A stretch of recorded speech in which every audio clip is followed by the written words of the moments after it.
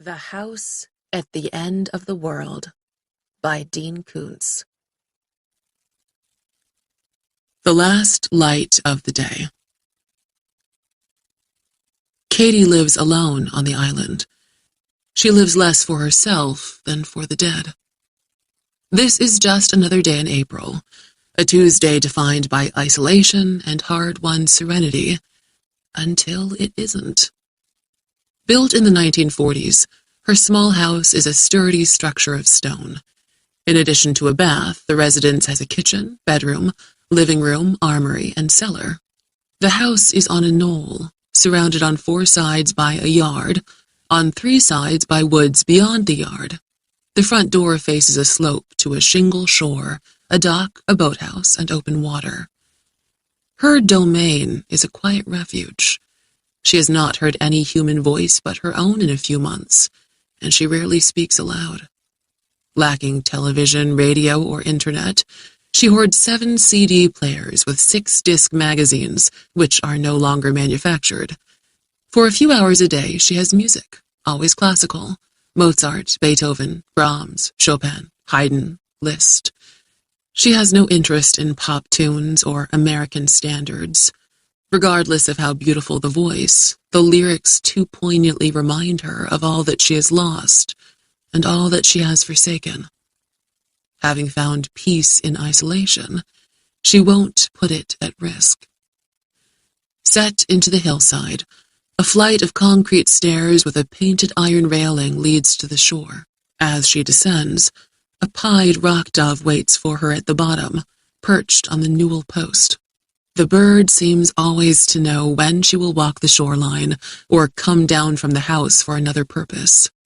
It is not afraid of her, never takes wing at her approach, but seems merely curious. Katie wonders if the scent of civilization has so faded from her that the creatures of the island now consider her one of them, rather than either an interloper or a predator. Soon, more than 1,000 blue heron will migrate to a rookery on another island far to the north of Katie's retreat. When breeding is done, one will now and then stalk the shallows of this shore for sustenance, like a beautiful descendant of the Jurassic era. Tied up in the boathouse, a 20-foot cabin cruiser with an inboard-outboard engine controlled from the wheelhouse offers range and speed. She uses it 2 or 3 times a month, taking a cruise to nowhere and back. As necessary, only as necessary, she goes to the mainland to have the boat serviced at the nearest marina. She has not gone into town in 5 months, since visiting her dentist. She parks a Range Rover in a rented garage there. She pays a local to drive it twice a month and keep it ready for her use.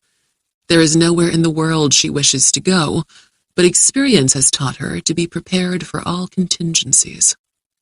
Even the islands at this remote end of the archipelago now enjoy cell phone service. She rarely makes a call. She sends text messages to no one but Hockenberry Marine Services. Hockenberry delivers groceries, tanks of propane, and other goods twice a month. They are pleased to carry any items up the stairs to the house, but she always declines, as she does today.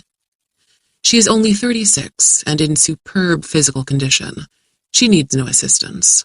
Besides, she has given Hockenberry a boathouse key and prefers not to interact with anyone. The boathouse is of the same stone as the residence. At the inland end, a separate and well-soundproofed chamber houses the propane-fired generator that provides the electricity for the residence and for the pump that brings water from the well. The cabin cruiser is belayed in the lower forward chamber, tied to cleats in the floating slip and snugged against rubber fenders. It wallows almost imperceptibly as mild currents wash beneath the big roll-up door. A gangway leads up from the slip to a storage area at the same level as the dock. Here, among other things, is a refrigerator in which the delivery men leave perishable goods. Sturdy cardboard boxes contain the other items and stand beside the fridge. When propane is needed, they leave the tanks in the generator room, where they also leave 3-gallon cans of fuel for the boat. Now, Katie straps the grocery cartons on a dolly with large wheels designed to climb steps easily, and she pulls it up to the house. 2 trips are required to transfer the entire order. After she returns the dolly to the upper level of the boathouse and closes the door, she stands at the end of the dock, surveying this world of hers in the last 90 minutes of daylight. The sky is for the most part blue, though a filigree of white clouds decorates it randomly, like a long ribbon of lace unraveling. When the sun westers a little farther, those scrolls and arabesques will be transformed to gold in the oblique light. Decades earlier, the water was murky. The introduction of zebra mussels, which feed on algae, improved the clarity. The rocky floor and some shipwrecks are visible to a depth of 80 feet or more. Here, at the tail of the archipelago, facing south-southwest, she can only see 2 other islands. When she purchased this property, which is more than half a mile long and somewhat less than half a mile wide, its remoteness suited both her mood and bank account. In 1946, when the first resident moved here, a young World War II veteran, the island had no name, and he didn't give it one. The second owner, Tanner Walsh, a poet, novelist, and mystic, called it Jacob's Ladder, a reference to the Old Testament prophet who claimed to have seen a treadway to heaven. In the first week of her occupation, gripped by bitterness and anger, Katie thought of her new home as Bottom Rung Island. Back then, the climb to heaven seemed impossibly long and arduous, the attainment of grace forever beyond reach. The smaller of the 2 nearest islands, Oak Haven, lies half a mile to the east, nearer the mainland. It's a third the size of her sanctuary, with a large, shingled Cape Cod house that has a charming white veranda. She doesn't know the names of those who live there, and she has no desire to know. The other interruptions in the wilderness of water looms 2 miles south-southwest of Katie's position. It is 4 times the length of her property, and perhaps twice as wide. Watercraft and helicopters, some big twin-engine models, traffic between the mainland and that last, most isolate island, some days more frequently than others. The stone quay is long and formidable, with a deep-water port. On a few of Katie's outings, she's seen the dock bustling with workers offloading vessels. A facility of some kind lies at the heart of the place, but those structures can't be seen.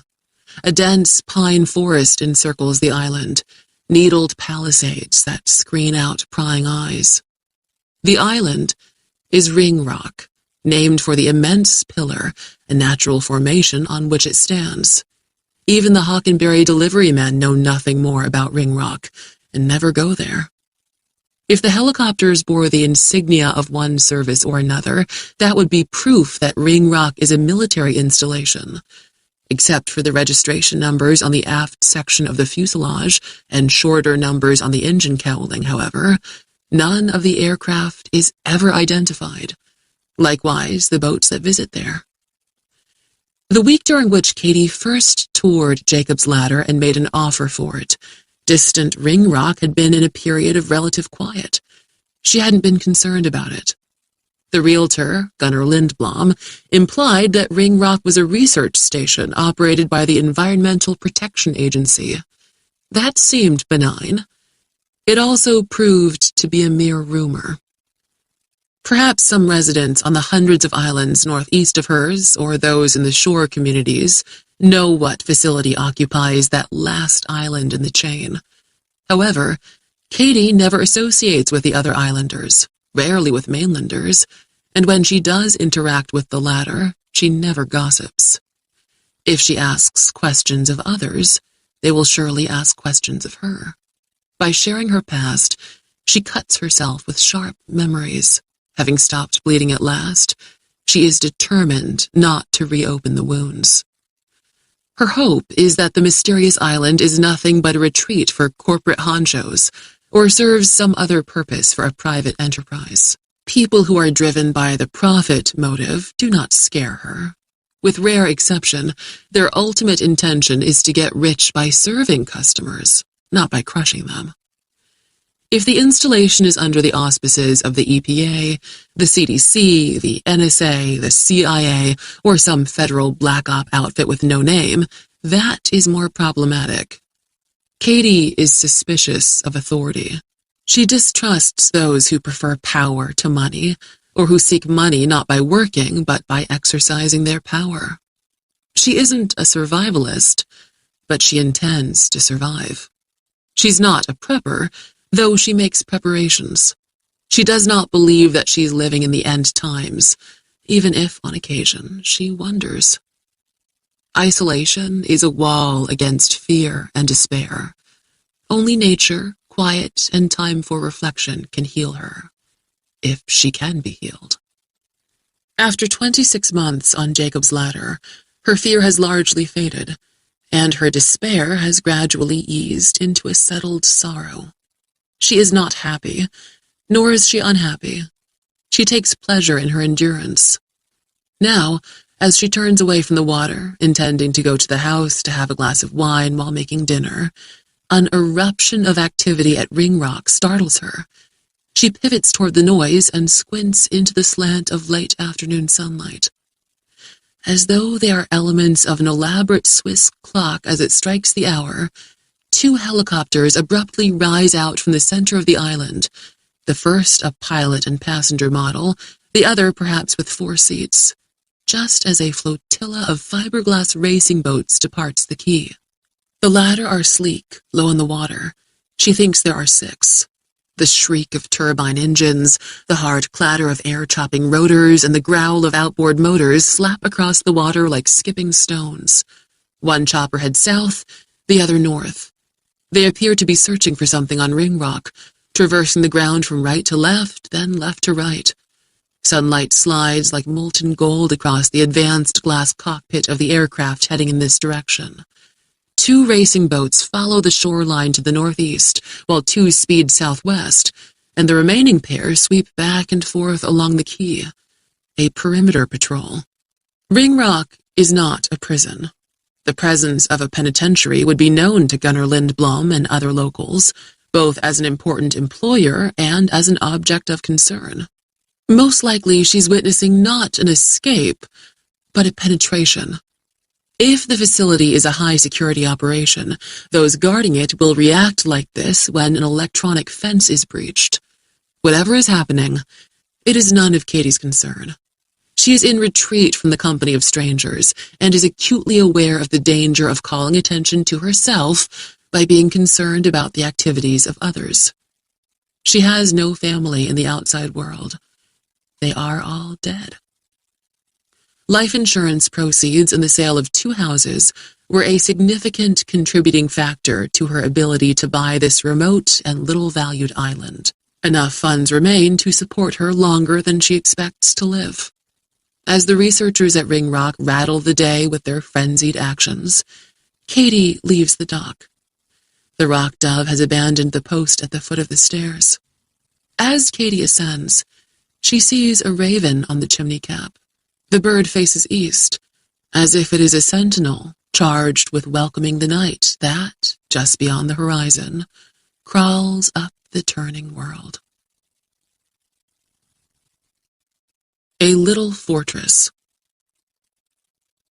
Joe Smith, the war veteran and first owner who oversaw the building of the house in 1946, was a superb carpenter. He lovingly crafted the interior himself. The ceiling beams, the shiplap between them, the paneling, a golden encompassing warmth of knotty pine finished to a gloss, comprise a masterwork of design and joinery that storms and time haven't warped or worn in any way. He also built most of the furniture, some of pine and some of oak, which remains as well. The second owner, Tanner Walsh, merely reupholstered to his taste. Katie has done the same. The stone fireplaces, one in the kitchen, one in the living room, are capable of heating the entire house. Walsh preferred to avoid the mess of burning wood and installed electric space heaters in all 4 chambers. Katie has updated them. She has replaced the faux Persian area carpets with Navajo rugs by a weaver with a special talent for producing traditional designs in softer and quite beautiful variations. The front and only door is of iron-bound oak, 3 inches thick. The casement windows are smaller than she prefers, and they open inward, Screens keep out flies and mosquitoes, but each window also features one vertical and one horizontal bar of steel, solidly seated in concrete casings. In the 1940s, the nation enjoyed a low crime rate. Even these days, while foolish water-traveling thieves might rarely target houses on the hundreds of closely grouped islands at the head of the archipelago, felonies in this remote region are all but unknown. Tanner Walsh had researched the life of Joe Smith and recorded his own thoughts about the house and the island during the year before his death. Being a mystic as well as a writer, Walsh was of the opinion that Joe intended the two bars to be cruciform, and this conviction led him to see symbolism in nearly every aspect of the building. Katie believes the reason for the bars is less otherworldly. For one thing, the two crossed lengths of steel require the minimum expense and labor to ensure that no one can gain entry through a window. For another thing, in 1945, Joe Smith was in the contingent that liberated the prisoners in Dachau. What this farm boy from upstate New York saw there haunted him for the rest of his life and drove him to live apart from most of his fellow human beings. 30 boxcars filled with decomposing corpses. A skinning room where freshly murdered prisoners were carefully peeled to provide quality lampshades. A decompression chamber in which experiments regarding the effects of high altitude caused subjects to go insane and made their lungs explode. All had been done in the name of the people, in what the authorities insisted was a pursuit of a more just society. There can never be too much justice in utopia. She has thought of this place as the house at the end of the world. Her world. A work of art. Initially, the thick stone walls prevent the continuing ruckus at Ringrock from disturbing the tranquility of the house. After pouring a glass of good Cabernet Sauvignon, Katie does not at once begin preparations for dinner. Instead, she takes her wine into the armory. She mocks herself by using the word armory. Unloaded and propped in one corner are a pistol-grip pump-action 12-gauge shotgun and an AR-15 that is often called an assault rifle by people who don't know anything about guns. She also keeps a substantial supply of ammunition for each weapon. Most of the room, however, is furnished with a large drawing table and adjustable stool, an artist's easel, cabinets containing art supplies, and an armchair into which she sometimes sinks to contemplate a work in progress. In addition to the three mortal fears of terrible pain and disability and death, everyone needs at least one additional reason to live, a task that inspires. Since her adolescence, Katie's art has been one of her reasons for being. In her life on the island, art has become her only inspiration. During her 20s, she enjoyed a flourishing career. She achieved major gallery representation at 22. Her painting sold at steadily increasing prices. Currently, she creates solely for herself, because not to create is to die inside. She has no intention of returning to the art market. She destroys more finished works than she keeps. None hang on the walls of this house. She paints in rebellion against abstract impressionism and all the soulless schools of modernism and postmodernism. Her signature style is hyperrealism, an attempt to capture everything a photograph might and then much more. What the mind knows about a scene that the scene itself does not reveal, what the heart feels about the subject before it, how the past lives in the present, and how the future looms real but unrevealed. What any moment on the earth might mean, if it means anything at all. Now, wine glass in hand, she stands before the canvas that is mounted on the easel, a work in progress. It's 4 feet wide, 3 high. The mundane subject is a trio of storefronts in a 7-store strip mall, a nail shop, an ice cream shop, and a neighborhood pizza parlor. To any eye but Katie's, the painting is finished, a work of photorealism with the depth of trompe-l'oeil. For her, the scene remains incomplete. Tomorrow, the hard work on it will begin. Most artists would deem this room an inadequate studio. They would insist on larger windows, good northern light. Katie wants nothing more than what she has. In this diminished life, she is content to paint by artificial light. Sometimes lately, she does her best work surrounded by shadows, with no light but what she focuses on the canvas. Wine almost slops out of the glass when she is startled by a distant explosion that, though muffled, rattles the window panes and creaks the ceiling beams. Depth charges. Common curiosity, perhaps underlaid by lingering paranoia from her mainland life, ensures that Katie has an interest in any unusual maritime traffic. She keeps a pair of powerful binoculars on a small table in the living room. Now she snatches them up before stepping outside. As she opens the door, a second muffled explosion throbs through the afternoon. She hurries across the yard, pauses at the brink of the bluff above the shore, and brings the binoculars to her eyes. The racing boats with outboard motors have retreated from the scene. Katie doesn't remember as much about U.S. Marine helicopters as she should. The aircraft patrolling the water a few hundred yards off Ringrock is larger than the pair that quartered the island a short time ago. It appears to be akin to a seahorse or sea stallion. Like the first two, it bears no insignia, which would be required of any military ordnance.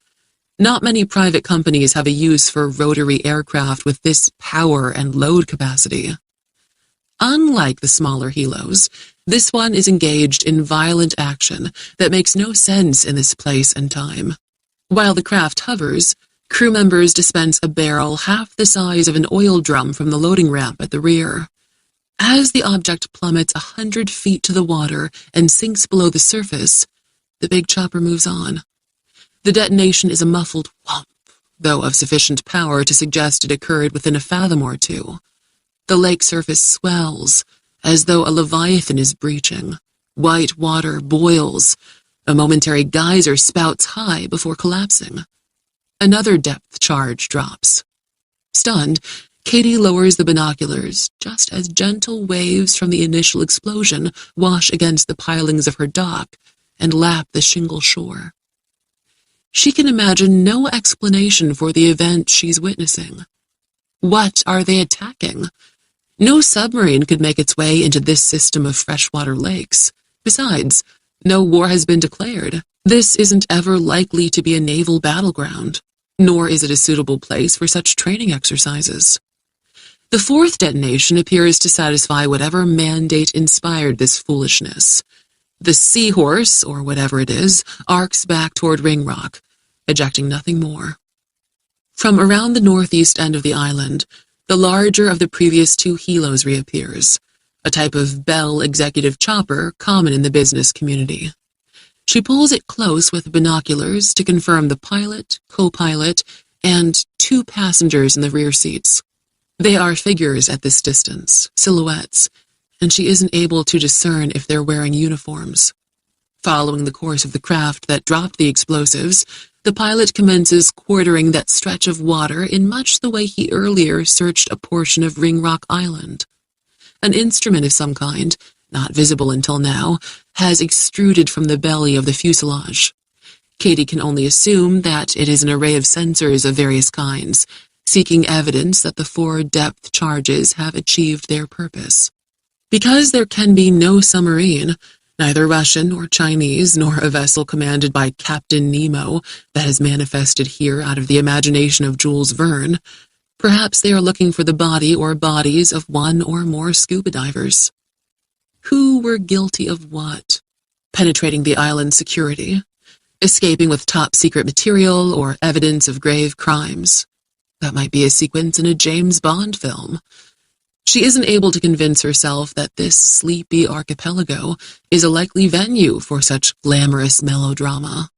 Furthermore, if such divers existed, meeting their incursion with mortal force, especially employing massive quantities of high explosives against them, was not a proportional response, was in fact absurdly violent.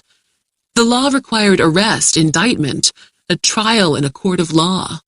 Whether the facility in Ringrock is an operation of government or private enterprise, in neither case are those in command of it inclined to risk their freedom by exposing themselves to charges of excessive force resulting in manslaughter or murder.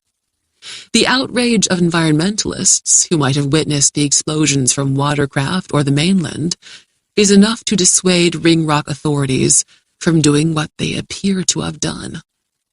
In spite of what Katie has seen, it must not be what it seems to have been. She lacks crucial information that would allow her to imagine a logical and reasonable explanation. The sole remaining helicopter moves right to left, left to right, across water that is 300 feet deep in that area. As the late afternoon sky slowly dims, the enormous lake has less blue to reflect. Below Katie, gray tongues of water lick the shore stones that centuries of wet caresses have worn as smooth as the granite of grave markers. Gone to gold, the filigree of clouds graces the sky like ornamentation spun with jeweler's wire. For whatever reason, atmospheric or otherwise, the clap of the helo's rotary wing comes and goes, so that sometimes, in an eerie silence, the craft seems to remain aloft without a functioning engine, floating, as if it were only a figment of her imagination. The strangeness of the moment encourages a feeling of being exposed and vulnerable, even watched. Those who work, or live and work on Ringrock, no doubt also have binoculars. However, considering how bold and noisy they've been, they shouldn't be concerned that she is curious about them. Nevertheless, she returns to the house and locks the door and finds her unfinished glass of wine. She doesn't need to know what they were doing. They are of that world she shuns and to which she will never return. She has a world of her own. Only here can she live to fulfill the promise she made. Turning down the bed. After selecting a book that will be her dinner entertainment and putting it on the kitchen table, Katie repairs to the bedroom, where she folds back the quilted bedspread and drapes it over the footboard. Every morning, she plumps the pillows and draws the bedclothes taut and smooths everything just so, as though she wishes to avoid being mortified if someone should see the sheets and blankets disarranged. She has never admitted a visitor since she moved here. That doesn't matter. Standards must be maintained. Routines have to be followed. Untidiness can lead to slovenliness, and worse. Her mental health, such as it is, depends on maintaining this house as she had done the one before it, as though it still matters, as though someone she thought lost will miraculously appear on her doorstep. She must be prepared, even for the impossible. Failure to be prepared is a failure to hope. As she turns back the top sheet and the blanket, a disturbing thought occurs to her regarding Ringrock. Whatever had happened over there, they had expected that it might one day occur. They had been prepared for it, even to the extent of having depth charges at hand. Her preparedness is a defense of sanity, but theirs seems to suggest that they are engaged in some enterprise so dangerous that it is madness. An artist is a mathematician who knows the formulas of the soul. Katie is 3 weeks short of her 13th birthday, home early after the last 2 classes of the day were canceled, following a failure of the school's heating system. She is alone in the house. As usual, she is done with her homework in half an hour. She sits at the kitchen table, her big drawing tablet on a slant board, striving to perfect her skill at rendering in pencil. Calm water is not easy to represent because it acts as a mirror that reflects sky, trees, buildings, people. Such inverted images present perplexing problems of perspective. Still water can be portrayed with smooth horizontal strokes that benefit the artist by justifying a slight distortion of the reflected images. Another fine technique requires that the reflections be drawn entirely in vertical lines, which are then strategically interrupted with a few horizontal blurs, created by an eraser to suggest the stillness of a pond. Katie is struggling with the second approach to the problem when she becomes exasperated with the drip, drip, drip of the kitchen faucet. Each drop is marked by a reverberant plonk when it strikes the stainless steel sink. Standing at the sink, she studies the problem. She puts one hand under the spout. The drop that strikes her palm is warm. "Gonna teach you a lesson," she tells the faucet, which is what a mean girl at school told her a couple of weeks earlier. That fight was a draw, but only because Mr. Conklin, a teacher, broke it up. He said, "Katie, I'm surprised at you." She had never been in a fight before, but that wasn't what he meant.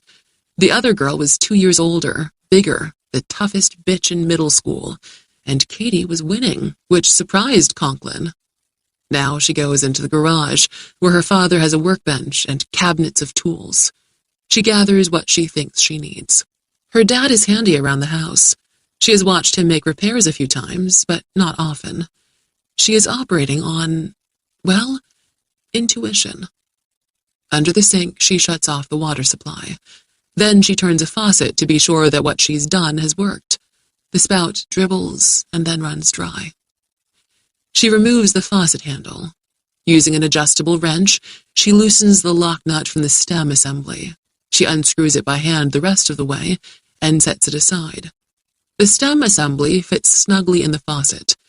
To remove it, she jiggles it slightly as she pulls up firmly.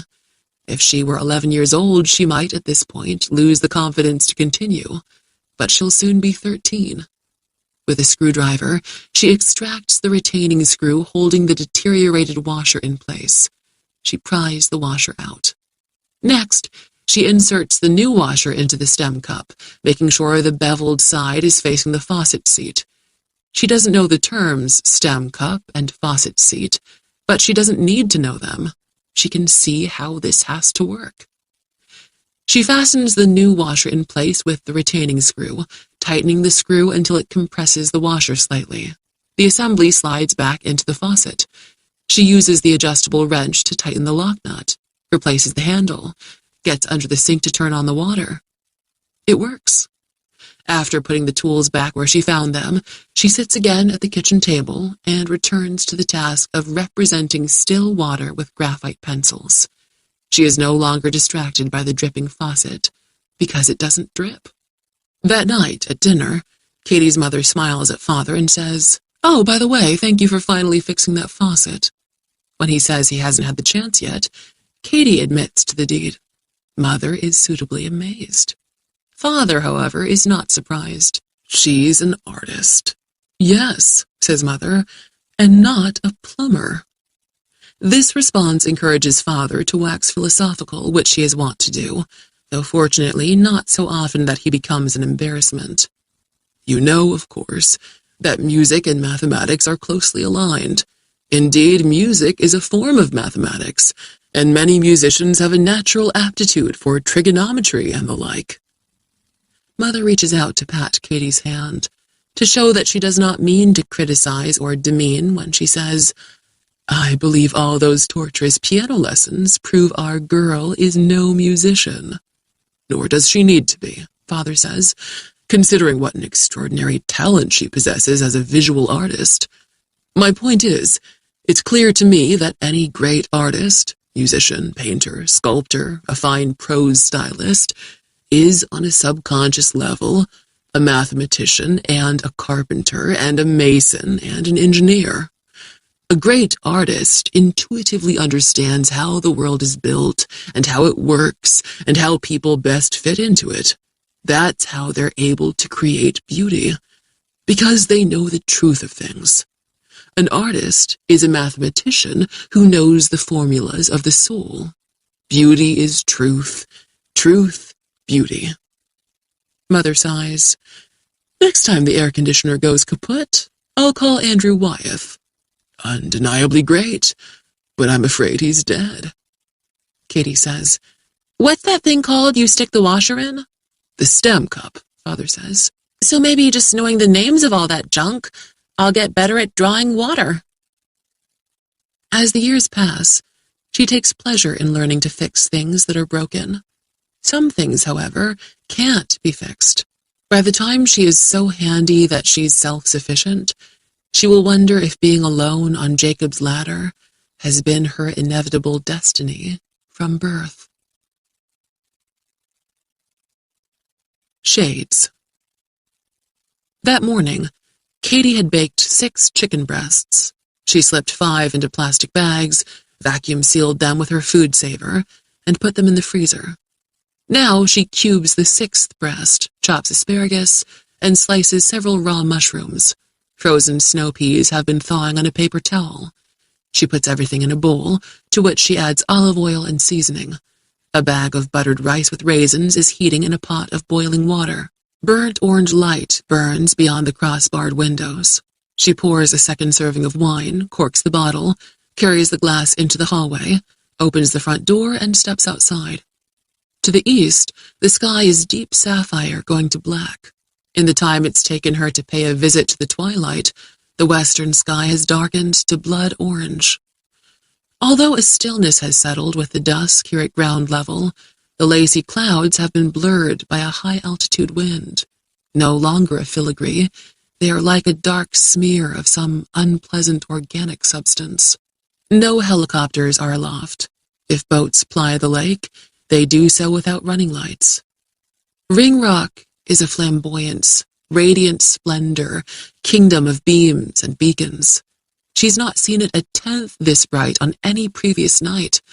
Until now, she has never imagined that the far island is so lavishly electrified. She stands just outside her door, puzzled, vaguely disquieted. It's as if they have turned on all their lamps, the better to see into every corner and under every bed. Wandering gains her nothing, and though she has little left to lose, what remains is precious. She won't risk it by indulging in curiosity. This is a time in America when those who make the rules view inquiry as inquisitiveness. The curious are called meddlesome. They are accorded no respect and little mercy. She returns to her house and locks the thick oak door. Moving room to room, she lowers the pleated shades at all the windows. She isn't driven to do this by the spectacle at Ringrock. Every evening at dusk, she routinely bands the night with the shades. During the more than 2 years that she's lived here, no one has ventured onto the island uninvited, at least not to Katie's knowledge. She's never seen a face at a window. In her countless long walks over these 130 acres, she has never come across a footprint other than one of her own. She suspects that the ritual of the shades is more symbolic than practical. Subconsciously, she is shutting out something other than the attention of potential trespassers. She has yet to deduce what that might be. Dinner with Daphne. The kitchen includes a dining corner with a table and 4 chairs. The furniture is handsome and sturdy, the work of Joe Smith when he came back from war. Katie takes her meals here, always in the same chair, the one with its back to the wall, which provides a view of the entire cozy room. Joe never married, and he lived alone all his life. He had no need of 4 chairs, and yet he built the extra 3, perhaps as an expression of hope. Sometimes Kitty wonders if he might have foreseen that, 3/4 of a century later, she would take residence here and need the full complement of 4 dining chairs. Although she often has music with dinner, she resorts to none of her CDs on this occasion. Whether Mozart or Beethoven, she would be straining to hear through it to whatever sounds the night might bring. She always reads with dinner. She uses a small blue-gray stone found on the shore to weigh down the left-hand page when it wants to fall to the right. Although she has read all of Dickens and all of Dostoevsky more than once, she will read it all again. Jane Austen, Balzac, Joseph Conrad. She despises the smugness and mad intensity of James Joyce's prejudices. Her dislike for the work of all nihilists further limits her reading list. Tonight she has chosen lighter fare, one of Daphne du Maurier's novellas, The Split Second. The author is a storyteller first and foremost, but her work has more depth than has been recognized by those who claim the right to define art. Du Maurier has sympathy for the suffering of others, but avoids sentimentality. Her stories are often dark, but never spiral into nihilism. She knows that true compassion is noble and demanding, but that tenderness is a vain form of pity indulged in by those who want to feel good about themselves without being put to the inconvenience of doing something. In recent years, that distinction has become important to Katie. She has finished eating dinner, halfway through the 50-some pages of the novella, considering a rare third glass of wine, when the quiet is broken by a high-pitched buzzing, like an immense swarm of angry wasps. The source is not in the kitchen. Glancing toward one shade-covered window and then the other, she gets up from her chair as the buzzing grows louder. Stepping into the center of the room, she realizes that the sound beyond the windows is also coming down the chimney. She stands listening, analyzing without success, and then steps quickly to the cutlery drawer beside the cooktop. In addition to a few knives that serve culinary purposes, the drawer contains a 9mm Glock pistol. She stashes the gun here in addition to another in a bedroom nightstand, in case of a crisis that unfolds too rapidly for her to get to the weapons in her studio. This is the first time she has taken it in hand, other than for target practice and to clean it. The drawer also contains an 18-inch long tack light. She retrieves that as well as the pistol. By the time she reaches the front door, the sound has grown still louder. It is a buzzing, yes, but combined with a shriek as thin as a paper cut, but as piercing as an ice pick. She disengages the top deadbolt, then the bottom one, and hesitates only a moment before opening the door. Scanners. Katie prefers to have a two-handed grip on the pistol. However, the moon is not yet risen, and the crazy light show on Ringrock is 2 miles away. Her island lies in a nearly blinding darkness, and she needs the tack light. She is confident that she can use the Glock effectively with one hand. She trains with weights to have sufficient bone and muscle strength to cope with recoil, and she exercises her hands with a hard rubber ball to maintain a strong grip. Nothing leaps at her. A sweep of light reveals that no one stalks her. The action is overhead. The powerful tack light exposes a moving swarm, mechanical and strange, wheels, struts, quadripartite configurations of rotary wings, stabilizers, antennae, what might be cameras seeking infrared heat signatures, what surely are the receiving barrels of sensors probing for things other than visual bogies. Drones, she says, though these are a kind she has never seen before. They're 20 to 30 feet above the house, moving slowly northeast. Even with the tack light playing over them, it's difficult to gauge their size, but they appear to be large, no less than 5 feet in diameter, and perhaps as much as 6. They are traveling in a phalanx, parallel to one another. Even when she constricts the beam to make it more powerful, the tack light lacks the reach to confirm what she suspects, that the machines are ranked at intervals the width of the island, at least 30 or 40 of them, which accounts for the volume of noise. As they move across the yard, they gain altitude in anticipation of the trees. Katie finds herself running to keep up with the drones, for she is overcome by a compulsion to shoot down one of them. The size and complexity of the machines and the sheer number of them seem to be proof that the people on Ringrock are engaged in an extraordinary project, and evidently, an individual on their team or an intruder has stolen something of enormous importance, something that could not be gotten by hacking their computers. They need desperately to find the thief, and they believe he or she might have gotten as far as Jacob's Ladder, her island, her home. She feels violated. They appear to have put her at risk. And if they're like so many other reckless and deceitful sons of bitches these days, they'll deny what they've done, hide the truth at any cost. If she can capture a drone, that will be evidence. She wishes she had the pistol-grip 12-gauge. A quick double blast of buckshot would be sure to bring a drone crashing to the ground. Having gotten ahead of the phalanx, Katie drops the tack light and takes the Glock in both hands. 1 foot forward, 1 back, in a modified isosceles stance, she locks her arms.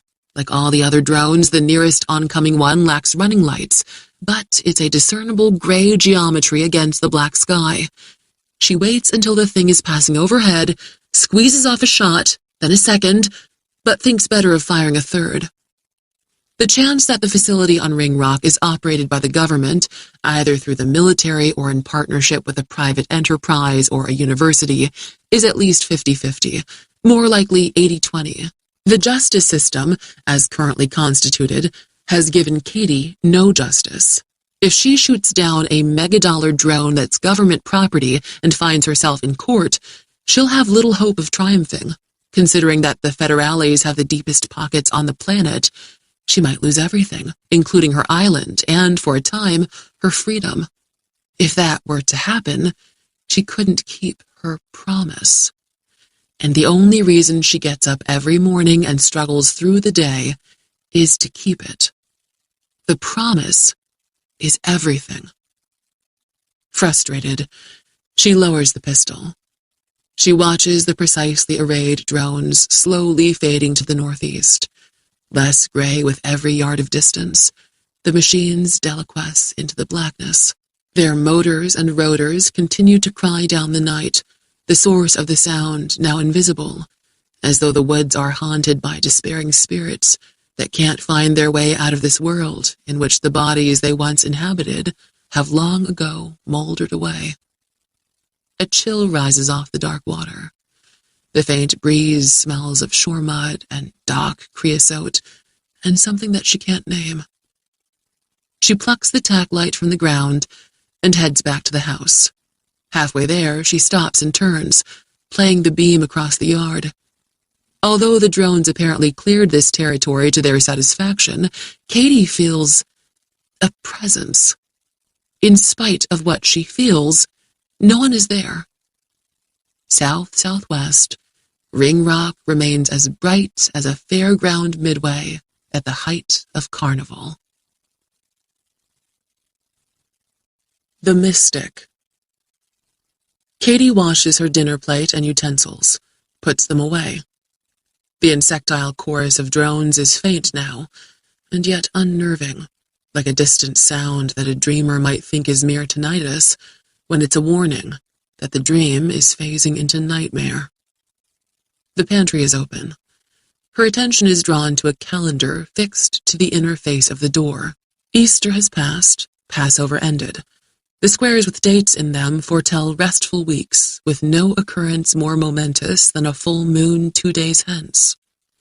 She no longer trusts that benign forecast. She lived on the island 2 months before she came to believe she might be beyond the reach of evil. For 2 years, she has felt safe. The events of today have shaken her sense of security, and she closes the pantry door. These occurrences have stirred up her long-settled sediment of fear. Worse, they rankle.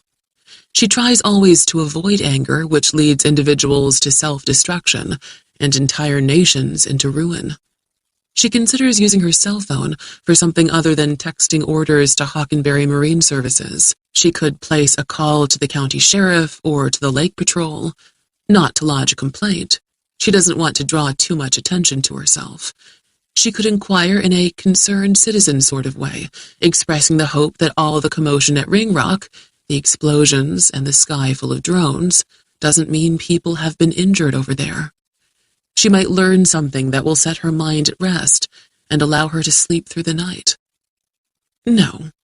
A third glass of wine, which she seldom permits herself, will be less risky and more effective than a phone call.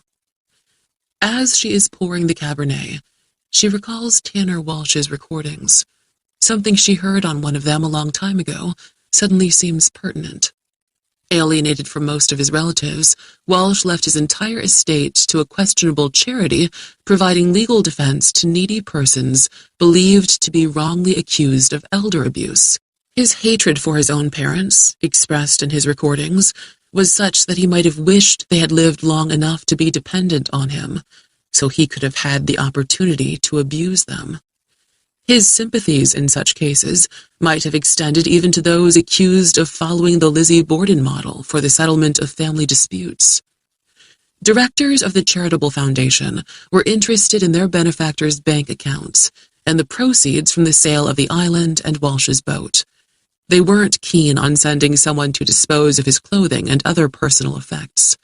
Among those items were 106 one-hour audio cassette tapes on which he recorded everything from his observations regarding the ecology of the island to ruminations on such matters as reincarnation, poltergeists, astral projection, and spontaneous human combustion. In the early weeks here, Katie listened to a few recordings, but her interest waned. Walsh was as credulous as a child, though without the charm of innocence. Opinionated, conceited. He is not good company, even if he can be shut up with a flick of the switch. She hasn't disposed of the recordings because, even as foolish as Walsh seems, she is moved by a vulnerability that underlies his pomposity. He was no less human than she is. To toss out more than 100 hours of his ruminations on his beliefs and the meaning of his life, well, that seems too much like throwing away his life itself. She is acutely sensitive to how little some people value the lives of others these days. The microcassettes are stored in 4 shoeboxes on the top shelf of the hall closet. She brings them to the kitchen table. Walsh had labeled every cassette as to subject. He separated them into 4 categories, each with its own box: My Life Before Jacob's Ladder, Island Life, Literature, and Paranormal. Among other things, Tanner Walsh had been a novelist, a most fortunate one. His first work, Orchids in Winter, was the initial selection of a TV talk show host's hyped book club. 3 million hardcovers flew off shelves, film rights sold in a frenetic auction. The book was translated into 40 languages. It was said that Orchids earned him in excess of $20 million. For 2 years, he mingled with the literati and Hollywood's elite, mounted stages to opine on everything from postmodern poetry to politics, and swanned through glittering parties here and in Europe. Then, he purchased this island with the announced intention of committing himself exclusively to his art for a year. The first tape in the box, marked Literature, features Walsh, alone in this very kitchen, speaking to posterity about the great American novel that is soon to pour forth from him. It's the only recording in this category that Katie has had the fortitude to play, which she did in a state of morbid fascination, from end to end. His second novel spent 1 week on the bestseller list, sold 40,000 copies, and was poorly reviewed. His third never made the list, sold 15,000 copies, and was savaged by critics. His fourth novel could not find a publisher. The island, purchased as the artist's retreat, in time became his sanctuary from ridicule and humiliation. He rarely left it after the woeful reception of his third book. The tape that Katie remembers is in the box marked Island Life. She sorts through the cassettes, reading labels, and settles on one titled Observations of the Lake. The micro recorder is in the same box, sans batteries. She fetches a pair of AA's from a kitchen drawer, and the refreshed device proves to be reliable. She listens to Walsh describe a boat that he observed passing Oakhaven Island. He is scathing about the pilot's nautical skills. She fast-forwards the tape, listens, reverses it, hears a faux poetic passage about the play of morning light on the waters of the lake, zips ahead again, listens, then winds backward, seeking until she finds what she remembers. Walsh's voice is inflated with less pomposity than it sometimes can be. Indeed, there is the haunted note of a man who is beginning to recognize the inadequacy of his long-held view of the world. I wonder if Jacob's Ladder has made a mystic of me. Reincarnation, bilocation, possession. I see some merit and relevance in it all. The isolation must be the reason. Though preferable to the corrupt culture of the New York literary swamp, It's isolation nonetheless, and the mind seeks to fill the emptiness by considering what once seemed outre. And how strange it is to live surrounded by water, as if by the flood of injustice that drowned my hopes and ambitions. I had a dream last night that was like no other in my life. So vivid, compelling, deeply disturbing. I dreamed that I was sleepwalking. I passed through that stout oak door as if I were a ghost, and found myself on the dock, gazing at Ringrock. The usual soft lights that glow there during the night had been extinguished. The far island appeared deserted. No, it was worse than that. In the dream, I thought I must be in the underworld, that the water before me was the river Styx, and that Karen, the boatman, would arrive soon to ferry me into that land of everlasting darkness. Yet, I was not afraid. Something called to me, called reassuringly, but not with words. How do I describe this? I felt wanted. Not wanted as death wants us with his bloody scythe and bony grin. Instead, I felt needed. More than needed. Cherished. In the dreaming, I stepped off the dock and found myself standing on the water. I began walking toward Ringrock, as if I were Jesus Christ himself. I could feel the cool water under my bare feet, the way it gently undulated and yet supported me. A tremulous kind of joy grew in me step by step, but there came a quiet fear as well, and I said aloud, "That is the land of the dead over there. I'm not ready to die." Then I knew, again without words being spoken, that someone was on Ringrock, who was thought to be dead but was not, and that if I walked 2 miles of water all the way to that island, there would be something I could do to help him, something that would give my life more meaning than it had ever had before. I began to walk faster across the water, so excited, my joy growing, until I remembered when I was a boy, only 5 years old, how my father tried to teach me to swim by throwing me off the bank and into the pond, a very deep pond. I remembered how he came into the water, pulled me out when I almost drowned, then threw me in again, and again. My dream of Ringrock became a nightmare of the pond and my father. I woke in terror, thrashing in the sheets as if the bedclothes were my father's arms. That hateful fucking bastard! Walsh had grown agitated, almost breathless. Now he took a moment to gather himself before continuing. "This morning, I couldn't find my slippers. How strange not to be able to find one's slippers beside the bed where they are every morning. I couldn't remember where I'd left them. After dressing, I brewed a pot of strong Jamaican blend and filled my favorite large stein, which holds the heat just as well as it keeps beer cold. I meant to go down to the water and sit in the dock chair. Let the blissful tranquility of the lake encourage my production of alpha waves before setting to work on the book that will prove how wrong the critics were about me, how lacking in insight. At the door, I discovered the deadbolt hadn't been engaged. Even after all these uneventful years on Jacob's ladder, I still lock the door every night. I'm not getting forgetful. I'm not that old. Yet first my slippers, now the door lock. Not worried exactly, but puzzled, I went down to the dock, and my God, there were my slippers, side by side, as if I'd stepped out of them, as if I'd actually contemplated setting foot on the water. I sat in the chair, drinking my coffee, staring at the slippers, the water, and Ringrock, wondering if I'd acted out part of my dream, even while dreaming it. Had I really gone sleepwalking? I became increasingly disturbed. I'm a man of singular self-control, as steady as a gyroscope. I am not one to go rambling about in a fugue state. At last, quite agitated, I removed my shoes and socks to inspect my feet. I always shower before bed, in order to get a quick start in the morning, the artistic impulse being such a demanding master.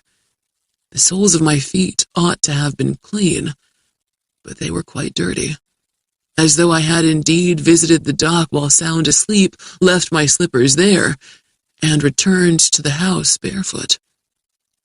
That discovery chilled me. I have been unable to work on the novel all day. The more I think about it, this strange experience seems to be something more profound than a dream, more than somnambulism. It almost seems that some entity from a higher realm has spoken to me, that I am in some way chosen for a special role, which would not surprise me. But a role in what? The tape runs out. The recorder clicks off automatically. Katie switches it on again and reverses a little beyond the beginning of the passage she just heard. Walsh usually starts by citing the date on which he is laying down his wisdom on the tape. He has done so in this case. The recording was made 4 months before Katie bought the island. If memory serves her, that was the month that Tanner Walsh died. A message from the dead. More than 2 years earlier, the first time Katie listened to Tanner Walsh's account of sleepwalking, the story had meant little more to her than that the man's fall from celebrity to non-entity, exacerbated by his years of isolation, had left him bitter, perhaps somewhat deranged, and given to self-dramatization. Now, after the events at Ringrock and the fleet of drones that must have come from there, his words resonate with her as they had not before. She assumes there must be a subsequent recording. Surely Walsh had ruminated further on this event that encouraged him to feel chosen for a special role. She sorts through the cassettes until she finds one labeled Dreams. The entry on his new tape had been made 2 mornings after the final recording on the previous cassette. Following an uneventful night, Walsh endured another during which he dreamed again of being called to Ringrock by someone who was thought dead over there, but who was not dead. He had gone sleepwalking as before, this time barefoot from his first step. In the dream, I suddenly found myself in the night, floating above the house, then gliding over the woods, banking and turning with the aid of my arms, in a state of rapture, as in those dreams of flying that most adolescent boys experience. Needless to say, I had not enjoyed such an exhilarating dream in decades.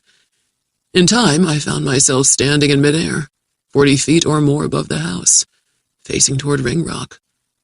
As before, I felt needed and understood by someone on that island, my value known by him as no one else in my life had ever recognized it. Without words, he called to me. I knew without being told that if I came to his assistance, then the gift of flight would be mine forever, and I would regain the status and acclaim that always should have been mine. I drifted to the ground in front of the house. The power had been granted to me only as a demonstration. To earn it, I was required to reach Ringrock by my own initiative. I can't express how emotional this dream was, how much I felt wanted, cherished, loved. Yet under my ecstasy, perhaps at the level of instinct, I felt threatened. Nevertheless, I stood there, yearning intensely for Ringrock, and woke to discover that I wasn't in the yard, but on the shore, standing barefoot on the stony beach, water lapping at my toes.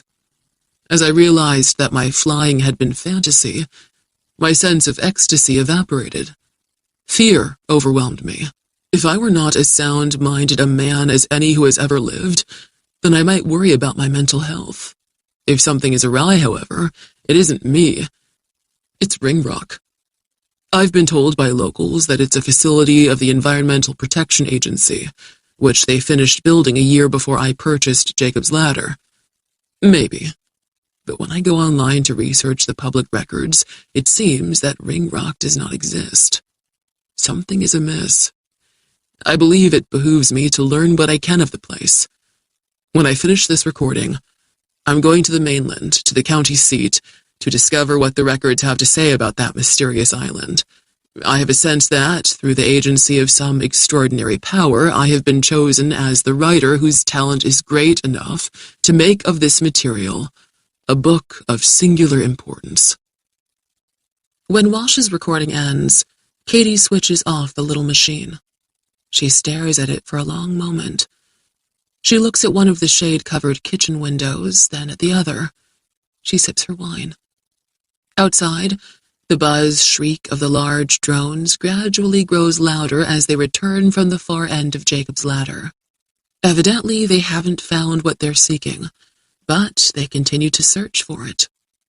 Whoever monitors the cameras on the drones knows that Katie is in residence and hostile to this imposition. The muzzle flash of her pistol, perhaps now in video archives, is proof that she took 2 shots at the unmanned aircraft.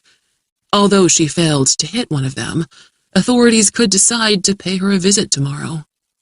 Katie wonders who might come and what they will want from her. If she says that she acted emotionally in defense of her property and in fear for her safety, that claim isn't likely to earn their sympathy. This is an age where freedoms are fragile. Those in power speak loudly, ceaselessly about compassion, but rarely exhibit any. She switches on the recorder, turns up the volume, and listens to Tanner Walsh's next entry, which he'd made 7 hours after the previous one, upon his return from the county seat. "What to make of this? According to county records and back-issue files of the surviving newspaper here, the Department of Interior seized Ringrock by eminent domain 40 years ago. A real estate investment trust that owned it didn't protest. The property transfer was done under a non-disclosure agreement, so I assume the trust was well compensated. The Army Corps of Engineers, working with a private contractor that specializes in sensitive military and government projects, built a facility on Ringrock. Some say the EPA operates a lake monitoring station. Bullshit. It was likely once a biological warfare lab, that's my guess. Whatever it is these days, the people who work on Ringrock live there, as if it's an Antarctic research facility 1,000 miles from anywhere. What's that about? If a journalist or state official gets curious, they always back off fast, almost in a panic, as though someone maybe took one of their children for a day just to show them what could happen. More than ever, I think there's a big story here, a career changer. There are rumors that the military conducts successful research into psychic powers. Is Ringrock where it's done? The person calling me to Ringrock, is that evidence of telepathy? Is some gifted individual imprisoned there? I must be careful. Think this through. I'm not a reckless man. I'm also not one to fuck with. Some power has chosen me, called out to me. How often does that happen, to be called to greatness? But consider the cost. Prudence is required. I am not the kind of man to shrink from danger, but I must be prudent. If a telepath is seeking my help, he is surely a victim, an abused innocent, but he, or she, might quite innocently compel me to put myself in grave peril. I will do the right thing, as I've always done, but I must think this through from every angle. Until I decide what action is wisest, I'll take precautions against sleepwalking. While ashore today, I purchased a single battery-powered security device that I will insert between the front door and the jamb each night. When the door opens, the siren sounds. It is very shrill and will wake me. I fear nothing and never shrink from danger, but something exceedingly strange is happening here, and I need to understand it before taking bold action. The recording ends. The cassette still contains more than 40 minutes of unused tape. Outside, the night seems to be an infinite webwork of crossed wires stressed with frustrated currents, but the sound is only that of the drones droning as they return to this southern end of the island, passing over the backyard, over the house. Katie stares at the ceiling. The hive's worth of agitation peaks and gradually fades as the flight formation cruises south, over the dock and boathouse, over the water from which the noise reflects with a flatter pitch. They are returning to Ringrock. Sorting through the cassettes in the box, she's unable to find another one labeled Dreams or bearing any word that suggests that it picks up with an account dated subsequent to the day when Walsh returned from the county seat. Tomorrow she can peruse the tapes further. She's had enough of Tanner Walsh for one day. Her wine glass is still half full. She stares at the Cabernet as the sound of the drones fades to silence. She takes the glass to the sink and pours the wine down the drain. Just in case.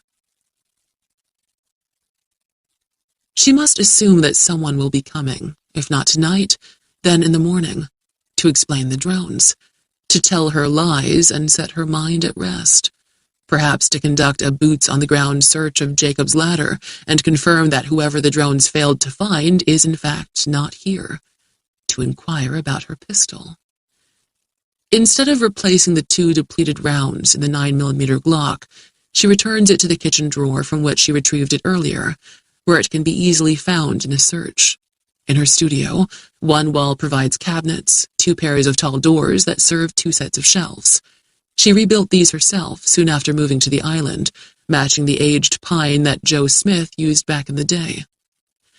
A hidden release unlocks the shelves behind the doors on the right. They roll out on wheels, bringing the concealing base molding with them. Hidden behind is a foot-deep space, with shelves laden with airtight cases of ammunition and spare magazines for her various weapons. She loads 2 magazines for the 9mm pistol that she keeps in a nightstand drawer in her bedroom. She pockets them. The shelves behind the left-hand cabinet doors also roll out. This second secret space is deep enough to accommodate the 12-gauge and the AR-15. She clamps them to the wall and rolls the shelves into place once more. On the easel, her current painting draws her attention. The nail shop, the ice cream store, and the pizza parlor. If someone were to buy the canvas and hang it on the wall of a building across the street from the strip mall that is portrayed there, anyone might think it wasn't a painting, but instead a window. So passionately executed is the hyperrealism, so cunning the trompe-l'oeil. However, it does not yet convey the truth of the scene, the meaning, the horror. She retreats to the bedroom, closes the door, locks it. She retrieves the second Glock from the bedside drawer and puts the gun on top of the nightstand with the 2 spare magazines. Minutes later, in bed, she switches off the lamp. She is not afraid of the dark. She has lived in darkness for 2 years, 10 months, and 18 days.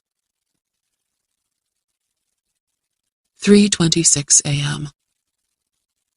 Something wakes her, and she turns her head on the pillow to look at the digital clock. Although her eyes are dark adapted, the room is so black that she can see nothing except the green numbers on the readout and a pale square that is the pleated window shade. The moon is high and soon to be full.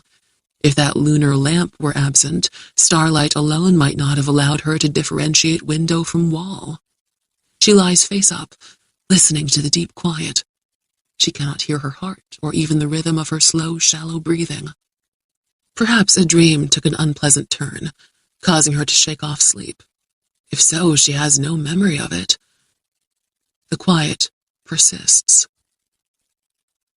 As recently as 3 years ago, when Katie was 33, enduring silence would have lured her back to sleep. Now, continual quiet can seem as suspicious to her as any sound that breaks it. To avoid insomnia, she closes her eyes and tries to focus her mind on remembered images of tranquility, paintings that always calm her. Child Hassam's Snow-Blurred A City Fairyland, Peter Kleiss's Still Life with a Lighted Candle. She settles on that remarkable, magical work by John Singer Sargent, Carnation, Lily, Lily, Rose. Something knocks against the wall of the house, a soft thud. Katie opens her eyes, sits on the edge of the bed. In the emerald glow of the clock numerals, she takes the pistol in hand. A softer sound follows the first. It seems to come from the window with the wall. Although barefoot, she's gone to bed in jeans and t-shirt, lest the drama that disturbed the evening proves to have another act. She stands, her toes clenched in the short nap of the Navajo rug. Quiet returns, sustains for a minute, two. But she doesn't believe it. This island is not home to large animals. No deer, no bobcats, certainly no bear that might rub or knock against the house. The largest predators on Jacob's Ladder are red foxes. The few owls are night hunters that are silent on the wing. When roosting, they tend to announce themselves with their signature word, or not at all. Moving cautiously around the bed, Katie makes her way through the dark to the window. When she moves off the rug, the oak underfoot is cool, sending a brief chill from soles to spine to scalp. As she steps in front of the window, a floorboard creaks. The moonlight is strong enough on this west side of the house to project faint shadows of the security crossbars through the glass and onto the translucent fabric of the shade. The casement window is a 30-inch square, large enough to admit an intruder, if not for the bars that divide the opening into 4 squares. Each quadrant is only 15 inches on a side. She stands staring at the large, vaguely imprinted plus sign, listening. A soft breeze had sprung up earlier when she'd been outside. If it has strengthened into a wind, she can't hear it. Her breath catches in her throat, and her heartbeat quickens when the glow abruptly dims and the crossbar shadows fade until they are hardly discernible, as if someone has stepped close to the far side of the window, blocking the moonlight. Kitty chastises herself for being too easily spooked. Nothing more has happened than that a scarf of cloud has wrapped a portion of the bright, cratered face. Beyond the shade, something clicks against the window pane.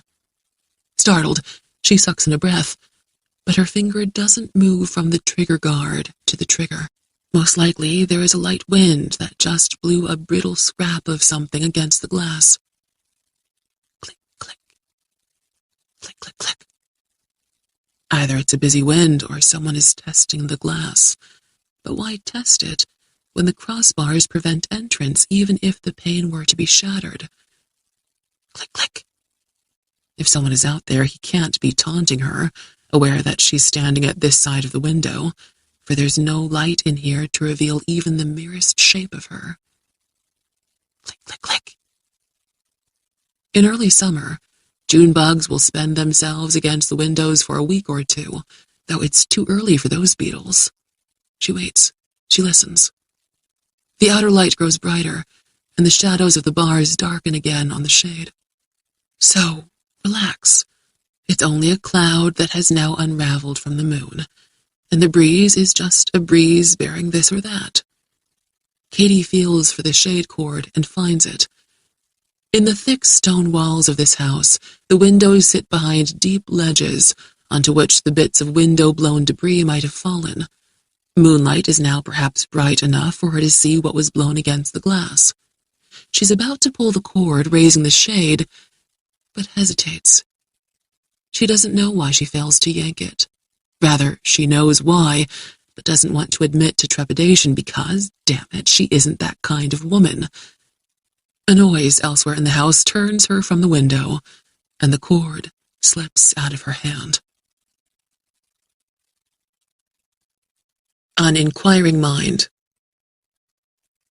Katie knows this compact house as well as a champion gymnast knows her own body. The place is no less familiar to her in deep darkness than in full light. She moves through the rooms with the sureness of someone who has been blind from birth and has lived nowhere but here. She keeps a small flashlight in her nightstand, but she leaves it there. If someone is testing the defenses of the residents, she doesn't want to risk betraying her position to him. The best she can hope for is that he decides the house is at the moment unoccupied. If he reaches that conclusion, he will be bolder, even reckless in his attempt to gain entrance. If worst comes to worst, the element of surprise will then be hers. She moves quickly from her bedroom into the adjacent kitchen. The digital displays on the appliances provide meager illumination, the quality of which gives her a feeling of being underwater. A rattling noise draws her into the hallway, past the living room on the left and her studio on the right, to the front door. Someone seems to be aggressively, stupidly, twisting the doorknob back and forth, as if under the drunken conviction that it will disintegrate if agitated enough. Beneath that hard clatter, she thinks she hears the subtle sound of oak under pressure, as though someone of formidable size and strength is straining against the door. But that might be a product of her imagination. The would-be invader relents. The night falls into silence. Pistol now in a two-handed grip, she waits. "Avi," she whispers, which is a summons that can't be answered, but also a reminder to herself of the promise she must keep. Her lives will not end here, not this night. A new commotion compels her through the archway on her left into the living room. A scrabbling noise, as if something is clawing at the stones that form the front wall of the house, clawing for purchase. Climbing. She follows the sound with her eyes and knows the moment when the trespasser transitions onto the roof. A year before his death, Tanner Walsh paid a roofing company to come in from the mainland to replace the deteriorated substrate and install new slate. The roof sheathing is solid, the slated slopes easy to negotiate. The modest living room is furnished primarily with armchairs, 4 of them with footstools, though she always sits in the same one and reserves the other 3. With no guidance from the ghostly glow of the window shades backlit by the moon, she navigates among the chairs and stools, arriving at the hearth just as a tinny twang and then a thin screech echo down the chimney. The intruder seems to be examining, or attempting to wrench loose, the spark arrestor that is fixed to the chimney cap. This effort is soon abandoned. As the visitor crosses the ridge pole to the slope at the back of the house, Katie follows, living room to hallway to kitchen. She arrives at the second fireplace just as the other spark arrestor is tested with a twang and screech. Neither chimney has a flue wide enough to admit a man. Because she employs space heaters rather than wood fires, the dampers are always tightly closed against the possibility of mice, which can squeeze through a gap as narrow as 1/4 of an inch. Nothing can enter the house through either of those vertical passageways. Silence returns. She stands listening for the intruder, as he, or it, seems to be listening for some sound from her. After perhaps a minute, a ruckus overhead leads quickly to the eave. A rain gutter produces a vibratory tone as the roof is abandoned. She stands in anticipation for a while. Then she sits at the kitchen table to await developments, of which there are none. "Raccoon," she says into the renewed quiet. The behavior of the trespasser is consistent with that of a curious raccoon. Except for one inconvenient fact, she is inclined to dismiss this incident as the work of just such an animal. However, in the 26 months that she has lived on Jacob's Ladder, she has never seen a raccoon. Squirrels, rats, mice, shrews, chipmunks, rabbits, martins, foxes, muskrats, birds of numerous species. The island supports a diverse population. Katie walks her domain for a couple of hours nearly every day. She often draws and paints from nature. She is familiar with most of the animals with which she shares her water-encircled home. If raccoons are on the island, she would have seen them often. Although they hunt by night, they are curious and always exploring. They are frequently bold, occasionally even dangerous because of their razor-edged claws, but never shy. Furthermore, the largest raccoons might weigh 25 or 30 pounds. Judging by the sound of it, she believes the creature on the roof, if perhaps not a man, weighed at least 50 or 60 pounds. Unable to return to sleep, she makes coffee in the near dark. She sits at the table, drinking cup after cup, thinking about Ringrock, depth charges, swarming drones. Her waking life has become stranger than any dream. The blinded windows brighten. Dawn comes. And with it, nothing good. Gunnar Lindblom. Katie has not spoken to the realtor since about a month after closing escrow on the island. With business concluded, he asked her to dinner. She'd realized earlier that he was attracted to her, but she'd been careful to give him no reason to believe the attraction was mutual. He was a nice man, smart, kind, amusing.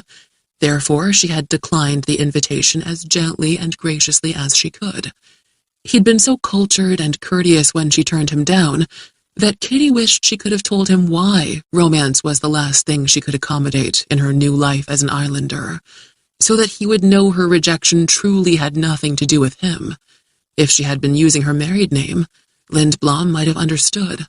However, to avoid being defined by tragedy, she had reverted to her maiden name, although in her heart she remained who she had been ever since her wedding day.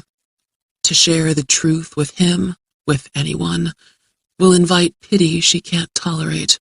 Furthermore, she's sure that sharing her feelings will inevitably trivialize them. There is something sacred about great suffering, and it is the sacredness that makes the pain endurable. To speak of the past, to describe her ordeal, she has nothing but words, and words are insufficient to the task. Mere words will reduce the sacred to tabloid newspaper sensationalism, and then she'll have nothing. Now, Gunnar takes her call, as though they had spoken only yesterday. "Katie, how lovely to hear your voice." "You sound well," she says, and the words seem wrong to her, as if her social skills are withering in this isolation. "I mean, I do hope you're well." "I'm very well," he declares. "Always busy. How about you? Have you found the tranquility you were seeking on Jacob's Ladder?" "Oh, yes, it's beautiful. Beautiful and peaceful. Life moves so slow here that time seems almost to have stopped. None of the hectic rush I came here to get away from." He sounds surprised, perhaps slightly disappointed. "Frankly, I thought you might have had enough of it by now. Might be calling to put Jacob's Ladder up for sale. You know, Katie, farther north in the archipelago, there are islands clustered closer together.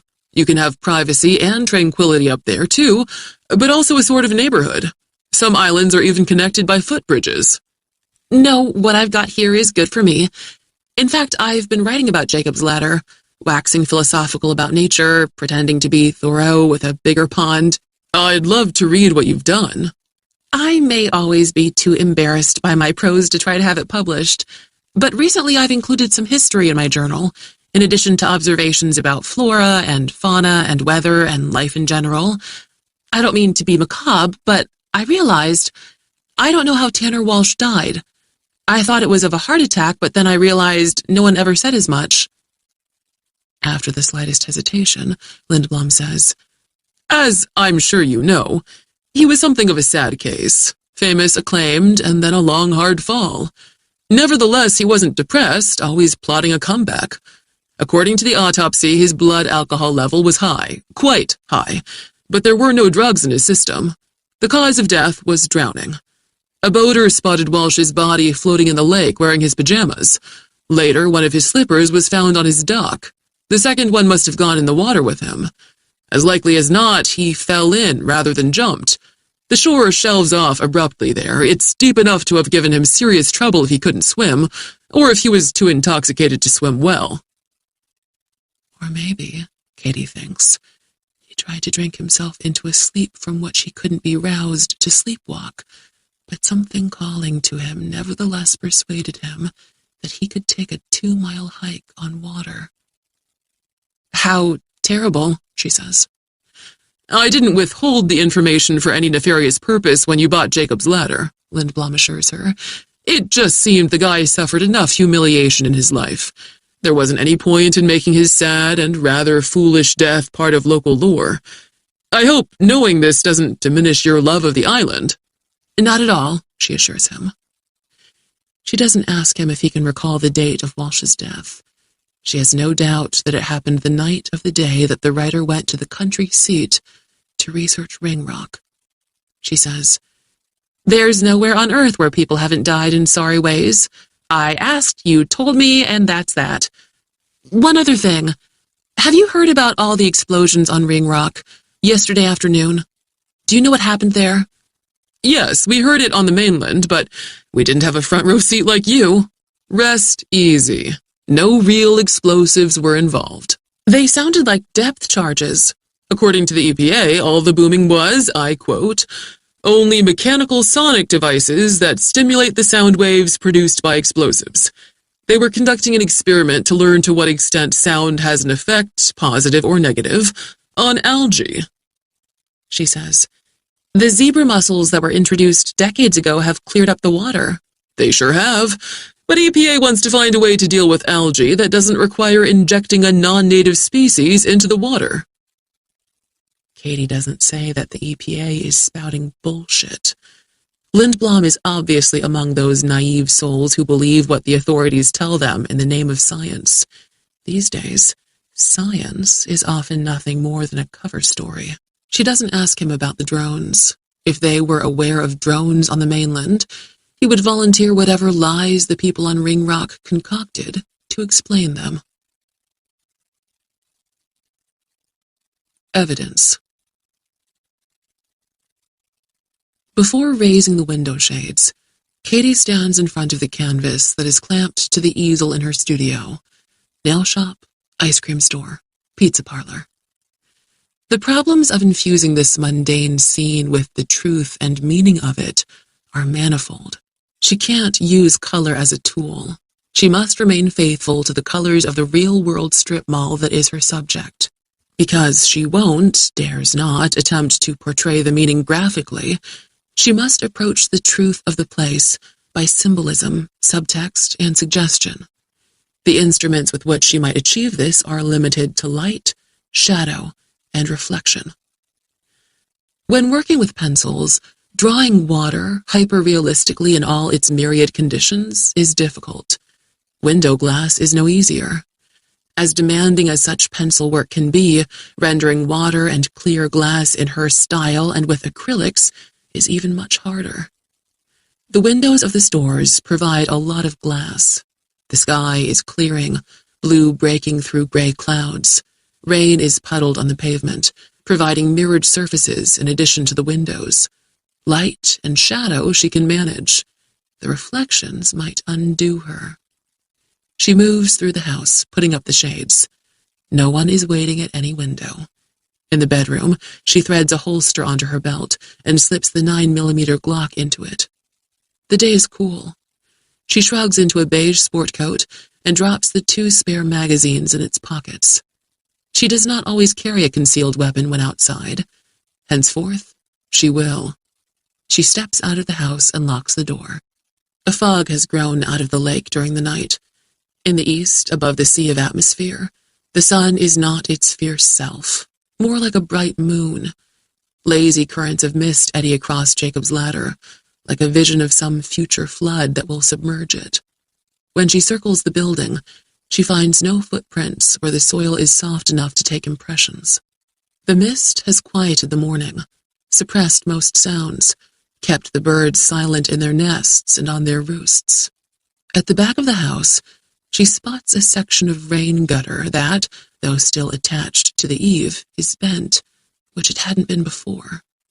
She recalls the vibratory note the gutter made when, the previous night, the trespasser completed exploration of the roof and went away. Under a kitchen window, the earth is gouged. Torn clumps of grass are scattered about. Sometimes crows will tear up turf in this manner when foraging for grubs. What gives her pause is the ammoniacal stink. She has never encountered anything like it. A patch of grass and divots of exposed soil, approximately 6 feet in diameter, has a powdery, frosted appearance unrelated to the fog. When she stoops to study it, the stuff resembles downy mildew. However, mildew should have a musty odor, not an astringent alkaline smell, and it shouldn't be thriving in the open air. The affected area is directly below the torqued gutter, but that doesn't mean there's any connection between them. Following the weird events of the previous afternoon and night, she is inclined to be suspicious of things that, on any other day, would seem mundane. Life on a small island in these climes requires her to keep a supply of mildewcide on hand. Later, after the fog has lifted, she will return here and treat the affected area if necessary. Most likely, when the fog dissipates, this fungus, if that's what it is, will quickly perish in direct sunlight. At the end of the front yard, the concrete steps vanish into the fog, which thickens further near the water. She can't see the boathouse below, although she hears the lake gently lapping at the deep bed of tide-polished pebbles and stones that form the shore. As she descends, a new malodor rises to meet her, different from that behind the house, less intense and more familiar. At the bottom, visibility is 10 or 12 feet. She turns away from the dock, venturing onto the beach, where the pebbles are so tightly integrated that they shift only slightly underfoot. Within half a dozen steps, she discovers the source of the smell, which is what she expected. Dead fish have washed up during the night, 20 or 30 of them just in the arc of visibility. Their white bellies are bloated and glistening with a viscous film. Mechanical sonic devices that simulate the sound waves produced by explosives, she says. No real explosives were involved. Try to sell that bullshit to the fish. To her trained eye, the stones and fish become a tableau, a white and gray composition that makes a disturbing statement. The stones represent life, which is a hard slope. The decomposing fish allow no evasion from the cold truth of where the shingle beach of life inevitably leads. The fog assumes a new character, morphs into the toxic miasma of a nightmare in which monsters wait to be revealed. A dire sense of suffocation overcomes Katie, as though the air has grown too dense to inhale. She hasn't been stricken by this disabling dread in more than 2 years, and she isn't of a mind to surrender to it now. Hell no, she says. She turns away from the fish, refuses to scan the fog for threats that are mere figments of her imagination, and proceeds to the dock.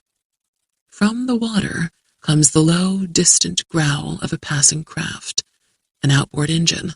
The boat probably isn't big enough to have the requisite radar and electronic navigation for this weather, so the fog that is pushing ashore must be winnowing away out on the lake. By the time she climbs the dock steps and makes her way along the railing to the boathouse, the panic that threatened to seize her has passed. In spite of recent events, Jacob's Ladder remains a refuge where, after a time of weakness and doubt, she has regained much of the strength and confidence that she once possessed in abundance, the courage that she needs to keep the promise. The boathouse door is locked as she left it. Inside, the cabin cruiser remains belayed, snugged against the rubber fenders.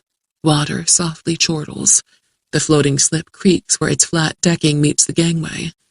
She steps outside, locks up. At the back of the structure, she opens the generator room door. All is as it ought to be. She can see no indication that anyone attempted to force entrance. She engages the lock. As she climbs the steps from the shore, the fog is thinning. She can return to the house, to the painting that resists a satisfactory completion, and write off the events at Ringrock as being none of her business and beyond her control. It is likewise easy to argue that the post-midnight trespasser had nothing to do with Ringrock, that it must have been a raccoon, and that she had been in an agitated state that encouraged her to make more of it than it was. Just because no raccoons have troubled her in the past doesn't mean that one hasn't recently found its way to Jacob's Ladder. If the animals live on Oak Haven, one might have crossed the channel. Raccoons could swim, couldn't they? They waded into streams in search of fish and crawdads to feed on. But Oak Haven lies half a mile away. The channel isn't a mere stream. At the top of the stairs, she looks beyond the house, toward the woods that are manifesting out of the mist, dark and smoldering in the early light. She's aware that the motor noise of the outboard boat that passed in the fog did not fade gradually out of hearing. In this still morning, sound travels a great distance. The craft had fallen silent abruptly, as if put to shore near the north end of her island. Before Jacob's Ladder. The therapist. The office is Scandinavian contemporary, with furniture that looks more uncomfortable than it is. Instead of a couch, the patient is provided an armchair identical to the one the doctor occupies.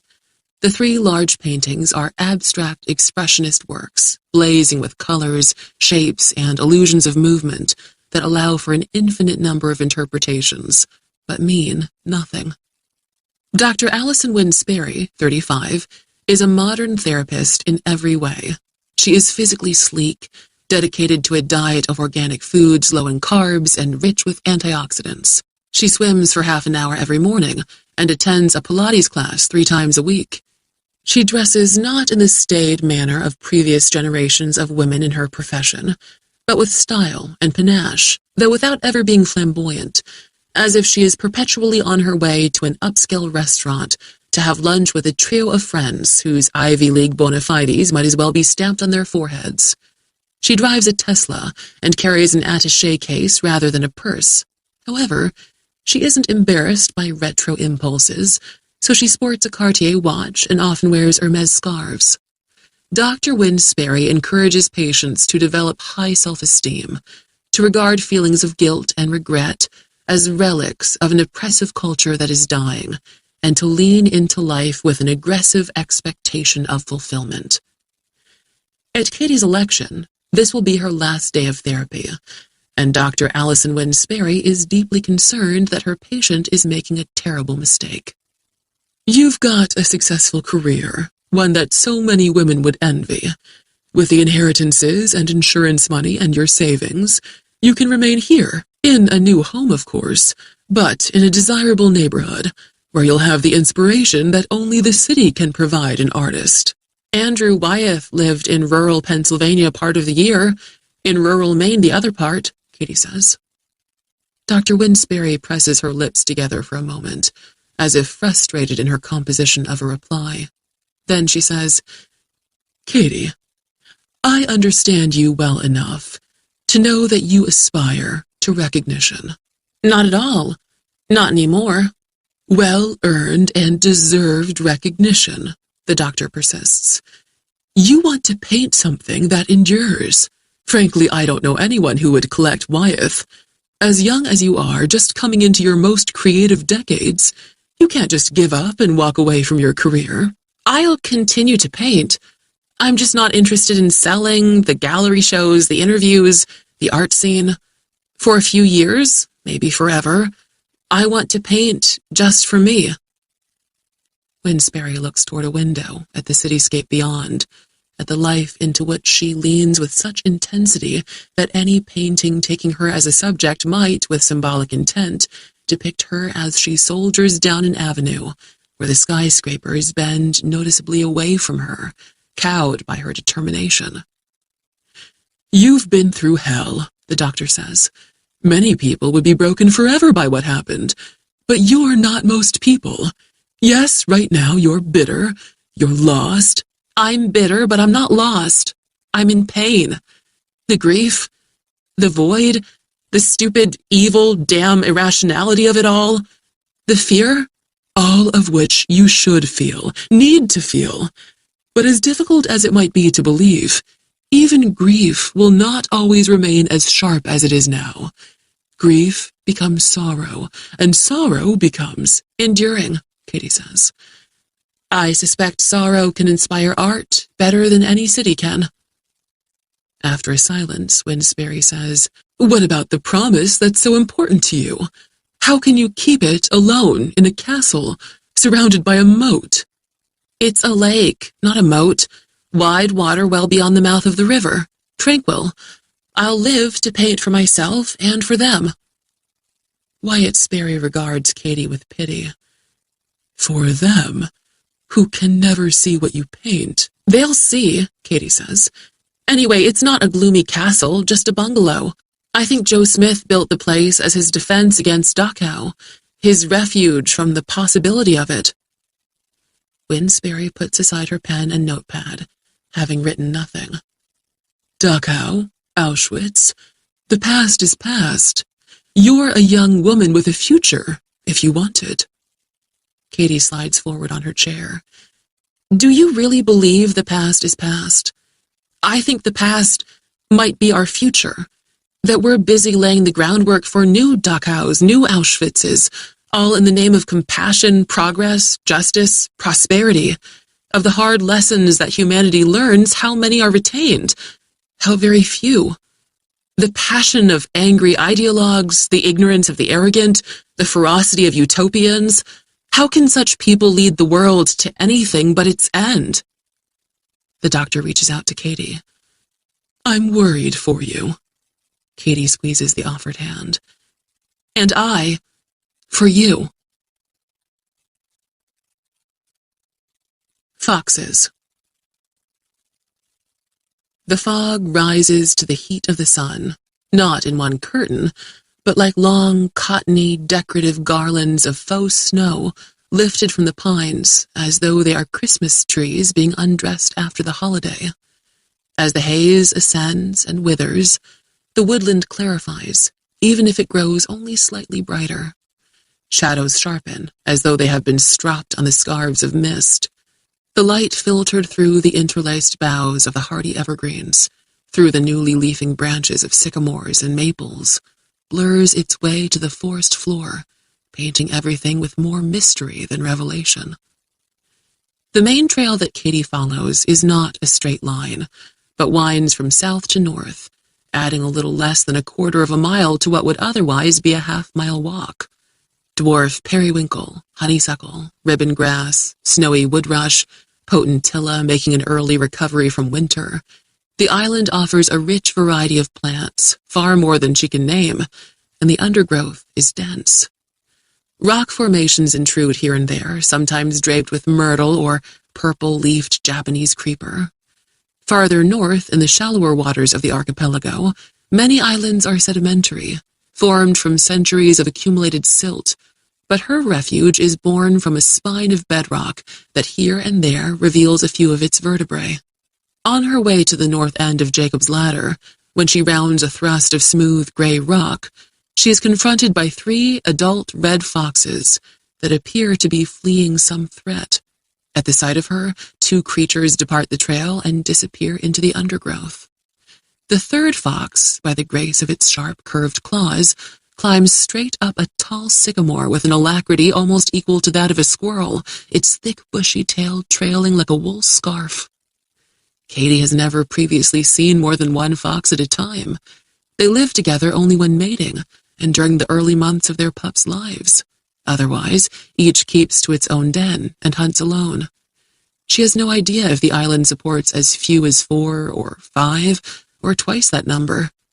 Because its tail is redder and speckled, with much less black than the tails of the others, she recognizes the one in the tree as the boldest of their population. This guy, and he alone, hunts close to the house for field mice and birds. He has a keen curiosity.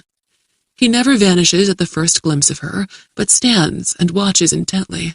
On a few occasions, he has even approached her, coming to within 10 feet. She has given him the name Michael J. Fox, because he possesses a charm not unlike that of the actor, whom she adored when she was a young girl, but also because this Michael appears to have a large measure of courage, as does his human namesake. Now, Michael J. watches her from high on the sycamore. He looks back along the trail, in the direction from which he and the other foxes came. When he turns his attention once more to Katie, he makes a noise that in part is an expression of distress, but that is also a low hiss and a growl of disgust and perhaps a warning. Having lived so long with little human contact, the animals on Jacob's Ladder are likely to be sensitive to the sudden arrival of 2-legged visitors. Convinced that the watercraft she heard earlier has put to shore at the north end of her property, instead of passing by, Katie hurries toward whatever confrontation awaits. At the northeast corner of the island, in a small cove, a boat has been drawn out of the water onto the sand. An outboard racer. The drive shaft pulled up and secured. It appears to be one of the flotilla of such vessels that searched the water near Ringrock the previous evening. The grotto. In the damp sand, the footprints of 2 men arc from the beached boat to the stairway that leads to the grotto. No doubt about it this time. Trespassers have violated her property. During the decades that Joe Smith lived here, he engaged in a construction project more ambitious than the bungalow in which Katie now lives. He didn't know what he was creating until he'd labored on it for almost 40 years. Even when he felt that it was complete, he didn't know if building it had any value beyond filling his life with a purpose that distracted him from dwelling too much on his darker memories. Smith had written extensively about the construction process in his diaries, which Tanner Walsh preserved, and which were markedly more interesting than the failed author's own audio tapes. The veteran's ruminations reveal to Katie a kindred soul. In his swift transition from farm boy to warrior, Smith's recognition of the human capacity for evil vaporized his innocence, which he longed to regain, though he knew it was a thing that, once lost, was gone forever. When the world proved chaotic and its meaning obscure beyond discovery, he tried to build his own meaning, stone by stone, brick by brick. This end of the island is a rampart of shelving limestone. With his skills as a stone carver and mason, Smith fashioned a 6-foot width of the steep bluff into 24 steps that ascend to the headland. Warmed by a simmering indignation, Katie climbs the stairs. At the top, a narrow brick pathway of Smith's creation, deteriorated by time and weather, leads 30 feet through a swath of scrabbly grass. Thereafter, it descends to the mouth of the natural grotto that the troubled veteran toiled for decades to shape into a wonder. The opening to the grotto is at the center of a curved, 12-foot-high cliff forming the back wall of a crescent-shaped declivity in the land. The original access to the cavern had been through an irregular maw overhung by vines. Joe Smith had regularized it with a 16-foot-wide, 10-foot-high surround and a deep vestibule featuring a barrel-vaulted ceiling, all of matte-textured burgundy brick over concrete block. This might have appeared to be the entrance to a train tunnel if the obsessed mason had merely laid the bricks in simple bonds. Instead, he achieved patterns Katie had never seen before, waves and whirls that seemed not to be structurally sound, but obviously were. Consequently, the striking grotto entrance suggests that past this portal might lie the hollowed hall of a mystical order of monks or knights, something magical and strange.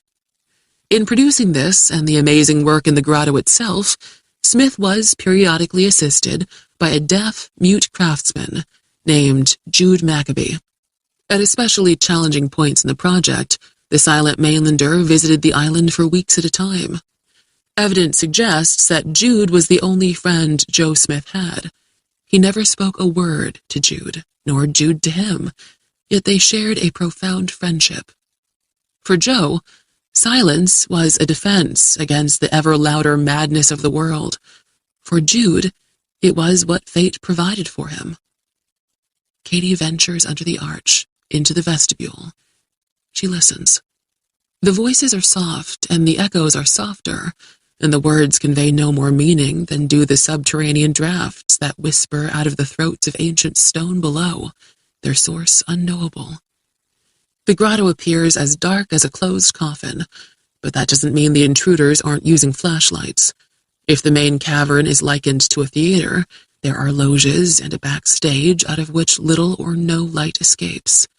If it is likened to a cathedral, there are vestries and apsidal chapels and baptistries that the intruders might be exploring.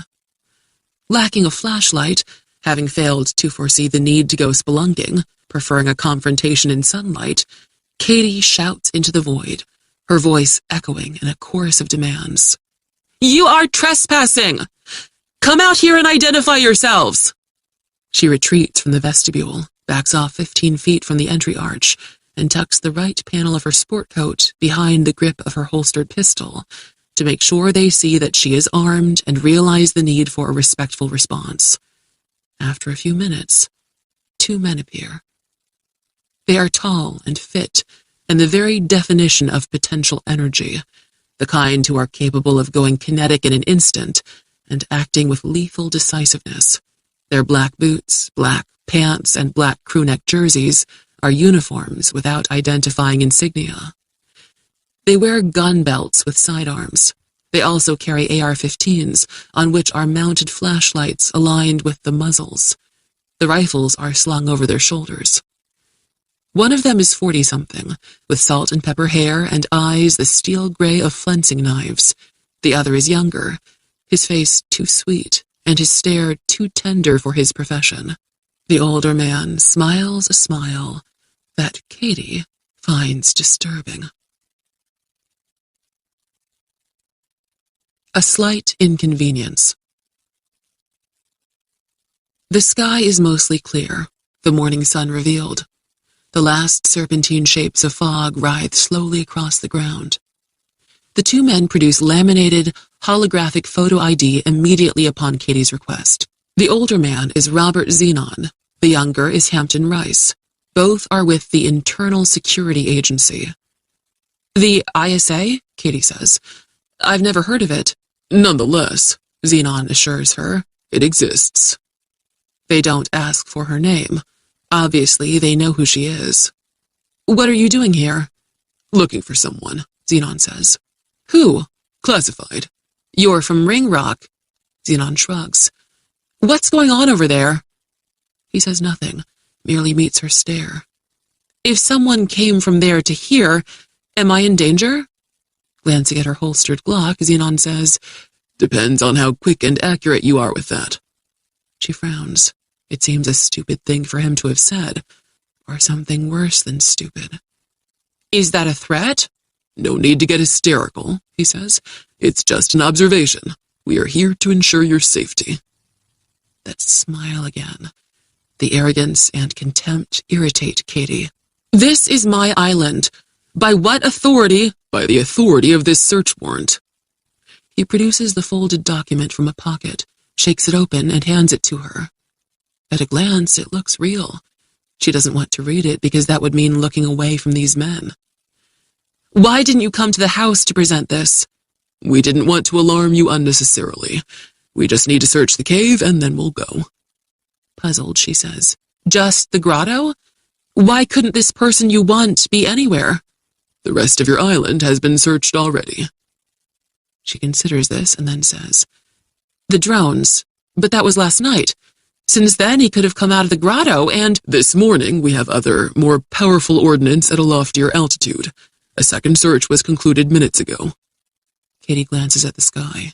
This is crazy. What we want is either in the cave or not. Just return to your home and leave this to us. That's all that's required of you. A slight inconvenience, but it is required. And it's required now. She looks at the younger man. Do you ever talk? Oh, yes, though not as much as you. If anything, his smile is more of a sneer than Zenon's. With this impudence, his boyish face turns as soft as spoiled fruit. Their effrontery doesn't surprise her. She has dealt with their kind before, almost 3 years earlier. Back then, however, this new wave of fascists made at least a small effort to pretend to be something other than what they were. Now, in this matter, they seem to feel their time has come to act as they wish, without concern about blowback. Jacob's ladder is her last redoubt. She can't risk having it taken from her. If she lets them search the grotto, maybe they will leave, as Zenon has said. All she wants is for them to be gone. In spite of the events of yesterday and this morning, the peace of the island can be restored. She can live as she wishes, as she wants. She can fulfill the promise. She has to believe that is true, for it's all she has. The Gulls and the Fox. Returning from the grotto, north to south on Jacob's ladder, Katie indulges in a slow burn that never escalates from mere vexation. Life has taught her that it's mentally exhausting and spiritually depressing to waste energy and time fanning the flames of anger when the reason for her outrage is someone who can't be affected by anything she does, or some malignant force in society that, when challenged, will engulf her and dissolve her in a metastatic frenzy. Patience, steadiness, and hope are healthier than anger. Therefore, in spite of evidence to the contrary, she still trusts that the world has been shapen to a purpose, and that the purpose is not the triumph of evil. Repeatedly during her trek from grotto to bungalow, she halts, gripped by the intuitive perception that her island has changed. Rock formations that have been the same for hundreds of years seem to have been resculpted in an indefinable way. The undergrowth, the trees, the way sunlight channels through the limbs and boughs, none of it is quite what it was this time the previous day. And although the changes are not drastic, they are profound and terrible. She imagines that this is how she might feel if she went on vacation for a month and, on returning home, discovered subtle indications but no hard proof that, in her absence, some uninvited guest had lived there. Of course, this is just a reaction to her treasured solitude having been violated by the ISA agents and whomever they might be seeking. The rocks and trees have not changed, nor the trail she follows, nor the house of native stone that now appears beyond the last of the evergreens.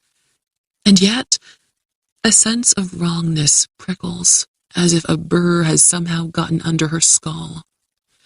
As the trail departs the woods and Katie steps into the meadow behind her house, she hears the gulls, the high, thin keel of their flight calls, the squeals and short, excited phrases of those who are on the ground and in a feeding frenzy. At the head of the concrete stairs, she looks down on the beach and shallows, where perhaps a score of ring-billed gulls are gorging on the dead fish that washed ashore during the night. Others swoop overhead, white kites, the black tips of their wings seemingly as sharp as flinders of flint. Soon, the birds will leave only fish shapes of fragile bones that gentle lake tides will carry away and disassemble and dissolve. Katie's attention is drawn beyond the beach, to the boathouse, to the dock that runs along the side of it and another 15 feet into the water. At the end of that pier, something small and furry sits with its back to her. When it turns its head toward her as though aware of being watched, she realizes that it is a fox. Never before has she seen a fox near the boathouse, though that doesn't mean they haven't prowled out there on nights when they are hungry and hunting. Foxes will eat dead animals, and they will spring on birds to take them by surprise. For whatever reason, this specimen appears to have no interest in either delicacy. When the fox turns its head to stare at the lake once more, the contrast between the raucous birds and the contemplative creature at the end of the pier increases Katie's sense that this small world of hers, by water wrapped, is yawing, ever so slightly, like a boat wallowing in the merest presentiment of an oncoming storm. She descends the stairs to the shore, and then climbs stairs to the dock, staying close to the railing to give the fox space to run past her if it chooses to flee. She approaches him slowly. When she is 20 feet away, she knows for sure that he is Michael J. She is 10 feet from him when again he turns his head to look at her. She ventures no closer lest she frighten him. His coat is reddish, flecked with black and gray, except for a white ruff at his throat and white fur lining his perpetually pricked ears. "What are you doing out here?" she asks. After favoring her with a long stare, he lies down with his front legs extended, his head raised, gazing under the lowest horizontal bar of the railing toward the lake, toward Ringrock. Katie has seen foxes gambling in play and stalking prey. She has seen them sniffing forest trails and meadows to read the news of the day. But she has never seen one of them meditating, which almost seems to be what Michael J. is doing.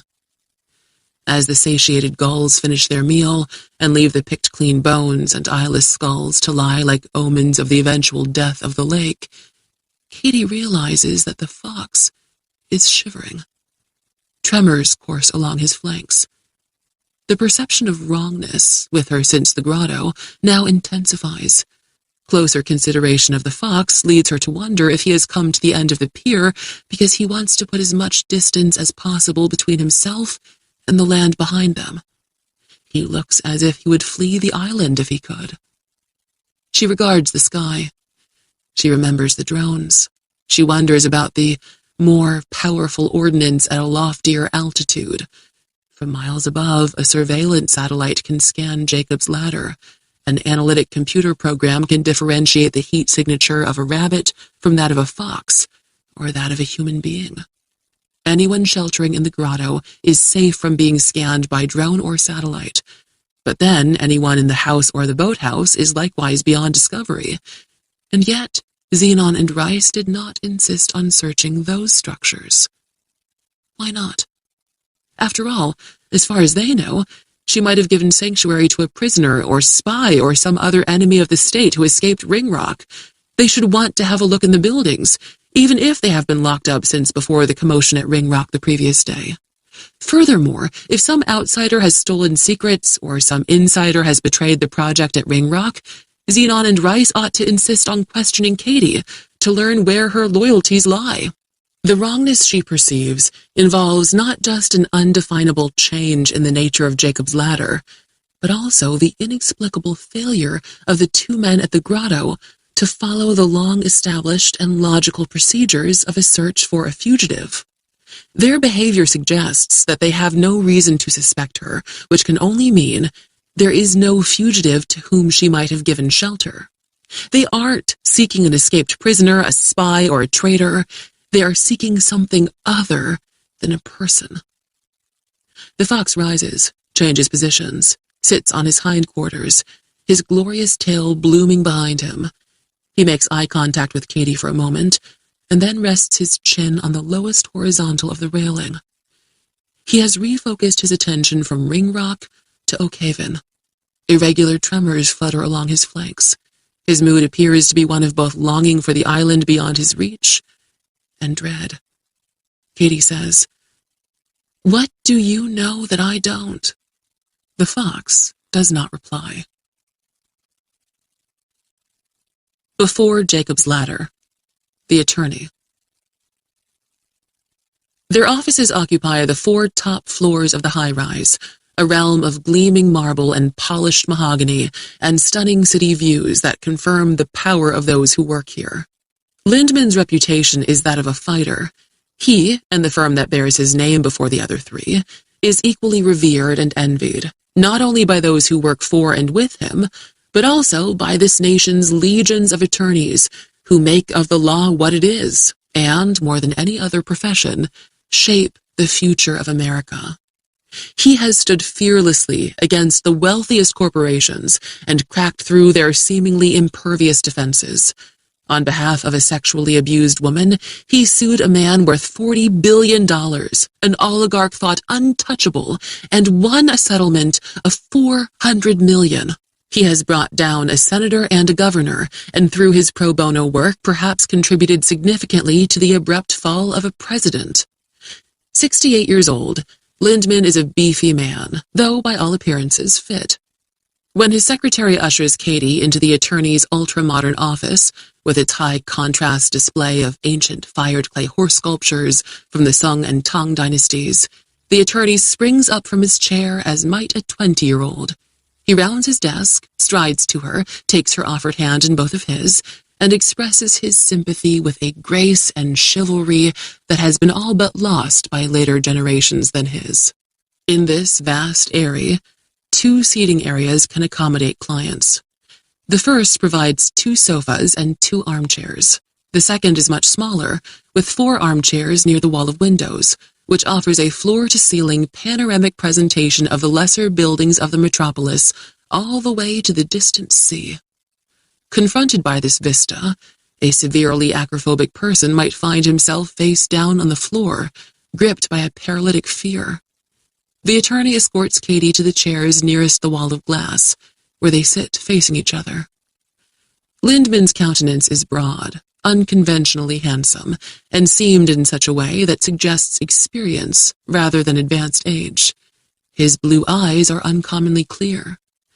The directness of his stare suggests her every word matters to him, and she feels that she has his sincere sympathy rather than unwanted pity. He has thoroughly familiarized himself with her ordeal, but he wants to hear it from her in detail. She unburdens herself with more emotion than she intends, but without tears. When she's done, he apologizes for the blunt questions he must ask. What does she want? Does she want money as compensation? If it's money, How much? I want justice, she says. But they won't give me that. I want the guilty put on trial, but they're above the law. So yes, the only way I can hurt them is to take the one thing that matters to them. As much of their money as I can make them pay. He nods in understanding. He turns his head toward the view. After a thoughtful silence, he says, 2 fine men died during the construction of this building. Iron workers who walk the naked frame of a skyscraper, bolting and welding and bracing. They're a brave breed. It's a long fall from 30 or 40 stories, a short span of seconds that must seem like an eternity. His stare returns to Katie. Do you understand the risks? Litigation is expensive. I could lose. I'm aware of that. But they'll have to endure a lot of bad publicity. Public scorn. These are very powerful people. After all I've lost, what's left to lose? He bows his head. Do you know Aesop, the fable titled The Great and the Little Fishes? If I've ever heard it, I don't recall. His gaze fixes on his hands, which are folded in his lap. The fisherman drew up a net that he had cast into the sea. It was filled with all kinds of fish. The many little fish began to slip through the meshes of the net and back into the deep. The great fish cried out at the injustice of this, but the fisherman was unmoved. All the great fish were caught and hauled into the ship, but all the little fish escaped. When he meets her eyes again, Katie says, So you think we can catch these people? Haul them in? He shakes his head. I'm afraid that's not the meaning of the fable. Aesop intends to say that the insignificance of the little fish is what assures their safety. He pauses to allow her to think about that. If you should try to bring a civil action against these people, you will have made a great fish of yourself. Katie sits up straighter in her chair. So be it. I'm not afraid of them. My best advice is to be as tiny a fish as you can be. Take your savings, your inheritance, the proceeds of the 2 insurance policies, and make an offer for that island you're considering. She hasn't said a word to him about her finances or the island that she has considered buying as a refuge, and yet he knows. When he places his arms on the arms of the chair, he taps the fingers of his right hand to express his impatience. If you find a law firm naive enough to represent you, I expect you'll have a fatal accident before you ever get into a courtroom, perhaps even before you can file the action. In fact, I guarantee it. What Katie has taken to be sympathy and kindness has instead been smug calculation. You represent them? No, let's just say they and I are in the same club. They're my kind. You can never be. He rises from his chair and she from hers. You think you've hit bottom. Believe me, you still have a long way to fall, a very long way. You can't even imagine what all could happen to you in a fall as long as that. A well-barbered, polished 30-something man wearing a $4,000 suit, showing exactly half an inch of shirt cuffs at the end of his coat sleeves, sporting a gold Rolex with a gold face and gold checks instead of numbers, as self-possessed as a prince of the realm, escorts her to the elevator and enters the cab with her.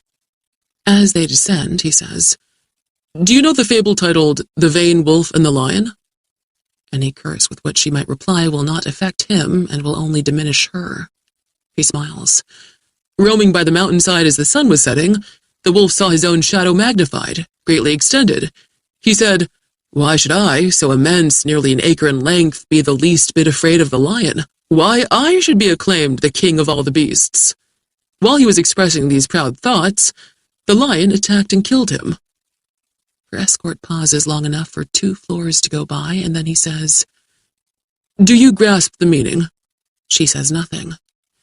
By thinking too highly of himself, by gravely overestimating his strength and his place in the world, the wolf brought about his own destruction.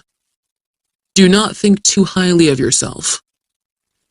He accompanies her all the way down to the second subterranean level of parking. He remains in the cab as she steps out of it. He says, "Have a nice day." Keeping watch.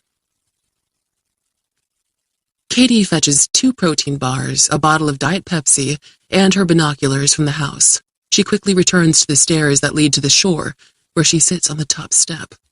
She intends to wait until she sees the outboard racer make its way back to Ringrock with Xenon and Rice aboard. She wants to know when her island is once more hers and hers alone.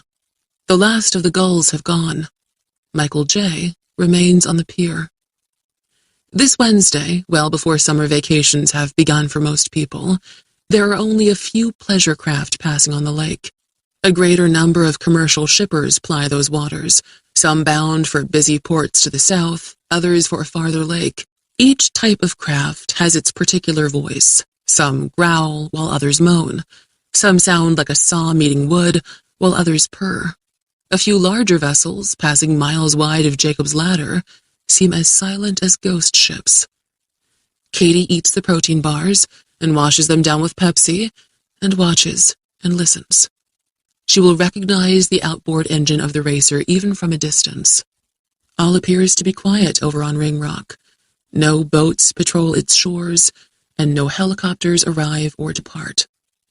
She has been sitting on the step for half an hour when she hears semi-automatic rifle fire in the distance. The clatter comes from the north, perhaps as far away as the area around the grotto. One sustained burst, and then a shorter one are followed by a pause, and then by a series of shots spaced slightly farther apart than those preceding them. In this nearly windless morning, even at a distance of half a mile, the sound of an AR-15 can't be mistaken for anything else.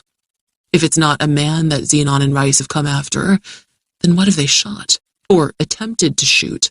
An animal of some kind, contaminated or infected. If Ringrock is not an EPA facility, perhaps it operates under the authority of the Centers for Disease Control or another agency. Maybe scientists there are engaged in gain-of-function research on exotic viruses. The CDC has often indirectly funded such legally prohibited work at foreign laboratories, eventually resulting in an accidental leak and a global pandemic. Maybe they decided it is safer to conduct such potentially catastrophic research, whether legal or not, on an isolated island in the United States, where the laboratory protocols and security are much better controlled. Until they aren't. Katie gets to her feet, facing the woods, anticipating further gunfire or the sudden appearance of a fugitive animal that has been shot at, but not hit. Dogs are often used in experiments, more often monkeys, sometimes even chimpanzees. An angry chimpanzee can be as dangerous as any animal on the planet. A 70-pound chimp is as quick as a cat, stronger than a man twice its size, and capable of a blood frenzy that not even the most deranged human being can match. Katie recalls a news story from her childhood when a pet chimpanzee attacked a woman, in less than a minute biting off her fingers, gouging out her eyes, and ripping her face away from the bone. In yet another case, a furious chimp blinded and tore off the genitals of the man who had kept him as a pet. The previous night, it might have been a chimpanzee that climbed the wall of her house, explored the roof, and tested the chimney caps. Drawing the Glock from her holster, holding it at her side, she considers retrieving her own AR-15. But she doesn't want to miss Xenon and Rice if they pass in the racing boat while she's in the house. The pistol should provide adequate protection. She stays on her feet. In that posture, she will be quicker to react to any threat. Although she paces, she never turns her back on the meadow and the woods beyond. Compared to the land, the lake seems less of a source of menace. That judgment reminds her of an Aesop fable titled The One-Eyed Doe. A doe with one eye grazed near the sea where she felt safer. She kept her one eye toward the land on the lookout for hunters and lions, and her blind eye toward the sea, from which nothing could approach her. Sailors rowing past in a boat saw her, notched arrows in their bows, and shot her. Our troubles often come from where we least expect them. Flocking southward, Canadian geese pass over in silence and are gone, as if they were more dreamed than real. The Wedgwood blue sky is clear and still, although in the heights beyond the envelope of atmosphere, an eye in orbit might even now have its unblinking gaze focused on Jacob's ladder and Katie. She has been pacing almost half an hour when she hears the distinctive outboard engine. She holsters the gun. 3 men. Eyes to the eye cups. Katie searches the sun-spangled water with the binoculars, seeking the low profile of the boat. She expects it to cruise along the east flank of the island, following a direct line to Ringrock in the south. However, after a minute or two during which the outboard engine grows steadily louder, the pitch of its growl subtly changes, as might be the case if the racer is no longer coming directly south toward her. As the signature sound slowly fades, she finds the boat heading due east, on a course that will take it north of Oakhaven Island and eventually to the mainland.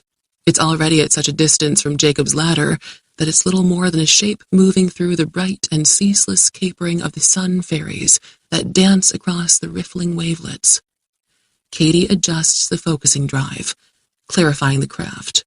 She pulls its image closer until there can be no doubt that it is the type of boat that Xenon and Rice had beached at the north end of her island.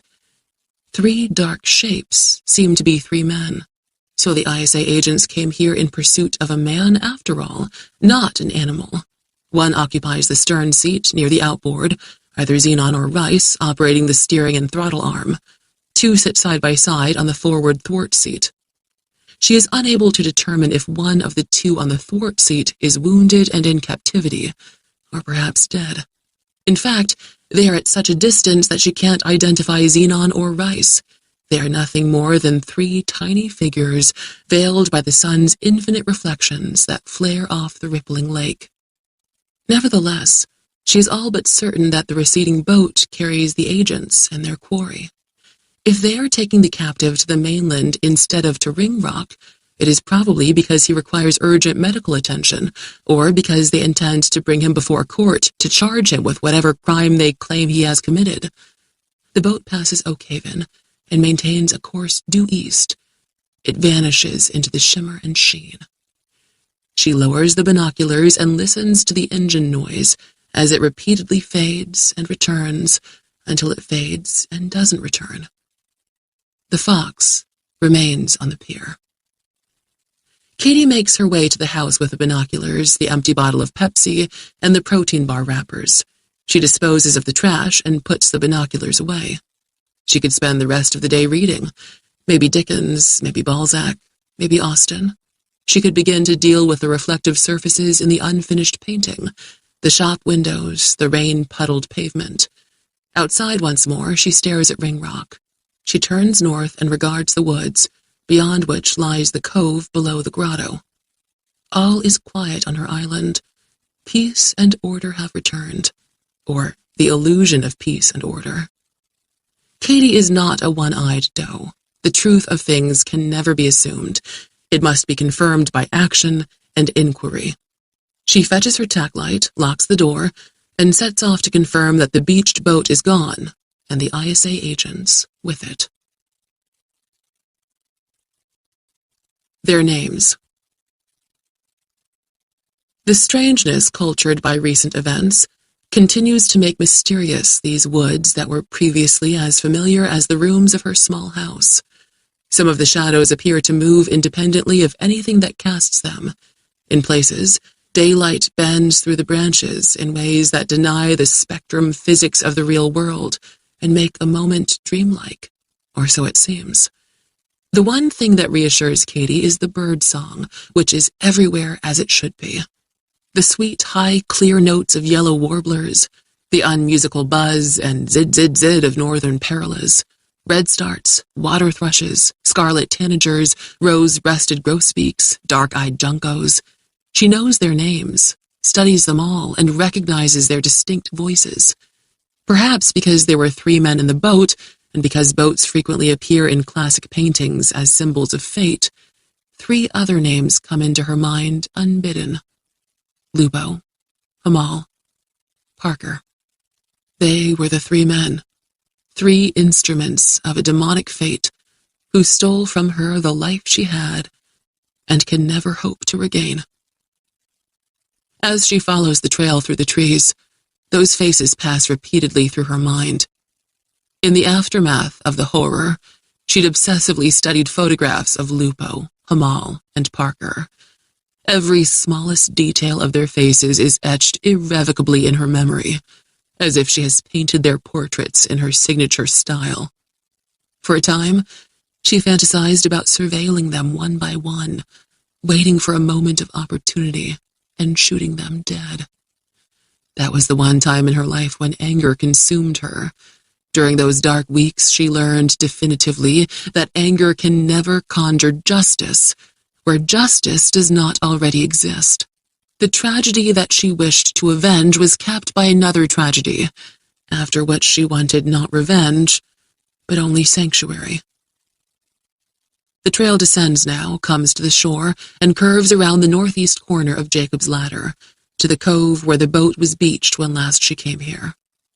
It's gone. The sand is deeply scored where they dragged the craft back into the water.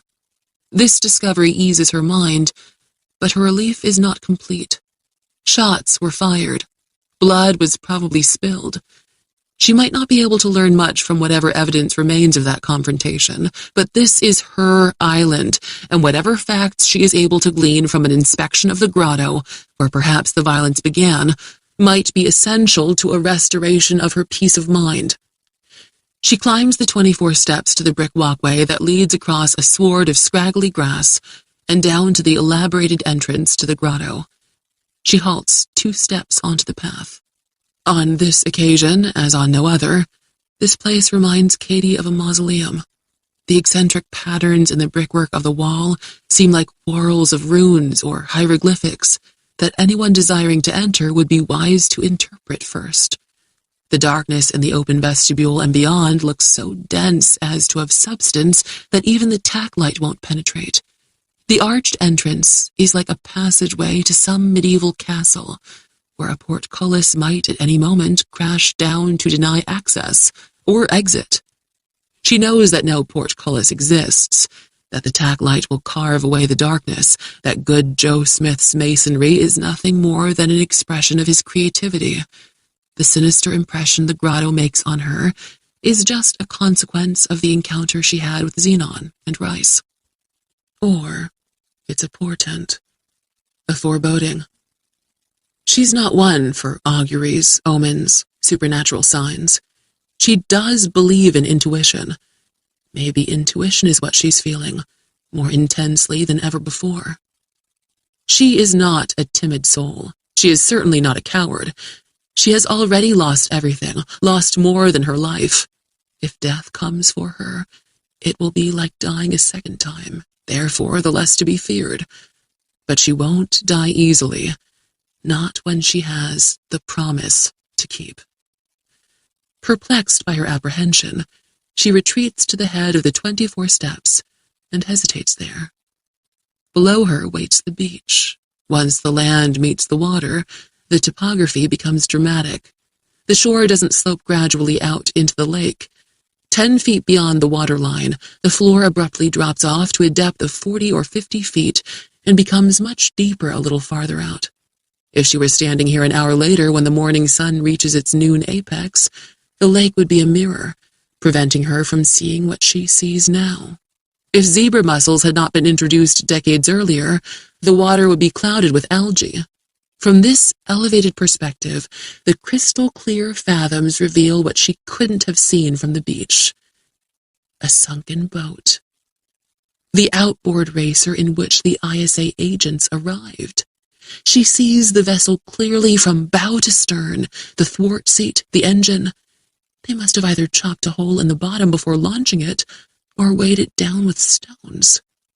The 3 men she'd watched motoring past Oak Haven toward the mainland hadn't been who she'd thought they were. They hadn't come from Jacob's Ladder, but from farther north in the archipelago. Robert Xenon and Hampton Rice are still on her island, and for the time being, they don't want her to know it. The long way home. Sunlight slants through the lens of water, as fish and their shadows pass over the boat that lies 7 fathoms down. Katie is wary about returning to the southern end of Jacob's Ladder by either the direct or the winding trail, which both pass through the woods. Too much undergrowth, too many shadows, numerous places where someone could lie in wait for her. Even though Zenon and Rice know she's armed, they're not the kind to lurk in the bushes on the off chance of taking her by surprise. They're professionals, heavily armed, sure of themselves to the point of arrogance. If they come for her, they will most likely make a bold and forceful approach. If they're still able to come for her, if they still exist. The ISA agents could be dead, in which case she might soon be stalked by someone else. On seeing the submerged boat, she had initially assumed that Zenon and Rice sunk it. Now she realizes it makes as much sense or more to suppose that whoever they were searching for has killed them and scuttled their vessel. Unlike the ISA agents, this unknown person might have no desire to leave Jacob's Ladder. He may intend to hide out here, at least for a while. If Zenon and Rice are dead in the grotto, their killer could be a foreign agent or a whistleblower intent on eventually telling the truth about Ringrock, or another individual whose purpose she can't yet imagine. Possibly, he is her natural ally. Whatever project is underway on Ringrock, it seems to be dangerous, if not reckless, perhaps even wicked. A whistleblower on a crusade to reveal the truth would have no reason to harm her. However, experience has taught her that allies in a righteous cause are rare in a world of self-interest. Expect deceit. Distrust is essential to survival. Behind her, the grotto probably holds the answers to the fate of Zenon and Rice, answers that will only raise new questions. She is not fool enough to enter that place without knowing if it is a rabbit's warren or a lion's den. She draws her pistol and descends the limestone steps to the cove. Approximately a third of the eastern flank of the island is a sheer rock wall that ranges between 10 and 16 feet high. For that stretch, no shore exists to allow passage on foot. She must follow the longer route around the north end of Jacob's Ladder and along the western shore, which presents some treacherous footing of its own.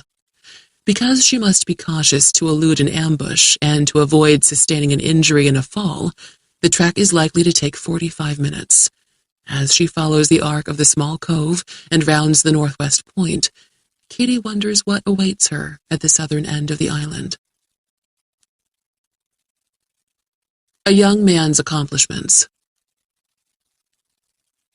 Back in the days before Jacob's Ladder, when grief and anger are all-consuming, when the district attorney and the judge and the mayor fail her, when the impotent sympathy of the police is of no consolation, when fantasies of revenge seem like realistic schemes that she can carry out successfully, Katie is obsessed not just with photographs of Lupo, Hamal, and Parker, but as well with the 3 files in which have been gathered hard-gotten information on their histories. When Lupo is 11, he finds the gang. During the next 5 years, he is charged 3 times with trafficking drugs, which means he isn't selling them but serves as a runner between the cartels that import the merchandise and those who peddle it on the streets. Twice he is remanded to rehabilitative therapy, and on the 3rd occasion, he serves 4 months in juvenile detention. He leaves school when he's 16. That same year, he is one of 9 boys under the age of 18 who are indicted as adults for the gang rape of a 12-year-old girl. Charges are dropped when the victim commits suicide, and the key evidence in the case is declared tainted, thus making a conviction unlikely. At 19, when he is a suspect in the beating of a priest who suffered severe brain damage, his life path crosses Katie's. She is 33 at the time. Feverish calculation. Katie is on the move, her thoughts faster than her feet, as she negotiates a rocky shore that is cleft and perpetually spalling. For centuries, in the worst of winters, currents have carried ice floes into this western flank of the island, where they crash one atop the other, their tonnage and sharp edges leaving evidence of their work after they have melted away. The resulting obstacle course provides countless places where anyone in too great a hurry is sure to twist an ankle and tear a tendon, maybe even break a bone. She wants to get to her house as quickly as this route allows, but she doesn't want to arrive there without a plan that she can swiftly execute. The right plan, the smartest plan. Her first inclination is to hunker down and dig in. This is her property. The Internal Security Agency and the fools who seem to be striving toward some apocalypse on Ringrock have no right to be on Jacob's ladder. Not if the Constitution still means anything. Of course, maybe it doesn't mean a damn thing anymore. She has made a point of avoiding the news for more than 2 years. A lot can happen in that length of time, when a country is on a fatal slide. Constitution or no constitution, if her life is threatened on her own land, she is within her rights to defend herself with mortal force. But against agents of the government who have a legitimate mission to fulfill, she knows how that will turn out. Pretty much the same way it will turn out if their mission isn't legitimate. To take a stand that might require violence to be used against violence, she needs to know precisely what the situation is, who all the players are, how to tell the good guys from the bad guys, and what the stakes are. She doesn't have a clue. The thought of fleeing in the face of provocation galls her. She cherishes her self-reliance. It's who she is. If she splits for the mainland, she'll have to go to the county sheriff and report trespassers, gunfire, possible murder. Then what? Federal authority trumps local. Property rights are bendable when a matter of national security is involved. She will be kept off her land until the authorities have done whatever they came here to do and have cleaned up every trace of what it was they did. When she returns, Jacob's Ladder might never again be what it has been to her. A place of peaceful solitude, where she feels safe, where she can fulfill the promise. When she's little more than halfway to the bungalow, a short burst of gunfire rattles the day. She halts, pivots toward the rampart of pines, listens, waits. The clatter was so brief that she can't guess where on the island it originated. A minute passes, 2. When no further shots are fired, she is on the move once more. Although she is loath to admit it, she can't stay here, can't be sure of doing the smart thing, the right thing, when she doesn't know the who, what, and why of the situation. She needs to go to the house, get her checkbook, retrieve the small backpack stuffed with $100 bills that is hidden in the pantry, and retreat to the mainland. When the right thing to do feels 7 ways wrong, it's still the right thing, and doing it is what separates the quick from the dead. Remembering the doe with one eye, she proceeds with caution, scanning the shadows between the trees that crowd along the low bluff above the shore, but remaining alert as well to the passing marine traffic, which is sparse and at a distance. She reaches the southwest corner of the island and continues east. Shore grass sprouts out of the sandy soil, and the footing is less treacherous. She moves faster, taking the Glock in both hands. The bungalow comes into view above and on her left, set back from the bluff. When she rounds the southeast corner, the soft beach transitions into shingle. Ahead lie the boathouse and pier. She takes only a few steps before she realizes that the door of the boathouse is standing open. One less option. If he wants her dead, she's dead. Whoever's out there, Xenon or Rice, Xenon and Rice, or someone she's never met, some guy who has perhaps already killed Xenon and Rice, he's armed with an AR-15, and he probably has sniper training. Katie can dart from one pathetic patch of cover to another, run in a crouch, crawl on her belly, and none of it will matter.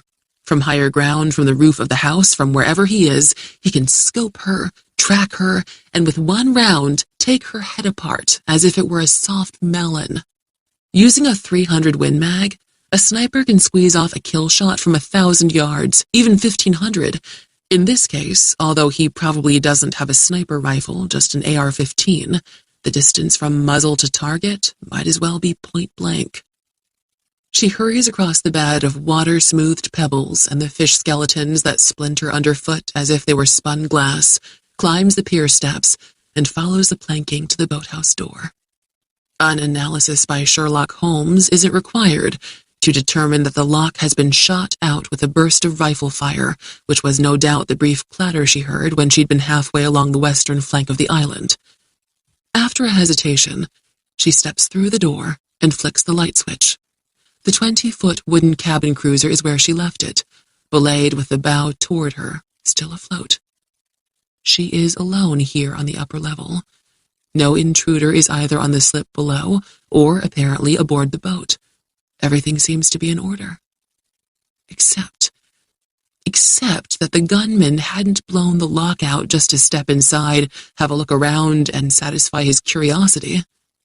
Descending the gangway, Katie sees the problem even before she reaches the vessel.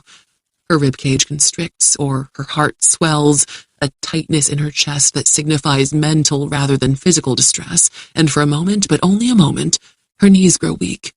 She might as well turn back. There's no reason to go farther, no reason other than a refusal to believe her eyes. She keeps moving. Always keep moving, Avi used to say.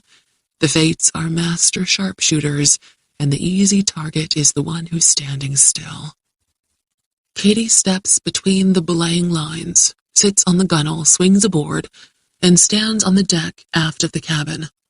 From skeg and propeller to swivel bracket, the drive shaft remains firmly clamped to the transom. The engine has been removed.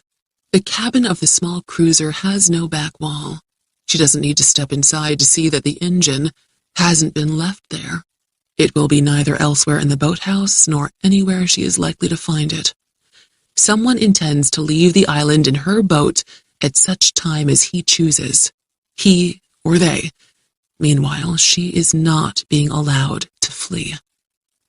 She swings out of the cruiser and stands on the slip, her mind racing. Cone lights hanging on chains brighten the upper level and cast undulant reflections, like luminous fish on the dark water, though shadows live between the pilings and under the decking. The place smells of the lake, wet concrete, creosote, and damp teak planks. Water softly burbles and purls, as though dogs unseen are lapping from their bowls in every corner, and the gangway creaks with the subtle movement of the slip, and among the rafters a bird, at this hour surely an owl, flutters its wings as it adjusts its position on a beam. All this is familiar in every detail, and was once comforting, but she is increasingly aware of a new eeriness in the scene. ISA agents and national security and spy movie skullduggery do not explain what is happening on Jacob's ladder. Both intuition and common sense tell her that the hidden truth is deeply strange, and that the trouble she thinks she's in is much less terrifying than the trouble she's really in. A useless apple. She still feels like a target as she climbs the stairs from the shore, as she crosses the yard, and stands at the door of the house. Here, the lock has not been shot to pieces. She uses her key, enters the front hall, and closes the door behind her. She listens. Just because the lock was engaged doesn't mean the premises haven't been violated. She knows how to sweep a house and ensure that it's safe. Move with her back to the wall, both hands on the Glock, never peek into a room. Peekers get shot in the face. Lead with the gun, low across a threshold. Quickly clear the door frame, back against the wall again. Closets are a bitch, but they have to be checked. She clears the 4 rooms and bath. Only the cellar remains. The house has no accessible attic. From the exterior, there is no indication that the bungalow has a cellar. Any intruder who searches the house will find no evidence of a door to that lower realm. Joe Smith had placed an obvious cellar door in the bedroom. Working alone, Katie had built a wall forward of the existing one, creating 3 closets, each with its own door. Those to the left and right are smaller than the 3rd closet and contain hanging clothes. The center door opens to a 10-foot wide space. In the center are floor-to-ceiling 3-foot wide shelves holding shoes and other items. The cellar entrance is behind this set of shelves that, unlatched by a hidden lever, can be rolled aside to reveal steps leading down. The island is her retreat, the house her refuge, the cellar her last redoubt. She releases the catch on the shelves and pushes them aside and steps onto the landing. She flips up the light switch. The rising silence has a sinister quality, but she descends. Leaving a search incomplete is as bad as conducting no search. She doesn't know for what purpose Joe Smith used the cellar, but Tanner Walsh filled it with what he referred to as his literary archives, every scrap of paper he produced, including many drafts of his manuscripts, letters, journals, canceled checks, shopping lists, and reams of cringeworthy poetry, as well as a supply of the finest Scotch whiskey that should have lasted him 20 years if the nation ever reinstituted prohibition. This last redoubt now contains 2 long rows of 8-foot-high shelves that she assembled herself from kits that were delivered from the mainland by Hockenberry Marine Services. They are stocked with scores of 3-gallon hermetically sealed cans of freeze-dried food, 1,200 water bottles in 40-unit shrink packs, 1,000 candles, and other basic supplies needed to ride out a 2-year pandemic worse than COVID-19, a collapse of the electric grid, or another crisis that might prevent her from acquiring anything from the mainland for an extended period. As she winds through the 3 aisles between the rows of shelves, her preparations seem alternately excessive and inadequate. Excessive because she has lived here more than 2 years, and the world beyond the water hasn't fallen apart.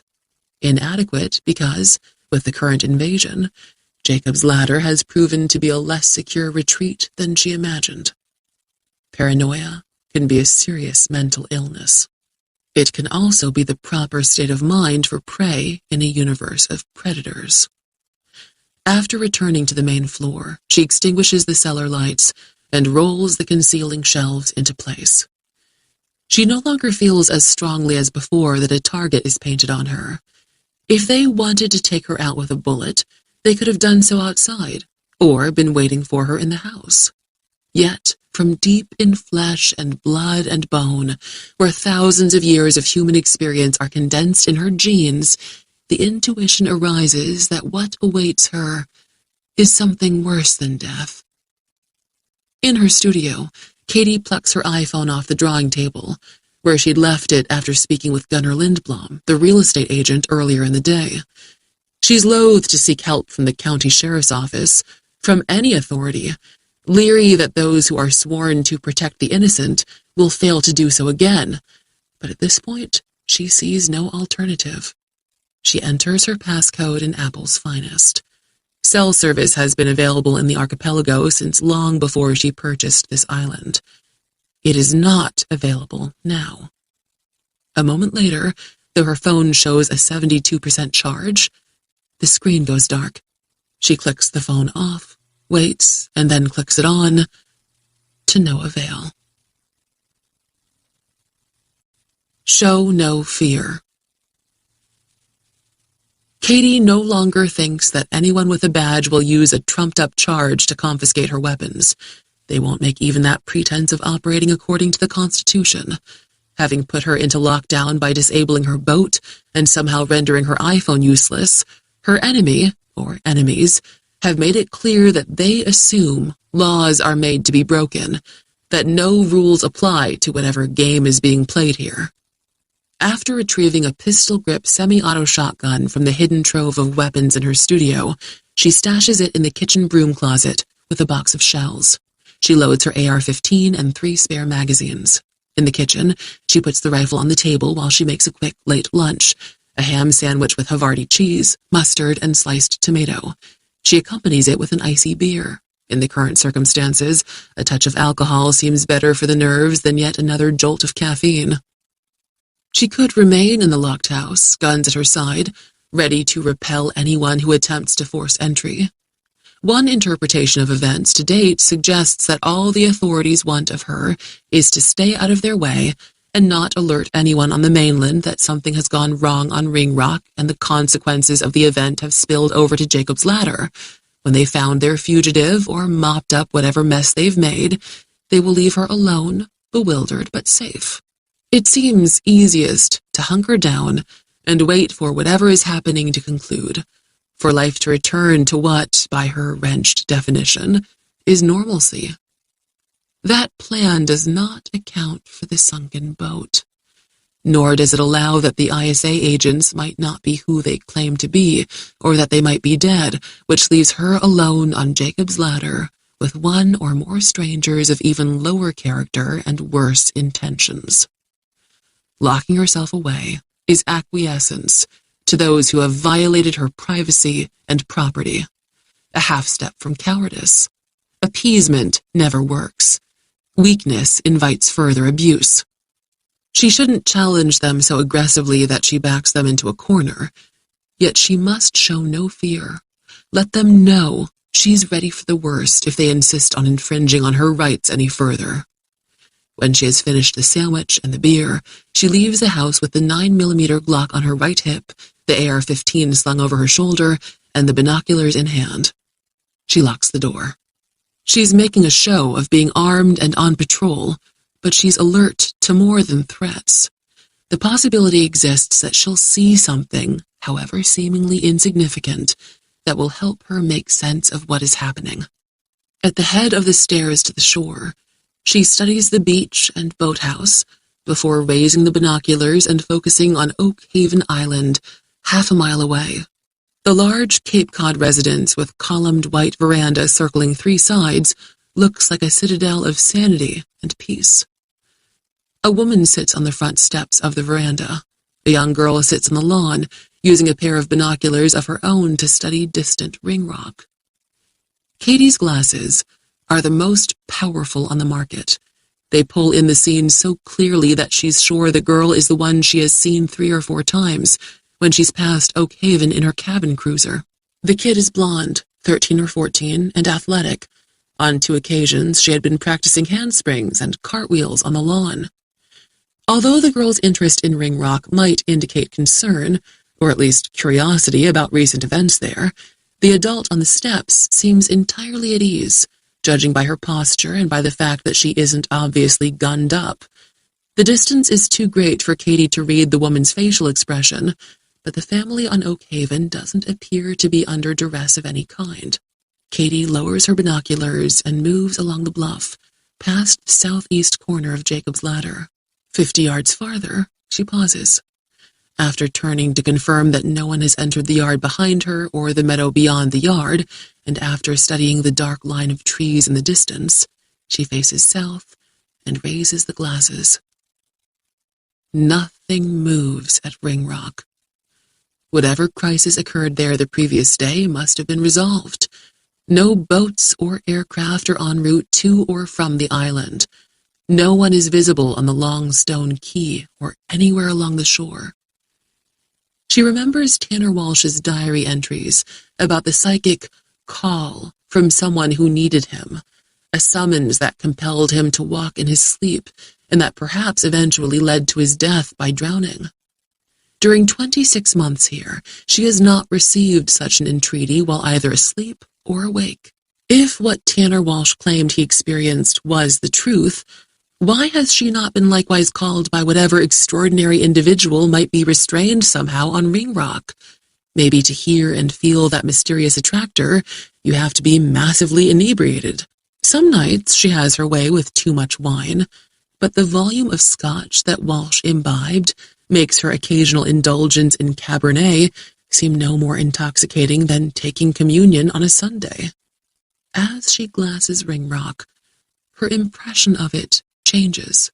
Instead of connoting the restoration of order after a calamity, the current inactivity might mean that no one has survived whatever befell the place. A presentiment of catastrophe slithers out of the darkest cellar of her subconscious, where the scaliest of superstitions resist banishment even in the most modern of minds. An icy chill of intuition prickles through her, and she knows that whatever happened on Ringrock is not finished, that it has only just begun. The mysterious island shrinks away from her as she lowers the binoculars. Without the magnification, it seems even more to be an Isle of the Dead. Far past Ringrock and low along the horizon, across the south and west, dark gray clouds are slowly rising, as though the entire continent is on fire beyond the curve of the earth. Since coming to Jacob's Ladder, She's never consulted a weather forecast. Neither sunshine, nor downpour, nor blizzard has the power to make her day better or worse. The weather will be what it is, and she will pass through it as indifferent to its effects as is the earth in its timeless turning. Based on past experience, she expects the storm to be here by nightfall. Perhaps the rataplan of rain on the roof will help her to sleep. The Cry. After walking most of the length of the low bluff above the southern shore, making her statement by refusing to hide, showing the flag, resisting intimidation, Katie finishes her first patrol of the afternoon by returning to the house and circling it, making sure everything is as it should be. Thus, she rounds a corner and finds Michael J. crouched in an intense investigation of a smell that intrigues him, his woolly tail straight out behind him. He lifts his head to stare at her, but only for a moment, and then returns to his sniffing. The fox's hackles are raised the length of his back, and this detail wakes Katie to the realization that this is the area, under the torqued section of rain gutter below one of the 2 kitchen windows, where that morning she'd found the ground torn up, as if crows had been plucking out chunks of turf in search of grubs. The site had reeked of something like ammonia. The divots of exposed earth, the torn turf, the undisturbed grass had all appeared frosted with a powdery substance that resembled downy mildew. She had meant to return here with mildewcide, but it had for damn sure turned out not to be a day for lawn care. The ammoniacal stink is gone, as is the pale powdery substance. The lawn has repaired itself. Impossibly, fully, vigorously. In an irregular circle approximately 8 feet in diameter, where the spring grass had been short and sparse and recently plucked apart, there is now rich green grass 4 to 6 inches tall, as thick as the fur on the fox's tail, growing right up against the wall of the house. The chunks of plundered turf are still there, but nearly lost in the new, deep forest of blades. No fertilizer she could purchase would grow grass this lush, and in a matter of mere hours, nor has the ground been watered to facilitate such growth. The red fox moves as foxes do, warily and with grace, sniffing along the perimeter of this circle of inexplicably wild growth. His hackles remain raised, and he avoids stepping on the new grass, as if it might suddenly grow around his legs and pull him down like an insect in a Venus flytrap. Katie is wondering, stooping with the intention of sweeping a hand through the grass, when the first cry rips the fabric of the day. It's a roar and a shriek unlike anything that she's ever heard before, at once human and unhuman, a wail of despair that seems almost to be sharp with glee, as if 2 voices, that of prey and predator, are so harmonized that they sound like one. The fox and Katie startle. Michael J. springs erect onto his hind feet, for an instant poised as if for a wildlife ballet. Then he launches away on all 4s, racing past the house toward the eastern shore, perhaps to the end of the pier where earlier he had taken refuge. The cry comes again, from beyond the meadow and out of the far woods. It is as if a creature with fierce teeth and razor-sharp claws is tearing itself apart, simultaneously screaming in agony and ecstasy, triumphant in self-destruction. When the loud, shrill plaint dies down the day, Katie stands as alert as she has ever been. Although great music and great writing move her, she is most deeply affected by images freighted with meaning and emotion, which makes sense for one whose talent lies in the visual arts. Until this, she would never have imagined that a sound could chill her as profoundly as Goya's Saturn devouring his children, or the same artist's untitled painting of the head of a panicked dog about to disappear in quicksand.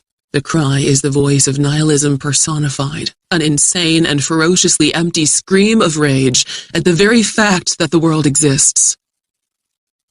In the pregnant silence that follows, Katie is paralyzed by vigilance, because instinct warns that such a horrific cry will be accompanied by a sudden attack that might come from anywhere, out of the sky or out of the earth itself, though the scream seems to have issued from the woods.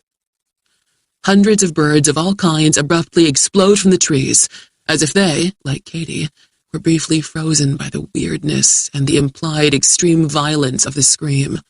Their different flight calls clash in a chorus of alarm and distress. They soar, swoop, and dart without their usual grace, like a squall of leaves tossed in a thrashing wind, and for a moment it appears they might settle back into the trees. Then, as though crows and warblers and tanagers and juncos and grosbeaks are of the same species, in unison, they wing away to the east, past the shore and over the lake, apparently departing Jacob's Ladder for the mainland. Katy looks at the impossible grass screening at her feet. She stares at that part of the sky into which the birds vanished. She looks to the south, where Ringrock is dark against the low black wall of clouds ascending. When she turns her attention to the woods, into her mind's eye comes a work by Henry Fuseli, The Nightmare, which he painted in 1781. A woman, sprawled on a disarranged bed, is either dead or dreaming of dead, while a gross, mad-eyed demon sits on her chest, and from the shadows, a crazed, blind horse attends to the scene, its eyes white with cataracts. Katy shudders. The spell is broken. She finishes circling the house. When she unlocks the door, the key is slippery in her sweat-damp hand. Lupo and Hamal together. Back in the day, when Katy is obsessed with revenge that she will never take, when she studies the photographs of Hamal, she can see in his sweet face no evidence of the cruelty in his heart.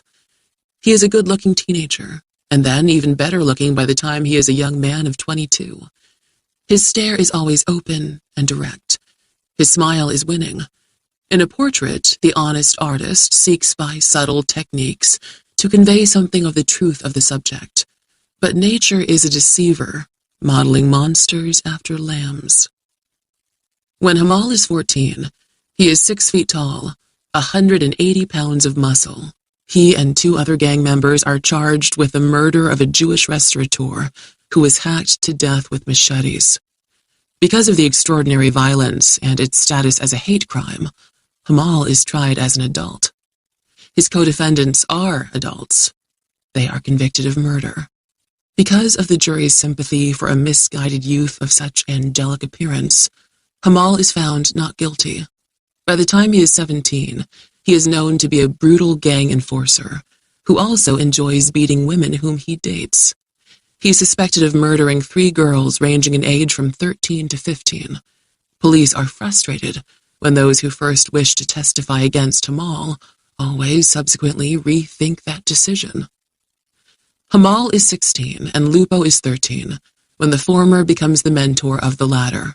They are soon fast friends because they share many interests and attitudes, such as a love of all superhero movies, a determination to advance to more profitable positions in the gang, a belief in Bigfoot, a taste for preteen girls, contempt for those who work for what they want instead of just taking it, cool designer socks, venomous anti-Semitism, inspiring mobs on Twitter to bring hellfire down on any public figure whom they consider to be an asshole, and the desire to build a lucrative protection racket in a suburban area that the gang has granted to them in return for 50% of their take. Hamal is 22 and Lupo is 19, going about some important business in a stolen Dodge Charger, on the day that they bring Katy's life and hope crashing down around her. Hampton Rice. If at some point they decide not to allow her the comfort of light and heat and running water, they will sabotage the generator. She retrieves 4 Coleman lanterns, a 1-gallon can of fuel, a box of candles, and a chemical toilet from the supplies in the cellar. She places a lantern in each of the 4 rooms, ready if needed. She reserves the candles for the kitchen table and sets up the chemical toilet in a corner of the bedroom. Built of stone with a slate roof, the house is pretty much fireproof. However, she has half a dozen fire extinguishers in the hall closet. She distributes those throughout the rooms. Whatever will happen, will happen. Katy isn't going to pace the bungalow, chewing her fingernails to the quick, trying to anticipate the next turn of events. Fear is useful when it's on a leash, Avi once said, but it's always a bad dog when you let it run free in your mind. Since coming to Jacob's Ladder, she has prepared as well as she can for another eruption of terror and chaos into her life. Although she hasn't imagined a Twilight Zone scenario like the one in which she finds herself, she needs to trust in the fortification this house provides, her skill with firearms, and the quickness of her mind. Even in war, life goes on, and one of the few things that still gives her pleasure in life is food. More than 3 hours remain until dinner. She intends to use the time to prepare a special meal. She takes an 8-ounce vacuum-packed filet mignon from the freezer, unwraps it, and places it in a pan to thaw. One of her favorite dishes is sliced potatoes and onions and green peppers fried in butter, with a little salt, a little pepper, more than a little cilantro, and chopped black olives added at the finish. She starts by peeling 2 potatoes and slicing them into a bowl of cold water. The window above the kitchen sink faces south-southwest. From time to time, as Katie proceeds from potatoes to onions to green peppers, she gazes toward Ringrock and the thunderheads many miles beyond the island. The black clouds are moving slowly.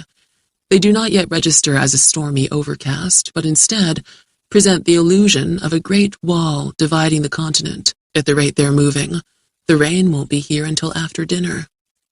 When next she looks out the window, a man dressed all in black is standing near the edge of the bluff, his back to her.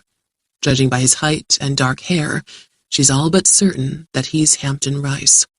He's not carrying the AR-15 he had before, and his partner, Robert Zenon, is nowhere to be seen.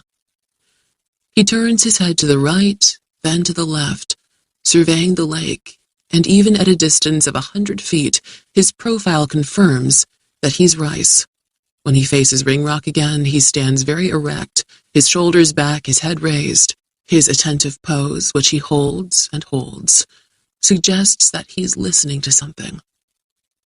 Inevitably, Katie thinks of Tanner Walsh's description of the summons to Ringrock that was not a sound, but a feeling, a sense of being wanted and needed by someone on that island, a drawing power like a magnet asserts on a scrap of iron. Rice holds out his arms full length, his palms toward that far island, as though to say, "I am here. See me. I am here." No, that's not the right interpretation. He isn't signaling anyone. As the man continues to hold out his arms, Katie suspects that he's expressing a longing for something, even adoration. This is similar to the posture of a believer in a sect that conducts clamorous services, and she will not be surprised if he shouts hallelujah over and over again. Keep fear on a leash and keep moving. Never retreat from a confrontation that might have something valuable to teach you about your situation. She picks up the AR-15 from the table. The magazine capacity and the recoil control offered by the weapon make it preferable to the pistol in these circumstances. At the front door, the only exterior door, she hesitates. Zenon could be lying in wait for her, crouched below a window around the corner, back pressed to the wall. No. Rice's behavior is too strange to be that of a decoy.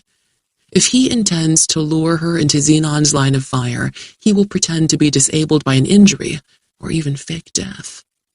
She unlocks the door and quickens through it as it opens, leading with the rifle, left hand on the handguard, right hand on the pistol grip, finger lightly on the trigger.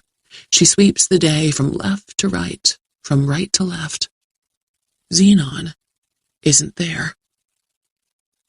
As she locks the door, she realizes that she should attach the key to her belt with a length of cord or chain, so she won't have to dig it out of her pocket and then tuck it away again.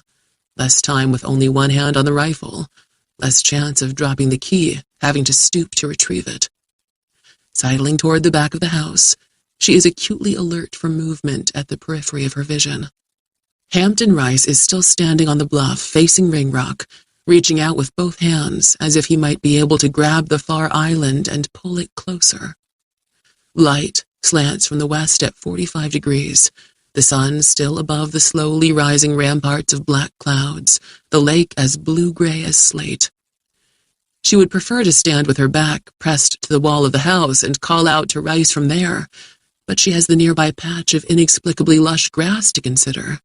Michael J. was wary of it. Katie is of a mind to respect the instinct of the fox. Besides, she isn't likely to learn much of anything from Rice at a distance of 100 feet. Like a muscle, courage requires constant testing to ensure it will be strong when terror weighs heavily on it. She moves toward the ISA agent. As she draws closer to him, she realizes that he's disheveled. His black shirt is untucked and rumpled. The legs of his uniform pants are spattered with mud to which have adhered bits of dry grass, fragments of dead leaves, brown pine needles. When Katie hears the sound he's making, she halts about 30 feet from him. He's crooning softly, like a father lulling a baby in the cradle. "Rice," she says. "Hampton Rice." He continues to croon, and his raised hands work the air, as if the day is hung with curtains that he yearns to grasp and pull aside to reveal something beyond. "Damn you, Rice, talk to me. What's happening? What's wrong with you?" He falls silent. He lowers his arms. Slowly, he turns. His hair splays over his brow, tangled and greasy. His face is slick with sweat, though the day is not hot. Regarding her with puzzlement, as if he can't remember who she is, he stands with his arms slack at his sides, his mouth agape. His teeth are stained, shreds of something caught between them. On his right side, his shirt is rucked up over his holster, which lacks a pistol. "What's wrong with you?" she asks again. He covers his face with his hands and peers at her between his fingers, as though he's a child who's been caught doing something naughty. Without tea and table.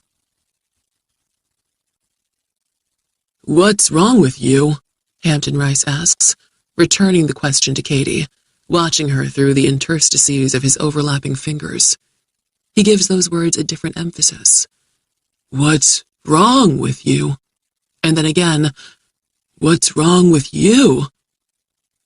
Katie's residual hackles, less impressive than those of a fox, raise on the back of her neck, and the skin of her scalp shrinks on her skull. Covering him with the rifle, she glances behind her, to the left, the right. She scans the bluff top beyond Rice, expecting someone to scramble over it. No one. Nothing. No squirrel or fox. No birds or birdsong.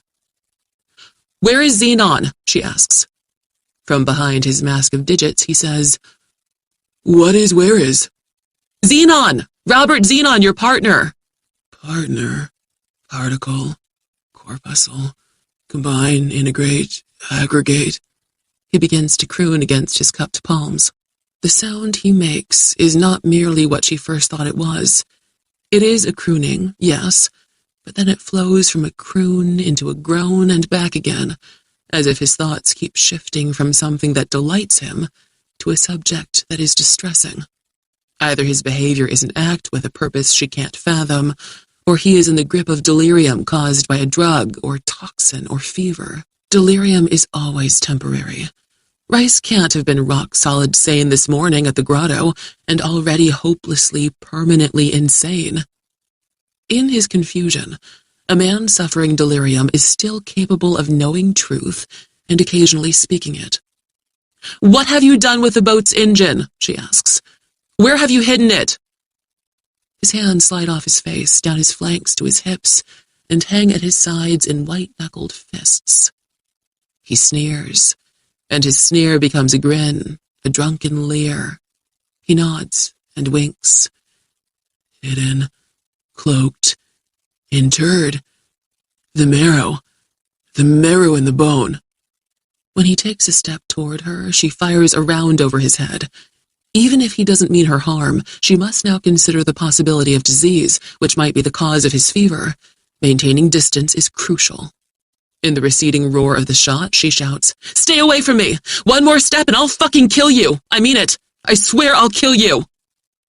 His grin falters, and something like grief contorts his face. His eyes flood and tears spill down his sweaty cheeks. Combine, integrate, aggregate. Who was isn't, who will be won't be. So hard to make one, and one be one other. Katie feels as if she's gone down the rabbit hole, where she and the Mad Hatter are conversing without the amenities of tea and table. She perseveres. Damn it! Where have you hidden the boat's engine? He shakes his head. 5,000 times 5,000 years, and then 5,000 more. Who knows where, why, how long? Learn what it is, and you'll wish you hadn't. Pride and ignorance, all the ignorant geniuses who were and aren't, know-nothings who know everything, and now what? Now what? He seems to be spewing blather and babble, but Katie senses a revelation in the weave of those words, a thread that she might be able to unravel from the nonsense.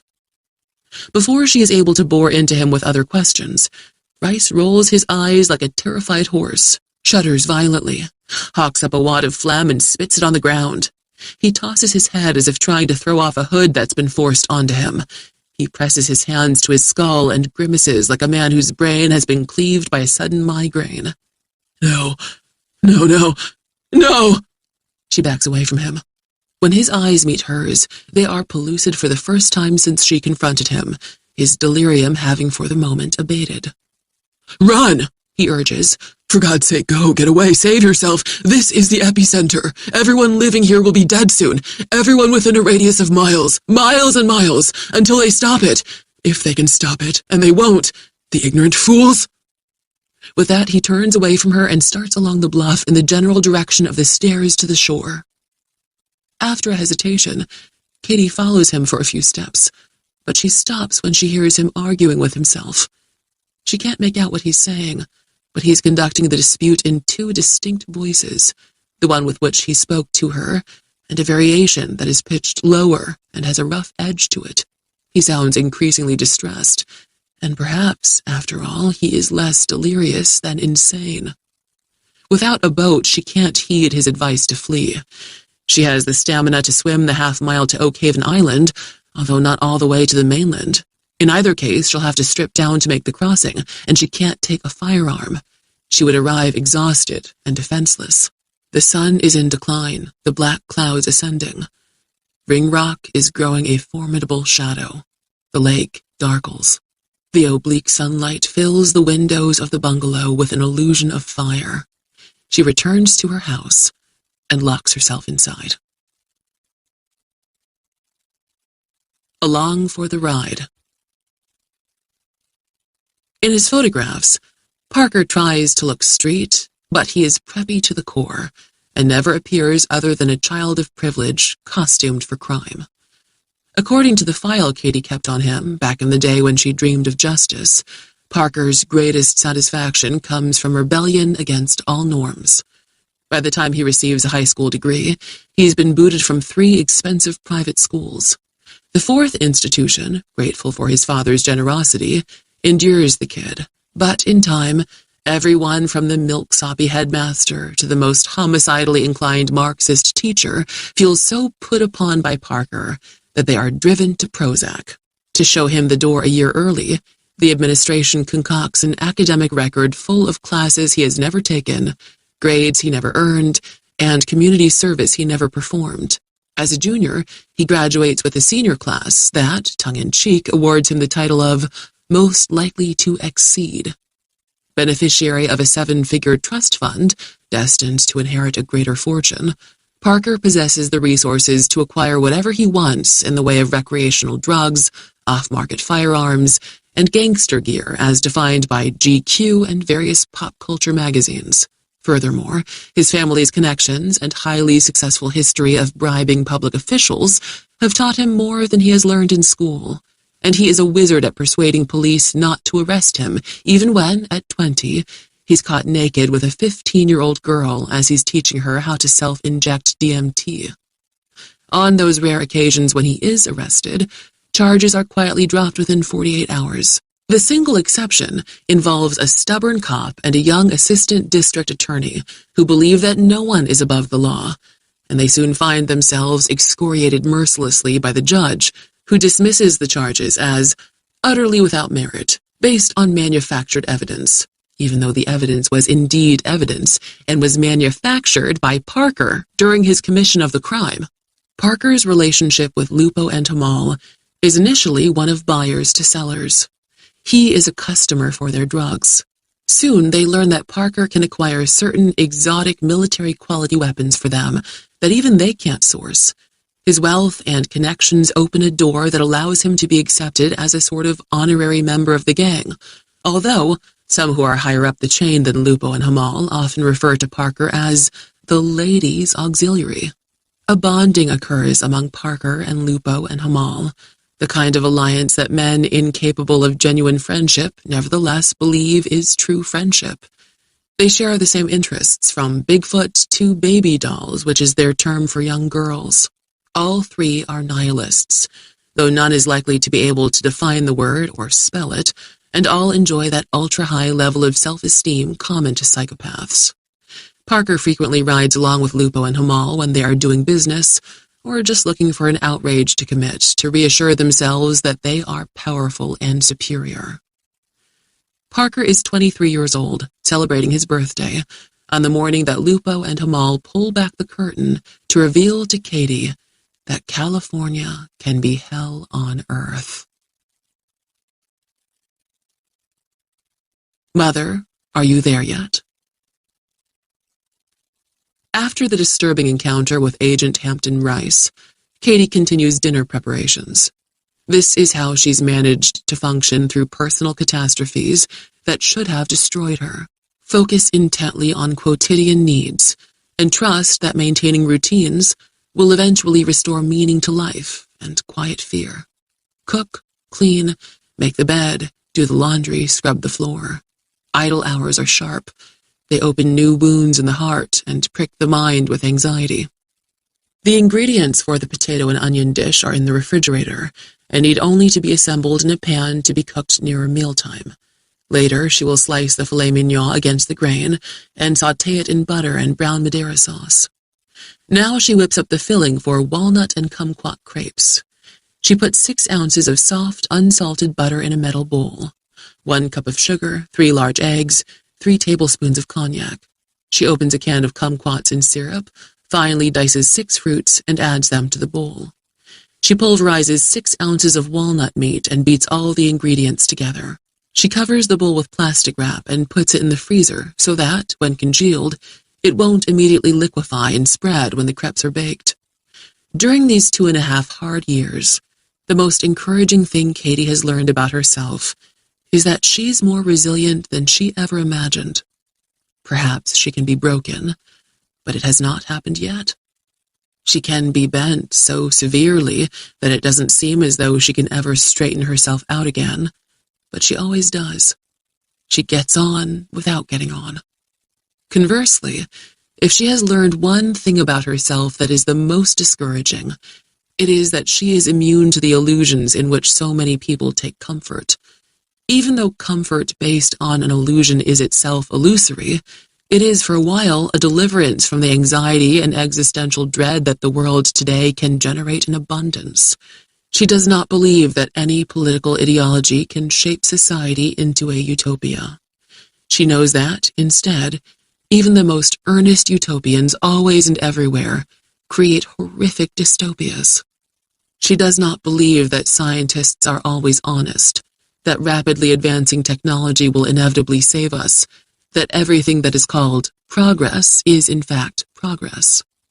She knows that experts are often frauds, that intellectuals can be as ignorant as anyone, and that those who most strenuously signal their virtue and are celebrated for it will always prove to be among the most corrupt. Such innate clear-headedness ensures that comforting illusions will elude her, though there are times, as now, when she might welcome the comfort of them. When a majority of people in any society share the same array of illusions and cling passionately to them, they will encourage one another until illusion becomes delusion, until delusion becomes mass insanity. Whole societies do go mad. History is filled with chilling examples. Joe Smith knew it when he built this house.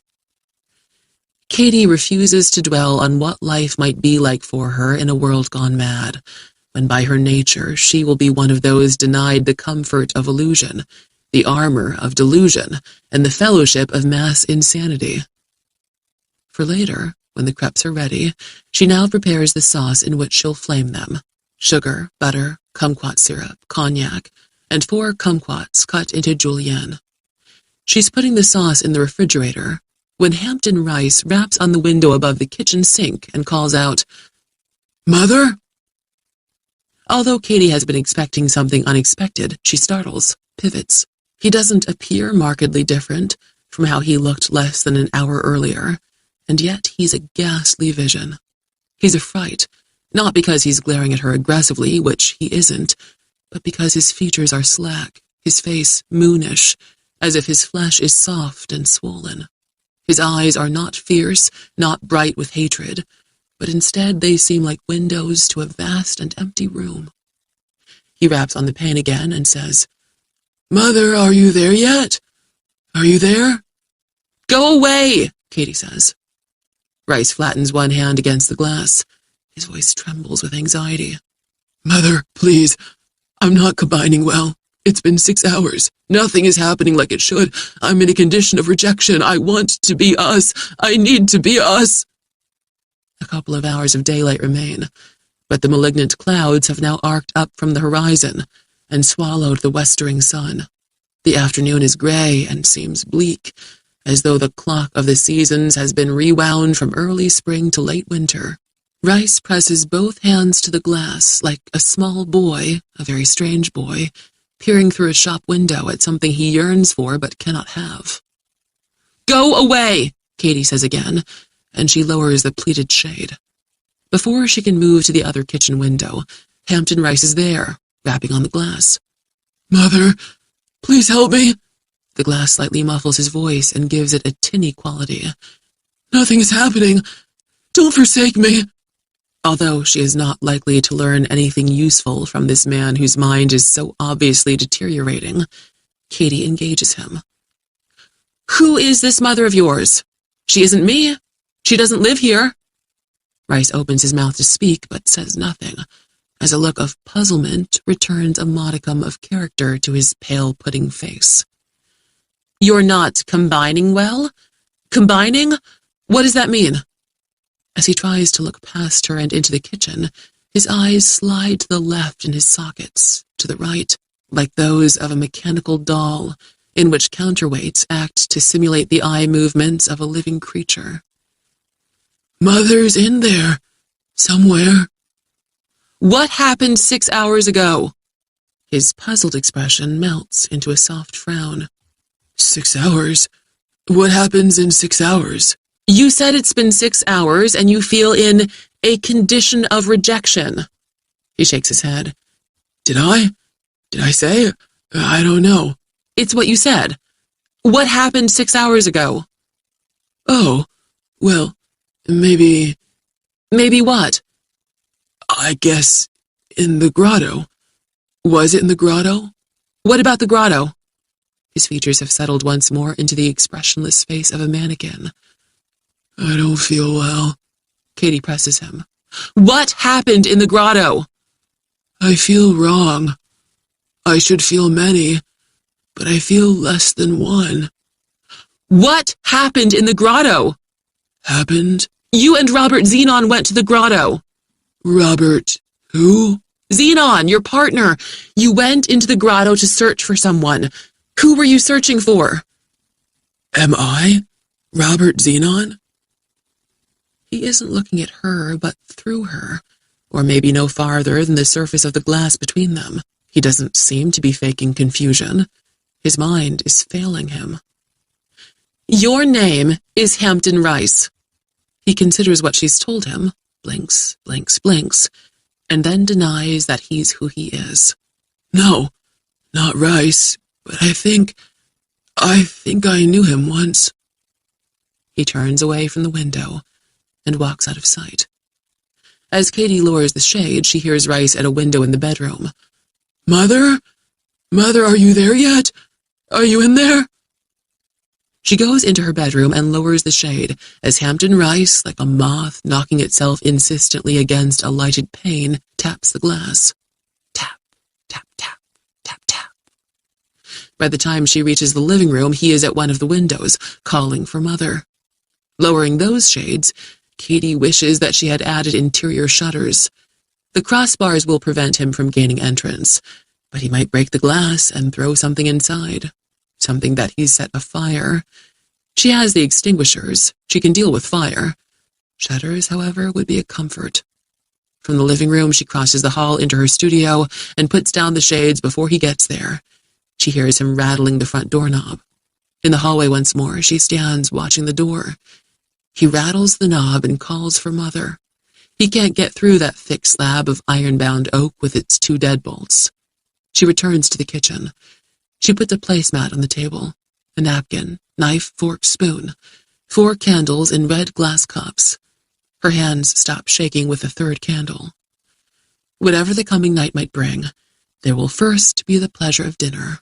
Filet mignon sautéed in butter and served with brown Madeira sauce, the elaborate potato dish, 2 or 3 well-stuffed crepes for dessert, possibly with a scoop of ice cream on the side. It's good enough to be a prisoner's last meal on death row. "Fuck that," she says. "It's just another dinner." She has half a bottle of Cabernet Sauvignon from the previous night. Putting out a wine glass, she considers filling it now. Better to wait. She'll need it as a sleep aid. In memory of the dog. With time to pass before the final preparation of dinner, Katie sits at the kitchen table, reading T.S. Eliot. She finds solace in the elegance of his lines, in his profound trust that mercy and meaning are woven through the fabric of this world. His belief, like hers, isn't just of the heart, but is also of the intellect. Perhaps she shouldn't need the latter, should rely solely on the grace of hope, but she is who she is. As an artist, she can create only when using 2 brushes, one of emotion and the other of meaning. Here is what I feel, and here is what I know, and on this canvas is a small slice of the world, not merely how I see it, but how it truly is. On the table before her are 4 bronze urns, all simple in design, one smaller than the other 3, each standing behind a candle in a red glass cup. She has brought them from the bedroom closet, where they have stood on a shelf out of sight for a year. She is not a sentimentalist, indulging excessively in tender emotions that, with gaudy flourishes, paint over the stark truth of loss and pain. Loss is the basic fact of life. All flesh is grass and withers away. Pain is not her nemesis, but her ally. She doesn't want to dull the scalpel of pain until it's merely melancholy, because its sharpness keeps her focused on what matters in life and in her art, and it reminds her of the promise she must keep. The 4 urns stand on the table not so she can use them as an excuse to drink too much wine and wallow in sorrow as a distraction from fear. She wants them nearby in the event that a contingent of sheriff's deputies or National Guardsmen or other authorities arrive to evacuate her from the island. Slung from the back of one of the chairs is a satchel into which she can tuck the urns. Whatever is happening on Ringrock is no small matter, and the consequences have not been contained. They are spreading. If the authorities aren't aware of that, they soon will be, and they will act to cordon off the threat, even if ineffectively. She reads aloud from Eliot. "I said to my soul, be still and wait without hope, for hope would be hope for the wrong thing." And then she closes the book and sets it aside. The smallest and simplest of the 4 urns holds the ashes of a golden retriever, Cassie, who lived 12 years in the splendid joy and innocence that is the lot of beloved dogs. Katie was 20 when Cassie came into her life, 32 when Cassie was taken from her by cancer. The pain that racked Katie on that day of parting would, in a short time, prove to have been a gift. It was a preparation for a loss that, without a past experience of terrible grief, might have destroyed her. She sets about preparing dinner. As the ingredients of the potato dish are crisping in a deep-walled skillet, she begins to slice the fillet. When something thumps against the window above the sink, she looks over her shoulder at the pleated shade. "Go away," she says, assuming that, in his delirium, Hampton Rice has returned. After a silence, a mewling noise like that of an animal in distress causes her to put down the knife and cross the room to the sink. The cry is thin and pitiable, too childlike to be the work of a grown man like Rice. When the whimpering doesn't relent, she raises the shade and discovers Michael J. has sprung onto the deep window ledge.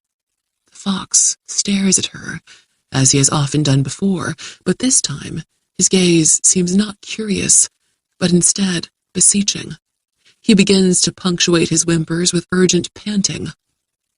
Earlier on the pier, Katie had thought that he was yearning to escape Jacob's ladder for Oak Haven or the mainland. She's even more convinced that she understands his current anguish. If he isn't able to leave this island, he wants desperately to be granted the shelter of the house in these last 2 hours of daylight. Her island is free of rabies. No reason to fear a 20-some-pound fox. His kind feeds on birds, eggs, lizards, mice, berries, nuts, grasses, and roots. Nonetheless, she hesitates as his panting grows more frantic. She looks toward the candlelit table at the smallest of the 4 bronze urns. Michael J.'s whimpering reminds her of the sounds that Cassie made as the veterinarian prepared the catheter through which the dog would be relieved from cancer and receive a merciful death. In memory of Cassie, and with a sense that all the creatures of nature are perhaps at as much risk as she is, Katie decides to go outside and, depending on the behavior of Michael J., encourage him to join her in the house.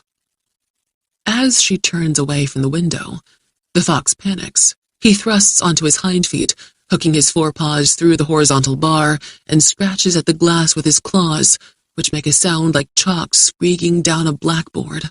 His whimpers grow louder and longer, shrill expressions of terror. She turns off the flame under the skillet. Hoping to calm the creature so that he'll wait for her to come outside and lead him to the door, she unlatches the casement. The halves open inward. Michael J. at once drops to all 4s on the window ledge and thrusts his head through the lower right quadrant formed by the steel bars. As Katie warily backs away, the fox, lean, lithe, and driven by panic, squirms through the opening, drops into the sink, scrabbles against the stainless steel, panting frantically, his eyes so very wide. He erupts onto the counter, leaps to the floor, and scurries to the far end of the kitchen. Katie watches as her visitor paces and sniffs the floor, no longer whimpering, as he smells the narrow vertical space where the pair of lower cabinet doors meet, as he assesses the gap at the bottom of the door to her bedroom. Whether he is reassured or not, he's panting less rapidly. He stands watching her as she watches him, his tail held straight out behind him, like it is when he is running or preparing to run. Katie talks to him as she had once talked to Cassie, with the conviction that either by the action of instinct or by a psychic ability to read emotion and intent, he has a general sense of what she's saying to him, although of course he does not follow her word by word. "I'm beginning to think you're a bellwether of what's coming. If I'd paid attention to you when we met in the woods this morning, thought hard about the fear that drove you up the tree, then after I met Zenon and Rice at the grotto, I might have taken my boat to the mainland while it still had an engine. What's next, Mr. Fox?" He lifts his head high and sniffs the air and stares past her. When she turns to see what has his attention, she discovers the open casement. She returns to the window. A cool breeze stirs her hair as she closes the hinged halves and latches them. Although the sun is drowned in the unspent sea of the storm, though the light of day is now indirect, half the sky remains blue. The spreading wool pack appears clotted with soot, but lightning does not yet craze the sky, and thunder remains trapped in the storm's dark throat. Ringrock lies under the shadow of the clouds. On any other late afternoon, with such bad weather gathering, lights would already be visible over there. Not today. She lowers the shade and looks again at the fox. He regards her solemnly for a moment, then sniffs the floor, circling as if following a spiraling scent, until he curls up to the right of her bedroom door, He rests his chin on his crossed paws and watches her, his perpetually pricked ears suggesting that he is alert and that his current safety is not to be taken for granted. With a rough sponge, soap, and hot water, Katie scrubs out the sink. She fills a bowl with water and places it in a corner where Michael J. can drink whenever he wishes.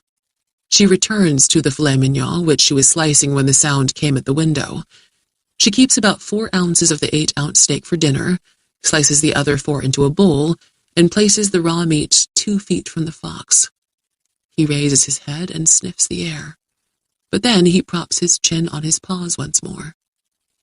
At the cooktop, switching on the flame under the skillet, she says, "If you're concerned about the environmental effects of the flatulence of cattle, don't be. It's a myth. What'll kill us all is the flatulence of politicians." She turns the potatoes, onions, and peppers, which are browning nicely.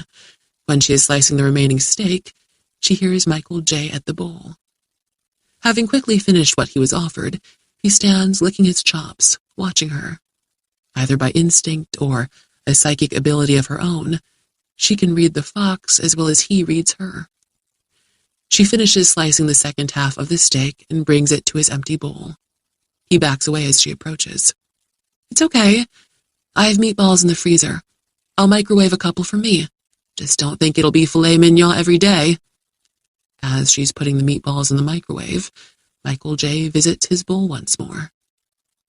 She is as alone as ever in defense of her freedom and her life, but the mere presence of the fox has, to a surprising extent, relieved her loneliness.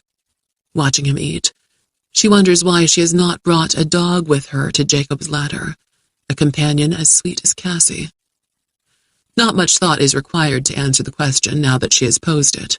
She's surprised that she has lived here more than 2 years without previously asking it of herself.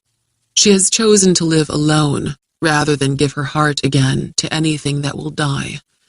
She has done this unconsciously, without considered intention. By the time that she sits down at the table with her dinner and a glass of wine, she has arrived at the disquieting thought that she has kept the promise in only the most minimal sense, not in the true fullness of its meaning. She's done what Avi asked of her as he lay dying, but she's been miserly in her interpretation of the key word of the promise. He had not asked her to paint a portrait of him, that he might be immortalized by her talent. But if he'd made that request, she would never have imagined that a canvas as small as a postage stamp would fulfill his request. Instead, fearing that grief would destroy her, he had made her promise that she would live.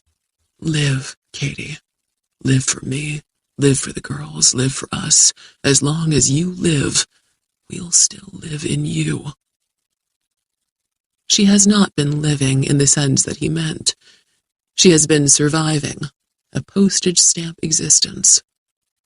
She looks across the table to the fox that lies curled on the floor, to the right of her bedroom door. He is sleeping. The last daylight has waned beyond the window shades. 4 overlapping pools of candlelight and shadow glimmer and pulse on the ceiling. Filtered through the votive glass, mists of red radiance glow in the golden pine cabinets and paneling. An almost subliminal sound incites the fear that strains at the leash she has put on it. Perhaps it's the first roll of distant thunder, the storm breaking far to the south and west. An error of timing. For Lupo, Hamal, and Parker, Saturday is party night, a night for doing shots and drugs and doing a girl together.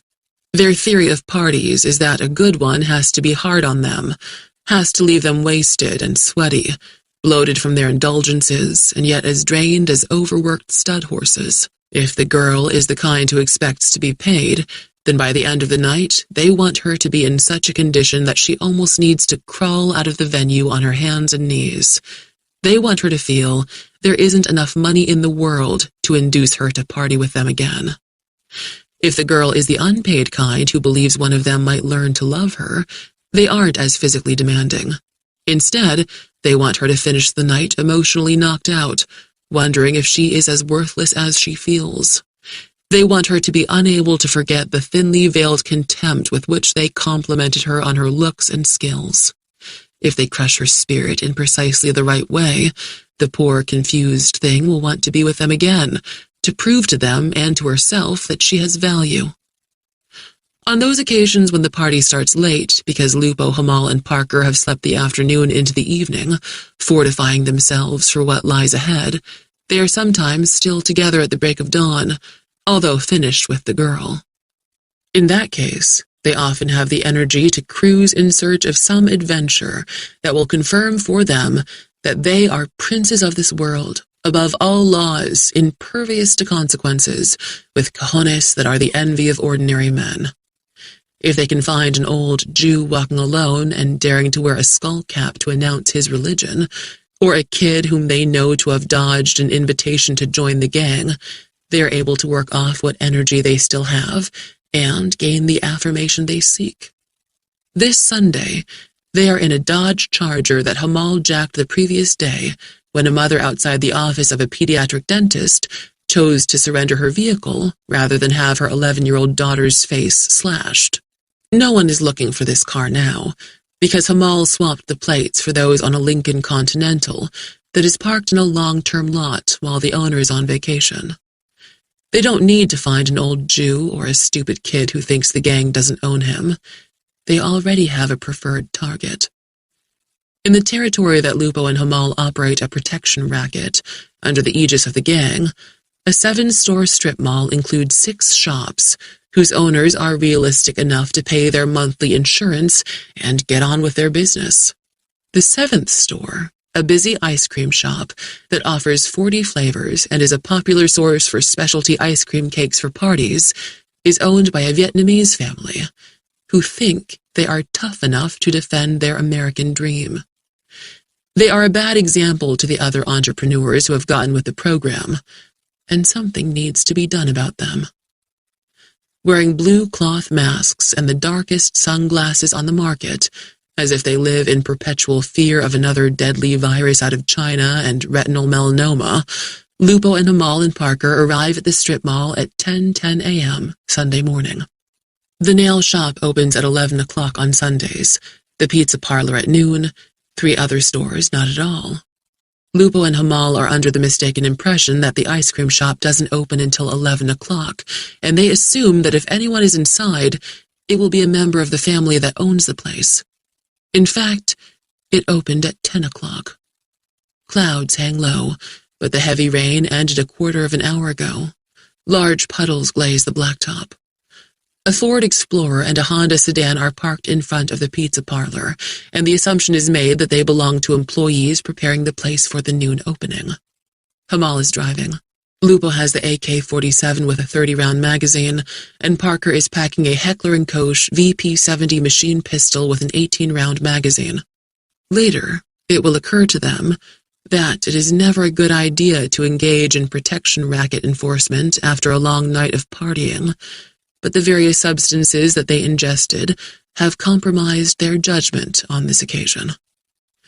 Hamal parks parallel to the curb in front of the ice cream shop. Lupo throws open the front passenger door, gets out, and trains the assault rifle on the storefront. The morning light has made a mirror of the big windows, and the interior of the business is further obscured by a banner advertising 5 new flavors. As far as Lupo can see, or cares to see, the place is deserted. He spends 30 full metal jacket rounds on the shop, shattering the windows and blowing the shit out of whatever equipment and freezers might be in the way. Parker, who has emerged from the back seat of the Dodge, has set the selector switch on the VP-70 for 3 burst shots. He depletes the magazine with 6 quick pulls of the trigger. He has no expectation that he will add much damage to what Lupo creates. He just wants to be part of the fun.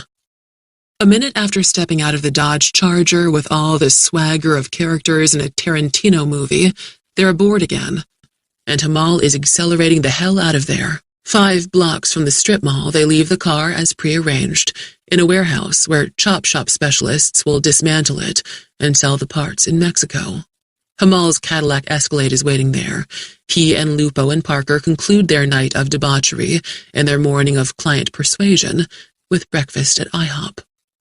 They do not expect to have gunned down anyone in a deserted ice cream shop, although if members of the family that owns it happened to be there and took a few bullets, well, it was pride that did them in, a refusal to bend to the will of their betters. In fact, one member of the family was behind the ice cream display coolers. 2 others were in the kitchen, but none was injured. The fatalities occurred in the area where customers wait to have their to-go orders filled or sit at small tables to eat. The victims include Harry and Emma, Katie's mother and father, who were buying a quart of Cherry Delight and another of Blueberry Swirl to serve at lunch. Harry and Emma came to the shop directly from church in the company of Penny and Regina, their 8- and 10-year-old granddaughters, whom they were entertaining for the day. The girls sustained multiple horrific wounds to their heads and bodies. When identifying Penny and Regina for the medical examiner, their father, Avi, a former Marine who had seen combat in the Middle East, began the descent into despair that would lead him to take the law into his own hands and result in his destruction. Meanwhile, on Oak Haven. After failing to come home the previous day, at last Francesca pilots their boat back from Ringrock, arriving just when Sarah and Libby have finished eating dinner. Raleigh isn't with her. Francesca has nothing meaningful to report about what happened over there, the reason for all the commotion. The explosions, she says, were just an experiment. As to why Raleigh is still on Ringrock, she says only, "He's busy," as she hangs the cabin cruiser key on a pegboard by the back door. Sarah, the housekeeper, nanny, tutor, cook, offers to make a martini, and Francesca accepts. At the kitchen island, while the cocktail is prepared, meaningful looks pass between Sarah and Francesca. Young Libby is acutely aware that, with their eyes, the 2 women have agreed to talk later. Sarah is something more than a housekeeper, nanny, tutor, cook, but Libby has never been able to find out what that something more is. Martini in one hand, her laptop in the other, declaring that she is exhausted, Francesca intends to retreat to the master suite to take a shower. Before she leaves the kitchen, her only interaction with Libby is to ask 2 questions about Aztec culture, currently in the curriculum, as a test to determine if the girl has been keeping up with her studies. While Sarah clears the table of the dinner debris, Libby goes out to the yard to practice backflips, cartwheels, somersaults, and walking on her hands until the storm might eventually break and drive her inside. It's dark, but she could do gymnastics blindfolded.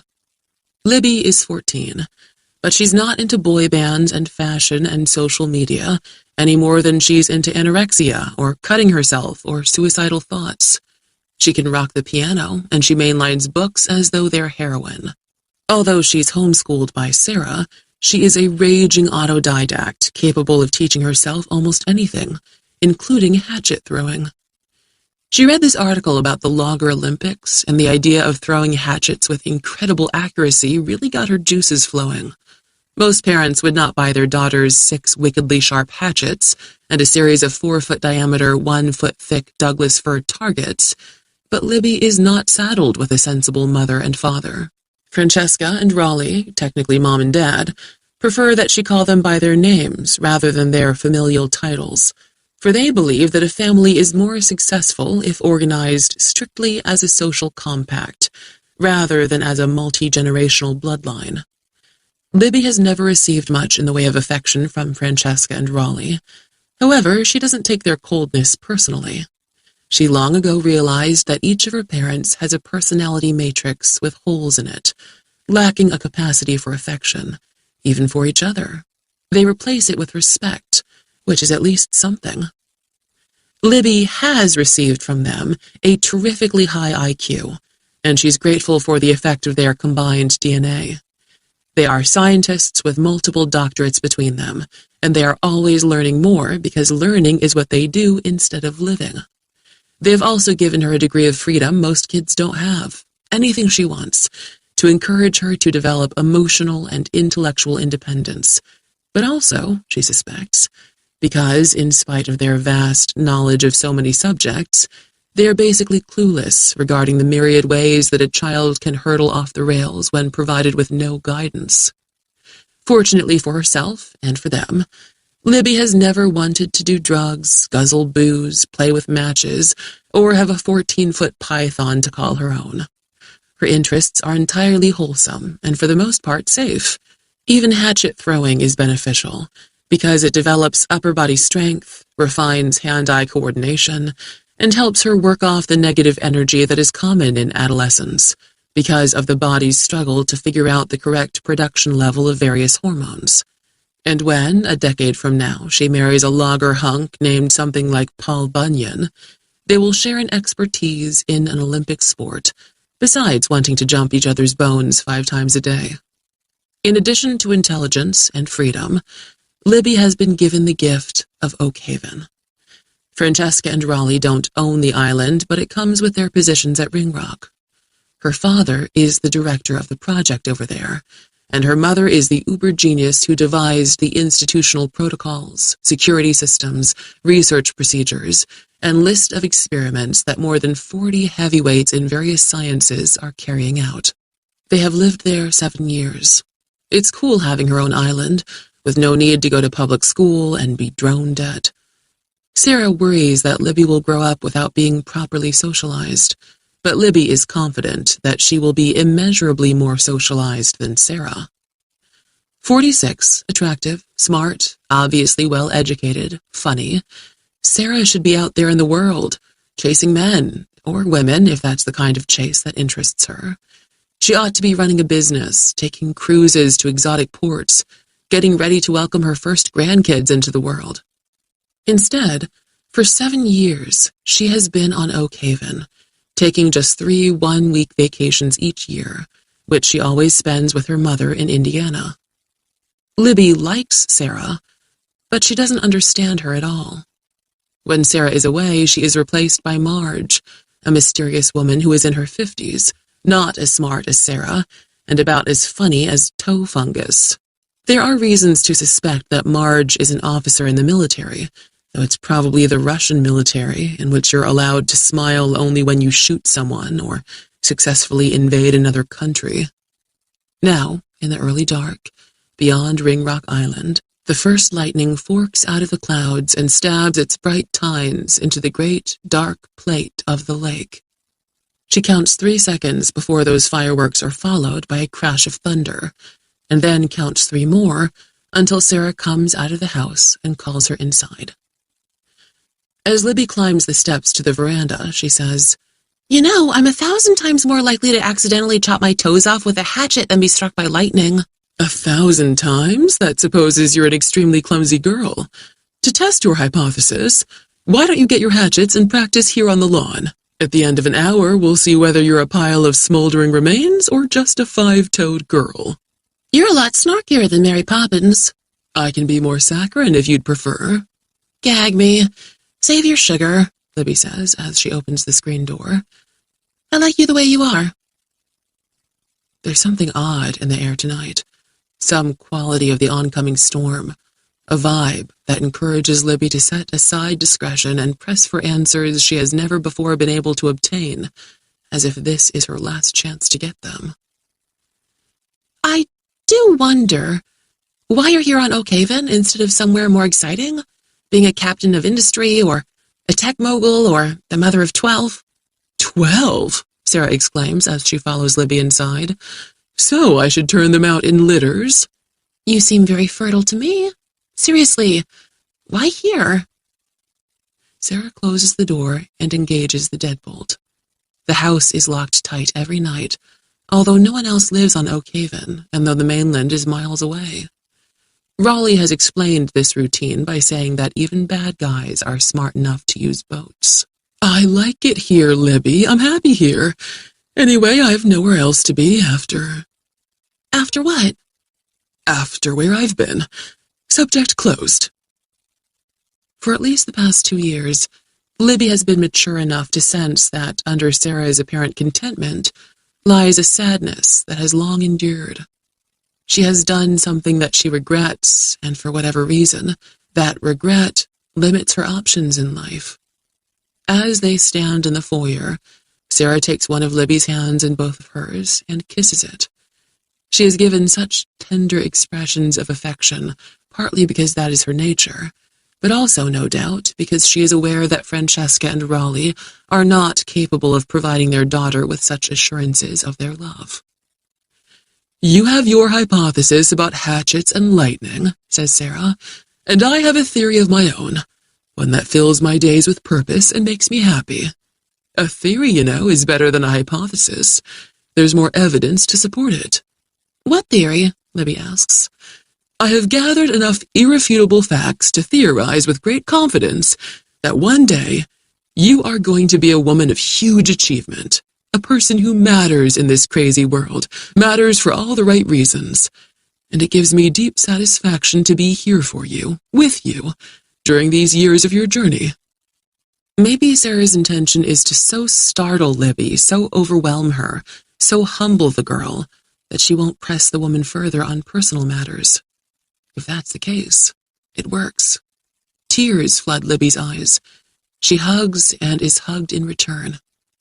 To her dismay, Libby doesn't know what to say after the hug. She bolts up the stairs like a discombobulated 10-year-old, for God's sake.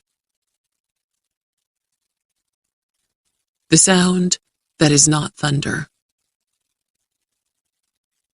Meat and potatoes are enough to satisfy Katie. She is too agitated to take the time to fold the filling into the crepes and flambe them. She washes the dishes by hand and puts them away. A second glass of Cabernet Sauvignon can't protect her from anyone who might be roaming the night on Jacob's ladder, but neither is it enough to dull her wits and worsen her situation.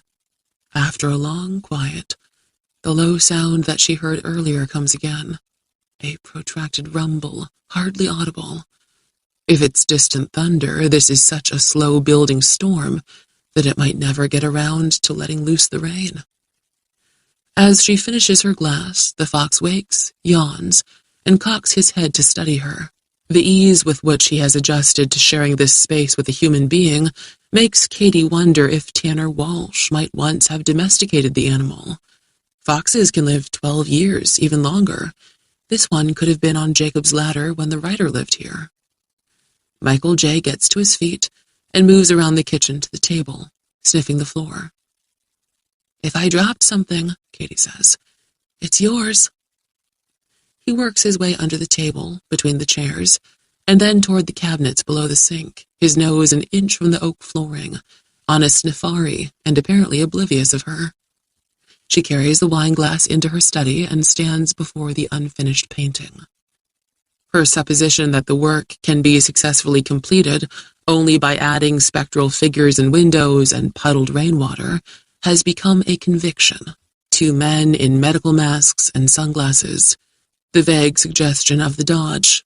Each reflection must be distorted by the angle at which it's cast, and by the usual quirks of light, so that the truth of it can be seen only with long study. Still better, Lupo and Parker won't be represented in a distortion of their actual appearance, as a comment on the condition of their souls, but will be portrayed in some symbolic fashion that, as yet, eludes her. For the first time, she understands that she has long been aware of this solution to the problem of this painting, and has not wanted to acknowledge it. She might not have the talent to pull it off, which will be a deeply dispiriting failure. And if she does pull it off, she'll be turning a corner from one phase of her life into another, putting a greater distance between herself and those she lost. Now, memories of her family warm her.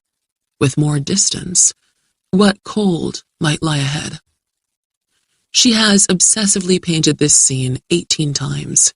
She destroyed 17. She's painted nothing else in 2 years. Live, Katie. Live for me. Live for the girls. Live for us. As long as you live, we'll still live in you. That is the promise she made, to live for them. But she has been doing little more than surviving. For her, especially now that she has no one, living means painting successfully, not merely the single fateful canvas, but also all the art that crowds her mind. The fear visited upon her this strange day has shaken her into recognizing the other fear that has hampered her, the fear of moving on, which prevents her from fulfilling the promise. Michael J. enters the studio, still tracking whatever scent has mesmerized him. The sound that before seemed like distant thunder now comes a third time. On this repeat, Kitty realizes it's not a formidable roar reduced in effect by distance. It's a more intimate sound, subtle and close at hand, arising either immediately outside the house or from a source in these rooms. Goodbye to all that. In her room, by the low light of a small lamp, Libby sits on her vanity bench, plucks Kleenex from a box, blots her eyes, and blows her nose. She stares at herself in the mirror, wondering if anything that Sarah said about her future might have any chance whatsoever of coming true. Maybe. No way. Well, okay, it's as likely as being struck by lightning, but not beyond possibility. The geometry of the windows repeatedly prints on the room as the sky is fractured by lightning and a megatonnage of thunder. A wind like a blast wave hammers rain against the windows. Battalions are marching across the roof. Libby is suddenly embarrassed to be studying her reflection for signs of future greatness. She feels like a self-absorbed doofus in one of those teen-themed TV shows that make her want to barf an ocean. She goes into the adjacent bathroom and splashes cold water on her face, careful to avoid the seductive mirror above the sink. In her bedroom again, she turns on a second lamp and takes a paperback from her bookcase, a favorite novel that she has read twice. There's a character in it, a girl named Leilani Klonk, with whom Libby identifies. Leilani has a twisted leg that requires a brace and a deformed hand that surgery can't correct, but there are other things about her and her situation to which Libby can relate. She sits up in bed, thumbing through the book, reading passages that she previously marked. The storm inside her is quieter than the tempest outside, but it's a storm nonetheless. The weirdness of the recent tumult at Ringrock has knotted her nerves. She hopes reading about Leilani will untie them, but her attention is repeatedly drawn to the windows, to the night and the storm into which Ringrock has vanished, as if it never existed. Francesca and Raleigh think Libby doesn't know what work they have undertaken on Ringrock for the past 7 years. It's as top secret as anything ever was. None of the computers at the research facility is linked to the internet, so they can't be hacked. The people working over there have security clearances for which God himself wouldn't qualify. When her parents bring work home, which they do all the time, it's always on laptops. At night, Francesca locks their laptops in the bottom drawer of a file cabinet in their study. The cabinet is bolted to the wall and features an alarm that will be triggered if an attempt is made to drill out the lock or pry open a drawer. Libby is not by nature a snoop, or at least she doesn't think she is, but every girl of a certain age has some Nancy Drew in her. Any girl that doesn't is pathetic. And when you've lived on an island soaked in as much mystery as it is in sunshine and moonlight, with parents engaged in hugger-muggery and as uncommunicative as the stoneheads on Easter Island, if you don't sooner or later attempt to satisfy your curiosity, your skull will explode. Libby's skull has not exploded. Acquiring national security secrets required the successful completion of 2 tasks. First, find the key to the file cabinet. She had often seen her mother's and father's key rings, the same 2 keys on each, one that worked the house locks, another for the 30-foot cabin cruiser. She figured they hid the file cabinet key somewhere in the study for convenience. At every opportunity, when Francesca and Raleigh were on Ringrock and Sarah was busy preparing lunch or engaged in other work, Libby had searched the study. She'd found the key in an envelope taped inside one of 50 or 60 hardcover biographies that filled a bookcase. Francesca and Raleigh never read fiction for pleasure, only biographies.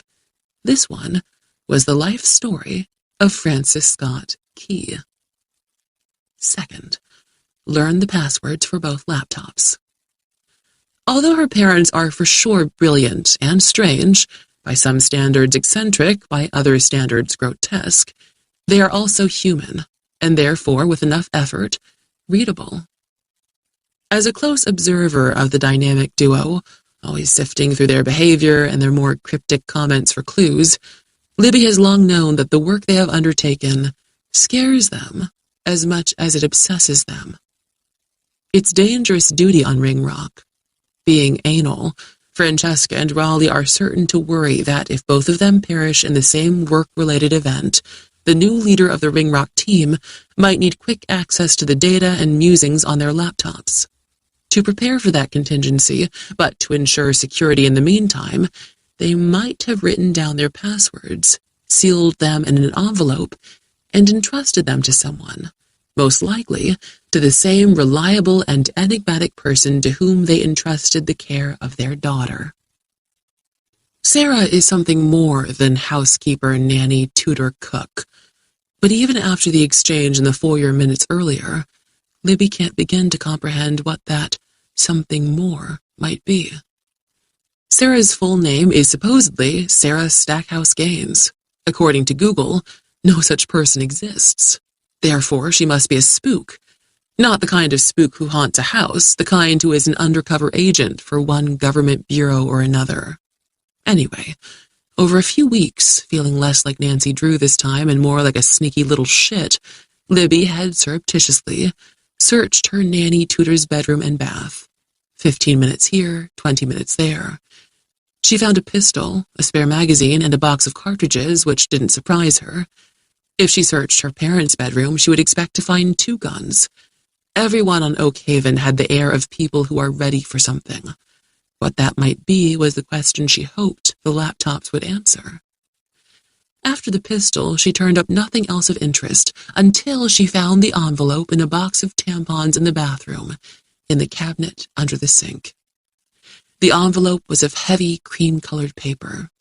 An unbroken red wax seal, impressed with her father's initials, confirmed that it had not been opened.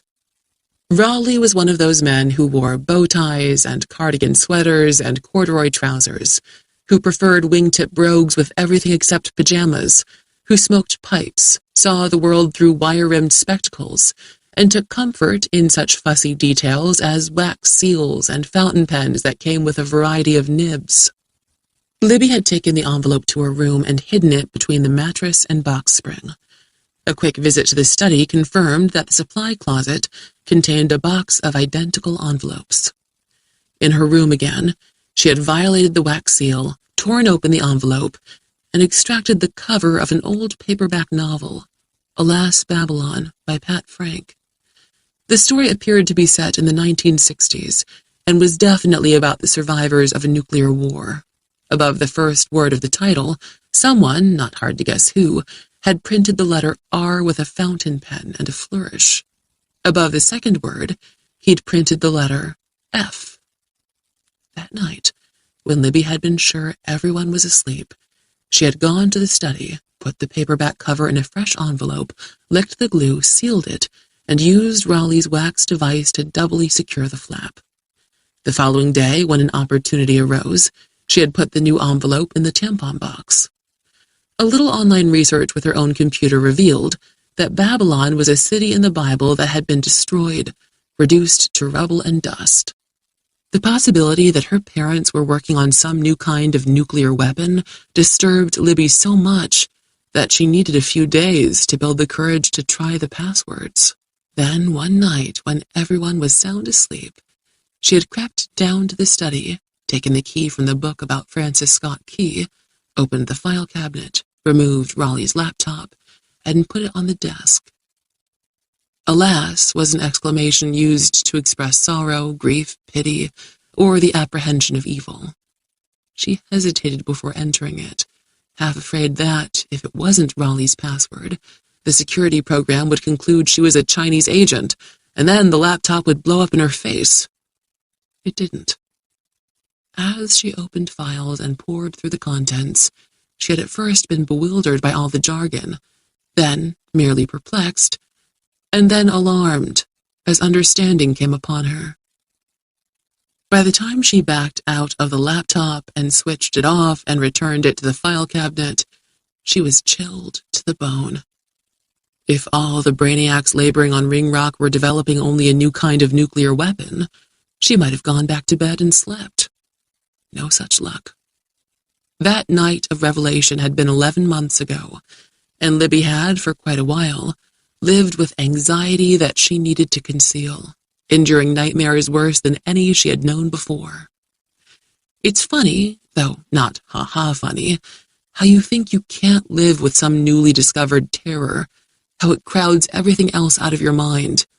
But, as time passes, it becomes just another horrific possibility, like cancer, blindness, an earwig laying eggs in your brain while you sleep, being beheaded by a maniac, a spinal cord injury resulting in quadriplegia, etc.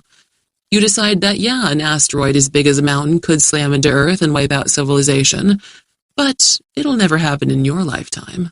Sure, cancer is real, but you most likely have some genetic defense against all forms of the disease. Libby enjoys this capacity for denial no less than other human beings do.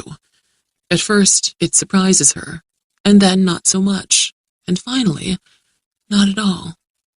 In fact, every time she starts to dwell on the purpose of those on Ringrock, she facilitates denial by focusing on something she enjoys, like a good book, or gymnastics, or throwing hatchets, or imagining herself married to a logger and having kids of her own who will never have to wonder how much she loves them. Right now, however, in the wake of recent events at Ringrock, and considering the fleet of drones that had overflown Oak Haven the previous night, the fear inspired by the contents of Raleigh's laptop is sharper than it's been in months. Reading about Leilani Clonk doesn't provide enough distraction, and there's not sufficient open space in her bedroom to allow her to do cartwheels, and Sarah won't allow her to go outside to throw hatchets in a thunderstorm. It's times like these when it would be good to have reached an age when she'd have the option of boozing herself into a sound sleep. She puts aside the book and gets out of bed and goes to the nearer window. Dazzling light repeatedly washes down the night, as though a door keeps swinging open between this life and heaven. The shadows that leap and throb with each flare are mostly images of oaks cast off as if in a violent molting, but Libby has the impression that a spectral presence moves across the deep yard, independent of the lightning, some entity as dark as a shadow, but not as insubstantial. She usually enjoys storms, nature at her rowdiest, but not this one. She is unable to shake the curious feeling that this isn't just bad weather. It's also cover, camouflage, and some beast moves out there that is more terrible than any monster ever conjured in all the nightmares ever dreamed. The scream that shatters through the house has motive force, pivoting Libby away from the window, toward the closed door to her room and the upstairs hallway beyond. Shrill with rage and need, it's the ferocious cry of something that ravages whatever offends it and feeds on the remains. It sounds like nothing born on earth, and yet Libby believes that she hears her mother's voice submerged in the louder shriek. Not as if her mother is screaming in fear, but as though this is one beast with two throats, one throat within the other, crying out in harmony from a single mouth, human and unhuman, hatred conjoined in a predator incapable of mercy. If this creature is what the information on Raleigh's laptop suggests it is, then when it finds Libby, it will bring her into communion with itself, but also with her mother, if Francesca is already one with it, as she must have been when she came home from Ringrock. Such a commune of flesh and mind, human and inhuman, in a rapture of bloodlust and violence, will be an existence more horrific than anything that anyone has ever imagined hell might provide. It combines. In the wake of the shriek, gunfire erupts. 1, 2, 3 shots. Something heavy crashes over and glass breaks and a door slams. Like a kraken risen out of the deeps, its voice never heard before in the world above the water, the intruder speaks again, a roar entwined with a squeal. This time, Libby hears her name wrapped in the louder sound, attenuated and distorted, Libby. Not spoken in the yearning tone of a mother for her daughter, but as the dead and damned might call jealously to the living. 3 more shots follow the first 3. Libby hurries to her desk and grabs the straight-backed chair. There's a privacy latch that's engaged by a button in the doorknob. No deadbolt. Although the door is solid, the latch is flimsy. It'll come apart if anything of size wants to get in here. She tilts the chair, jams the headrail under the knob. That ought to hold it for a while, but not all night, not until the Marines show up. Anyway, the Marines aren't going to show up. Her breathing is fast and shallow. She's almost gasping, and her heart knocks loud enough for her to hear it. She can't calm her heart, but she hates the panicky sound of her breathing, and she takes slower, deeper breaths. Her 6 hatchets are racked on the wall. She considers them to constitute a work of art. She has painted decorative designs on the handles, not on the grips, just the handles, and they're cool. She takes down 2 of them and stands across the room from the door. She puts one hatchet on the bed with an easy reach and holds the other in her right hand, swinging it back and forth, letting the weight flex her muscles, stretch them out, get them ready.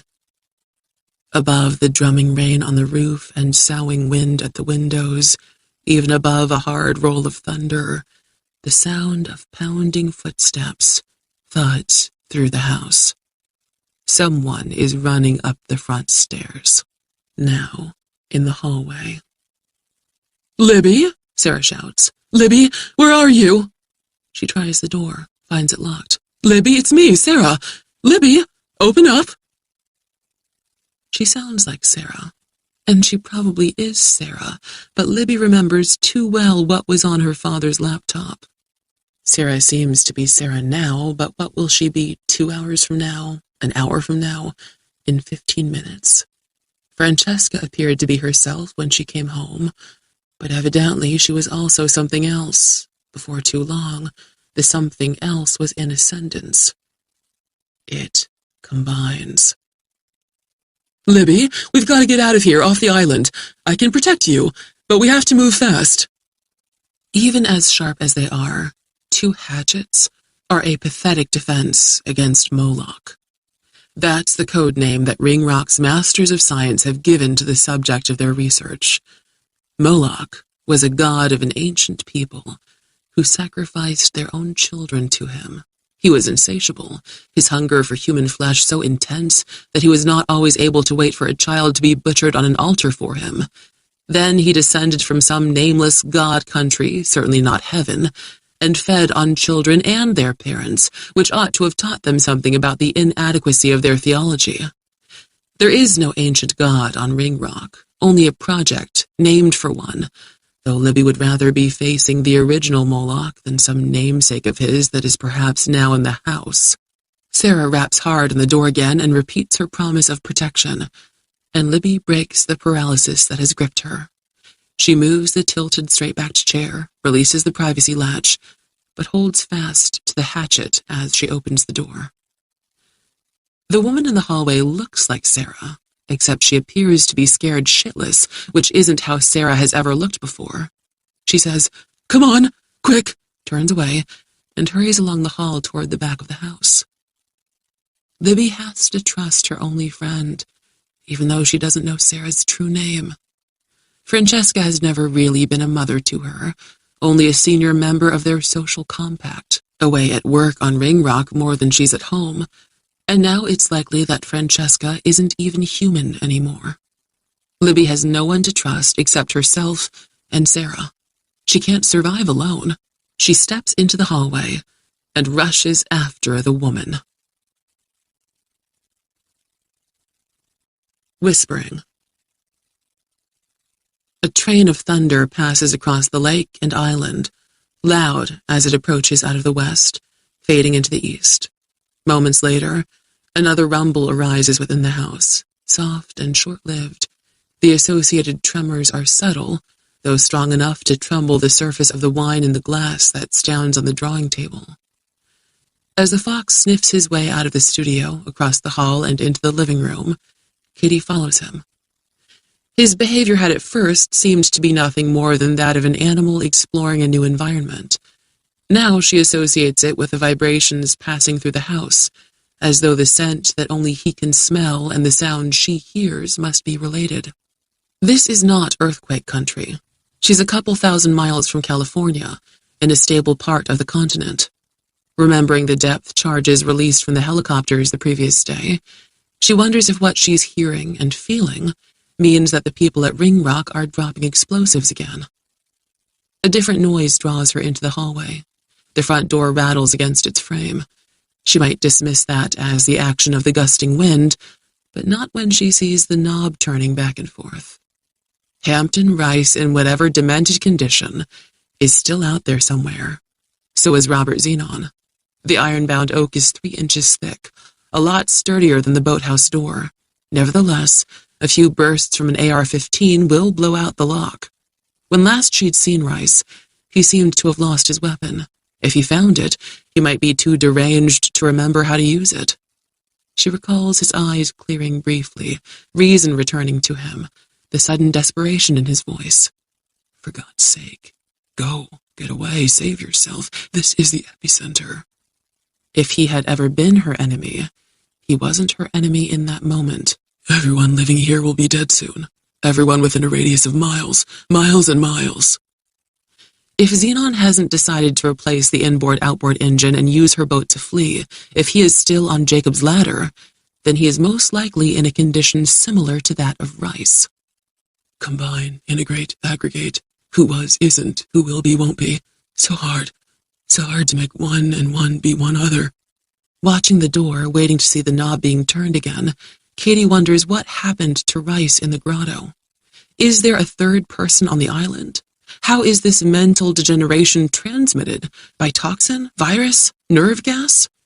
I'm not combining well. It's only 6 hours, and already I feel like I'm in a condition of rejection. Whoever was at the door is evidently not there now. Maybe he's moved to a window. Michael J. completes a circuit of the living room, returns to the hallway, and heads toward the kitchen, making a thin sound of anxiety. The Glock is in the holster on Katie's hip, but the AR-15 and the shotgun suddenly seem dangerously far away, even in this small residence. As she follows the fox into the kitchen, she hears whispering, which might be the wind talking to itself in a flue, but which sounds so much like human voices that she draws the pistol. The only exterior door is intact and doubly deadbolted, and the windows are barred. No one can have gotten inside, but on this goblin night she doesn't trust that what was impossible yesterday is impossible now. She crosses the threshold low and fast, leading with the gun. There's no intruder in the kitchen, but the susurration is louder and more than ever like human voices, 2 or more, conversing in stage whispers, though she can't make out any words. She bends to the fireplace, but the sound doesn't come from there. The windows are closed and the shades are drawn shut. The candles pulse, burnishing the 4 urns with a quivering crimson glow. Claws ticking on oak, the fox crosses the kitchen and lowers his head at the closed door to Katie's bedroom, the only chamber that he hasn't explored. He sniffs along the threshold and then looks at her.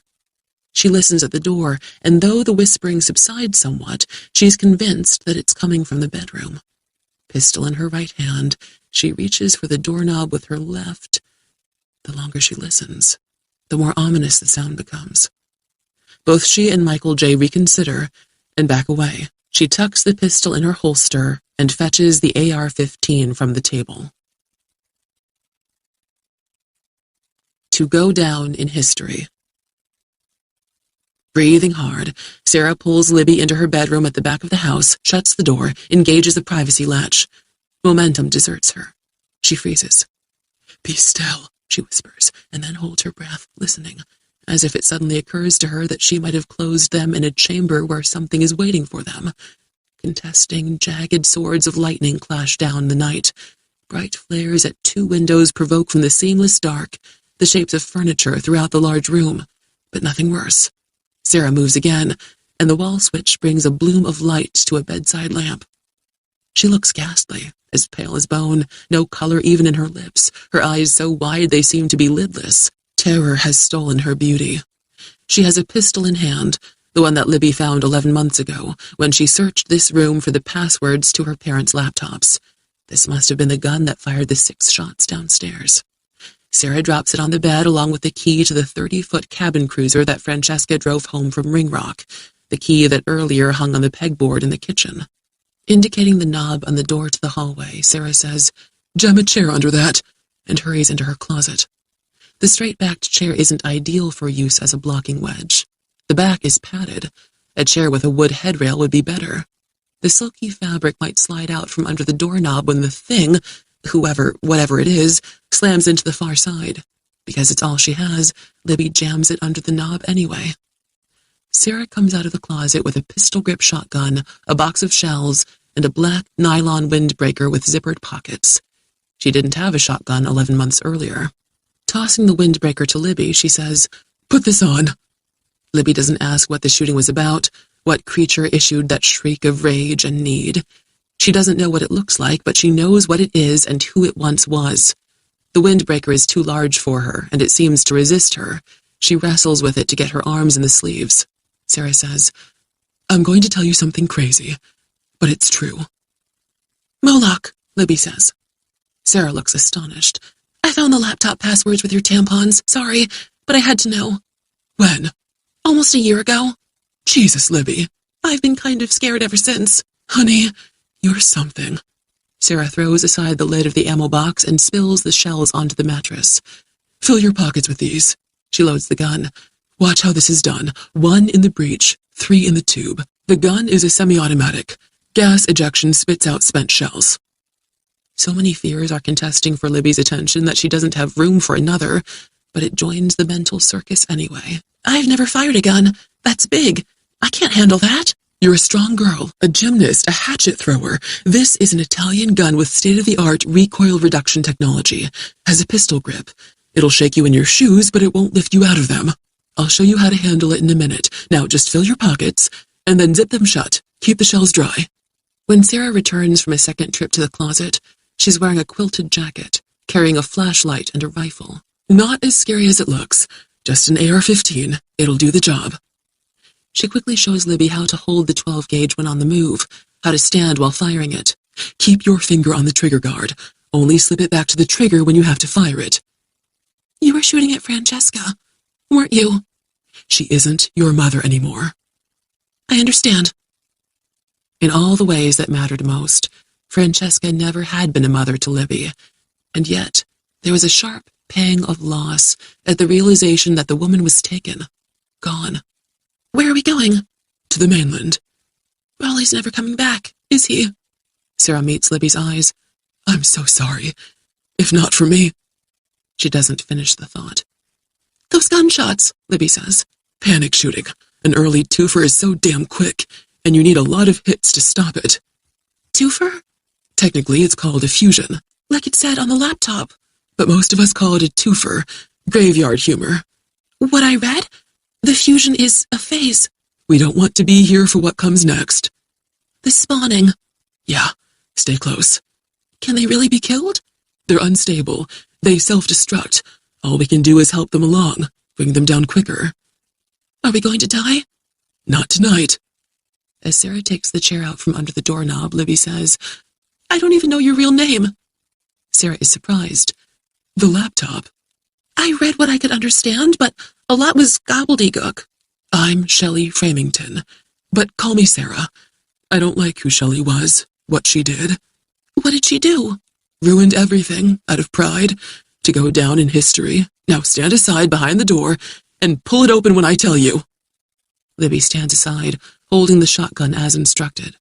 The weapon seems to be alive in her hands, the muzzle arcing up, down, up. She's got to control it before she can use it.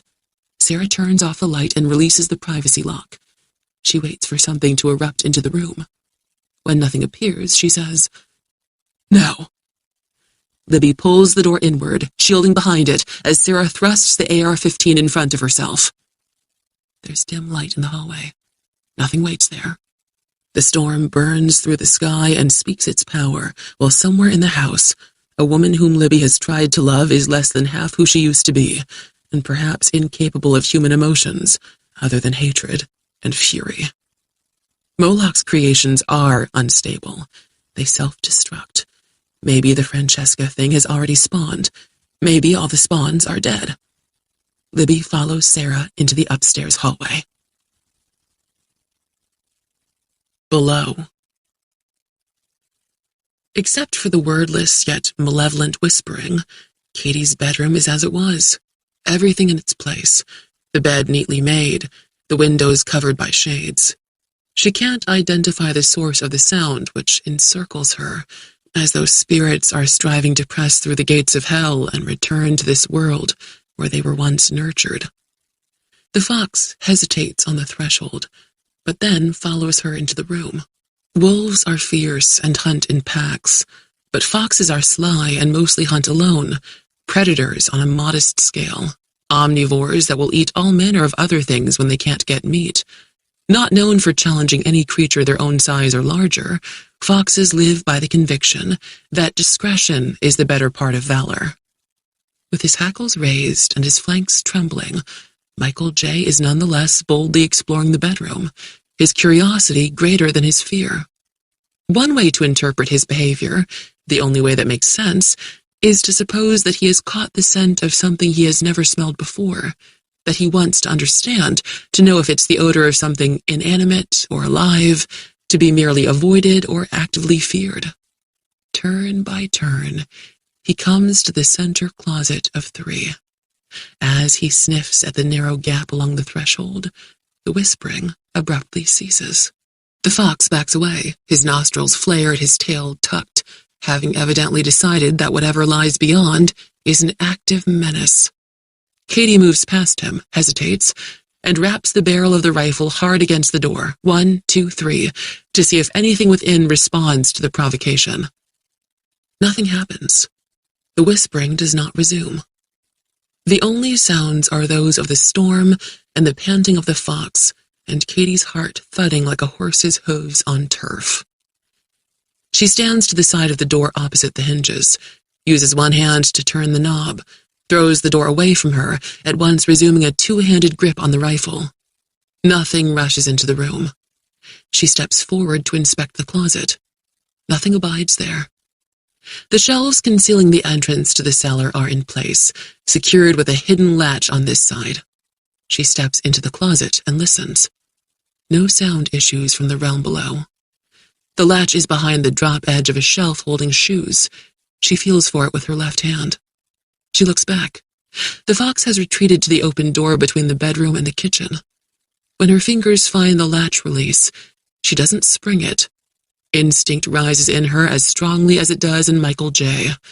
Earlier, the susurrant noise, as of several voices whispering, had seemed to issue out of the air all around her because it was rising into every room from the cellar. The cellar has no windows, no outside door, no vents. It can't have been invaded by anything substantial.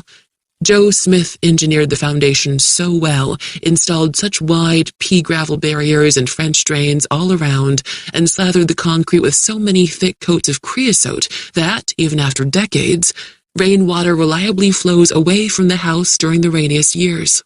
The cellar has never presented her with a moisture problem. If water can't find a way in, nothing can. Instinct insists. She eases her finger off the lock release. The previous night, what creature had capered overhead, torqued the rain gutter when it dropped off the roof, and left a frost of some kind on the ground below the kitchen window? And what of the grass that had grown so much in but a few hours? What were the roots like? How thick and numerous, possessing what questing force? Could a subterranean forest of radicals have in such a short time probed through the long resistant creosote and found tiny fractures in the underlying concrete and invaded the cellar? To what purpose?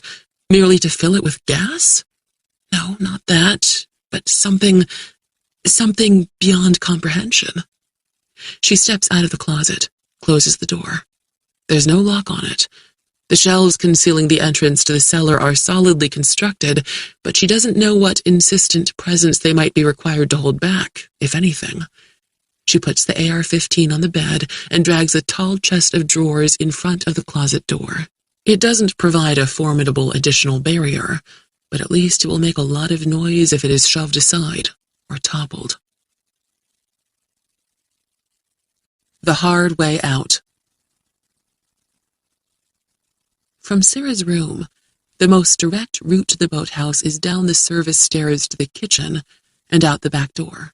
They have a 12-foot outboard runabout, but the much larger vessel Francesca drove from Ringrock to Oak Haven is better suited for a trip to the mainland on a stormy night.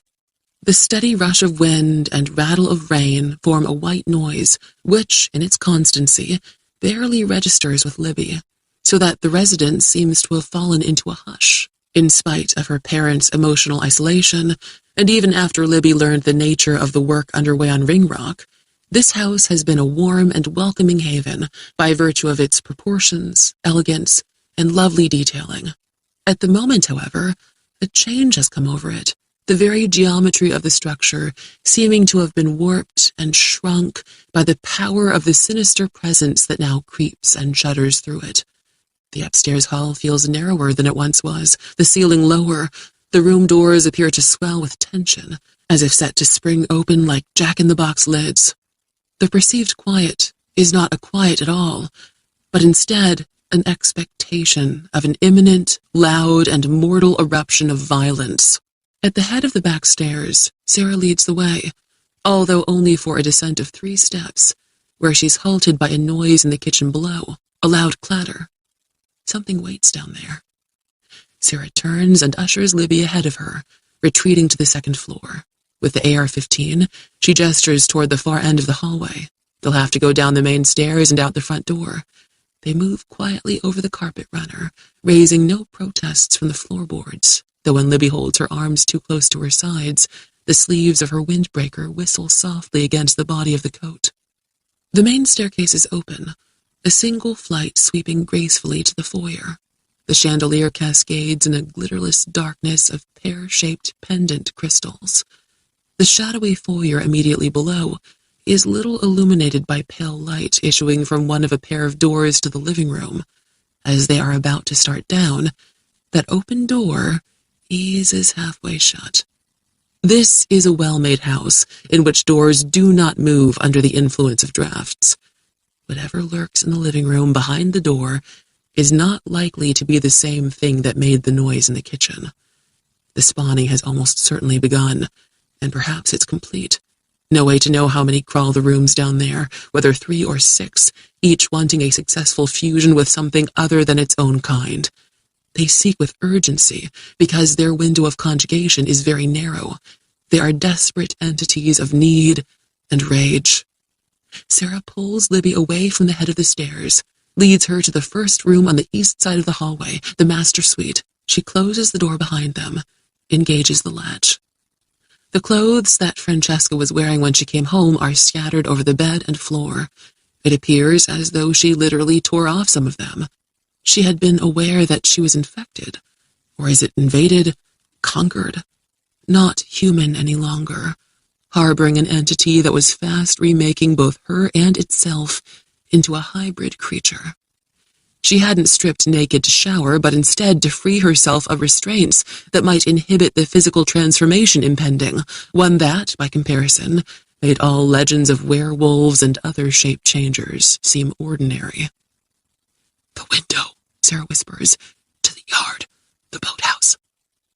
3 windows, all double-hung, offer access to the veranda roof, 2 on the south wall, 1 on the east. The boathouse is to the east, so they try that one, but the lower sash is either warped or painted shut, and Sarah can't move it. At the first of the south-facing windows, the thumb-turn lock is corroded, but it grudgingly moves in increments with a rasping noise as the skin of rust cracks. Perhaps overcome by a presentiment of impending death, Sarah confesses as she twists the lock and struggles to raise the stubborn lower sash. She reveals what she once was, why she's to blame, and how the government will try to contain Moloch once it reluctantly accepts that the threat is no longer confined to Ringrock Island, all in fewer than 50 words, rattled off in a state of terrified expectation. Gripping the shotgun, Libby ducks under the raised sash, swings one leg over the sill and then the other, exiting to the roof of the veranda that embraces 3 sides of the house, into the whipping wet of the storm. She takes 2 steps and turns, sure that Sarah is already clambering out of the window, which is when the thing breaks down the bedroom door and catapults across the room and climbs the woman's back. Sarah reflexively fires 4 rounds with the AR-15, but she's taken so fast that she can't turn to face her attacker or lower the gun. Bullets pound the ceiling, dislodging gouts of shattered plaster. Sarah drops her rifle, or it is torn from her hands, and she is slammed forward, her face against the pane of the raised sash, her eyes shocked wide, her mouth open in an unvoiced scream. The thing that surmounts her is perhaps 5 feet in height, 100 pounds of pale, muscular coils that appear to writhe in greasy knots, yet it has 4 pincered legs, with which it fastens fiercely to her back. Her coat and other garments shred away like tissue paper. The assailant presses down as though thrusting in sexual congress, a creature so strange that no words can convey the horror of it. Like a demon in a dream, it seems to be ceaselessly changing, 1,000,000 species encoded in its genes, so that it can summon itself into whatever form it wishes. The worst thing about it is the misshapen head. It's a human head in which the bones have become as soft as wax, and yet the face, for all its grievous detail, remains recognizable as that of Francesca. Her eyes are sour yellow, and her features twist into an expression of such fury that it far exceeds any emotion she might have felt when she'd been only her passionless self. This beast that has spawned, with others, from the fusion of Moloch and Francesca, now appears not merely to ride Sarah, but also to conjoin with her, apparently remaking her flesh as easily as its own, and she screams against the window glass. The scream is human, for a moment, but then it becomes 2 voices twined in an unholy shriek, simultaneously a cry of terror and one of glee, triumph, and despair. Fright pivots Libby away from the window, impels her across the roof of the veranda, around the corner of the house from the south flank to the east, where the boathouse lies in the distance. Water streaming down the slope into the gutter, her feet slipping on the rain-slick slate, she almost falls, almost spills into space. She keeps her balance. Holding the shotgun in both hands and above her head, she halts and tenses her legs. She jumps and lands with feet as precisely spread as she might when dismounting from a set of parallel bars in a gymnastics competition. The unearthly 2-tone stridulation shrills through the night behind her. Prolonged lightning marries the sky to the earth. Clouds seethe with white fire, while pale light billows across wet grass. Her spirit trembles as her body shudders her toward the boathouse. His hands are instruments of justice. In the month following the shooting at the ice cream parlor, it becomes clear that some power unknown is obstructing the police inquiry. The exterior security cameras at the strip mall are said to have been malfunctioning and have recorded nothing of the events of that day. The seasoned detective assigned to the investigation is replaced by a callow young man with only 1 year of experience in the robbery-homicide division. A pizza parlor employee who had been preparing the business for its 11 o'clock opening the morning of the attack, a potential witness and initially cooperative, abruptly moves back to Mexico, leaving no forwarding address. Avi is a former Marine and 12 years a Navy SEAL who was awarded the Navy Cross. Since leaving the military, he has become a successful entrepreneur in the private security industry. He has the knowledge, resources, and contacts to investigate the investigation. His grief is deep and black and unrelenting. When grief fails to mature into sorrow, he remains as anguished as he was in the hour that he learned his in-laws and his daughters had been gunned down. Convinced that the authorities are working to obscure rather than reveal the truth, he calls in every favor he is owed, presses every button, twists every arm that can be twisted, until he learns there are 3 suspects who haven't been named. Off the record, the older detective who was removed from the case reveals the 3 names, making it clear that none of them will be charged, that if anyone ever is charged, he will be the fall guy. This is because The one named Parker is the son of a United States senator with presidential aspirations. Parker is now in a posh private hospital, a detox facility in scenic Big Sur, under the conservatorship of his parents. An attempt will be made to rehabilitate him. Failing that, he will most likely be deemed to have suffered brain damage due to an overdose and will be transferred to an equally posh long-term facility, where he will be medicated into a condition of permanent docile contentment.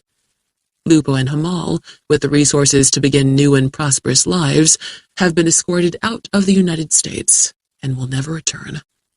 This deal has been worked out in back rooms as handshake agreements, sans paperwork, and everyone involved finds the resolution satisfying. Avi has always believed in the promise of his country. He still believes in it. He has always known that there are good men and women who wish to serve and govern, as well as a worse kind who seek the power to rule. He has no illusions that, wherever the latter are in charge, the law is not equally applied, and justice is a dream rather than a reality. Having fought for the ideals of his country in numerous tours of duty in some of the world's most dangerous places, he feels confident that fighting for those ideals here in sunny California is no less his duty and more certain to result in a righteous victory. His experience of evil and its ways gives him an advantage, and his strong hands, scarred by combat, are instruments of justice. Avi is not an angry man by nature. Excruciating grief can be a breeding ground for anger, however, especially for a man who feels responsible not just for those who deserve his protection, but also for the triumph of evil in general. Perhaps his uncharacteristic rage renders him less prudent than he usually is, or perhaps this is a time when anyone searching the current darkness for an honest man is sure to wear out as many lanterns as he can afford. Although Avi knows that journalists are as likely as those in any profession to sell their souls for either ideology or mammon, he puts his trust in one, who, by all indications and accounts, is a straight shooter. He arranges a meeting with a reporter in a park at sunrise, where there might be only two men who are runners on the same path. At the end of their run, he hands the reporter a thumb drive containing all the evidence he has gathered. 10 hours later, Avi is the hit-and-run victim of a man in a Porsche SUV traveling more than 80 miles per hour. The vehicle is stolen. The driver abandons it 2 blocks past the point of impact and flees on foot. Avi's injuries are so serious that he should die at the scene, but he holds on until, in the hospital, he can say goodbye to Katie and wrest from her a promise that she will not give in to despair, that she will live. The driver of the Porsche is never found. The journalist never writes a word about the meeting in the park. Kitchen. The house has been her fortress. Katie is reluctant to admit this has changed, but the house is not a fortress if something lives in the cellar and labors there to a hostile purpose. Her bedroom is no longer a place to rest, for it is there that whatever is in the lower realm might gain access to the main floor. In the studio waits the unfinished painting that she now knows how to complete, but that she might never have a chance to finish. At the moment, it not only represents not an opportunity to properly memorialize those whom she lost and thereafter live more fully, but it also serves as a depressing caution that perhaps the resolution of loss is not possible in this fallen world. The living room has always been her least favorite room because its very purpose is communal, a chamber in which to gather with others and therefore, minute by minute, a reminder that she is, and might always be, alone. 3 of the 4 armchairs reserved for those who will never return to occupy them. Her safe space has been reduced to the kitchen, and even that seems less like a refuge than a cell, as she waits for an insistent knocking on the door or a beseeching mad voice at one of the windows. "Mother, are you in there?" Michael J. drinks from the bowl of water that she puts out for him, and then he curls up on a sofa cushion that she brought from the living room. He watches her for a minute, as if he marvels at the alliance that these witchy circumstances have forced on them. Then he lowers his chin to his paws and closes his bright eyes and adopts the slow, rhythmic breathing of a sleeper deep in dreamless slumber. Katie sits in candlelight at the table, rubbing one finger around and around the rim of the wine glass she retrieved from her studio. Although she slept less than 5 hours last night, she is certain that she won't sleep during the night ahead, for fear of waking to find a grinning apparition sitting across from her. Watching the fox, Katie wonders at the stoic nature of all Earth's creatures other than humankind. Their lives are short and hard and ever shadowed by threat, and they endure periods of hunger when in their foraging they find nothing, and they persevere through sickness without understanding what it is they suffer, and they have seen others devoured by something bigger with sharper teeth. Yet in spite of all they have to fear, they sleep as if they are safe when unconscious, and they wake to each new day with enthusiasm. They mate and groom their offspring and play. Foxes in particular gamble in fox games. Some say it is their ignorance of death and their instinct that ensures enthusiasm for life. After years of observing the animals on Jacob's ladder, Katie has arrived at the conviction that, contrary to informed opinion, animals know what death means. It's not ignorance that ensures they are content with their lot. Instead, it seems they know something of great importance that humanity has forgotten. The knowledge comforts them. After she sips the wine, the rim of the glass is wet.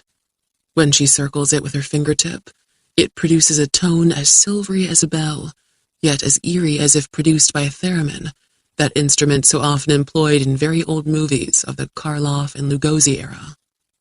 Suddenly, the whispering comes again. As before, it seems to be a chorus of voices, like the threats of a mob chanting promises of violence at a rally in some distant stadium. She sets aside the wine glass and gets to her feet. This time, the sound doesn't issue from all sides, but has a localized source. Drawn to the sink, she stares at the drain basket, through the perforations of which the whispering rises.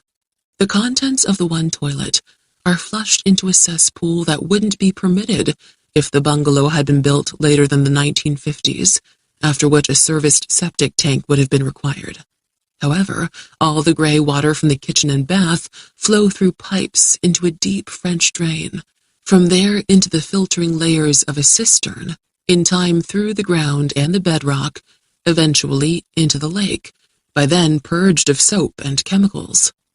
If something has been able to penetrate the thick creosote in the concrete of the cellar walls, it could also have found its way into the French drain, into the pipes that carry gray water from the house. As she listens, she begins to suspect that the whispering might not be produced by voices, but might instead be the consequence of agitation. The friction of something moving against the walls of a passageway or confining structure, or numerous things moving against one another, brushing, whisking, writhing.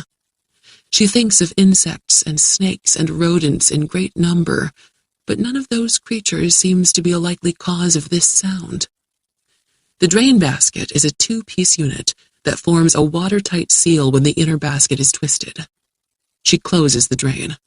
From the pantry, she fetches a 1-gallon can of fuel for the Coleman lanterns that she brought up from the cellar earlier in the day. She brings it to the sink and sets it on the counter. The noise is muffled now that the drain basket is sealed against water. Michael J. continues sleeping. The former owner, Tanner Walsh, had the old iron pipes, which were rusted and unreliable, replaced, not with new iron or PVC, but with top-of-the-line steel. The pipes from here out to the French drain will withstand a flash of fire. For whatever reason, Hampton Rice's voice plays in her memory. "Mother, are you there yet? Are you in there?" She reaches for the drain basket. 5,000 times 5,000 years, and then 5,000 more. Who knows where, why, how long? Learn what it is, and you'll wish you hadn't. She leaves the basket as it is, and places the gallon can on top of it, while she steps back from the sink to consider her options. To the boathouse. The boathouse lies 100 yards from the residence, the length of a football field. Libby has sprinted this ground countless times, on some occasions with her arms spread wide in imitation of a bird in flight. Now she falters and dodges repeatedly, like a broken field runner with bad knees, progressing by fits and starts, because the darkness is not the darkness she has known all her life, and is now as strange as an ink-black crater on the sunless side of the moon. The wind is colder than it should be at this time of year, the rain seeming to tick against her face as if it's sleet, or maybe the cold is not in the night, but in her, rising out of her marrow. Blustering off the lake, the gale shakes the oaks, which rattle as if the skeletons of hanged men depend in mobiles of bones from their branches, and every burst of clattering is, or could be, warning of an attack, because in this world and its remaking, there might be monsters in the trees. She has thrown back the hood of the windbreaker, alert for any sound that might indicate an imminent threat. However, the night is a cacophony of wind howl and all things shaken by the storm, and she is making more noise than she wants, unable to stop gasping both for air and in terror, feet pounding the ground and splashing through puddles. If there were to be a telltale noise, a growl, a hiss, a hateful cry, she is unlikely to be able to sift it from the tumult of the tempest in time to save herself. Sarah is dead. Sarah is dead. Or if she is in any sense still alive and aware, then she's worse than dead, merged with a demonic entity, fused with it for purposes unimaginable. Dead or not, Sarah is gone. That fact is intolerable, unbearable, undeniable. Francesca is gone. Raleigh is gone. After 7 years on Oakhaven, there is no one for Libby to turn to except strangers on the mainland. The storm isn't done with lightning, casting its arrows by the quiverful, figurations of oaks leaping with each fulmination, alien shapes capering across the ground as fast as cats, and faster yet, mostly shadows, yes, but perhaps not all shadows. Ricocheting through the grove, Libby expects to be seized, pierced, crudely mounted and consumed, or to feel the earth open under her and to drop into a lair like that of a trapdoor spider. Although she holds the shotgun in both hands, in her panic, she has forgotten most of what she was taught about how to use it. Even if, in a mortal crisis, she remembers what to do, she has no confidence that the weapon is sufficient to stop what might be coming for her. A white rectangle, like a chapel without steeple or stained glass, looms in the night. The boathouse. When lightning flutters as it flares, the 8 steps to the adjacent pier seem to topple into one another in a domino effect. At the top of the stairs, she turns and looks back through the grove, toward the house, amazed to find herself holding the pistol-grip shotgun as instructed, surprised but not reassured to see that no beast of inconstant biology is at her heels. The spawn of the Francesca fusion are out there, frantically seeking, for their time is short. The distant house glows not with the promise of shelter, but like a shrine to an ancient, merciless god, and the woods are haunted. Libby hurries along the planking, the boathouse to her left, the lake black and as vast as an ocean to her right. Only now does she realize that she is weeping, her eyes burning with the salt of tears. She is mortified to be crying, not just for Sarah, and very little for her parents, but as much for herself as for her lost friend. She understands that even if she gets out of this place and this night alive, even if the thing on Ringrock can be destroyed, the promising future that once was hers is gone forever. This isn't a time for deep thinking. She needs to concentrate on surviving, but she can't help being who she is, and she's a girl who is always thinking. It's already obvious to her that, to a great extent, she will be defined by the fact that her mother and father were the scientists leading this project, among those whose hubris nearly destroyed the world, if in fact it isn't already too late to save it. Human nature is to look at a child and see the sins of the parents if the parents' actions resulted in horrific suffering and mass death. They never lock the boathouse. Certain that the spawn born from the deterioration of the Francesca fusion are all behind her, Libby crosses the threshold, pulls the door shut, and fumbles for the wall switch. Circles of light fall out of cone-shaped fixtures that hang from the ceiling on chains. Only as the cabin cruiser materializes from the darkness does Libby realize She can't start the inboard engine. The key was in the pocket of Sarah's coat. The call. At the kitchen sink, Katie listens to the sotto voce chorus of some inhabitant or horde that must have originated deep in the pea gravel of the French drain, but that seems to be drawing closer, now backflowing into the steel pipe. Regardless of whatever extraordinary event has occurred on Ringrock, the siege of Jacob's Ladder will end sooner or later. There will be a resolution. Normalcy will be restored. Katie just has to ride this out, stay alive, and she will get her life back. She must learn from the fox, which still sleeps in a corner of the kitchen, learn from all the stoic animals, trust that in spite of what evil human beings may commit or facilitate, this world, forged out of the void and fashioned in such imaginative detail, is rightly ordered and will endure. She needs to remain calm, trust as the fox trusts, and kill the shit out of any person or thing that tries to take her out. The unknown presence in the cellar is likely as hostile as it is strange. This isn't your grandfather's Twilight Zone episode, offering a pleasant chill for viewers of all ages, but the entity below can't get at her for now. Nor can Hampton Rice in his demented wandering through the night. Robert Zenon is missing in action. Depending on what is exploring the steel pipe from its terminus deep in the French drain, the sink might be a weak point in her defenses. If she pours the lantern fuel into the drain and follows it with a lighted match, the fire won't be hot enough or last long enough to destroy or even compromise the steel pipe. However, the fumes gathered in that tight passage will almost certainly be thick enough to cause an explosion, which might destroy the integrity of the drain and result in a breach that is hard to patch or defend. She returns the can of lantern fuel to the pantry and fetches 2 plastic jugs, one containing a rarely used drain cleaner and one full of Clorox. The former has 2 active ingredients that dissolve hair and grease, though slowly. She reads the label to be sure there is no ammonia, which when combined with the bleach will create a deadly gas. Good to go.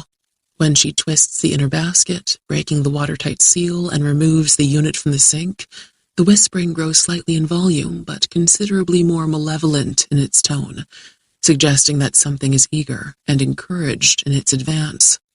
Issuing directly up the pipe, the voices are clearer and more nuanced than when they were rising through the floor from the cellar. She can almost make out a few words. For a moment, the open drain looks like the large bore muzzle of a military weapon, but then it appears more benign, like the diaphragm and the cone of a stereo speaker, nothing more than a device to bring her clarified sound. She leans into the sink and turns her left ear to the drain, straining to decipher the words in that susurrant choir. She realizes, after all, that there is nothing malicious in the whispering, that indeed there is a beseeching quality to it, a tender appeal for her consideration. More than that, she is valued, even cherished.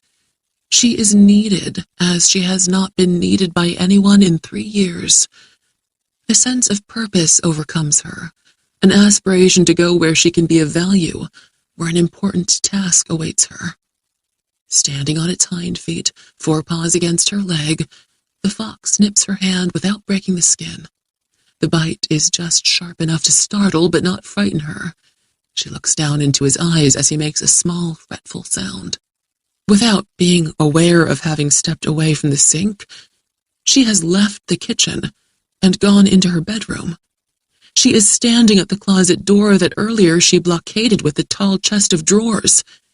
In an instant, bewilderment gives way to alarm.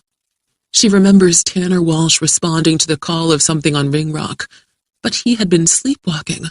She has succumbed while wide awake, perhaps because what called to her is not on that distant island, as it was when it reached out to Walsh, but is right here, on Jacob's Ladder. The fox drops onto all 4, bushy tail straight out behind him. He races out of the bedroom, into the kitchen. Control. The key to the boat. The shock of Libby's situation is a hard blow that rocks her on her heels. For a moment she can't breathe, and when breath comes, the inhalation hurts. The pain in her breastbone quickly extends to a cramping in the gut. She stands in the boathouse loft at the head of the gangway, looking down at the 30-foot cabin cruiser, an all-wood boat that is the most beautiful machine she's ever seen. On its transom, it carries the name Fifth Day, which is a mystery that only the first owner, long dead, could explain, and which has led to many theories. The residents and the boat are of the same era. A man named Lionel and his son Simon and Jack visit from the mainland 4 times a year and anchor their vessels for a week to maintain the wood and engine and mechanical systems of the Fifth Day. The boat is fast and easy to handle, steady in rough weather, and useless without the key that starts the inboard engine. Libby has taken turns at the helm in open water since she was 9. By now she is expert at docking and handling the cabin cruiser under any conditions. She pushes herself hard to excel in everything from homeschooling to gymnastics, from boating to scuba diving and distance running. Although she never expected Sarah to die, she's known the woman won't be part of her life forever. She's wanted to be as ready as she can be when the day comes that she's got no one but the parents who care less about her than they do about their professional accomplishments, ready to be able to rely on herself, to have control of her life to the greatest extent possible. Now, as she looks down at the boat for which she possesses no key, she remembers something she read. For want of a nail, the shoe is lost. For want of a shoe, the horse is lost. For want of a horse, the rider is lost. Which is true, but without hope, all is lost, and she is not going to give up. The man-sized door between pier and boathouse can't be locked from inside. One of the remaining spawn might be tracking her, even now ascending the steps to the pier. She presses the button that raises the large sectional door at the lakefront end of this boat garage. In addition to the big, beautiful wood cruiser, the wide slip contains a 12-foot boat with an outboard engine. She doesn't need a key for that, just the strength to pull the starter rope. As the door to the lake rolls up, she hurries down the gangway to the floating slip. She isn't the kind who gives up. Not ever. If she was going to give up, she would have done it during the first 7 years of her life, before lovely Sarah, when her parents were even more distant than they have been here on Oak Haven.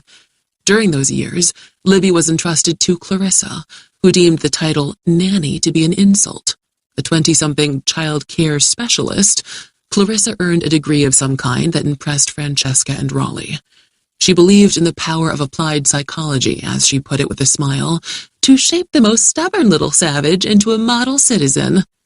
Any dictator with a large population of political prisoners would have prized Clarissa for her skill at psychological torture, though she was not averse to resorting at times to pinches, slaps, and pokes. As young as Libby had been, preschool tyke, then grade schooler, she might have succumbed to her tormentor if she hadn't been as smart as she was, and if Clarissa hadn't been stupid.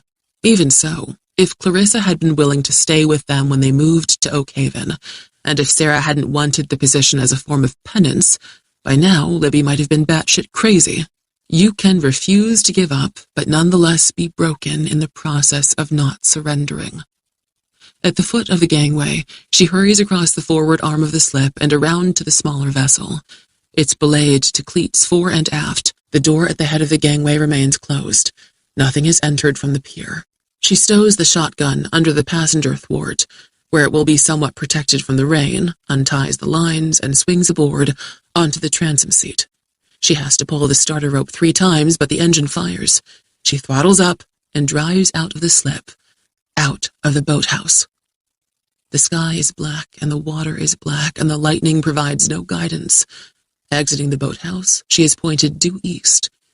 In clear weather, the lights along the coast of the distant mainland comprise a bright crack in the otherwise complete darkness, as though the night is the shell of a fracturing egg. Through this driving rain and the ragged tatters of wind-blown fog, she can see no trace of the radiant shoreline. The cruiser has a compass. This smaller boat has none.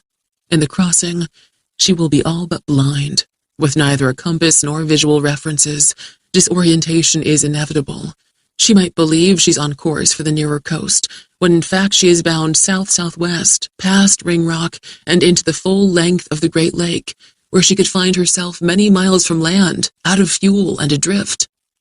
Back at the house, as Sarah had struggled to raise the window to escape the master bedroom, she had revealed, among other things, how the government would try to contain Moloch. Time to escape the cordon sanitaire was fast running out. The hammer was likely to come down long before dawn, perhaps no later than midnight, 3 hours from now. Not sure that the outboard contains enough fuel to get her to the mainland, even if she stays on course by sheer instinct, with a doomsday clock ticking in the back of her mind, Libby heads south. At the southeast corner of Oakhaven, she steers hard starboard, north-northwest, toward Jacob's Ladder. Judging by all she's seen, Libby believes the woman on Jacob's Ladder lives alone. Whoever she might be, she apparently wants no company, for she has never reached out to her nearest neighbors on Oakhaven. Not that she would have been warmly welcomed, especially if she had questions about Ringrock. However, she owns a cabin cruiser, a vessel smaller than the one Libby had hoped to use in her escape, but twice the size of this runabout. It surely will have a compass, if not also sophisticated navigation electronics.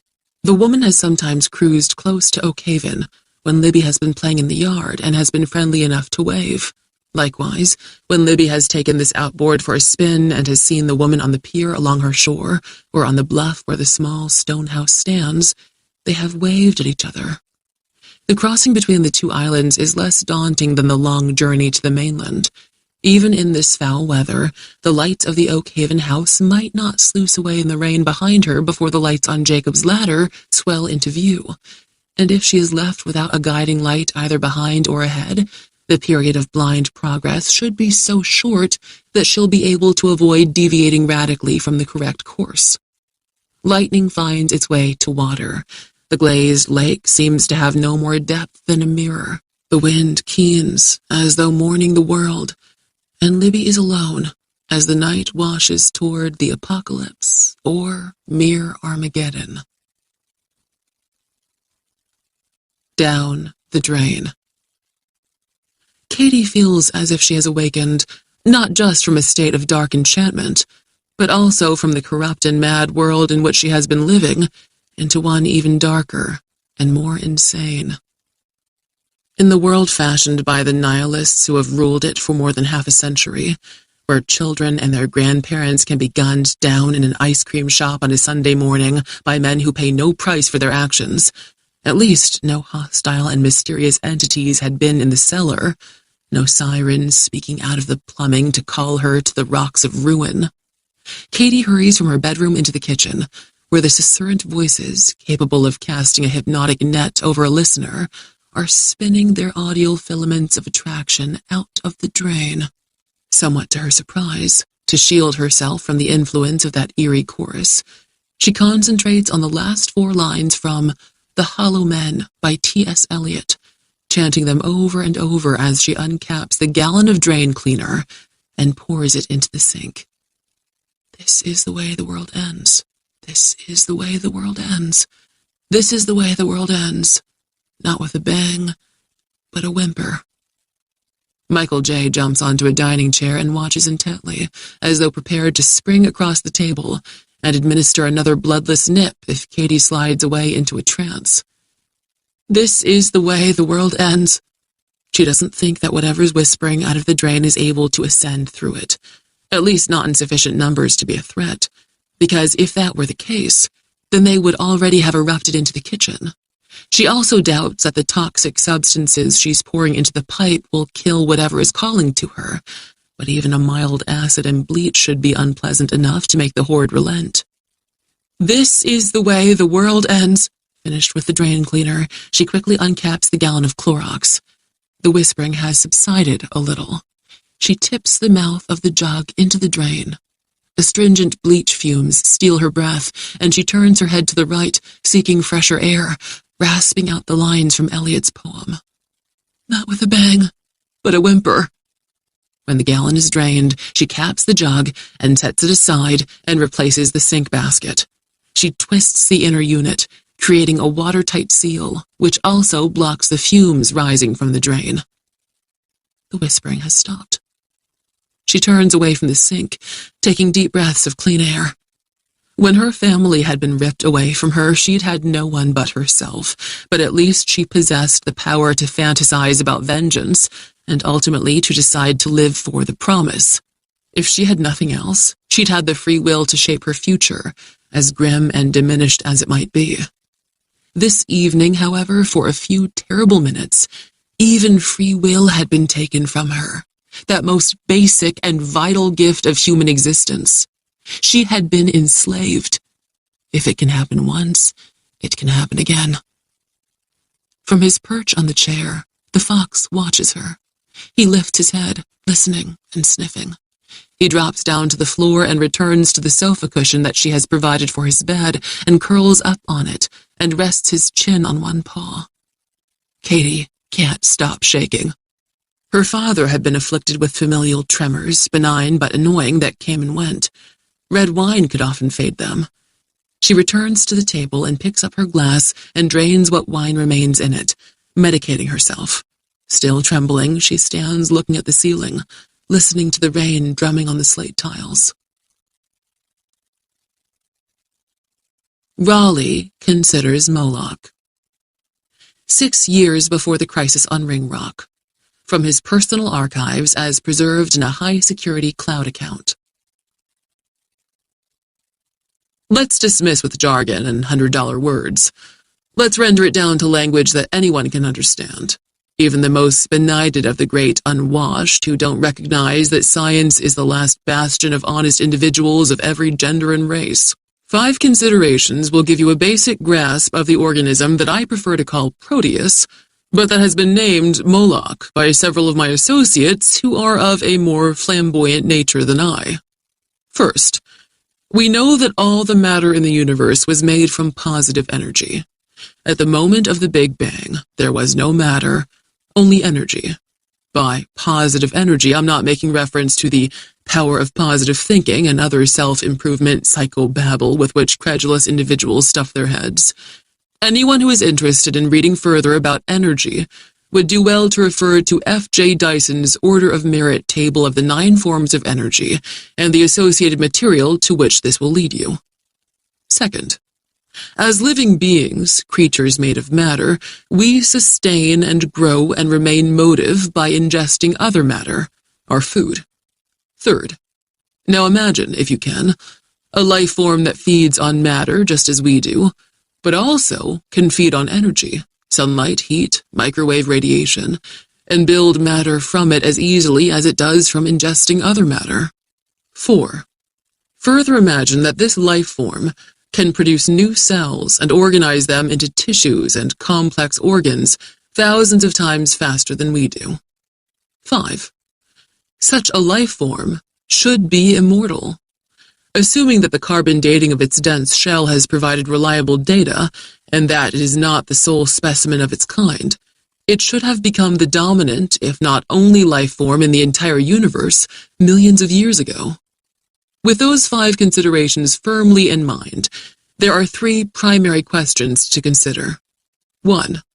Why isn't immortal Moloch the only life form in the universe? 2. Instead of merely consuming other life forms, why does it instead attempt to combine with them and create a hybrid creature? 3. Why, for all its splendid engineering power, does it fail, creating only freakish, violent entities that ultimately collapse? Proper intelligent exploration of these questions leads us to numerous theories that attempt to answer each. I have arrived at what I am confident are the correct answers, which I will render in simple terms in the next installment of this layman's guide, which is intended to assist politicians, bureaucrats, historians, and, frankly, certain other scientists to grasp the function of this amazing life form, the historic nature of this discovery, and the implications for humanity. When we understand the processes by which Moloch fashions living matter out of energy, we will have a technology that will transform human civilization forever and for the better. The crossing. Severe wind stirs the lake into turbulence, and the little boat knocks through the chop with such force that Libby clenches her jaws to avoid biting her tongue hard enough to draw blood. She has never been out in weather this rough or in a darkness this confounding. She works the throttle, seeking an ideal speed. When she slows too much, the boat pitches into the low swells, sometimes with such a downslide of the bow that there's a risk of taking on water. This one time she puts on too much speed, the vessel slaps across the waves, bouncing her on the transom seat. For a moment, airborne, it comes down into a trough that causes it to roll so precipitously that black water laps over the port gunwale. As never before, her left arm begins to ache with the effort of holding the steering control on course. When the glowing windows of the Oakhaven house are at her back, they confirm that she is headed north-northwest toward Jacob's Ladder, but they are being rinsed out of the rainy night faster than she expected. Soon, they fade away completely, and still no lights appear ahead. The house on Jacob's Ladder is modest. Its windows are few and small. As darkness envelops her, Libby leans forward, squinting, trying with an active will to conjure even the faintest lamplight on the island that, she remains convinced, is directly ahead. Each bright but fleeting work of the storm reveals nothing useful before the sky folds its light away. Encouraged by all the books she's read, her imagination has kept her sane these 7 years on Oakhaven, but now it torments her. She remembers the golden afternoon of the previous day, when the helicopters dropped depth charges in the waters off Ringrock, when Francesca called to assure Sarah that nothing was amiss, that the unprecedented action was part of a scheduled experiment, and that she and Raleigh would be staying the night at the lab, as they did now and then. At the time, the experiment part seemed to be a half-truth. A day later, there can be no doubt it was a shameless lie. What was in the lake that had to be destroyed? What might have escaped the depth charges? In the best weather, this boat rides low in the water. Now it pitches when it doesn't roll. Water surges at the bow and then at the stern, to port and then to starboard. She half expects some infinitely strange and luminous swimmer to rise in the black water, to hook one fearsome hand over the gunwale and then another, to tip this small boat and spill her out of it, or slither aboard in all its hideous rampancy. That neither Francesca nor Raleigh had warned Sarah to flee with their daughter to the mainland either confirms their narcissism and arrogance, or reveals beyond debate that they were incapable of the affection that a parent should have for a child. Or both. They must have been so certain of their genius and their capacity to handle any crisis that they could not conceive of screwing up in a matter as crucial as preventing Moloch or any of its fusions with animals from escaping Ringrock. And once they had done exactly that, when they realized that doom was descending on them, were they drunk with a potent cocktail of self-esteem and despair, so lacking in sobriety that the fate of their only child was of no concern to them? What good is genius without humility? What value does it have if it isn't married undivorceable to kindness and empathy? If she dies in this lake, she will be neither the first nor the last to have been lost in its depths. She has read much about death in novels as different from each other as Little Women is different from Murder on the Orient Express. Often she has considered her own death, the world in her absence, how those who had known her would be affected, if at all. There have been occasions, Sarah away on vacation, her substitute Marge off glowering by herself, Libby sitting on the veranda with her parents, when she has felt as if she'd died without realizing it, and now occupied her porch chair as a ghost, unseen and unsuspected. Francesca and Raleigh always had much to say to each other, issues to discuss, theories to debate, career plans to develop, rivalries with others in their field to fume about, but they didn't know how to talk to children. Indeed, they seemed to think it wasn't necessary to descend to the simple and tedious interests of the young if the child in question was a good listener and could be socialized by attending quietly to the wise conversation of her elders.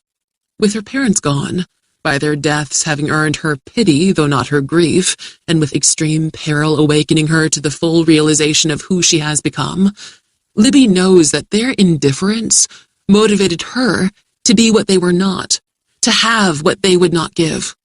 Rather than fade away forever on the veranda, She's become more vivid, determined to immerse herself in the wonders of the world and delight in all that it has to offer. If she dies in this lake, she will be neither the first nor the last to be lost in its depths. But she is not going to die here. Not tonight, not tomorrow, not here or anywhere. At least not for a long, long time. Although her arm aches, she holds fast to the steering control, the vibrations of the engine humming in her bones. Each time the boat slams into the chop rather than cleaving through it, she reacts to the impact not as if it might damage the vessel, but as if it is a thrill she'd happily pay for if this were a carnival ride. In the grace of this new understanding of herself, Libby yells into the wind and rain and dark. This isn't a scream of fear, but a shout of exhilaration, a defiant challenge to the storm and whatever leviathan might live in the lake, a refusal to succumb to any of the dire fates that the masters of Ringrock might intend to impose on her. Through veils of rain, pale lights appear at an elevation above the lake, the windows of the house on Jacob's Ladder. At last, the storm has something to illuminate. The boathouse is reconstructed out of the night. After its walls are painted by lightning and the sky goes dark once more, the structure has been revealed to the eye, and it remains visible as ghostly architecture. At first, Libby intends to run the boat onto the beach, though that will likely damage the skeg, propeller, anti-cavitation plate, and drive shaft. Prudence counsels her that the pier offers another option. It is of unusual construction, one flank integrated into the masonry of the boathouse, which is built of stone, the outer length supported by a line of concrete pilings, which leaves a wider space underneath than there would be if 2 rows of pilings had been used. She aims for the shelter under the pier, lets up on the throttle, and kills the engine, allowing momentum to carry her between the pilings and the stone wall. The vessel travels 2/3 of the length of the pier before wallowing to a stop and bumping against the pilings. The wave action in this shelter is minimal. The boat won't be damaged. She isn't likely to need it, but you never know. She uses the aft belaying rope to lash the craft to one of the concrete posts, and then she crouches forward to the bow to use a second line to secure it to another piling. She settles on the passenger thwart, retrieves the shotgun from under it, and sits with the weapon across her thighs, taking deep breaths of air that smells of wet stone, wet wood, lingering boat exhaust, and dead fish. During the previous night, fish had washed up on Oak Haven, killed by the depth charges dropped off Ringrock yesterday afternoon. Evidently, similar marine carrion floated here, and the gulls failed to discover the portion of the smorgasbord that settled under the pier rather than on the beach. Tipping her head back, blinking at the dark underside of the pier, breathing the air that streams in between the pilings and is marginally less offensive than that closer to the water, she collects her thoughts. She must convince the woman who lives here that a thing not of this world now rules Ringrock, that it has extended its dominion to Oak Haven, and that they must use her cabin cruiser to get safely to the mainland as quickly as possible. Considering the granular detail of the story she has to tell, that she has risked her life to come here in this weather, and that her audience will have witnessed the dropping of the depth charges, Libby hopes she will be believed. She needs to take a minute to figure out how to make the truth sound like the truth rather than like bullshit. Her story is, after all, fantastical. Her situation would be a lot better if she'd been able to bring Francesca's laptop, but all she has to sell her story are a direct stare, a sober demeanor, and whatever skills of narration she has absorbed from reading a few hundred novels. Without further delay, she swings over the starboard gunwale with the shotgun held high in her right hand. Although she's close to the underside of the pier steps, which means she's close to the shore, she has no way of knowing how deep the water will be. Maybe 2 feet, maybe 6. It's up to her knees. Shotgun in both hands now, she wades forward, water sloshing noisily. Soft somethings bump against her, which she assumes are rotting fish. She steps to the left between the last 2 pilings, out from under the pier, onto a pebbled beach, into the clean-smelling wind. Jacob's Ladder sits much higher in the water than Oak Haven, which slopes gently to its shore. The house is on a bluff, accessed by a set of stairs. Libby is on the second tread before she realizes someone is standing on the top stair, a human form nearly as dark as the night. Lightning cascades down mountains of black clouds, but it is in the northwest, far behind the figure on the stairs. Therefore, it reveals no details, presents only a silhouette that might be that of either a man or a woman. The why of it. Carrying the AR-15, Katie patrols the house room by room, window by window, again and again. The residence has always been small. However, as she makes her rounds, the place seems to shrink, as if the structure is a pocket universe, with nothing but a void beyond its walls, as though this universe of hers is in a state of collapse, certain to close around her and become one room, that room then growing ever smaller, until eventually it is no longer a place for the living, but a home for the dead, precisely the dimensions of a coffin, in which she will cease to be able to breathe. This claustrophobia is familiar, having afflicted her now and then following Avi's death, when her parents had been buried, when her husband and daughters existed only as memories and as ashes in urns. Alone in their house in California, she had at times felt as if the air were being sucked out of those rooms.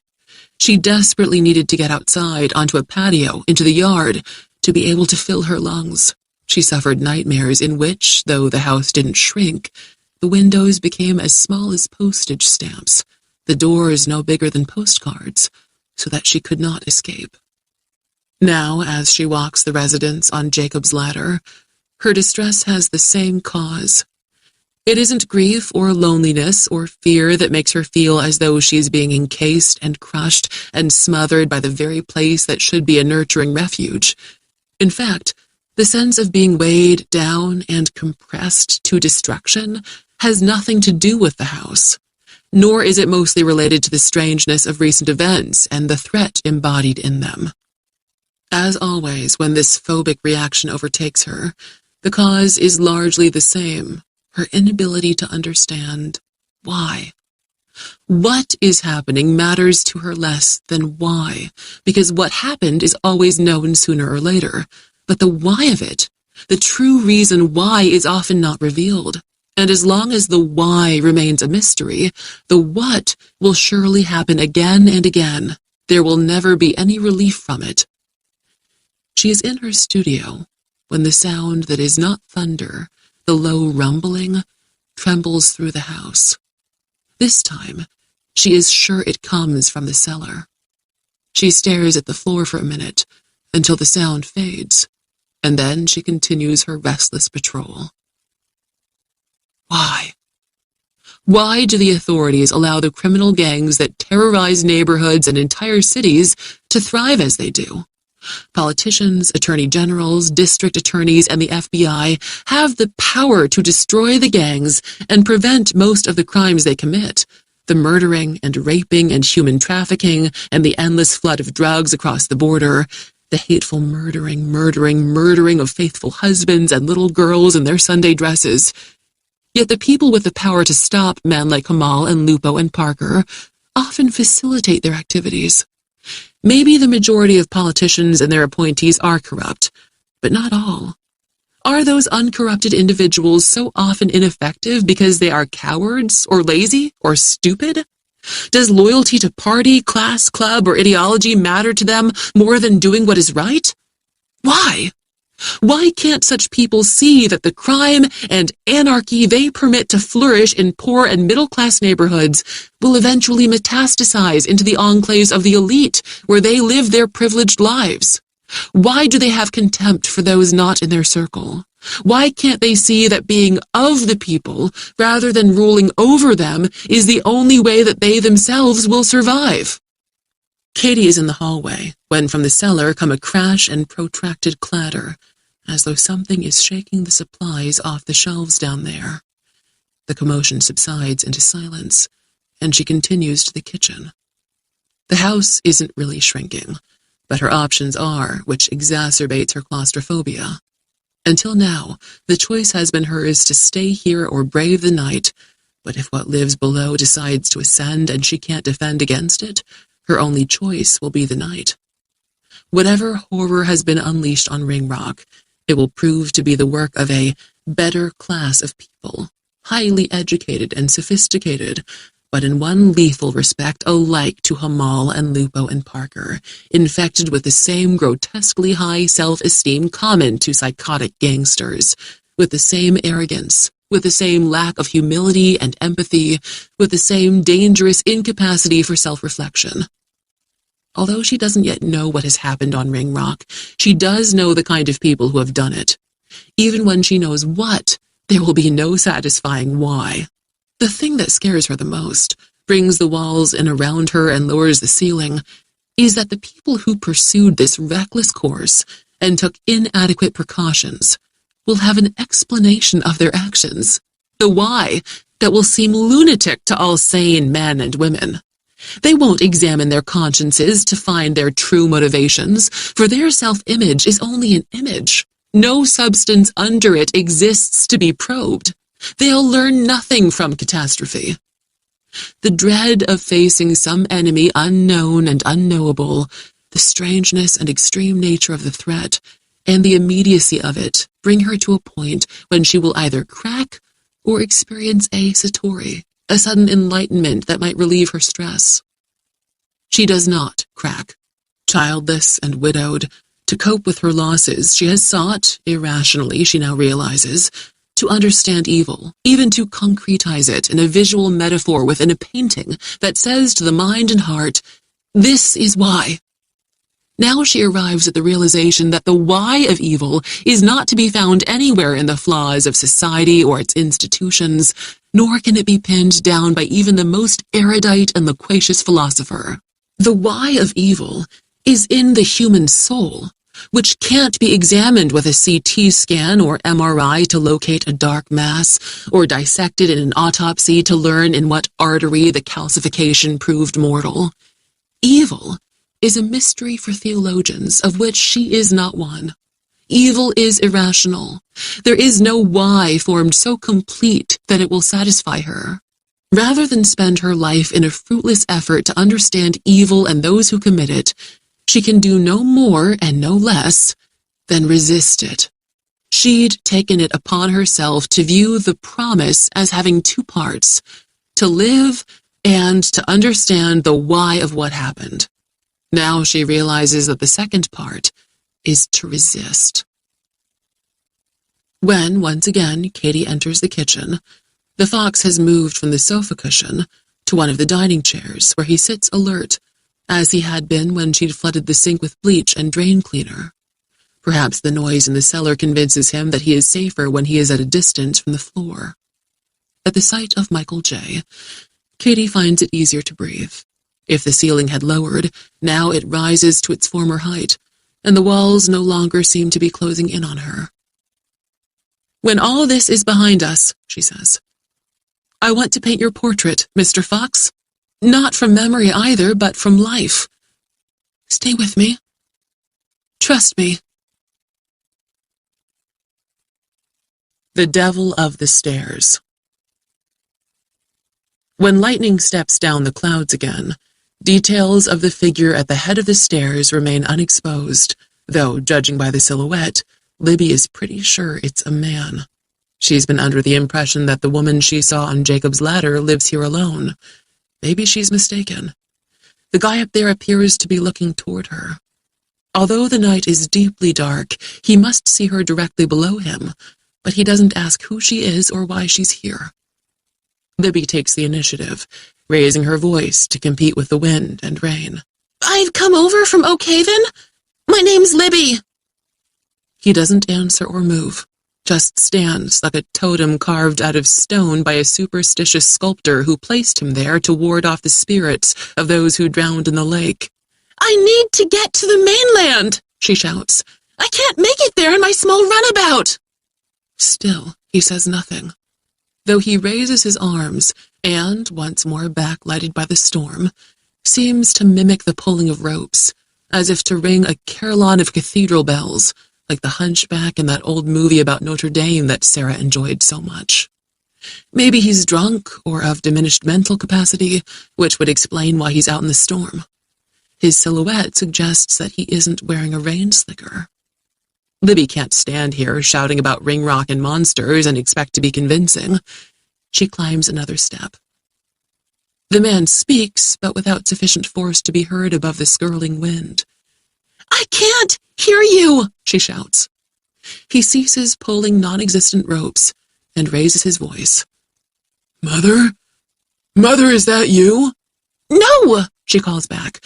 "I'm from the nearest other island, your neighbor. I need help." He repeats her last 3 words. "I need help. I need help. Show me the way. Mother, are you there, Mother?" "I'm not your mother," she shouts. "I'm just a girl."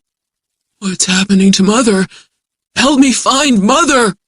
Gesticulating agitatedly as though thrashing at a cloud of annoying horseflies, he turns from the steps and moves away along the bluff. In this tempest, the stairs are also a spillway, rivulets drizzling from tread to tread. Libby splashes to the top and glances toward the small stone house. When the stranger begins to call out anew to his mother, there's such desperation in his voice that Libby decides she has arrived in the middle of a crisis.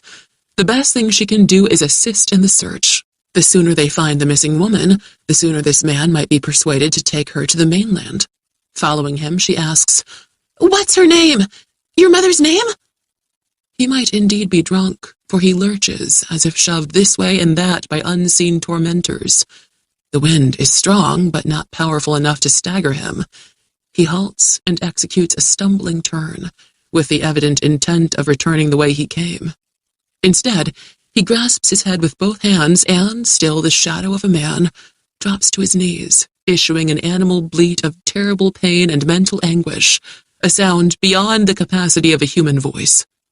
As Libby halts 10 or 12 feet from him, stormlight breaks directly over them, a series of revelatory flashes. His hands are as white as fish bellies, the fingers darkening from first knuckle to nail.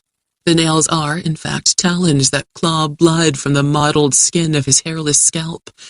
His face is more human than not, though the bone and flesh are being worked subtly and ceaselessly, as if by some cruel god who finishes designing his creatures only after first instilling life in them, so that they may understand they are born to everlasting agony, and will not be permitted to entertain any illusions of grace and hope. Because of the time that she spent with Raleigh's laptop, Libby knows what kneels before her. Some fusions are more successful than others, though all eventually fail in a day or two, resulting in the spawning that produces short-lived offspring. The vicious spawn either die within an hour or two before having a chance to fuse with another life form, or they find prey, whereupon this secondary fusion fails even more spectacularly than did the primary fusion. This hideosity before her is a primary fusion, part human and part Moloch, that has stalled in the process of combining. Countless lab animals, rats, dogs, chimps, perish one way or another after being exposed to Moloch cells, and 1 in 5 is condemned to this condition of incomplete combination, when the Moloch cells are, for some reason, inhibited from achieving complete integration with a host. This man, whoever he might have been, is a few hours, or perhaps a few minutes, from death. A bolt bright enough to be the announcement of the world's end shears away the darkness and summons the fusion to its feet. In the flare, Libby sees that one of its eyes is blue and human, the other black, with an elliptical red iris like nothing on earth. It lurches toward her, and she stumbles back, bringing up the shotgun, as the thing rapidly repeats an obscenity, demanding copulation, by which it means not sex, but the melting together of their flesh, blood, and bone. She squeezes the trigger, and the recoil reduction technology proves as effective as Sarah promised. Backing away, Libby fires again, and the fusion collapses, convulsing on the sodden ground. She is so close, easing closer to administer a 3rd dose of buckshot, that she can see the skull swelling and shifting into inhuman shapes, the features being ceaselessly remade into what, in better light, would be a gallery of freak show faces. She squeezes off a 3rd shot, and the thing bucks with the impact. It thrashes off its back onto all fours, crawling away from her, a thin keening issuing from it, and she dares not follow, firing the last round in the gun. The fusion collapses again, spasms violently, and then lies still, face down in the wet grass and the mud. Libby is sobbing with fright, with the recognition that this could be her last night in the world. There are no rounds left in the shotgun. She unzips a pocket of her windbreaker and fishes a shell from it. Her hands are shaking, and she cautions herself that the ammunition is precious. If the damn thing is dead, it perished because of the anarchy inherent in its alien cells. If it is dead, Libby doesn't credit the shotgun, which at best might have hastened the creature's demise by a few minutes. If it is dead. According to Raleigh, Moloch itself, said to be securely contained on Ringrock, is immortal, a mass of dense but protean tissue. But for whatever reasons, the fusions cannot sustain. They die, they rot, and they do not rise again. With her gaze fixed on the dark mass huddled on the darker ground, she slides around into the breach. She transfers 3 more shells from jacket to magazine, then zippers shut the pocket. Her ears ringing from the gunshots, she retreats a few steps before daring to look away from the fusion. Having stifled her sobs, she strives now to breathe less noisily as she scans the night. If one carrier of Moloch has found its way to Jacob's ladder, she can't rule out the presence of another. The collapsed fusion doesn't move, rain beating on it as another minute passes. It lies silent and motionless in whatever grotesque configuration it fashioned of itself during its last moments. Libby looks at the house. The windows aglow with shade-filtered light had filled her with hope as she'd piloted the runabout toward the pier. Now she wonders what waits in there, and what she risks by knocking on the door. She considers going to the boathouse. Unlike the larger cabin cruiser at Oak Haven, the one here appears, at least at a distance, to have an inboard-outboard engine that, if she's lucky, will allow her to get it moving with a starter rope. It might even have simple electronic navigation gear, but if it doesn't, it'll have at least a compass mounted atop the control console. Even in this storm, she can find her way to the mainland with a compass. Stealing the boat might be justified if she knew for certain that the woman in the house is no longer who she previously was, that she's become a fusion like Francesca, still passing for human but about to go into meltdown. However, if the woman is not one of them, then stealing her boat will be condemning her to death when the military moves against Moloch on Ringrock, as Sarah said they surely will before midnight, maybe sooner. Midnight is a little more than 2.5 hours from now, and sooner is sooner. If Libby takes the boat, she's saying it's all about her, just as her parents felt it was all about them, genius without empathy, without humility. And what did that get them other than dead? Maybe the good die young, like they say, but who wants to die knowing she's treated other people like shit? Besides, no one lives forever, except perhaps Moloch. And who in her right mind wants to be that creepy bastard? A knock on the door. A low, protracted rumbling rises from the cellar again. Katie feels it underfoot as well as hears it. Michael J. leans over the arm of his chair to stare at the floor. Vibrations clink glassware against glassware in a kitchen cabinet, and flatware rattles in a drawer. No sooner has that phenomenon passed than Katie thinks she hears voices in the storm, one female and one male, shouting at each other. But she can't make out any words. Some nights the wind talks in the fireplace flues, and it sounds like people in the distance, which is maybe the case now. She stoops at the kitchen firebox and reaches into it, and briefly opens the damper, but she doesn't hear anything definitive. She listens at a kitchen window without putting up the pleated shade and opening the casement panes. From his perch in the dining chair, the fox watches her, but because his ears are, by their nature, always pricked, Katie isn't able to tell if he hears anything other than the storm raging. The gunfire that follows the voices is unquestionably what it is, and confirms that the voices were not the wind's deception. Judging by the sound, she deems it a shotgun, in whose hands she can't imagine. Xenon and Rice were armed with rifles and pistols. 4 rounds from the weapon suggest that if someone is dead, he wasn't easy to kill. Katie waits for what might come next, and after a few minutes, a knock comes on the door, a hard, rapid pounding, perhaps produced by the butt of a weapon. Wary that someone might shoot out one or both of the deadbolts and fill the hallway with shrapnel, Katie sidles toward the door with her back against the wall, presenting as low a profile as possible. She reaches her studio and steps into the open doorway, out of the line of fire. After another series of loud knocks, when the visitor proves persistent, Katie calls out, "Who is it?" The thick, iron-bound oak muffles the voice, but the words are clear enough to be understood. "My name's Libby. I came from Oak Haven, the island nearest yours." She sounds young and afraid. She sounds sincere. She might be none of that. "What do you want?" Katie shouts. "Help! I need help!" "What help?" "To get to the mainland, before it's too late." Truth is often answered with deceit. Such is the nature of the world and its long unbecoming. "Please!" the girl pleads in response to Katie's silence. "What was that shooting?" "I killed a man." "What man?" "He would have raped me. Killed me, worse." Rain is falling now. It had stopped falling that Sunday morning outside the ice cream shop, where it puddled the pavement. "How old are you?" 14. You've seen me. We waved at each other." The tick-tick-tick of claws on the wood floor. The fox has ventured forward from the kitchen. He looks up at Katie. "You do cartwheels. On the lawn," Katie says. "You paint. I've seen you with an easel on your pier."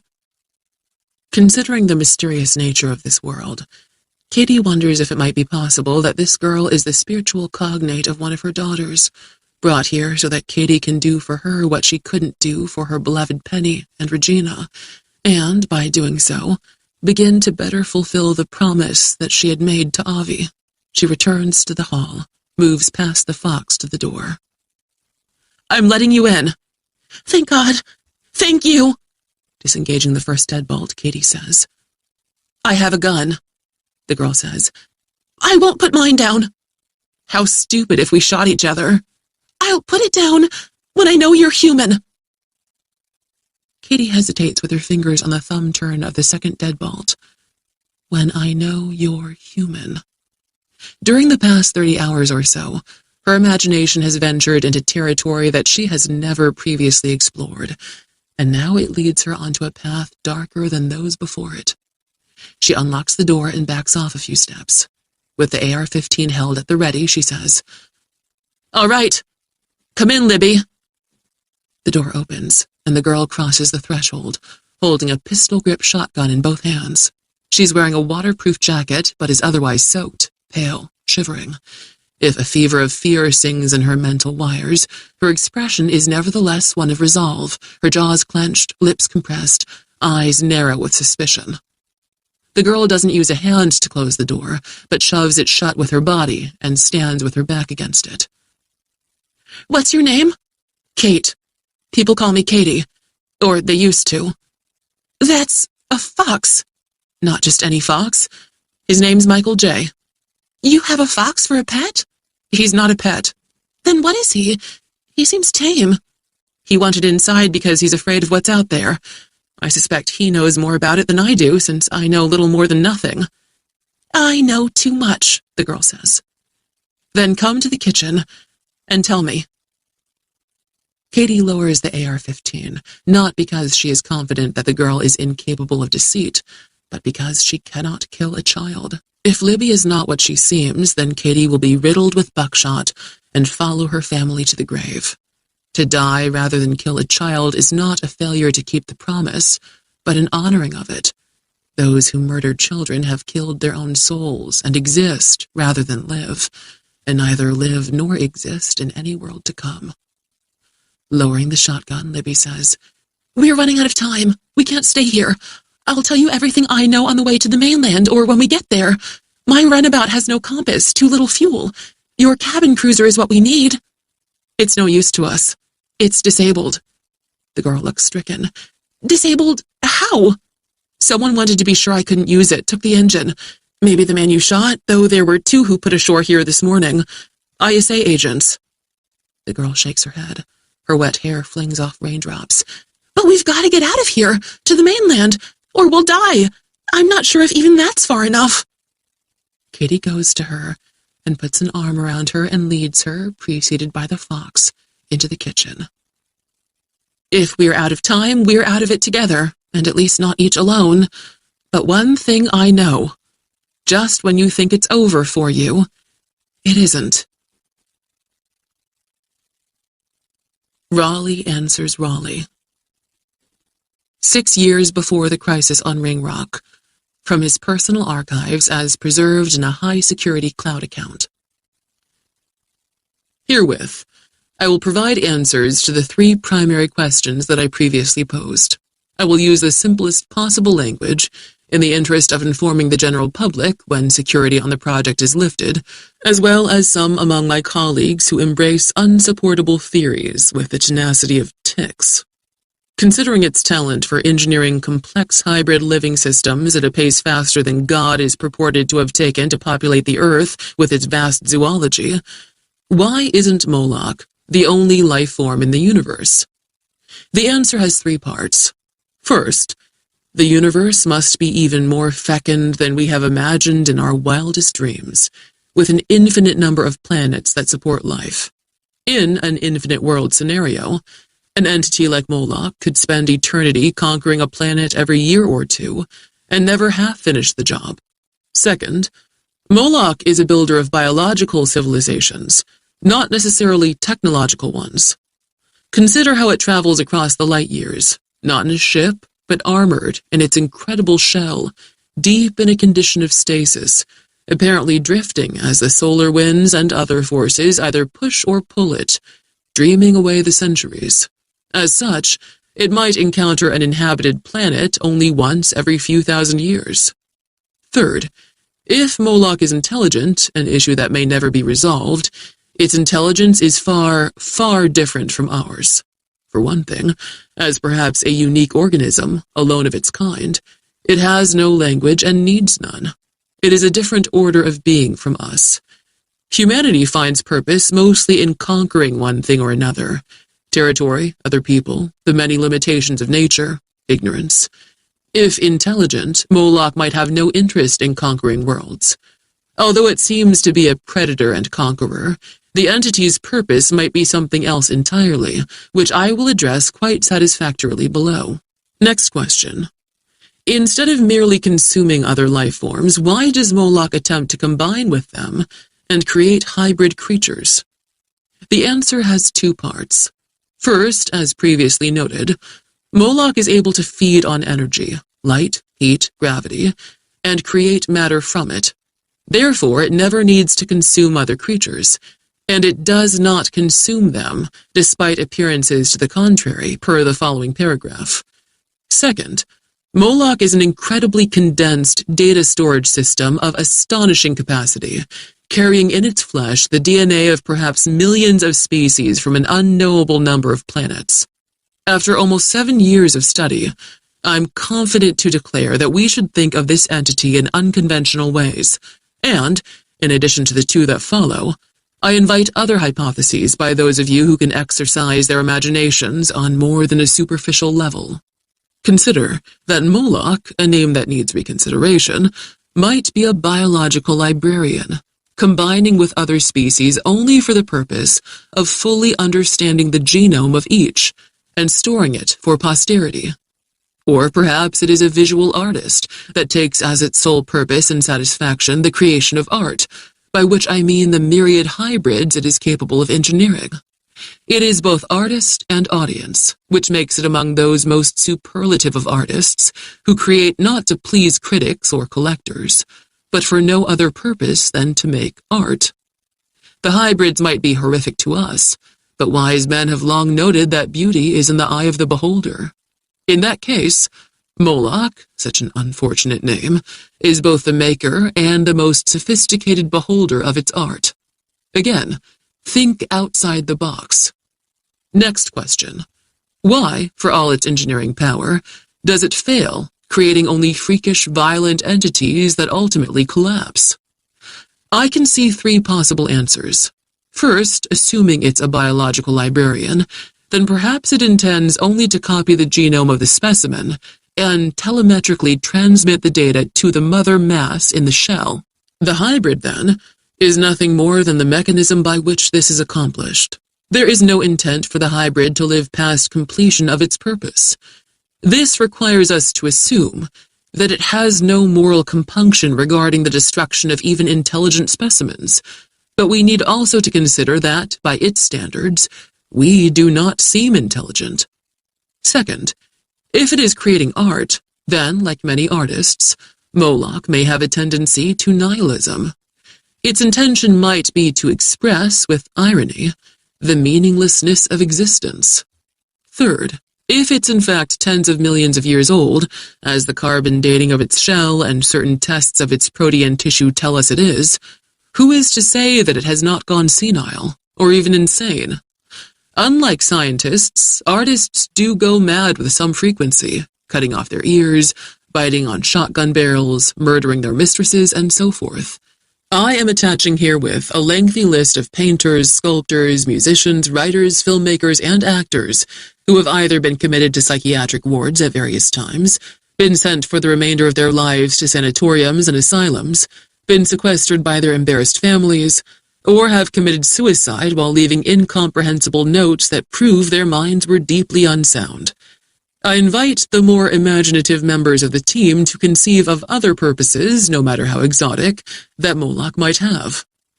Although I have written much of insight in this journal, I am certain that I have only begun to record discoveries of immense importance involving Moloch. As we peel the onion of this entity's singular biology, we will eventually learn how to control our own biology, defeating cancer and all disease, and put an end to aging. Moloch, potentially Proteus, is our doorway to immortality. An exchange in the hallway. The fox pads into the kitchen, but Libby halts and shrugs off Katie's gentling hand. Her face has lost what little color it had when she came in from the night. Her skin is now alabaster, and her eyes, by contrast, are midnight blue. You don't understand. The mother mass is on Ringrock. That's what they have to hit. Take it out hard, and the theory is all the fusions die with it. Honey, this is Greek to me. Mother mass? Fusions? The girl urgently asserts additional concerns no less cryptic than the reference to a mother mass. The fusions are linked to it by microwaves, like psychic or something. Maybe to kill them, you gotta overload the mother mass. Fry the shit out of it. Katie shakes her head. I don't. There's a nuke on Ringrock. It can be triggered remotely. They'll vaporize the place. Everything on the island. How can you know? My parents worked there, Libby says impatiently. They were scientists on this stupid project. They're dead. As good as dead. Worse than dead. The girl's earnestness and her near panic sell her warning. As incredible as it is, as shocking as it is, Katie doesn't doubt her. When? She asks. I don't know. How would I know? At the latest, midnight. Maybe an hour from now, 10 minutes? Maybe now. Jacob's Ladder is suddenly a more appropriate name for this island than it had been a minute ago. We're 2 miles away. It's a big fucking nuke! Even the idiots who said they weren't afraid of the thing were scared crazy of it, so they planted the nuke. The mainland might be far enough to be safe, mostly safe, but not so much here, not Oakhaven. We're probably in the blast zone. I need to know everything you know. There isn't time, Katie. Your boat is everything. But it doesn't have an engine. Oh, God. Jesus. I don't want to die. Katie props her AR-15 against the wall and grips Libby by both shoulders. Panic will get us killed, honey. Panic quicker than the bomb. She pulls the girl into a hug. You've got the right stuff. You're not the kind who panics. Stay with me. Stay calm, and we'll get through this together. I don't give up, Libby. Are you someone who gives up? Are you a quitter? No. Say, hell no. Hell no. Say no, hell no, shit no, fuck no. I'll never back down. Libby says it, and Katie lets go of her and they look at each other, and a shudder of laughter escapes the girl. Dark laughter, but laughter nonetheless. That was nuts! Totally, Katie says. Come on, the kitchen. Let's do this. Coffee.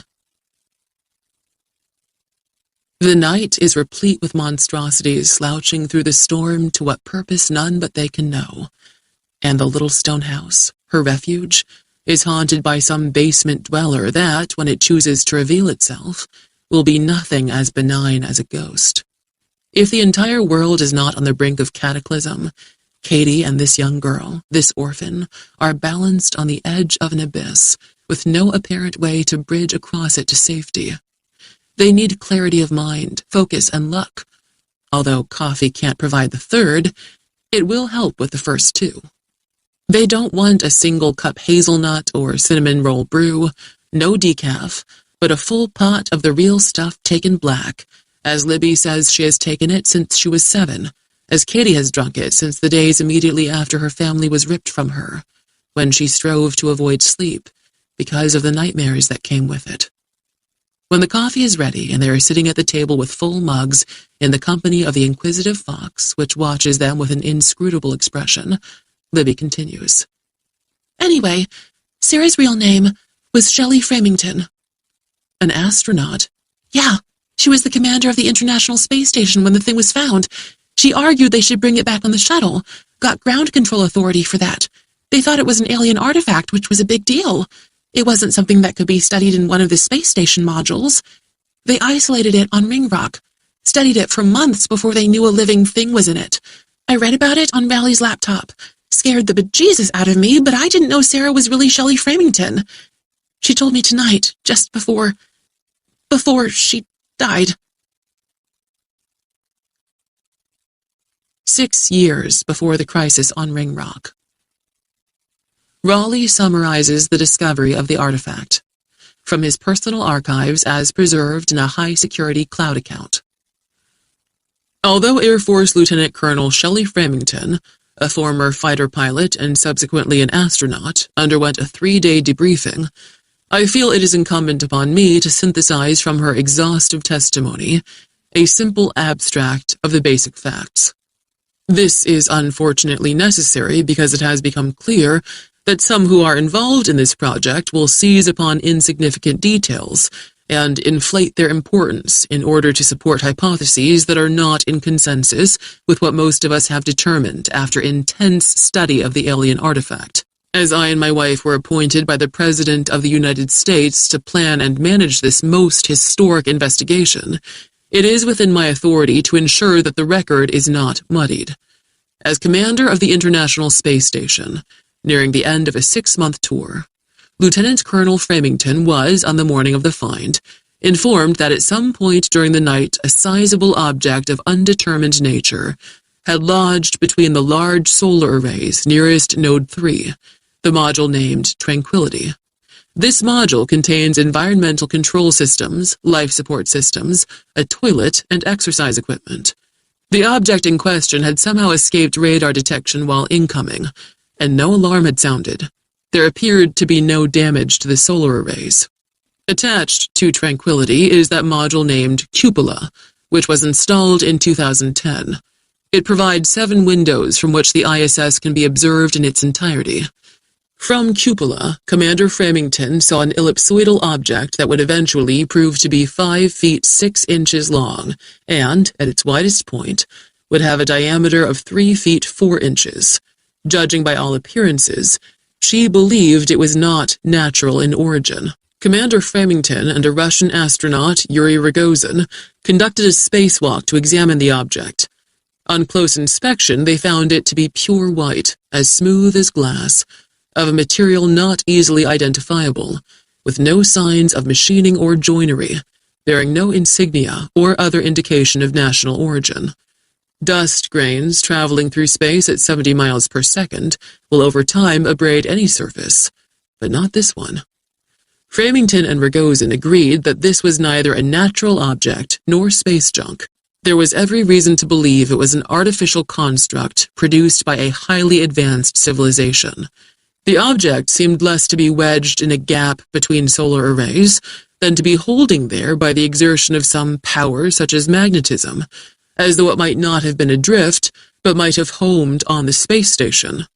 Nevertheless, Framington and Rogozin decided, rightly and bravely in my estimation, to bring the object aboard via the airlock in Node 3. After initial examination of the object in that laboratory module named Destiny, Commander Framington, to her great credit, lobbied most effectively that the artifact, at that time informally referred to as the melon because of its shape, should be brought to Earth to be studied at a high-security facility. There were the usual negative voices, those skeptical of progress in general, who would have scientists restrain their curiosity and proceed at the sluggish pace of bureaucrats. They were not permitted to obstruct this great and valuable enterprise. Days were spent as well in arguments over to which country the melon would be delivered and where it would be most safely studied. Ringrock Island was selected, a secret Level 4 biological lab engaged in researching defenses against bioweapons. It was rapidly retrofitted for this new purpose, and a team of scientists from 9 countries was selected for the project. Commander Framington and the crew of the ISS were to keep the melon under constant observation for 20 days, when the next supply shuttle would arrive at the ISS from Earth and be able to transport the object. During those 20 days, the melon was as inert as a stone. With care, it was transferred to Ringrock and placed in an airtight containment lab. In a room within that room, an isolation box with bulletproof glass walls. Thereafter, it was handled only by wheeled robots with highly articulated hands, guided by scientists outside the isolation box. The most intense scientific inquiry in all history proceeded initially under the justifiable theory that what we might have was essentially a large envelope, a message from the stars, containing samples of the music, art, and languages of another world, similar to what NASA sent into space as an introduction to civilization on Earth, with the hope it would in time be found by an intelligent species more advanced than humanity. Perhaps the melon would contain a star map showing the galactic location of their planet, like the one NASA included in its Goodwill vessel. We soon discovered that the melon absorbed heat and apparently used that energy to some purpose. The only thing we could detect issuing from the object was a continually emitted stream of protons, representing a mere fraction of the energy it took in. Now, after 7 months of exciting discoveries, we have learned that beneath the 6-inch thick, all but impervious rind of the melon is a hollow core containing matter of less density, as yet unidentified. We believe this is indeed a gift from an advanced civilization, even perhaps including all their scientific knowledge and technology. If we can discover how to reach this core and access the trove of data it likely contains, it could provide us with centuries of advances in but 1 year. I am convinced that those of us on this project will give birth to a new world of marvels and wonders. Moloch. After 15 intense minutes of mutual revelations, the girl can't sit still any longer. She gets up, moves around, the coffee mug held in both hands, as though she needs the warmth of it more than the caffeine. Remaining in his chair, Michael J. turns his head to follow Libby wherever she goes. Only 2 scientists worked with the melon, the artifact, at any one time. Limiting risk, Katie guesses. Yeah. When they left the lab, they took 4 total immersion baths in antimicrobe and antifungal solutions, submitted to long-wave radiation, whatever that is. They never went in the big glass-walled quarantine box, yet they wore face masks and breathed bottled air, so exogenous microbes wouldn't escape the lab. Exogenous? Katie asks. Not native to the Earth. So eventually, when they figured out that the rind was 6 inches thick, they decided to breach it, get to the inside of the melon. With what? Diamond drills? Lasers? I don't know at all. Nothing had any effect. Then, after all those months, a hole just appeared in it. A hole? Appeared how? Katie asks. It opened on its own, like from smaller than a pinhole to 1 inch in diameter, and a sort of worm came out. Sort of? wasn't really a worm. Later, they called it amorphous tissue, like living clay about 18 inches long, ready to be, well, whatever it wanted. It coiled like a snake does, and waited. Waited for what? For the big brain experts to do something, I guess. What did they do? Libby stands looking down at the fox, and Michael J. meets her stare. She says quietly, "Everything's hanging by a thread." What did they do? Katie presses. Moving again, Libby says, "Through the transfer airlock, they put a rat into the quarantine box. The worm morphed into something that scared the piss out of everyone, something they never saw before and never wanted to see again. There wasn't any video on Raleigh's laptop like there must be in the main project files. They eventually called the thing Terrorism 1, meaning monster number 1. It went after the rat and combined with it." Combined? So fast they could hardly believe it was happening. Terrorism 1 flowed into the rat. For a minute or two, it was just a rat. But then the terrorism and the rat became something that was a hybrid, a little like each of them, and even more hideous. They should have been ready to flood the damn quarantine box with cyanide gas or the strongest possible nitric acid. Something. They weren't. The hybrid went into a frenzy, throwing itself at the bulletproof glass walls for like a few minutes. And then it scuttled back to the melon, which was really a shell, became like a worm again, slithered into the hole to rejoin the mother mass, and the hole closed up. They kept the project going 6 more years after that? The shock wore off quick. The possibilities excited them. Excited? They ought to have been freaking terrified. A few were. After a year of more experiments, 4 researchers demanded the project be terminated and Moloch destroyed. Moloch? That's a demon or god that ate children. They thought it was a cool name for the thing. Cool? Jesus, were these scientists 13 years old? Raleigh wanted to name it Proteus. Classical myth, the sea god who could change shapes. On Ringrock, they call it Moloch, if anyone there is still alive. Raleigh receives the demand. 5 years and 5 months before the crisis, from his personal archives as preserved in a high-security cloud account. The same 4 resolute reactionaries who have been a thorn in our side from the beginning have now dropped what they believe is a bomb that will unseat me from authority and lead to the termination of the project. Choosing not to discuss the matter with me, these nervous Nellies circulated their foolish document to everyone on Ringrock and to those in government with security clearance and knowledge of our work, including the president and his wife. We, the undersigned, herewith demand the immediate cessation of current research and the establishment of a committee to urgently determine the safest means by which to destroy or otherwise dispose of the extraterrestrial entity known to us as Moloch, and currently held in an inadequately secure laboratory on Ringrock Island.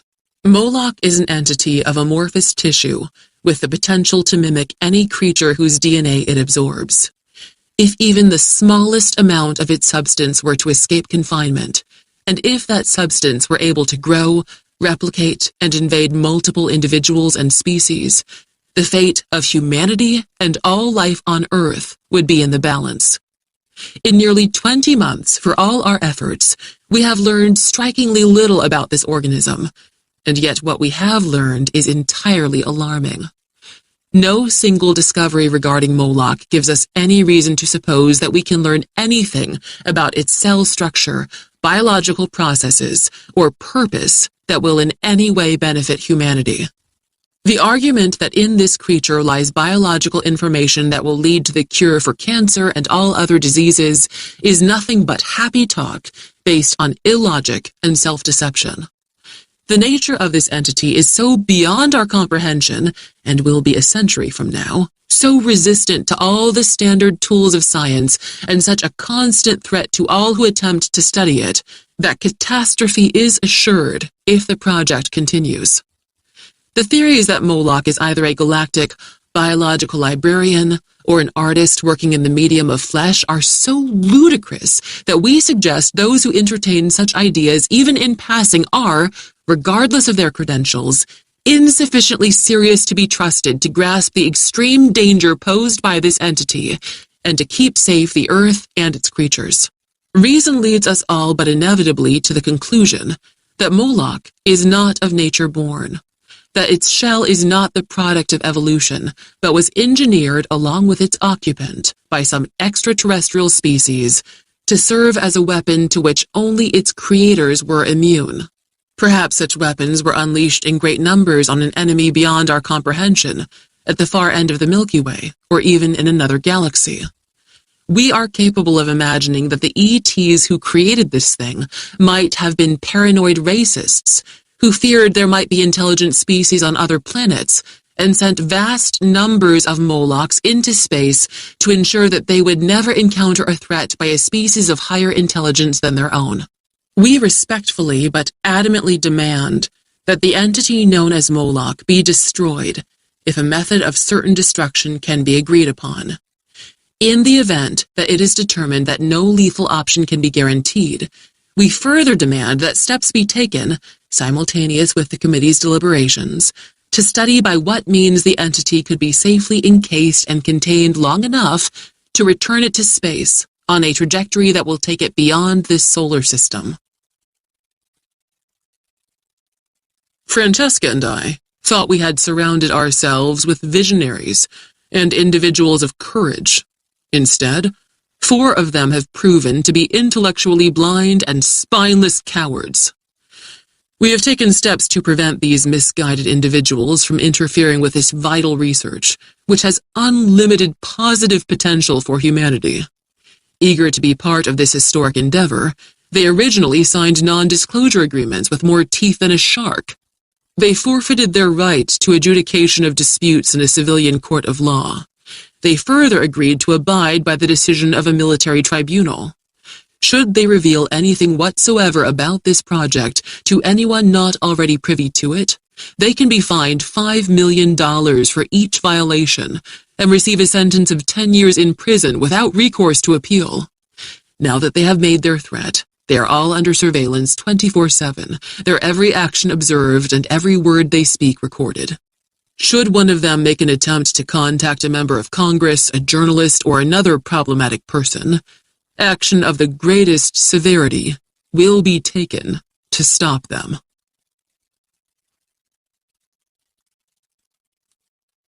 What walks the night? This island refuge that has sustained her now proves to be no refuge after all.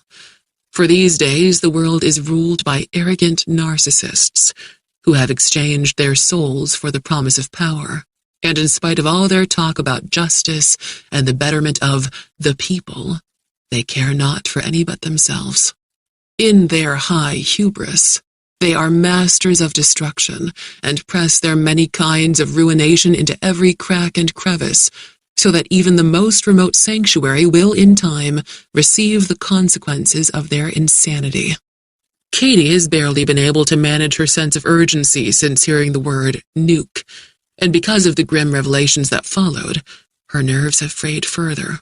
She counsels herself to get a grip, not just because of the promise, but also because of this girl who needs her. She gets up from the table, retrieves the empty satchel that hangs from the chair, and zippers it open. "You said these fusions break down into spawn that also fail," Libby says. "They're disgusting, hideous. But Moloch can't be a thing that always fails. Failed life forms just go extinct. They believe it just needs practice. A lot of practice." "That sounds like a joke." "No! See, on Earth, we're carbon-based life forms. Maybe life on other worlds has different bases. Living cells with different chemical structures, unique proteins, whatever." Katie places the first funeral urn in the satchel. Sweet Penny. Then dear Regina. "So you're saying Moloch has to learn the rules of this world before it can successfully manipulate our cells, tissues, organs?"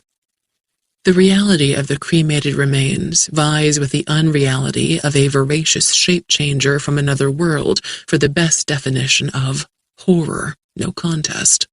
Horror is the ashes of those we love, even as we cherish the cremains as a symbol of all the beauty that once was ours. Yeah, Libby says. To learn, Moloch has to try to fuse with a lot of local species, maybe hundreds or thousands of times, which it hasn't been able to do in the containment lab. All it's gotten are the rats, rabbits, dogs, and chimps they've given it. As Katie carefully tucks Avi's urn into the satchel, and after it, the smaller bronze containing the ashes of Cassie, the dog, she says. But once Moloch has been set loose, it can fuse with every living thing it encounters. Setting her empty coffee mug on the table, Libby says, which has been happening since the escape yesterday. What escaped? Katie wonders, slipping into her waterproof windbreaker and zipping it up. Libby says, someone or something that evidently swam here to Jacob's ladder. And today, Francesca. Maybe others. Something that could swim 2 miles?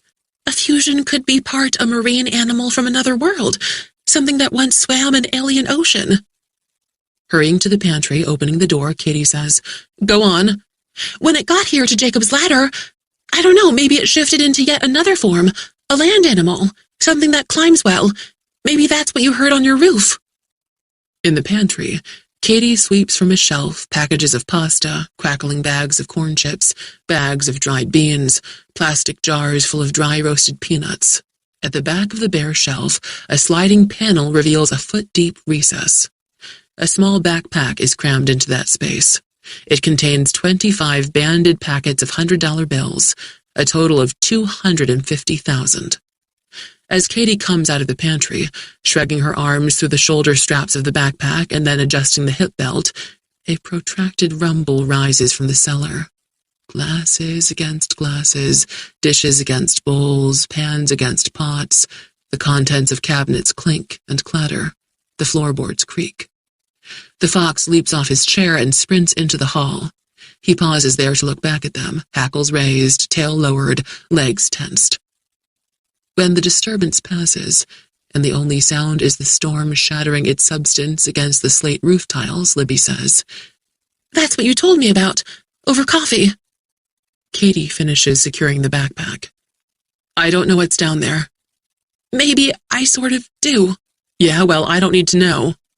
Katie yanks open a utility drawer in which she keeps a tack light, batteries, and other items. Libby says, when the failed spawn breaks down, it's kind of like, if I understood what I read, it's like this nasty mess of slip-slop, cellular soup. Katie gives her a pair of scissors and a roll of duct tape. She positions the tack light against her right forearm. Tape it in place while I hold it. The beam will be pointed wherever I point the gun. As she winds the tape around and around the long handle of the flashlight, Libby says, the cellular soup struggles to make itself into something, but it can't. It's lost the necessary complexity to receive instructions from the mother mass and shape itself. That's good. That's enough. Cut the tape. After a while, the spawn soup dies. It putrefies. It becomes nothing more than fertilizer. Incredibly rich fertilizer. Katie recalls the lush grass behind the house. Putting down the scissors, Libby says, but before it dies, if it can make contact with a living creature, no matter how simple, it can have a third life. Diminished and not long, but still life. Fusion to spawn, then spawn to something less. That's what they suspected, based on observation of all the failed spawns in the isolation box. The girl snatches the shotgun off the table. Katie hands her the satchel of funeral urns. It's heavy, but I'd rather you carry and I do the shooting. It's not heavy at all, the girl says. Okay, then let's go. Go where? The boathouse. Katie retrieves her AR-15. I've got cans of fuel for your outboard.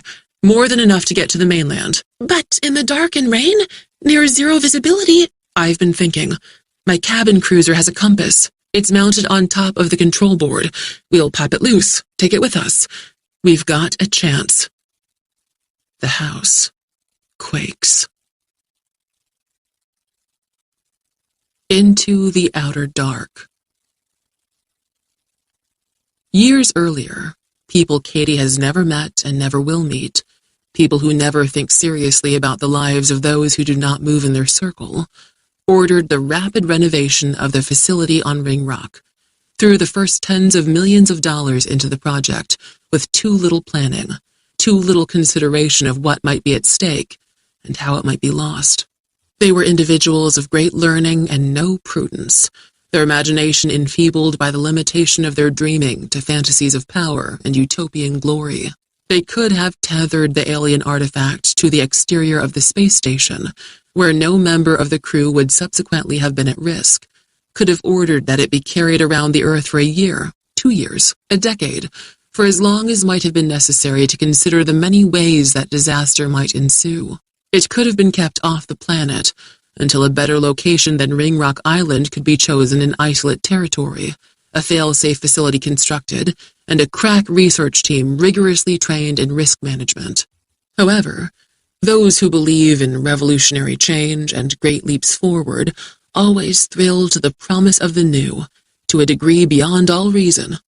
Whenever they rule a nation, they are the masters of its ruination, and in this case, they appear to be the engineers of the entire planet's demise.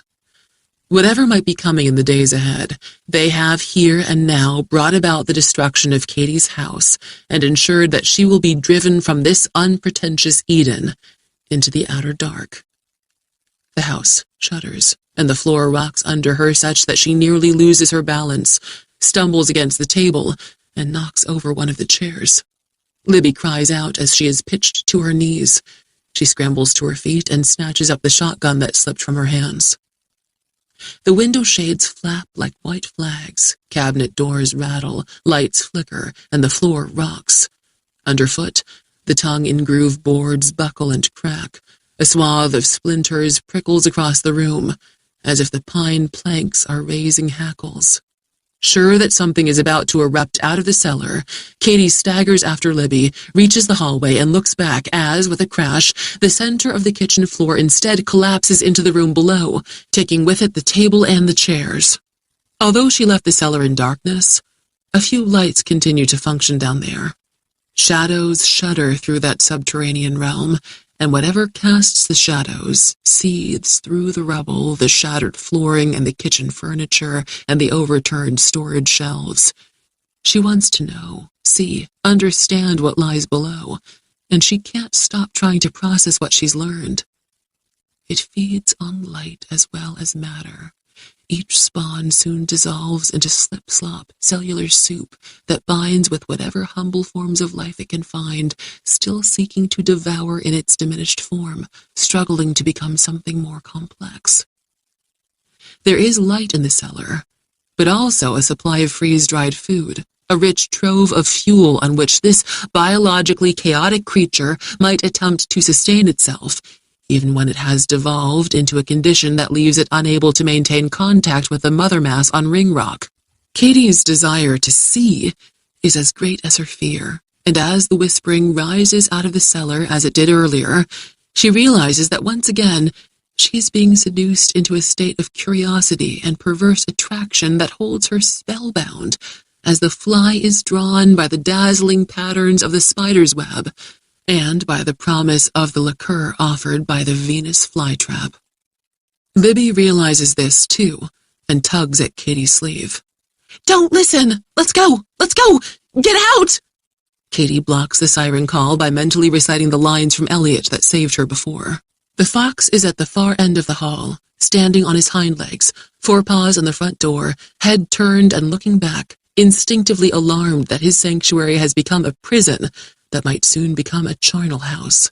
He barks, and then again, as he has not done before. Katie knows how he feels. Once, the whole world had been hers, past and present and future. But then she'd had only the island and the present, the past having become a wasteland, and the future only a continuation of the present, offering hope but no prospects. Although the hallway isn't long, it suddenly seems to telescope ahead of her when she hears more of the kitchen collapse into the cellar and realizes that at any moment she might drop out of the main level into whatever hungers below. The overhead lights flash, flash, flash, and her shadow repeatedly flies forward toward Libby, like death manifesting to scythe down her soul. Maybe the walls tweak, And maybe that's her imagination, but for sure she feels the floor cracking apart, sloping precipitously behind her, the floor joists and subflooring and pine planks falling away, a void opening at her heels. To her right, movement of the structure throws shut the door to her studio, but at once flings it open again, the bent hinges shrieking, as though the bungalow has come alive and is hostile to her. The lintel fractures and sags. And now, there's no doubt that the bearing wall between the hallway and the studio is flexing, the studs cracking, nails squealing as they are tortured out of the wood that has so long and firmly gripped them. In the living room to her left, mortar crumbles, and loose stones from the fireplace avalanche to the floor, knocking against furniture. The fox claws the door, and Libby struggles with the stubborn deadbolts, which are bound tight in the askew striker plates because the jam has torqued with the movement of the building.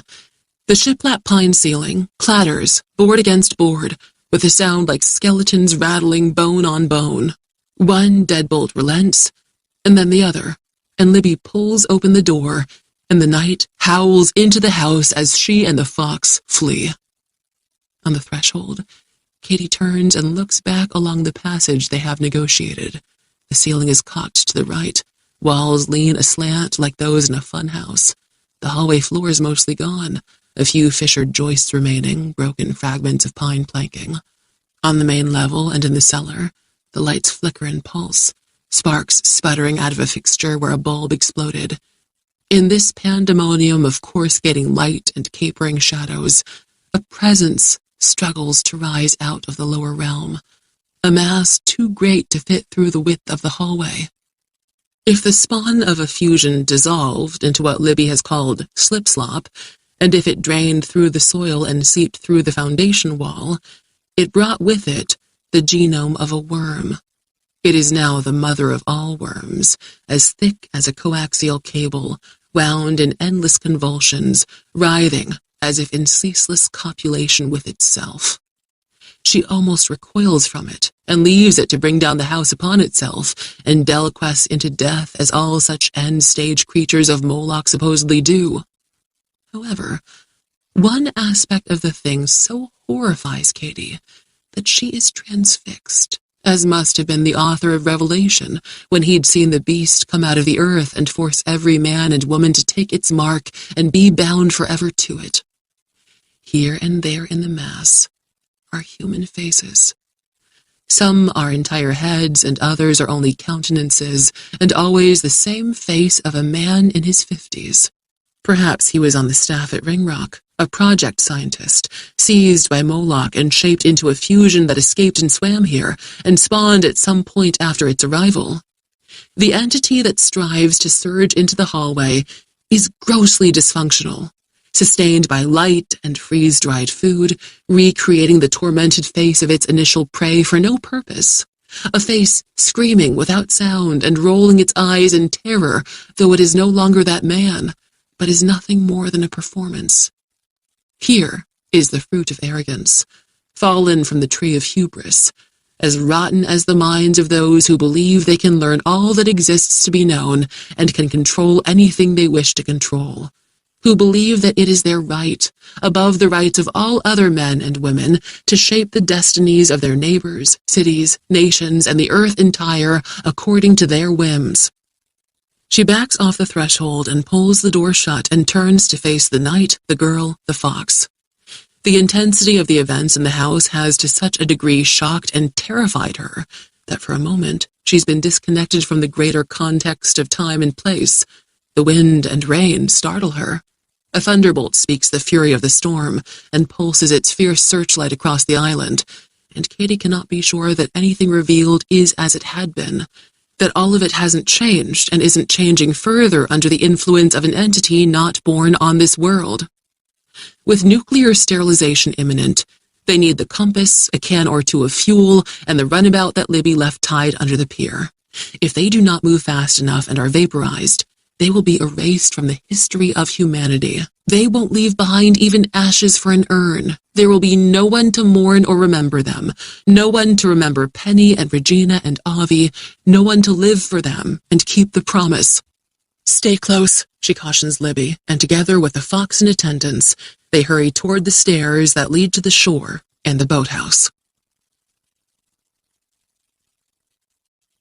Before Jacob's ladder, the crematorium.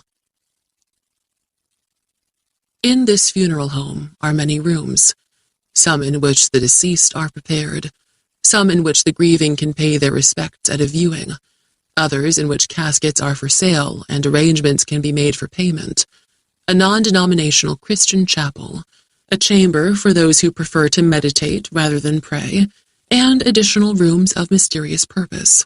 There is, of course, a crematorium, where mourners are discouraged from standing witness, and adjacent to it lies a waiting room with an adjoining half-bath for those who feel the need to be present while flesh and bones become ashes.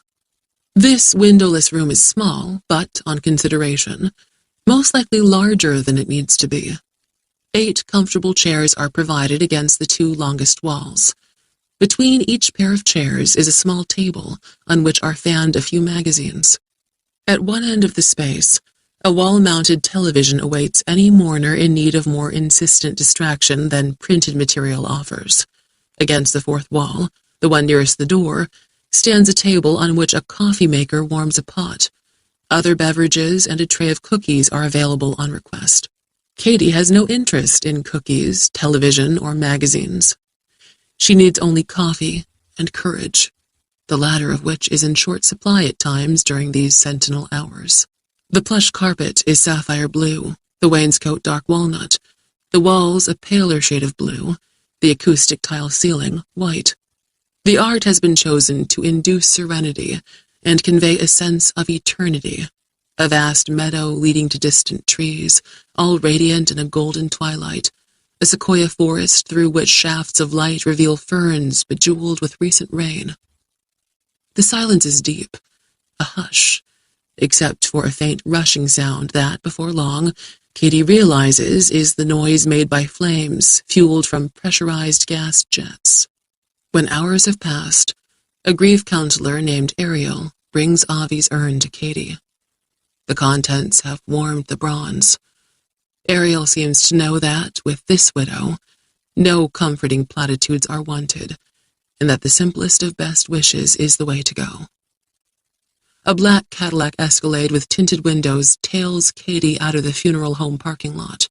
Although the vehicle bears license plates, she doesn't bother to record the number because no one in authority will be interested.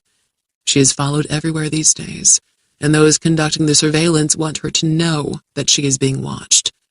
She goes directly home to put the urn with those that contain the ashes of her daughters. Late that afternoon, she pays a visit to the cemetery where her parents are buried. A man stands on a knoll about 50 yards away, between 2 majestic phoenix palms, watching her through binoculars. They will not arrange another hit and run or an accident of any kind, because even though these are people with extreme influence over the press, some journalists remain who would feel obliged to investigate yet another untimely death. She believes that her phone calls are monitored. She suspects that anything she might say to anyone in the privacy of her home will be overheard. She has no friends to bring light into these dark days. Some choose to keep their distance rather than bring themselves to the attention of dangerous people. Others seem to have been warned off and have taken the warnings seriously. In the interest of protecting those friends who have proved to be true, Katie withdraws from them, for they are too naive to understand the implacable evil of, and the risks to them posed by, those who protect the senator, his son, and his son's demented friends. Although they dare not stage an accident, her enemies might attempt to murder her in such a way as to present her corpse in a convincing tableau of suicide. After all that she has lost, no one will argue that she is an unlikely candidate for self-destruction. For weeks, she hopes they will try it, will defeat her alarm and enter by stealth in the night, bearing whatever paraphernalia they require to sedate her without proof of a needle prick, to insert a tube down her throat after she passes out, and feed her a lethal number of capsules of Nembutal or Seconal. She is heavily armed and alert, and the law cannot be twisted quite far enough to deem her a criminal for killing those who invade her home. They don't come in either the night or the light of day, but neither do they cease monitoring her. She is eventually convinced that her only hope of peace, of escape from constant fear, is to retreat, to convince them that she is at heart a rabbit, not a wolf. Jacob's ladder awaits her. Who goes there? Katie knows her island by day and by night, knows it as well as if she were born here, having roamed it for hours every day, in fair weather and foul, in sun-shot summer days and bitter cold, because it is all she has of the world and all she ever expects to have, as if she has been shipwrecked here, no more likely to be rescued than if the place had been a South Pacific atoll in the year 1650. On this night, however, it is familiar only in the way that places one has never been are strangely familiar in a dream. With Libby at her side, hurrying away from the damaged house of what she has been dispossessed, she sweeps the yard with the tack light taped to her arm, and, therefore, with the AR-15 that she holds at the ready. She has no fear of the spawn that metastasized in the cellar, because it will soon die of its internal chaos, or even sooner, when this terminus of the archipelago is suddenly, briefly, as bright as the sun. She fears only what she can't anticipate, other manifestations of Moloch, if perhaps the depth charges were in response to the escape of more than one fusion. Thunder rolls in the distance, and the storm spends lightning in such a far place that the black clouds immediately above them are barely limned by the reflections that travel through their watery convolutions. Rain falls in undiminished torrents. The beam of the tack light reveals the concrete stairs that funnel down to a shore that is no longer common, the stones and pebbles of the shingle beach like cockle shells of some poisonous mollusk, the lake water seeming as dark and thick and foamless as a polluting sludge. They trade the concrete steps for the wooden treads leading to the pier. The fox waits for them at the top, rain-soaked, looking not at all sly, but as bold and encouraging as a family dog that wishes to convey, by 2 quick barks, the urgency of the situation. As they move along the boathouse wall, Katie smells fish rotting under the pier, a stench the wind can't entirely sweep away. A much fainter scent, at first merely chemical, quickly registers as gasoline. She halts, and Libby stops with her. Even the driving rain is slow to sluice away evidence of a recent fuel spill on the pier planks. Stubborn traces of cracked, refined petroleum float on the film of rainwater, iridescent blue and green and sulfur yellow arabesques that shimmer in the beam. When Katie switches off the flashlight, she sees a dim glow ahead, on the left, at the boathouse door. A fan of pale light grows wider, only to grow narrower, wider, narrower. The fox pauses in the dim arc of light, raises his nose to whatever sense, and then hurries on to the end of the pier. Katie hadn't left the light on earlier, when she had found the lock shot out and the outboard engine missing. "Stay behind me," she says, and Libby does as instructed, and they move to the entrance. The door sways under the influence of the wind, its hinges creaking. She puts her face to the gap, but she can't see anyone. With the AR-15 gripped in both hands, she uses the barrel to press the door open. Quick across the threshold, tracking the rifle left to right, she encounters no threat. A clank of metal on metal and a ratcheting sound draw her to the head of the gangway. Storm tides pressing under the big lakeside door enliven the water in the slip, which boils as slowly as the foul brew in a witch's cauldron. Distorted by the waves, reflections of the hanging lights seem to exist not on the surface, but instead in the depths, like tentacular species of unearthly origin. The small cabin cruiser rides against the squeaking fenders that protect it from damaging contact with the slip. On the open deck at the transom, a tall man bends to his work, reattaching the engine and its fuel tank. He drops a tool and stands erect, blotting his hands on his black uniform, the task completed, his back to Katie as she cautiously descends the gangway. The man turns, perhaps to release the belaying lines that are secured to the slip cleats. When he sees her, he reacts not with surprise, but with that cool arrogance and barely disguised contempt that she first endured when she met him outside the grotto more than 12 hours earlier. "Ah, it's you," Robert Zenon says. "I was about to come to the house and warn you. We've got to leave. There's been an evacuation order." "You took the engine and stranded me." "Only so you wouldn't take off without me. I always intended to bring you with me when it was time to go. My partner, Hampton, he destroyed the boat we came in. He was corrupted. I also didn't want him escaping in yours." She says, "If your rifle's laying on the deck, don't stoop to pick it up. With an AR-15, I don't have to be a damn good shot, but I am, and I'll take your head apart." "My rifle's in the cabin." He gestures toward the bow. "I'm not your enemy." After treating him to a long silence, giving him time to look into the muzzle of the rifle, she says, "The pistol on your hip. Lift it out by the grip with your left hand, using just your thumb and forefinger, and drop it over the side." "My ISA credentials are legit. We're on the same side here." She fires one round, placing it so close to his head that he can no doubt hear the whistle of the round cutting air, even above the crack of the shot. He flinches. "Damn! You're threatening an officer of the law." "I'll trust any cop on a corner if he wears a uniform, but no law you pass can make me trust your type. You've got to earn the trust. Drop the pistol in the water, or I'll drop you." Shifting his attention to Libby, who has descended the gangway, Zenon says, "Who's shotgun Susie?" He squints as he recognizes her. You're their daughter. How the hell did you get here from Oak Haven?" "Ignore him," Katie tells the girl. "He's nothing but trouble. Step away from me, honey. Away from him. Go around the slip to the front of the boat." As Libby moves forward on the wet planking, Zenon pumps himself up with an air of authority and regards Katie with an imploring but stern expression. "Listen, you don't understand the situation. There's a crisis on Ringrock. This place isn't safe." "Moloch," Katie replies. "Fusions, spawns, a nuke that could be triggered any moment. I understand some. Drop the pistol overboard."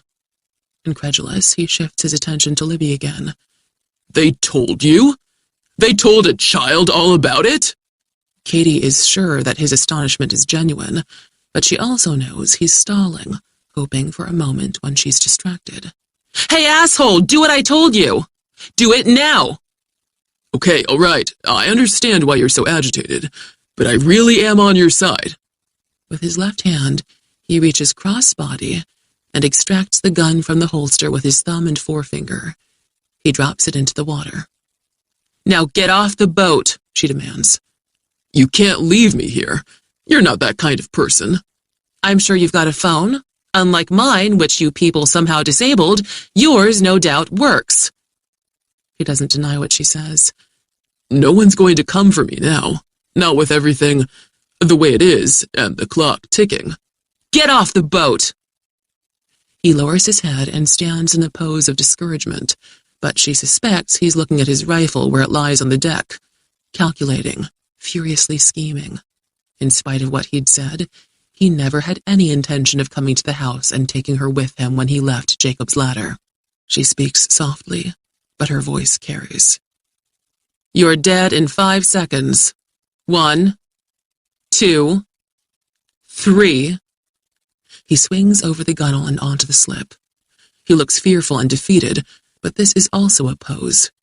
He is alert for any advantage that might befall him. He will kill her if he can.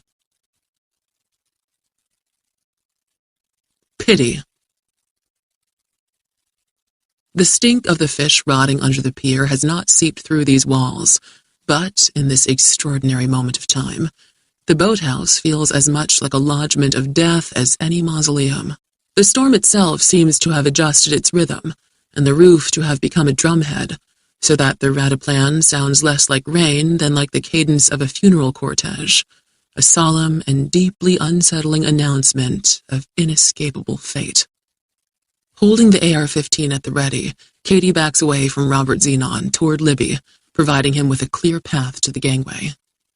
"Get up there, away from us and the boat." "You can't do this to me." "I'm doing it," she assures him. "It's a death sentence. Your kind always find a way. Jesus, Katie. What about him? Katie asks.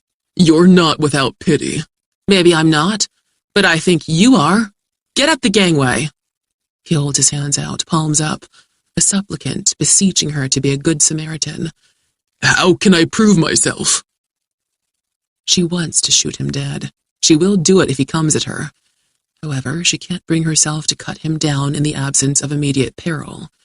The promise was to live for Avi and the girls, not to kill for them. Why did you come to Jacob's Ladder? He answers without hesitation. A scientist on the project became contaminated, a fusion, without anyone knowing. He was able to pass as himself for a short while, a few hours, until dysfunction set in. By then, he was in a position to escape. That's who you depth charged? Yeah. It feeds on energy. A depth charge is a bomb. Energy. You can't eat 100 steaks at once. Moloch can't process unlimited amounts of energy. Any fusion can be overloaded, burnt out like a circuit, which is what we were trying to do. That's just a theory? Or proven? Proven. So why did you and Rice come here this morning? To be sure Schiff hadn't survived and made it this far. The scientist? Yeah. And what did you find? Spawns, 2 of them, in the grotto. Remembering the face of the 50-something man that appeared in multiple iterations within the substance of the spawn, Katie says, There's a 3rd in the cellar of my house. He appears surprised, perhaps that she is alive. We destroyed the 2 in the grotto, or I thought we did. They sent just you and Rice, not a platoon? The more boots on the ground, the greater the risk of someone talking about what they saw, a breach of security. Do you people ever listen to yourselves? His expression remains that of a man humbled and afraid, but his stare sharpens with the arrogance that is the truth of him. It was chaos in the grotto. Things got desperate. Rice and I, we were separated for just 2 or 3 minutes. And something fused with him.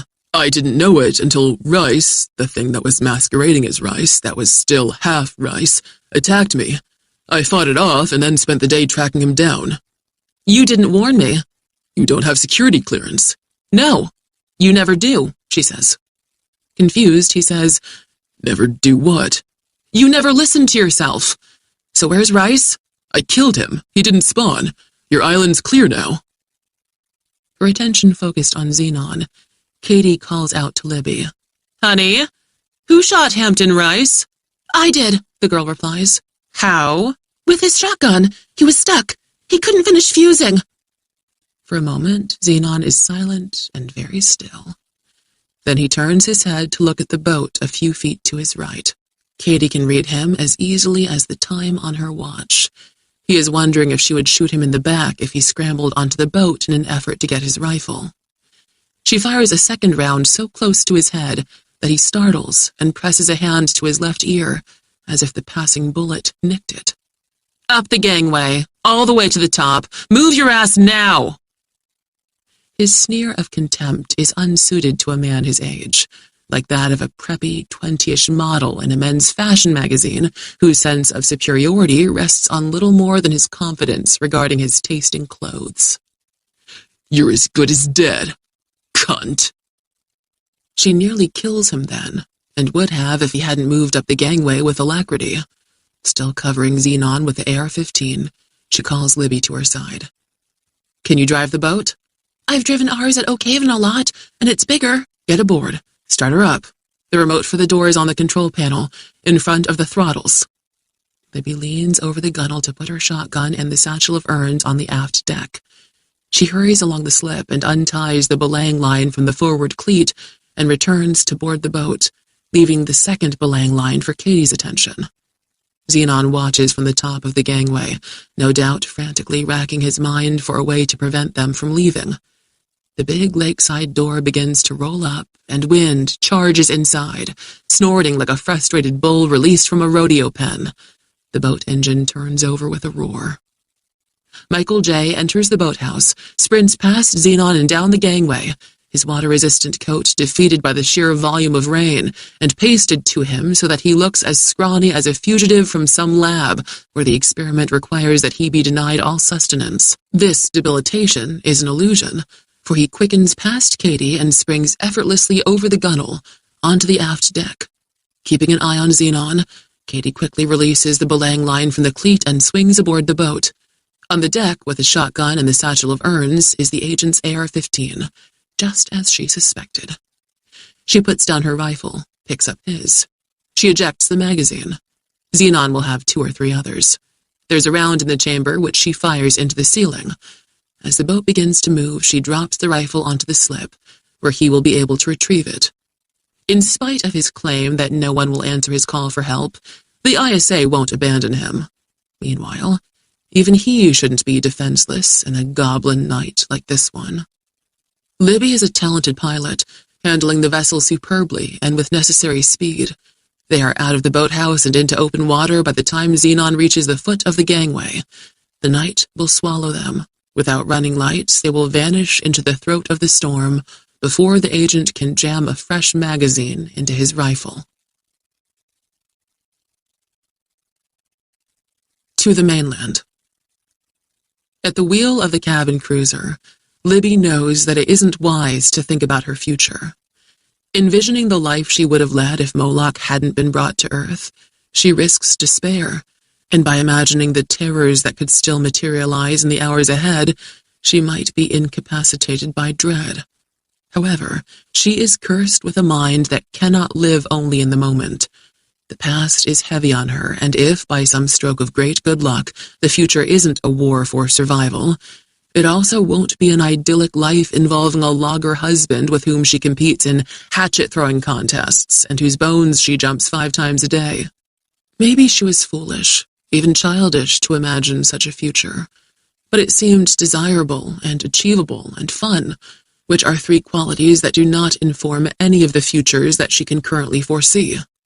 What haunts her most of all is the specter of loneliness, of having no one who cares for her or about whom she deeply cares. The first 7 years of her life were lived in isolation of the spirit, until Sarah came along. Shelley Framington, astronaut, will always be Sarah to her. And now that one friend is gone, never to return. Michael J. lies curled up in a corner of the wheelhouse, wet and miserable, but not whimpering. Libby has always thought animals live in the moment, their past dismissed as irrelevant, unaware that their lives are short and their futures fraught with danger. Again and again, however, the fox's behavior seems to belie that notion. Raleigh and Francesca had no patience for pets, considered them an even greater waste of time than, well, children. Maybe Libby's escape from loneliness will involve animals, which care more diligently for their offspring and might come to care for her. On course, due east, Katie says, reading the compass. You're doing great, honey. The boat cleaves the chop with less drama than Libby's smaller runabout, and they are no longer in danger of being swamped. Holding true to course requires some strength, because the wheel pulls to the currents, and the wind broadsides the vessel. But she is not a weak girl who has spent the years lifting nothing heavier than bottles of makeup, tubes of skin cream, and lipstick. They pass just south of Oak Haven Island, close enough that she is able to see the separate windows of the house that sheltered her for 7 years, each pane softly radiant. Perhaps something that once was Francesca, that once was also Sarah, something that is now many worlds of life born in a single incarnation, is still searching those rooms for a girl to feed on. Whether such a creature remains alive or dead, the Cape Cod structure with its fine veranda is no longer a haven, but rather threatens like a house in a story or poem by Poe, where the glow beyond the windows is the light of eternal horror, issuing from the lamps of hell. As Oak Haven recedes, hard rain washes the wheelhouse window, blurring the night beyond, which is itself a blur of rain and wind-blown mist. At this hour, in this weather, no pleasure craft are underway. The only traffic on the lake is commercial large ships bearing numerous running lights. Even in this murk, she will be able to see one of those leviathans. If it's crossing her course, she can throttle back and, if necessary, wheel to port or starboard to pass astern of it. And if the president, or whoever's in charge, has made the decision to detonate the nuclear device under the facility on Ringrock, Surely federal agents, using one deception or another, have already closed down or rerouted traffic from the blast zone. During the quarter of an hour or so after Libby had knocked on Katie's door, they had shared, over coffee, their knowledge of the situation in which they found themselves. But she'd learned nothing about the woman's past, where she'd come from, how she'd wound up on Jacob's ladder, why she was alone but for a fox. They can cruise the miles to the mainland in silent expectation of the explosion that might vaporize them or at least swamp their boat, which would make even this short journey endless, or they can distract themselves with conversation. In these circumstances, small talk is intolerably foolish, like chatting about recipes for apple pie while in line for the guillotine. Libby knows that the sealed bronze jars, different from one another, are surely funerary urns filled with ashes, and must be as sensitive a subject as any she could raise. The universe might never have an end, time ticking on for eternity, but whatever happens this crazy night, her and Katie's time is limited, whether to 10 minutes or 50 years, and with the silence of time's end looming over them, it seems that the only subjects worth talking about are those most sensitive. She dares to ask. Katie takes no offense, nor does she hesitate. She condenses the ordeal into less than 5 minutes, her emotions repressed and her voice so haunted that she might be dead herself and speaking to Libby during a séance to which some spiritualist has summoned her back into this world. Her story is one of monsters, though all of them are human, and the grief she has suffered is beyond Libby's ability to fully comprehend. Detail by detail, the girl becomes aware that this is also an old story, presented in many books within a book, and here distilled to its essence. It is the explanation of the world's condition that her parents refused to let her read, and that she knows about only because of the books that Sarah smuggled to her. A story that reveals the origins of evil, that explains why the innocent suffer at the hands of those who have no use for the truth, and why they have no use for it, and how their contempt for the truth ensures a dark and ever-darkening world. For all the tragic loss and horror of Katie's story, she tells it in some way that does not rob it of hope, a way of telling that Libby can't explain, but that affects her nonetheless and leaves her dry-eyed and standing tall when she should be streaming tears, huddled and shaking. Katie finishes by saying, "We can't give in to evil, to those who do such things, because what they want is us to go still and quiet and never speak back to them. These past 2 years, I've been trying to figure out how to speak back, and haven't been doing a good job of it. My Avi used to say, always keep moving. The fates are master sharpshooters, and the easy target is the one who's standing still. By keep moving, he also meant keep telling the truth, keep doing what's right, keep believing what you do matters, because when you give up on the truth, you become one of them." The sky is black and the lake is black, but the compass has a light. Libby can read the lubber's line and the bearing line. She is true on course, and the night has not yet caught fire, and she means to stay on course, no matter what. Future tense. After Katie's account of how she lost her family, Libby does not resort to platitudes, but falls into a thoughtful silence. The darkness is forbidding, the hour late, and the town toward which they're heading is small and short on nightlife, yet they are making such progress that Katie expects to see shore lights soon. She wonders about the megatonnage. If it is a small device and 4 stories under Ringrock, it might turn much of the facility to dust and soot and puddles of molten steel, vaporize the mother mass of Moloch as intended, but do little damage beyond that island. In recent decades, however, many who govern have exhibited a tendency toward gargantuanism in all things. If a small solution is 90% effective, a program 10 times larger is judged to be what is needed to solve the problem entirely. Would politicians, facing the threat of a malevolent ET annihilating the human race, choose to follow the measured recommendations of the experts, or instead pack as much punch into the Ringrock self-destruct system as possible? If the nuke is not one that might be called tactical, If it is instead a metropolis buster that could level Los Angeles from downtown to Beverly Hills, then Oak Haven and Jacob's Ladder will sustain blast wave damage and perhaps be set afire from end to end. Even then, damage on the mainland should be small or nil, except for the effects of radiation. Always keep moving. At last, Libby says, "Wherever we go, if we live long enough to go anywhere, I want to go with you. Is it possible?" Honey, you hardly know me. I know enough. You're real. You take care of business. But your family will have other ideas. There was just Raleigh and Francesca.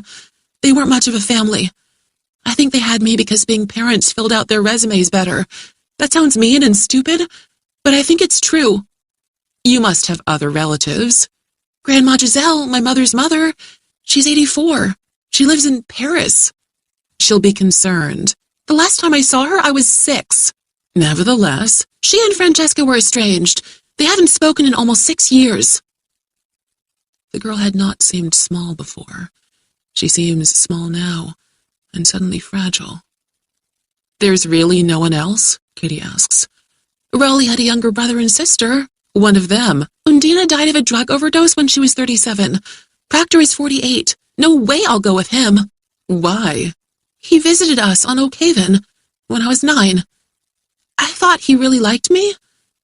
What he liked was touching me. He molested you?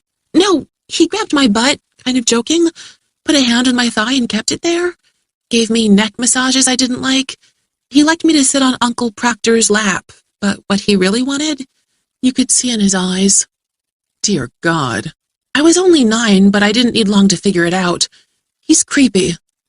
She stands on tiptoes to lean forward and read the compass. I understand if you can't. I mean, all you're carrying, everything that's happened to you, it's already too much. I'm just afraid what they might do to me. What do you mean? If they figure out I know about Ringrock, Moloch, all of it. The whole world's going to know about it soon. Libby glances at Katie, her eyes shining faintly with compass light. You think they'll admit the bomb was theirs? Why wouldn't they blame it on a terrorist? Invent a whole different story about what research was being done on Ringrock, make it something that one group of crazies or another would want to blow up. It's a nuke going off in American soil. In order to kill an existential threat, it's too big to cover up. There are too many people in the loop. The girl looks ahead, on course. They've kept Moloch's secret for more than 7 years. Does anyone take responsibility for what they screw up anymore? Maybe they said they do, but do they really? Don't they try to hide the truth or blame others? Since yesterday, Katie has been fixated on the strangeness and escalating eeriness of events. With the revelations of the past few hours, when the threat has proved otherworldly, her fear has been of the unknown. Her plight is beyond human experience, the next turn of the screw unpredictable and therefore terrifying. However, she's now being reminded of what she never should have forgotten, that the true prince of this world isn't Moloch. The prince of this world is the father of lies, and his followers are legion. Those who control the narrative might in fact decouple Ringrock from the explosion, might claim terrorists were ferrying the nuke from this lake to the next, with whatever city as their target, when it detonated prematurely. Such a lie, sold by the highest authorities, will not only cover up the reckless project at Ringrock as if it never existed, but will also provide them with an excuse to restrict freedoms and further consolidate power. The end of Moloch might be only the beginning of something else as dark and menacing as that biological weapon from the stars. Libby is right to fear that she might be sought and silenced one way or another. In a world where truth and virtue are more often mocked than praised, the life of a 14-year-old girl has little value. Every year in this war and that, even in our own cities, countless children are killed, while those who spray the bullets or plant the roadside bomb, authorize the use of nerve gas, send the drone with the Hellfire missile that strikes the wrong target, shed not a tear, referring to those tender deceased as mere collateral damage, if they acknowledge them at all. Nor is the life of a 36-year-old widow worth anything when she has accumulated the kind of knowledge Katie has acquired during the past day. An island is not a sufficient refuge.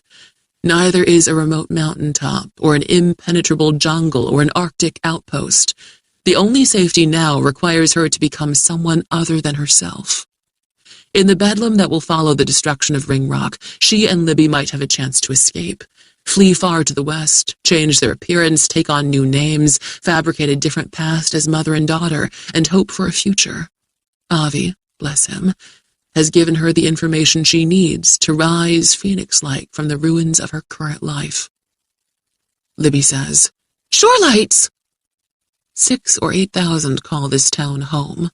It lies too far from the nearest city to be a suburb, although neither is it rural in its style or commerce.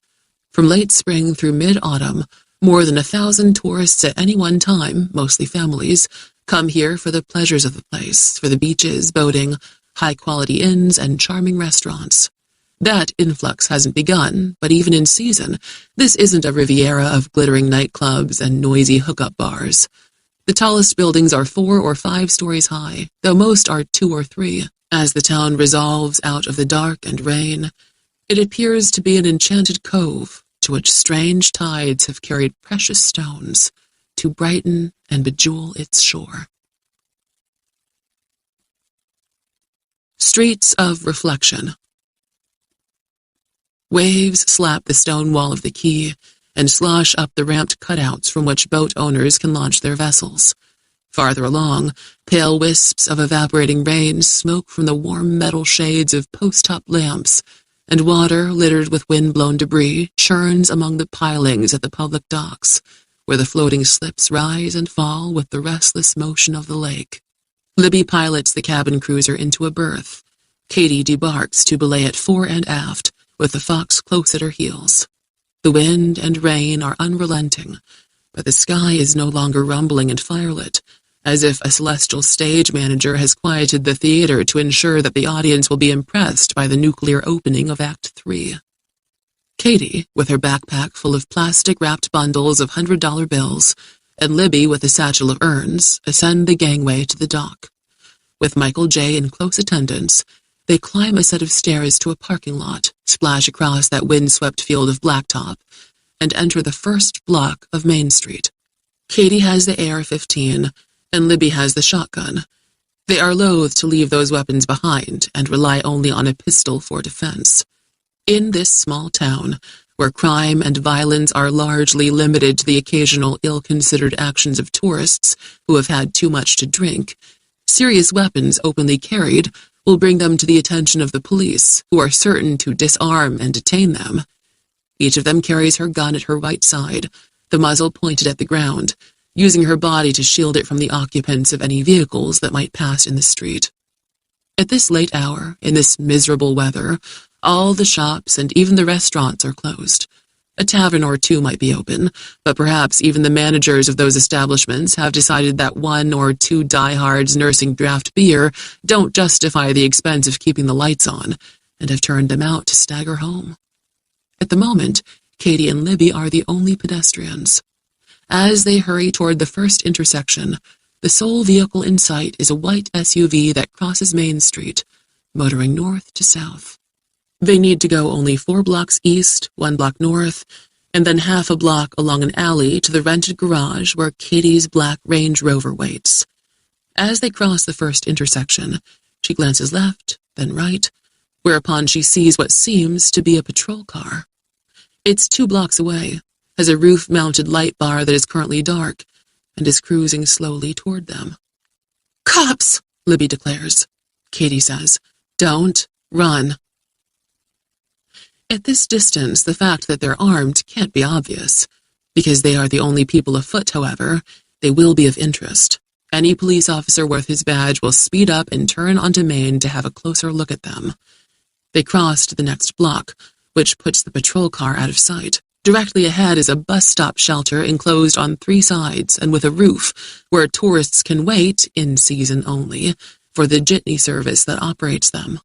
Katie rushes to it, ducks inside, slides her rifle under the bench, receives the shotgun from Libby, and tucks that away with the AR-15. As they continue east on Main, heads ducked and shoulders hunched against the storm's barrage, she says, "No jitney service this early in the year. No one will find the guns. We'll come back in the Rover to get them in 10 minutes. "You're quick," Libby says. Katie's smile feels as stiff as a rictus, but it's still a smile. "You too." A realization alarms her. "Oh, shit, Michael J. He's no dog, and we don't have a leash to pretend he is. The cop is going to wonder what the hell." Libby bends down and scoops up the fox, which neither bites her nor resists. She holds him against her chest, one hand atop his head, to obscure that he's never going to audition for a remake of Lassie. The patrol car turns the corner behind them. In its headlights, the rain shatters off the blacktop in crystalline bursts. The black and white pulls even with them and slows to match their pace. Katie turns her head and sees that the driver is the only one in the Dodge Charger. He is bent toward the center console, head lowered to study them through the passenger door window. She smiles and gives him 2 thumbs up to convey that they're okay. He parallels them for a few seconds, but then speeds up and away. "Michael J. is shivering," Libby says, "but I think he likes to be held." She and Katie continue east on Main, as wind sows through the trees and sings in the power lines. Sinuous reflections of street lamps slither on the water that sheets across the slick blacktop toward the gutters. The lamplight transforms display windows into cloudy mirrors in which distorted versions of Katie and Libby stalk them from store to store, as if with sinister intent. Near the end of the second block is a pizza parlor, and in the beginning of the third stands an ice cream store, and farther along lies a nail shop, the night rain ladling a dark luster over each enterprise. This minor coincidence has a larger impact on Katie than it should, as if a malevolent pattern is impressed on her life, the clatter of gunfire from the earlier tragic event to be a nuclear roar in this one. In spite of this, she finds the town appealing, a place where she and Avi might have safely raised their girls, with values that would have served them well in life. It's quaint, picturesque but real, well-maintained rather than restored to some sentimental vision of a committee bent on the Disneyfication of everything.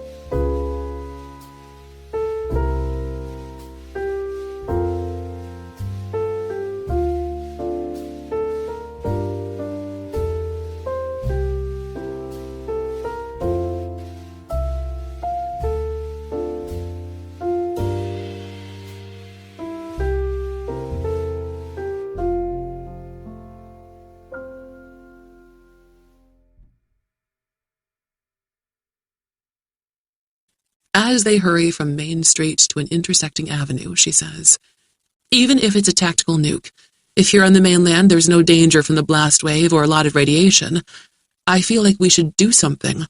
Warn them to get the hell out, just in case." "Me too. But who's going to believe us?" Libby asks. "Nobody. Not in time." At the rented garage in the alleyway, she unlocks a man-sized door, enters with Libby close behind, and turns on the light and sighs with relief when the Range Rover is where it ought to be. The girl puts the fox down, and he shakes himself vigorously, casting off a lavish spray of rainwater. When Kitty remotes the roll-up door between the garage and the alley, and then raises the liftgate on the back of the Range Rover, Michael J. looks from the night to the vehicle to Katie, and then springs into the back of the Rover, where he cuddles in a corner. As Katie closes the liftgate, Libby says, "You've got a self-domesticated fox." With the girl in the passenger seat, Katie reverses out of the garage into the alleyway and heads back the way they came. If things have gone haywire in Ringrock, and we know they have, why hasn't the bomb been triggered already? Why not hours ago? Libby slumps in her seat, as if thinking about this weighs her down. "Someone has to decide, take responsibility, like maybe the president." Katie doesn't say as much, but she thinks that if a politician has to make the decision and risk the consequences, by the time he makes up his mind, Earth might have to be renamed Moloch. She is headed west on Main, returning to the place where they secreted the guns, when she sees a lone man heading east on the sidewalk.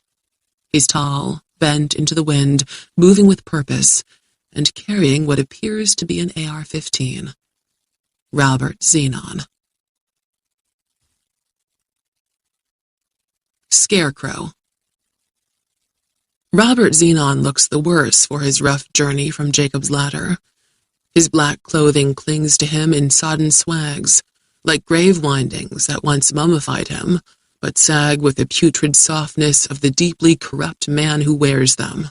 Bent into the wind, he holds the rifle with both hands, angled across his chest.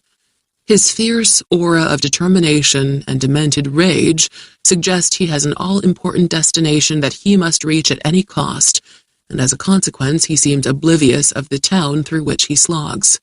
As he heads east and Katie passes going west, he reveals no awareness of the Range Rover, and never glances at it.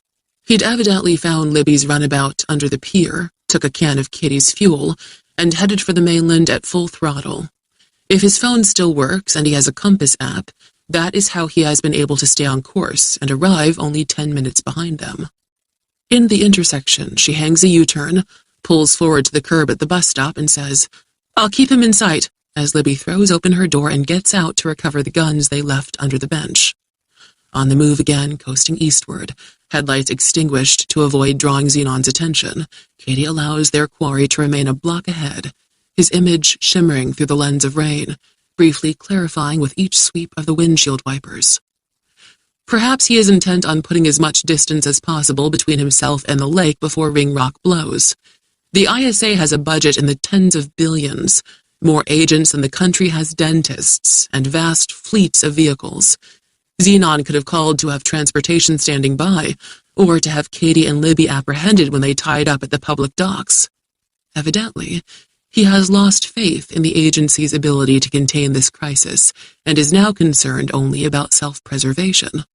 A police car, perhaps driven by the same officer who had taken an interest in Katie and Libby earlier, turns the corner onto Main Street, less than half a block in front of Zenon.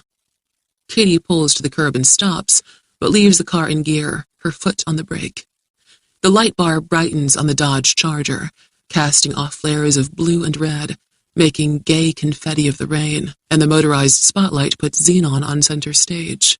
This understandable reaction to the sight of a man with a rifle is predicated on the expectation that, in this heretofore peaceable town, the figure of interest, most likely, has a legitimate reason to be openly carrying a firearm, and that he has at least a modicum of respect for the law. Indeed, it's possible that the cop knows Zenon is with the ISA and is engaged in activities coordinated with local authorities. Whatever the reason for the officer's confidence, he pays the ultimate price for it as the federal agent brings the AR-15 to bear, Bullets pock the windshield. It dissolves. Xenon keeps firing as he approaches, and steam like a spirit being exiled from this world billows from the grill, as the radiator proves to be no match for the high-velocity round with a full metal jacket. The agent yanks open the door and drags the driver out of the vehicle. The corpse tumbles to the pavement. Xenon gets into the Dodge and spends a minute or two evidently trying to get the car moving, as if he can't comprehend that he has killed both man and machine. He throws open the door, clambers out, and stands by the car as he slaps a fresh magazine into the AR-15. The officer is surely dead, but Xenon puts 2 more rounds into him before continuing on his way. Even from a block away, the murder is ghastly. Katie regrets that Libby has seen it. The girl has witnessed worse on this night, but each new offense against her innocence further scars her soul. "He's moving like a scarecrow," Libby says. In their whisking, the wipers impart a stroboscopic stutter to Xenon's progress, but it's true that he also lacks the grace he possessed on Jacob's ladder. "It's like he isn't used to walking." Indeed, as Katie watches the ISA agent make his way to the far intersection and turn into the cross street, he lurches as though he's just unhooked himself from a cornfield cross and hasn't quite gotten a handle on this mobility thing. The machine-like stride he exhibited prior to encountering the patrolman has deserted him. Libby gives voice to a thought that Katie is only now forming. "You remember what I said about Moloch and practice? About learning the intricacies of our chemical structure, our unique proteins, hormones?" Xenon hadn't been like this in the boathouse on Jacob's ladder. If he'd been a fusion then, he'd been successful, convincing. And if he is soon to spawn, maybe his spawn will be still more successful when they in turn fuse with people. Maybe they will be entirely successful, able to pass for human until suddenly they morph and attack. Whether or not the ISA agent is an existential threat to the entire world, he is an imminent danger to the citizens of this town, to whomever he seeks, if he seeks anyone in particular, and to any luckless soul whom fate leads across his path. The gunfire has not gone unrecognized in the storm, not even in this commercial district where few people live. But any response to it is sure to be confused and too late to save the next person on whom Xenon sets his sights. As the man disappears into the side street, Katie swings the Range Rover away from the curb and, with headlights still off, races past the patrol car and the dead officer, past the cross street into which the scarecrow slouched toward whatever unholy rebirth might be his destiny.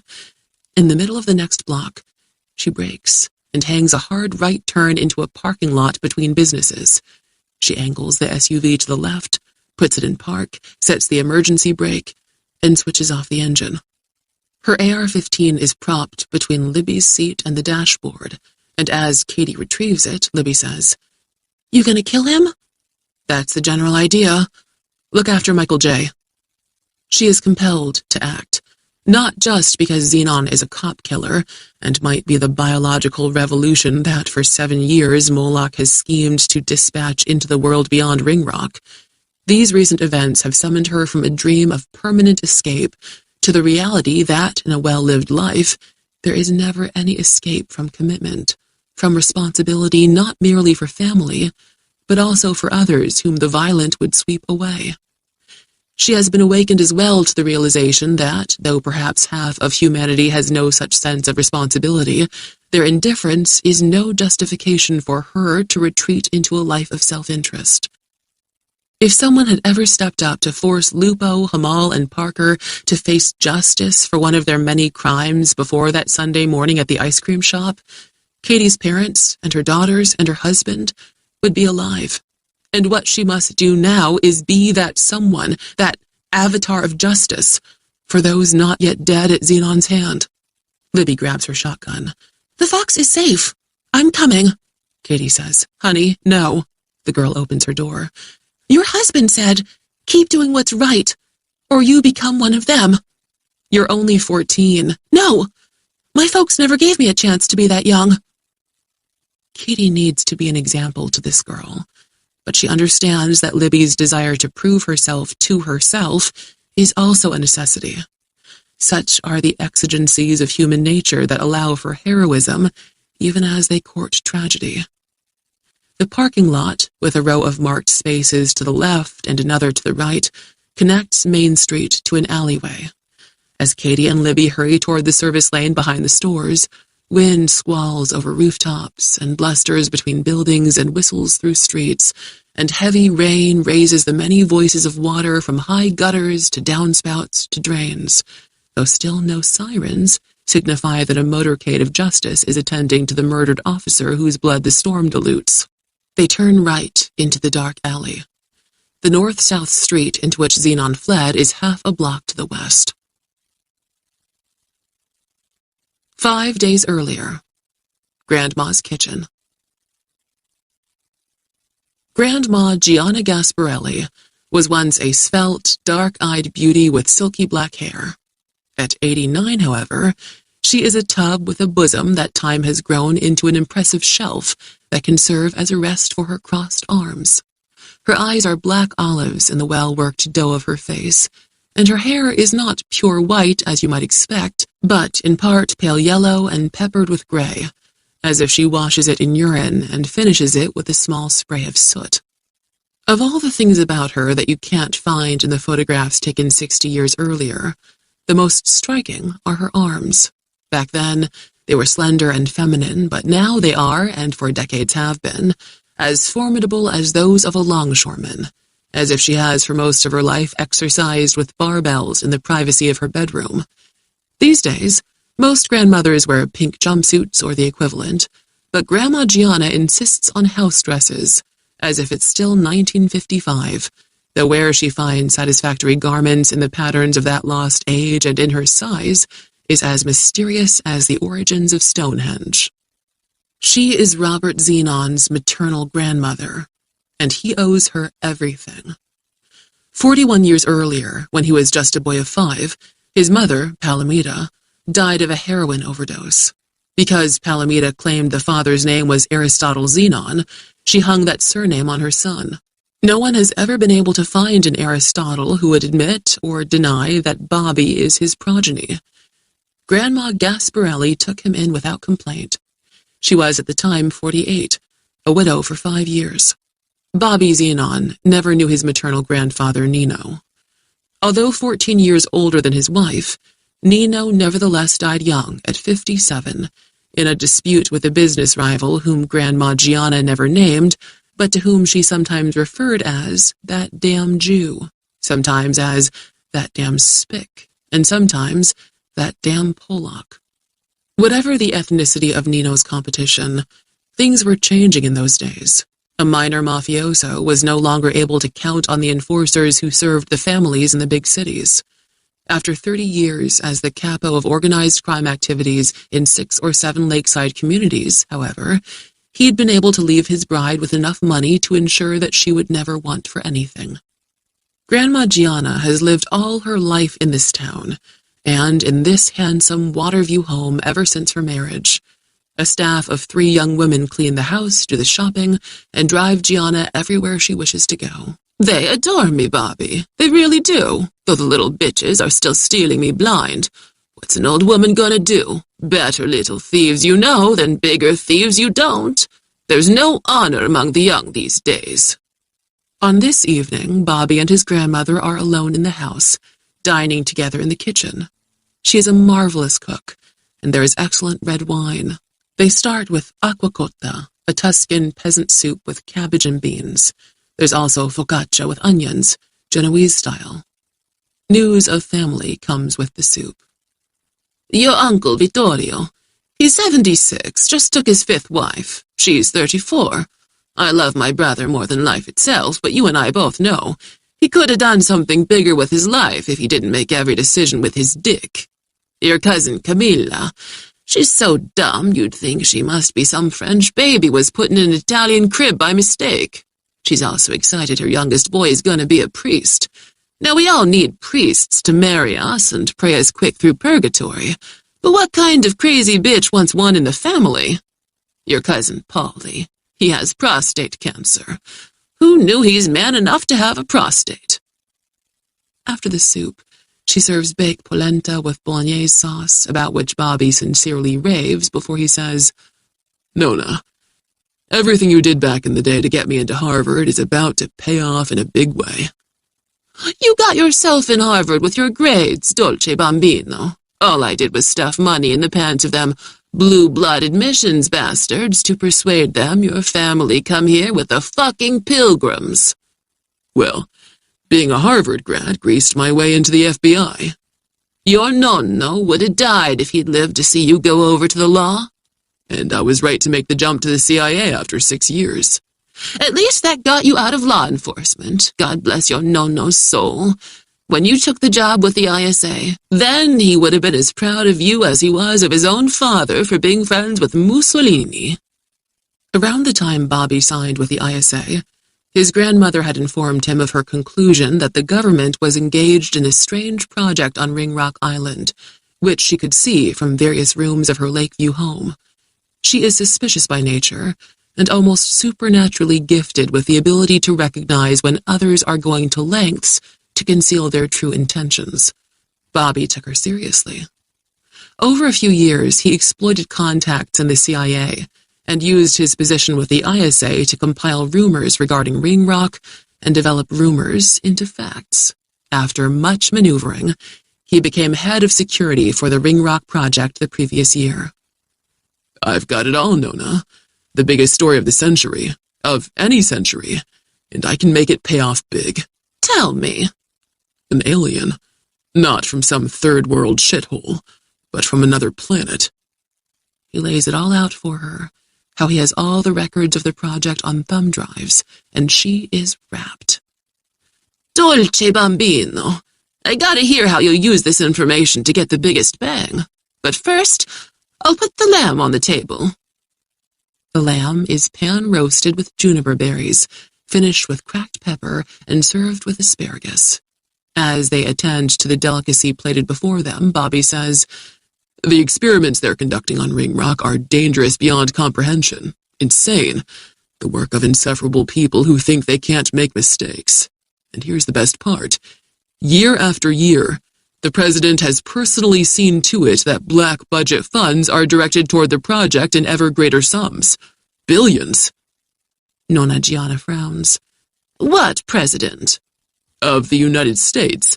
He's a simpleton. Yes. But our simpleton. You don't even vote. They can steal it without me.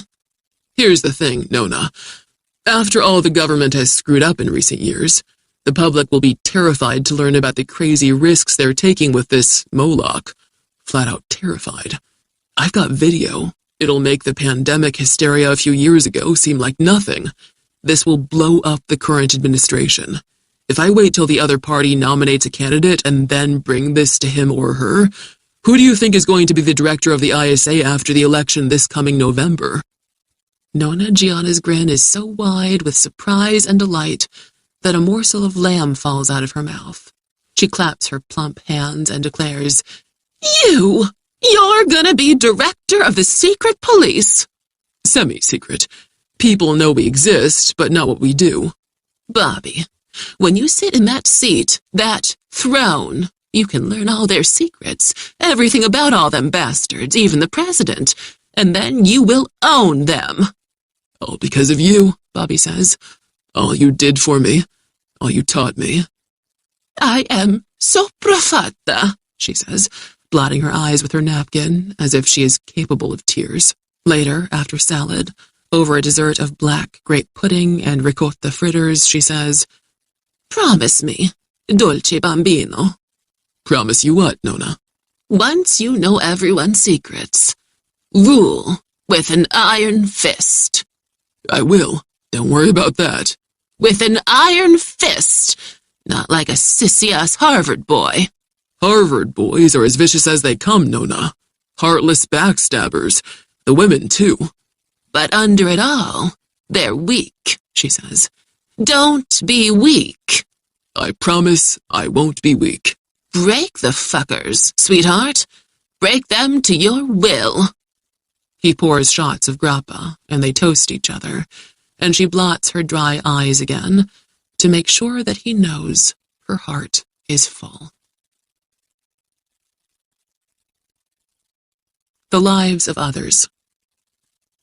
If, for a moment, it seems to Katie that the rain washes them through the night and town, it is not the rain, and if it seems they are blown by the wind, it is not the wind, nor is it any instrument of nature that propels them, but a compulsion born within them that both excites and terrifies her. The motive is not courage, though courage is required, or at least they need the boldness that arises from a fear of being cowardly and is called courage.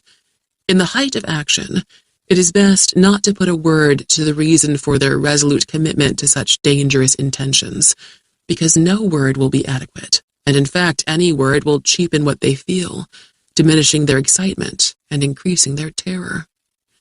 The alleyway leads them half a block from the parking lot to the avenue into which Zenon vanished after murdering the policeman.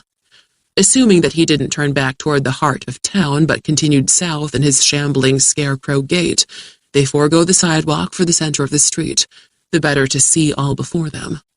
In this block, storefronts gradually give way to residences. After a hard winter, the deciduous trees, striped maples, have begun to leaf out in a tentative fashion. Where street lamps rise above the lower branches, shadows like grotesque arachnids with too many legs bent in weird configurations scrabble without progress across the pavement. Zenon is nowhere to be seen.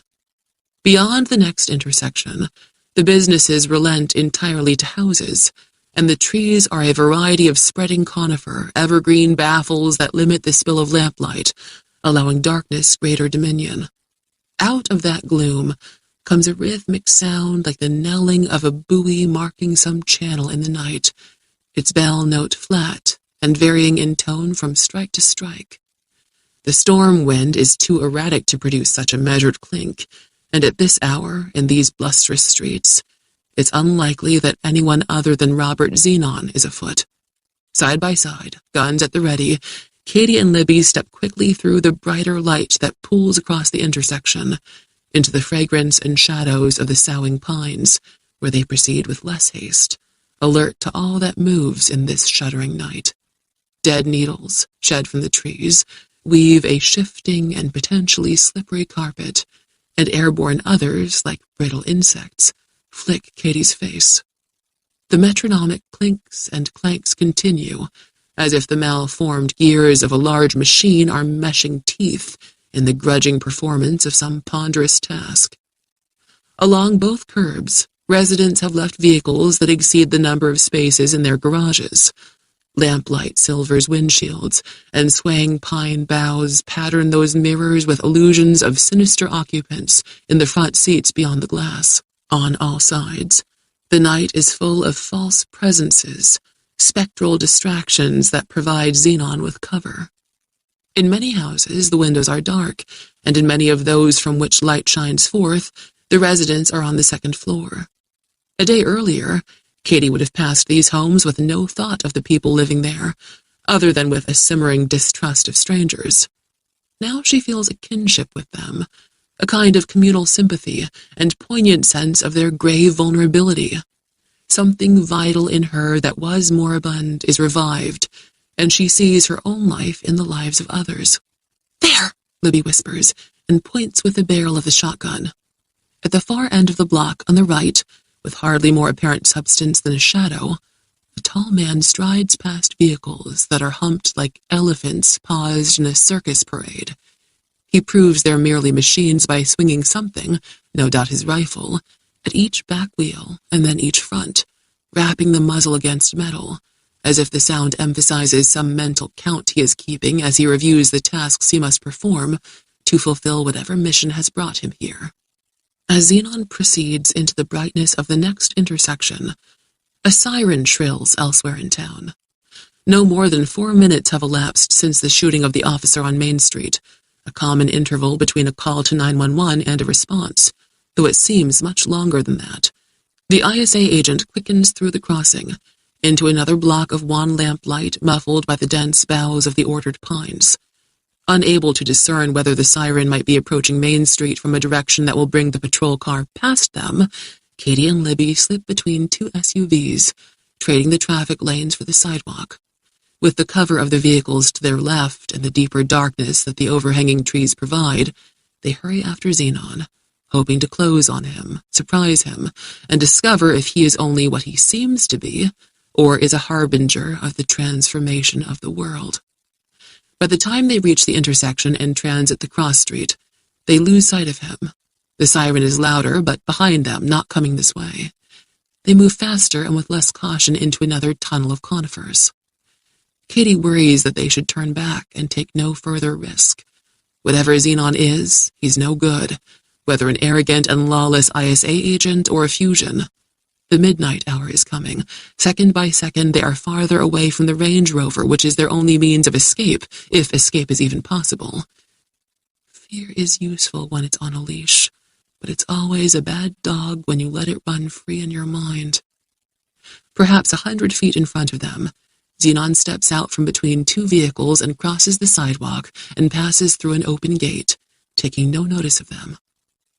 The property encompasses the 2 lots at the end of the block and is encircled by a wrought iron fence topped with spear point pickets and decorated with scrollwork. 2 ornate gates, one at each end of the circular driveway, are at the moment open. The house is more or less Georgian, brick with limestone or cast stone window surrounds, fronted by an impressive columned portico through which the cobblestone driveway passes. It must be the most important house on this street, perhaps in all of the town, and it surely has a lake view. A second siren swells, weaving its shriek of alarm with the first as Katie and Libby crouch at the base of a pine tree and study the house through the fence pickets. Robert Xenon follows the driveway to the portico, no longer lurching as dramatically as he did before, though there is still an oddness to his movements that reminds Katie of Karloff in his signature film role.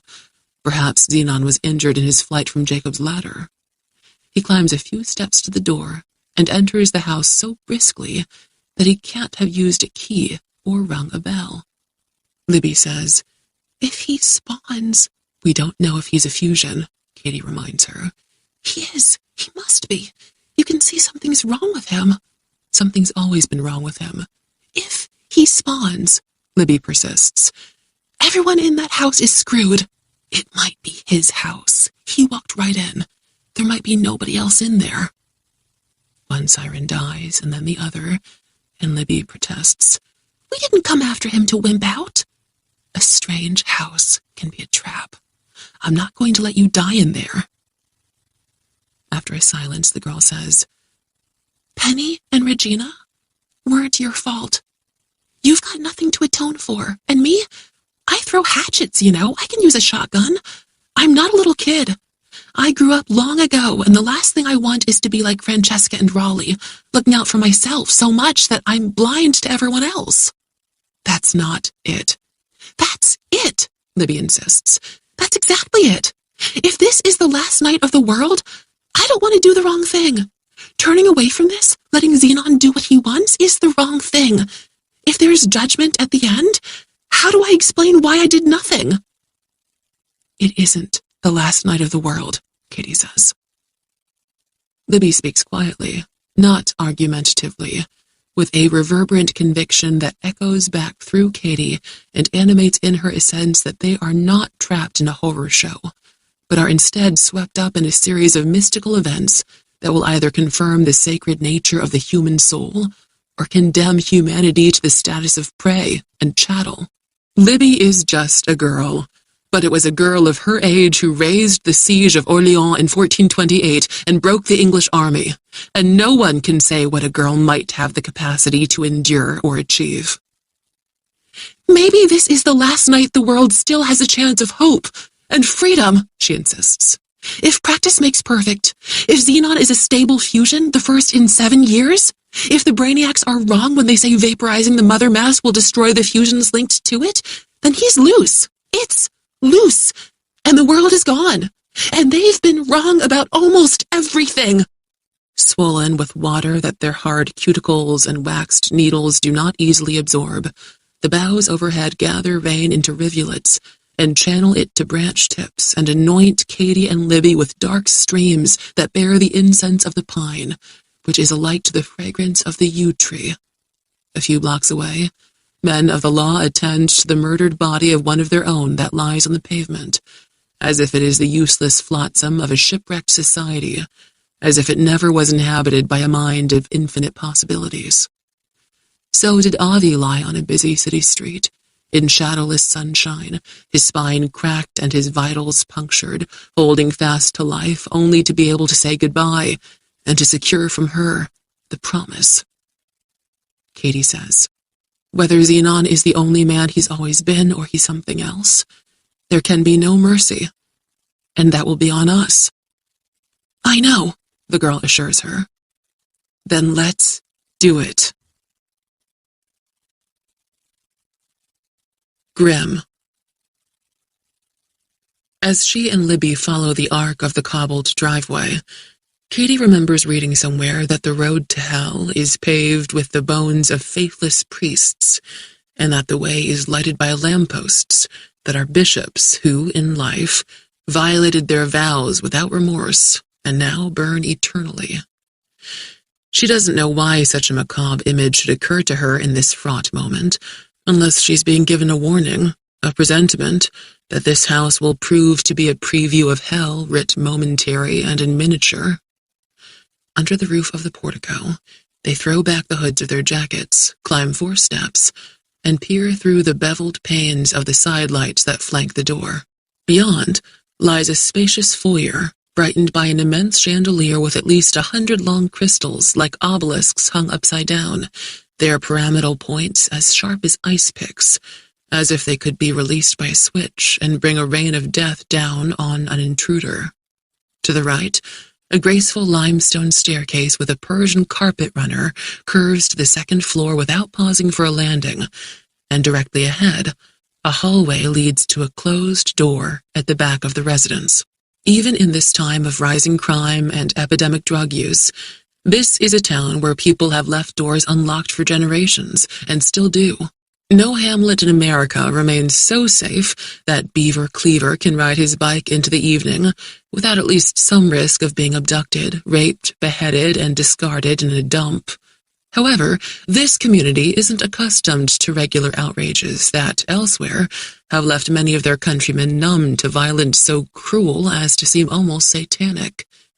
Katie is prepared to find another way into the house, perhaps through an unlocked window, but when she tries the front door, it opens without the slightest sound of protest.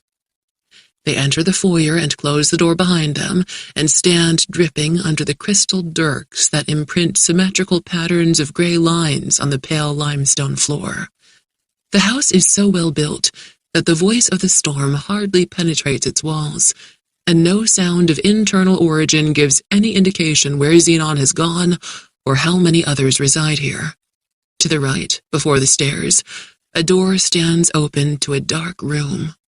If she can judge by the handsome desk that is in part revealed by the influx of foyer light, it is a study. The rubber soles of their shoes squeak thinly on the limestone as they step with caution out of the foyer, maintaining two-handed grips on their weapons. To their left, an archway trimmed out with layered moldings leads to a generously proportioned living room that is, nevertheless, crowded with large sofas and armchairs and antique Italian sideboards. The walls are adorned with paintings of famous Roman buildings in Rococo gold-leafed frames, and all is warmly lighted by stained glass lamps of rich provenance.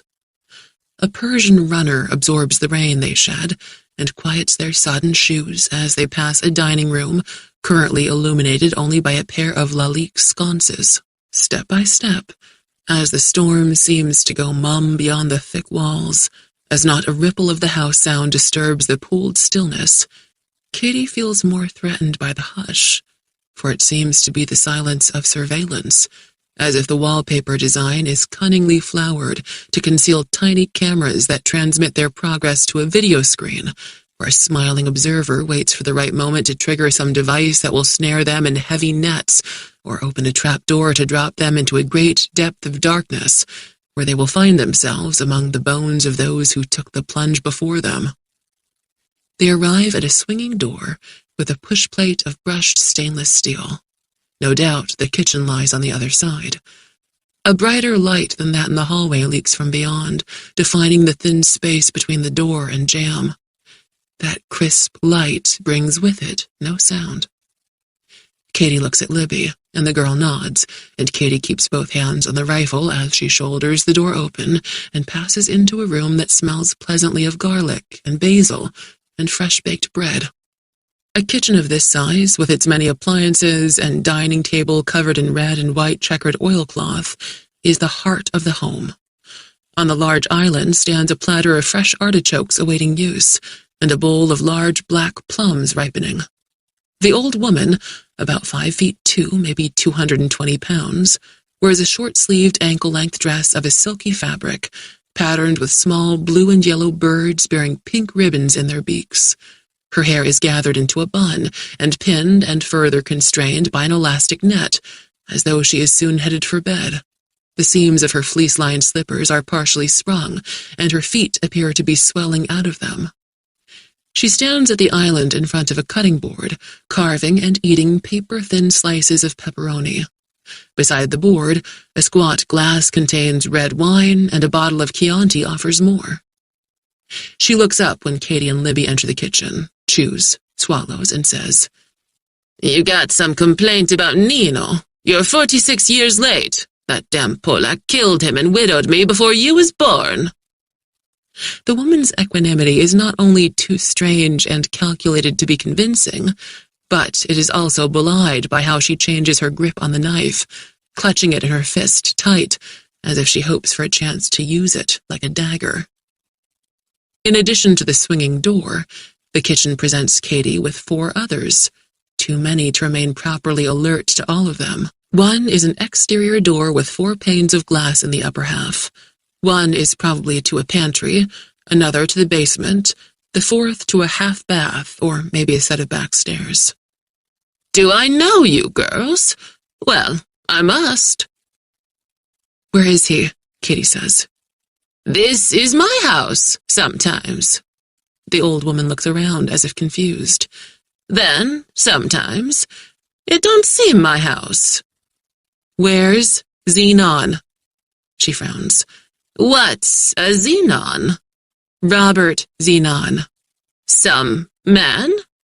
"We saw him come in here." "A vecchia donna like me don't need a man." "He's dangerous." "Men, they all are." "He killed a policeman." The old woman doesn't respond to that revelation. She puts down the knife. Her sudden sweet smile is almost convincing, except that her stare is as sharp as that of a viper. "You girls. Are you my girls? You work for me? Why are you working at night?" "I'm not buying the senile act, Grandma." "If you're not my girls come to work, you must be company. I don't get company so much like I used to." "Cut the shit. Where is he?" The old woman clicks her tongue in disapproval. "Such a potty mouth. Jesus is listening, young lady." She turns away from them and shuffles around the far end of the island, muttering in Italian. "What are you doing?" Katie asks. "Gotta treat company right, like my own mama taught me." "Stop where you are." She stops and sweetens her smile. "Homemade sbriciolona with a glass of vin santo or maybe port. Won't that be nice?" She is on the move again. "You get out the nice dessert plates with the pierced rims, dear, and don't forget the fancy napkins. No paper napkins for company. Everyone should be treated like the capo di capi." As Libby stands with her back to the wall of cabinets, trying to watch 4 doors at once, Katie heads around the nearer end of the island to confront the old woman. "I maybe got a fresh ciambella, too. I flavor it with anise, not lemon. It's good dunked in sweet wine." Katie blocks her way as she reaches for a yellow enameled drop door box on the counter between the 2 Sub-Zero refrigerators. "Lady, I don't want to hurt you." Looking bewildered, the old woman says, "It's my bread box. You don't like ciambella? I also got some crema fritta. Or is it black grape pudding in the fridge? I made it yesterday. If I made it, or maybe I ate it."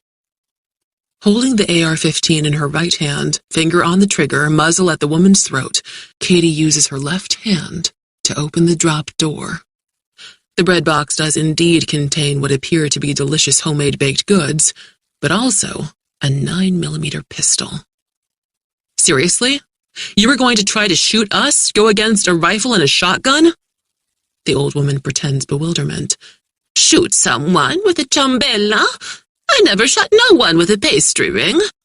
Katie takes the pistol from the bread box. She steps back from her would-be murderer, out of reach. She ejects the magazine from the pistol and pockets it, shakes the round out of the breech and pockets that. The island contains a trash compactor that opens with a foot pedal. She drops the unloaded pistol in the waste bin and pushes the compactor shut. Robert Zenon, she says. Is he upstairs? In the basement? Where exactly? Don't make us go room to room. The old woman's face is a large lump of potato dough that hasn't been worked into a proper gnocchi, or that has been worked too long, and now is heavy and coarse and incapable of being shaped into an appealing dumpling. Her black eyes are foul matter fallen into the mix from whatever rodent.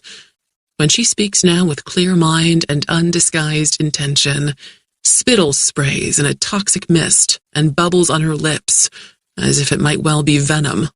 Get out of my house, you syphilitic whore. Took me a year to have that Polak spick bastard put through a meat grinder for whacking Nino, but I got him, and even after all this time, I still got a piece of the action and friends in the right places. Katie can no longer imagine any of the ways she expected things to unfold after they pursued Zenon into the house. This grotesque old woman is unpredictable, and the chaos she adds to an already pandemonic situation puts them in greater peril second by second. Listen, calm down. We don't have a beef with you. This guy killed a cop. He really did, just minutes ago. Why hide a murderer? What is he to you? My grandson. My only nipote. I don't care he popped 100 fucking cops. I hope he kills you too. Whatever you are. Still with her back to the cabinets, nervously watching the 5 doors, Libby says, It's not just that he killed a policeman. He's not who you think he is. Not anymore. He's a monster now. Infuriated by her impotency, the old woman snatches a large plum from the bowl on the island and throws it at Libby, and misses. You ignorant little twat. You're a monster. This bitch with you is a monster. I'm a monster. This is a world of monsters, and anyone thinks she's not a monster. She'll be the first eaten alive. Libby says, Katie, for God's sake, tell her about Moloch. Make her understand. Tense, expecting another bread box trick from the woman, Katie is watching her when Libby mentions Moloch, and she sees the twitch, the flare of the nostrils, the widening of the eyes. You know. You know about Ringrock. Who are you to know? The old woman demands. You don't look like somebody. You gotta be somebody to know about this. He's corrupted, infected, your grandson. He isn't who he seems to be. It happened sometime in the past day on my island, Jacob's Ladder. He is the most successful fusion so far. Grimacing with anger and perhaps now with genuine confusion, the woman puts one hand to her forehead, as if feeling for a fever. She tries to run a hand through her hair, having forgotten that she'd pinned it up, and the hairnet startles her, tangles in her fingers. She plucks it off with a thin cry, as though for an instant she believes it's alive, a clinging insectile invader from another world. She throws it to the floor and stamps on it twice. Piss and shit! Look what you got me doing. You got me in a state, busting in here like you done. She glares through ropes of hair that overhang her face like a gorgon snake's. How would you know about him, my smart boy? What he is or isn't? You don't know nothing. My Bobby's too smart to get infected. You're a dumb slut, is all you are. She turns away from Katie. Now you fired up my sciatica, damn you! She limps toward the table with a red and white oilcloth. You fired up my sciatica. Sweet Jesus, I got to sit down. Why don't you just shoot an old lady in the head and be done with her? What Katie learned from Avi over the years, coupled with her intuition, has kept her alive this far. Now her internal alarm bells are clanging as loud as they did when the crone was shuffling with arthritic pretense toward the bread box. Her severe limp appears too extreme even for Captain Ahab on deck during a wild chase after his white whale, and in spite of it, the woman moves with alacrity, face contorted by what she means to be an expression of pain, but what looks like blackest hatred.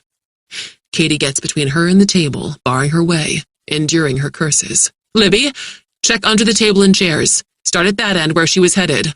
"Check for what?" the girl asks. "Ciambella," Katie replies. "Sbriciolona, maybe some black grape pudding." Libby crosses the room and puts the shotgun on the table and gets on her hands and knees and crawls under the draping oilcloth. Face to face with Katie, the old woman says, "If I was your age, you'd be dead. I'd be cutting out your tongue for how you disrespected me." 5 doors, one behind her, another far to her right, not quite in her peripheral vision. Katie doesn't want to look away from the old woman who's within arm's reach. This geriatric psychopath has her hands in the pockets of her house dress, and you don't have to be paranoid to suspect she has a simple weapon in one or both of them. A nail file, a penknife, a razor blade that she'd like to use to slice into the carotid artery or take out an eye. "He told you about Moloch," Katie says, "but you don't get it." "I get more than you'll ever get if you live to be 1,000. Bobby never shot no cop. He's in control of Ringrock. He brought me big news, good news. Gonna tell me after he takes a shower. He's top dog on Ringrock, but a liar is all you are." Libby crawls out from under the table and gets to her feet and holds up a pistol. "It was fixed to the underside with a spring clamp." This is the kitchen of a witch.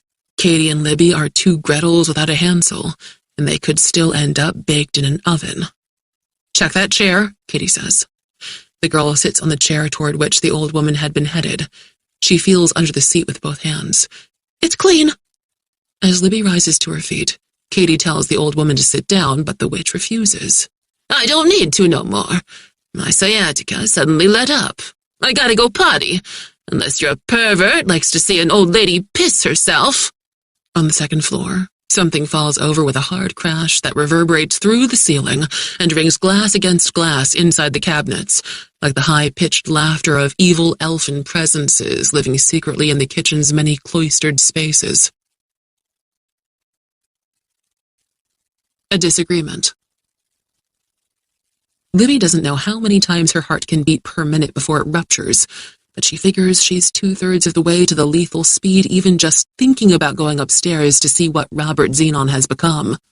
In the kitchen, one of the 5 doors opens to the back stairs, which comprises 2 flights and a landing, so that if they're on the lower flight, they won't be able to see what might be waiting on the upper one until they turn at the landing. At that point, face to face with whoever or whatever, they would have to stand their ground or be attacked from behind as they turned and fled. These stairs are also as enclosed and narrow as a slaughterhouse chute. No way. By contrast, the front stairs are open, curving up without a landing, and they can see all the way to the upper hall. When they get up there, all bets are off, but at least during the ascent, they aren't blind to what threats await them. Whatever's upstairs can elude them by coming down the back way. However, the offspring of Moloch have so far not been reluctant to engage in confrontation. Libby would like to lock Grandma Dracula in a closet or tie her in a chair, but there's no time. Besides, the witch is probably able to speak her way out of chains and through locks with one spell or another, and the last thing they need is her surprising them with one of the maybe 100 other guns she has hidden around the house. Kitty wants the old woman to lead the way, keep a gun on her back, and force her to be the first to encounter her beloved grandson in whatever form he might currently have taken. After the crone has turned out the pockets of her dress and submitted to a pat-down, she decides to give them grief again by refusing to go upstairs. Kitty tells her that if she takes the lead, she'll have a chance to talk to Bobby and somehow get him to prove he's not a fusion. But if she refuses to do that, then Kitty will shoot him on sight.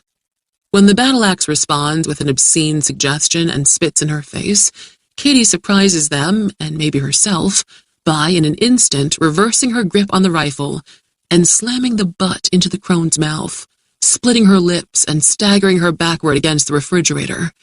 In the thin wash of blood, A broken tooth slides down the old woman's chin, not quite as yellow as a kernel of corn, and drops among the birds carrying pink ribbons across the shelf of her bosom.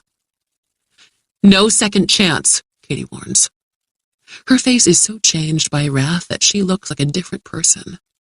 "Everything isn't about you, or about the arrogant grandson you fucked up. There are other people in the world, you selfish bitch, and they matter. You take the lead now, or I shoot you in the gut, let you lie on the floor, and scream yourself to death."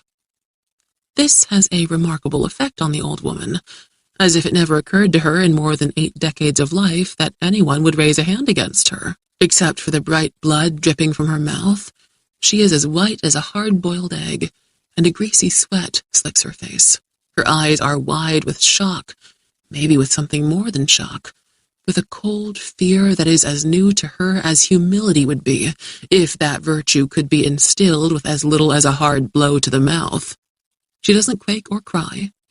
She continues to curse Katie, but her swearing and blaspheming are no longer in a voice of challenge and contempt, but muttered, as if for no purpose except to reassure herself that she is no less a dragon lady than she's always been.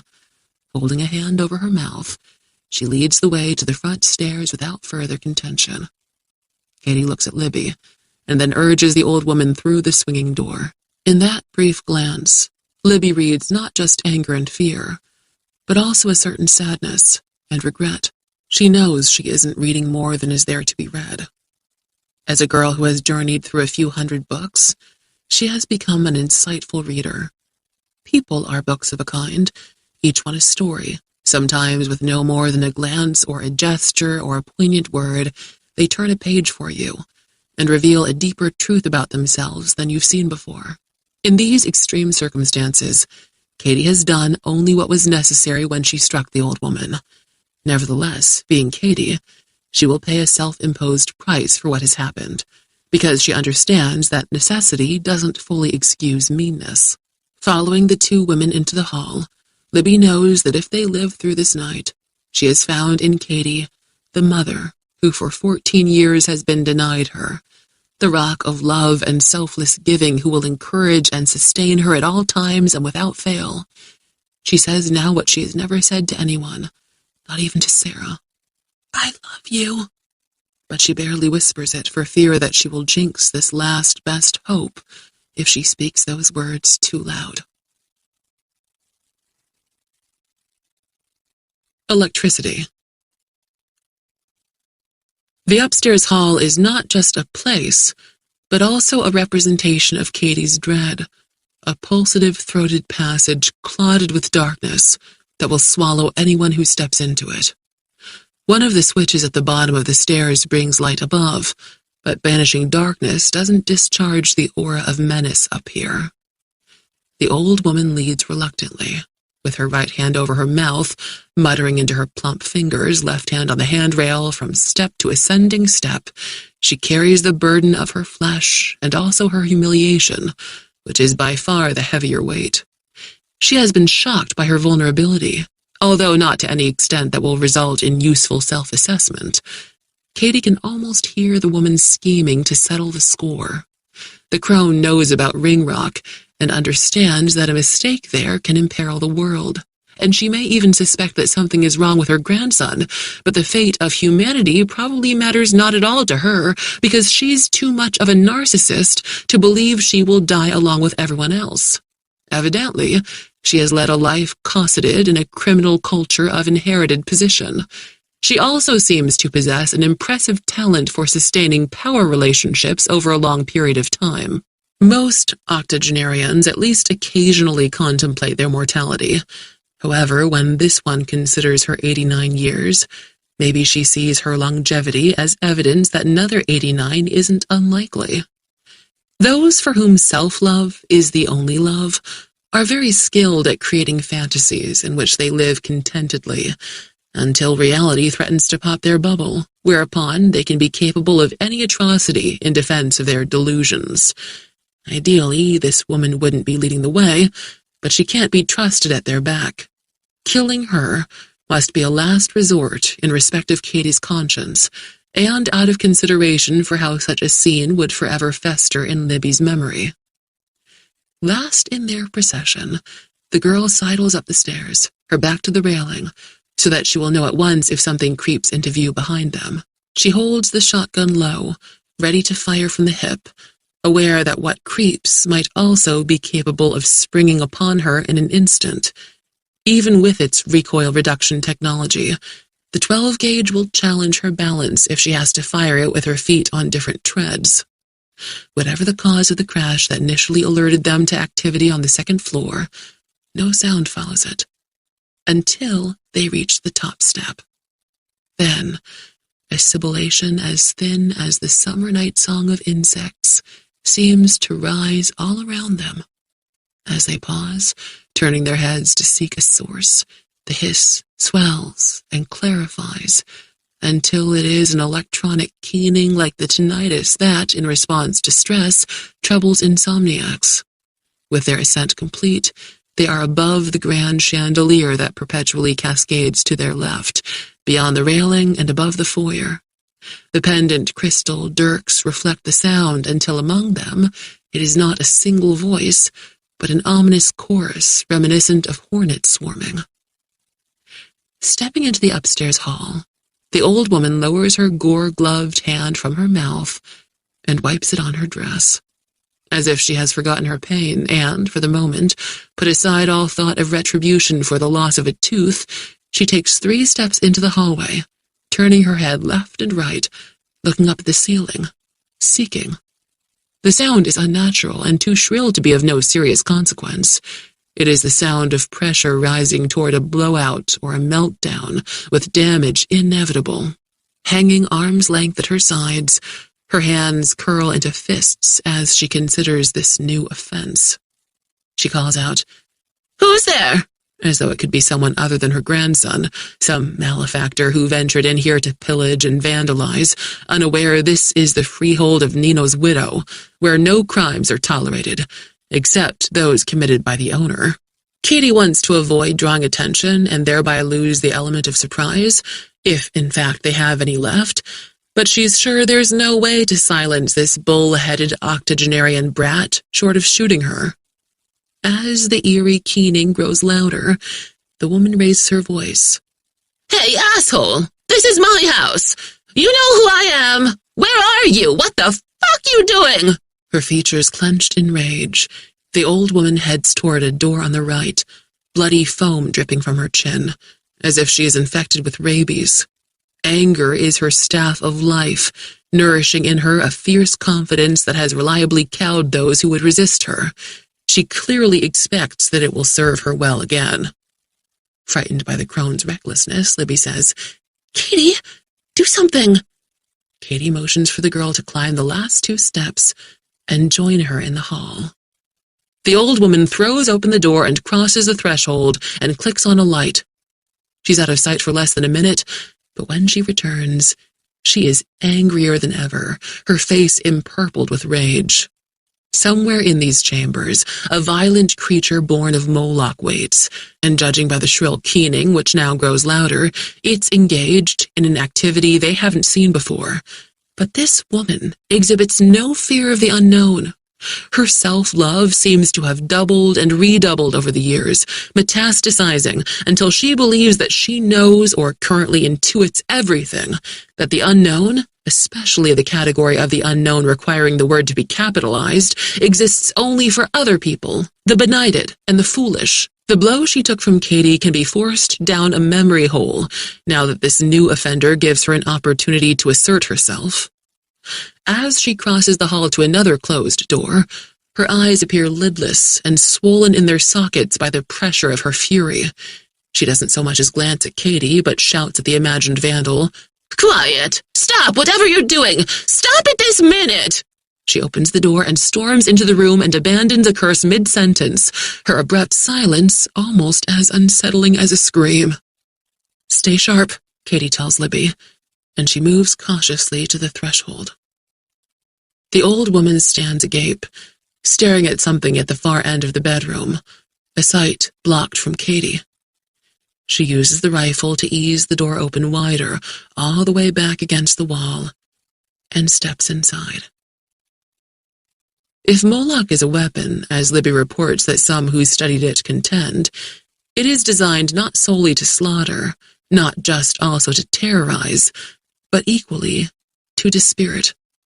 Whatever civilization conceived it and produced it and set it loose, perhaps in legions millennia ago, must have been evil personified.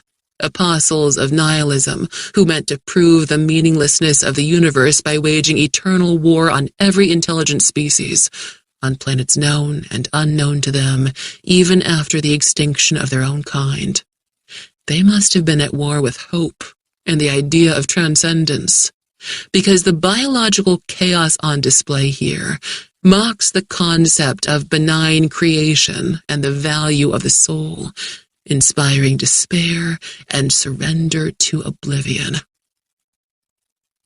Robert Xenon's clothes and weapons lie discarded on the floor, and he sprawls on the bed, a gross obscenity. It's not his nakedness that is obscene, but what he has become and is becoming.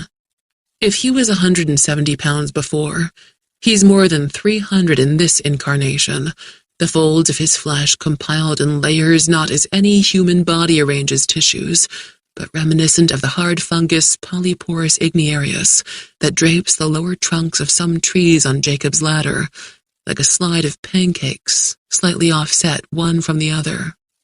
The vast corpus glistens with a substance that appears oilier than sweat. Broad feet, toes hooked and carapaced with a horn-like material. Enlarged hands, fingers long and spatulate. His neck is as thick as his head half again as large as it ought to be.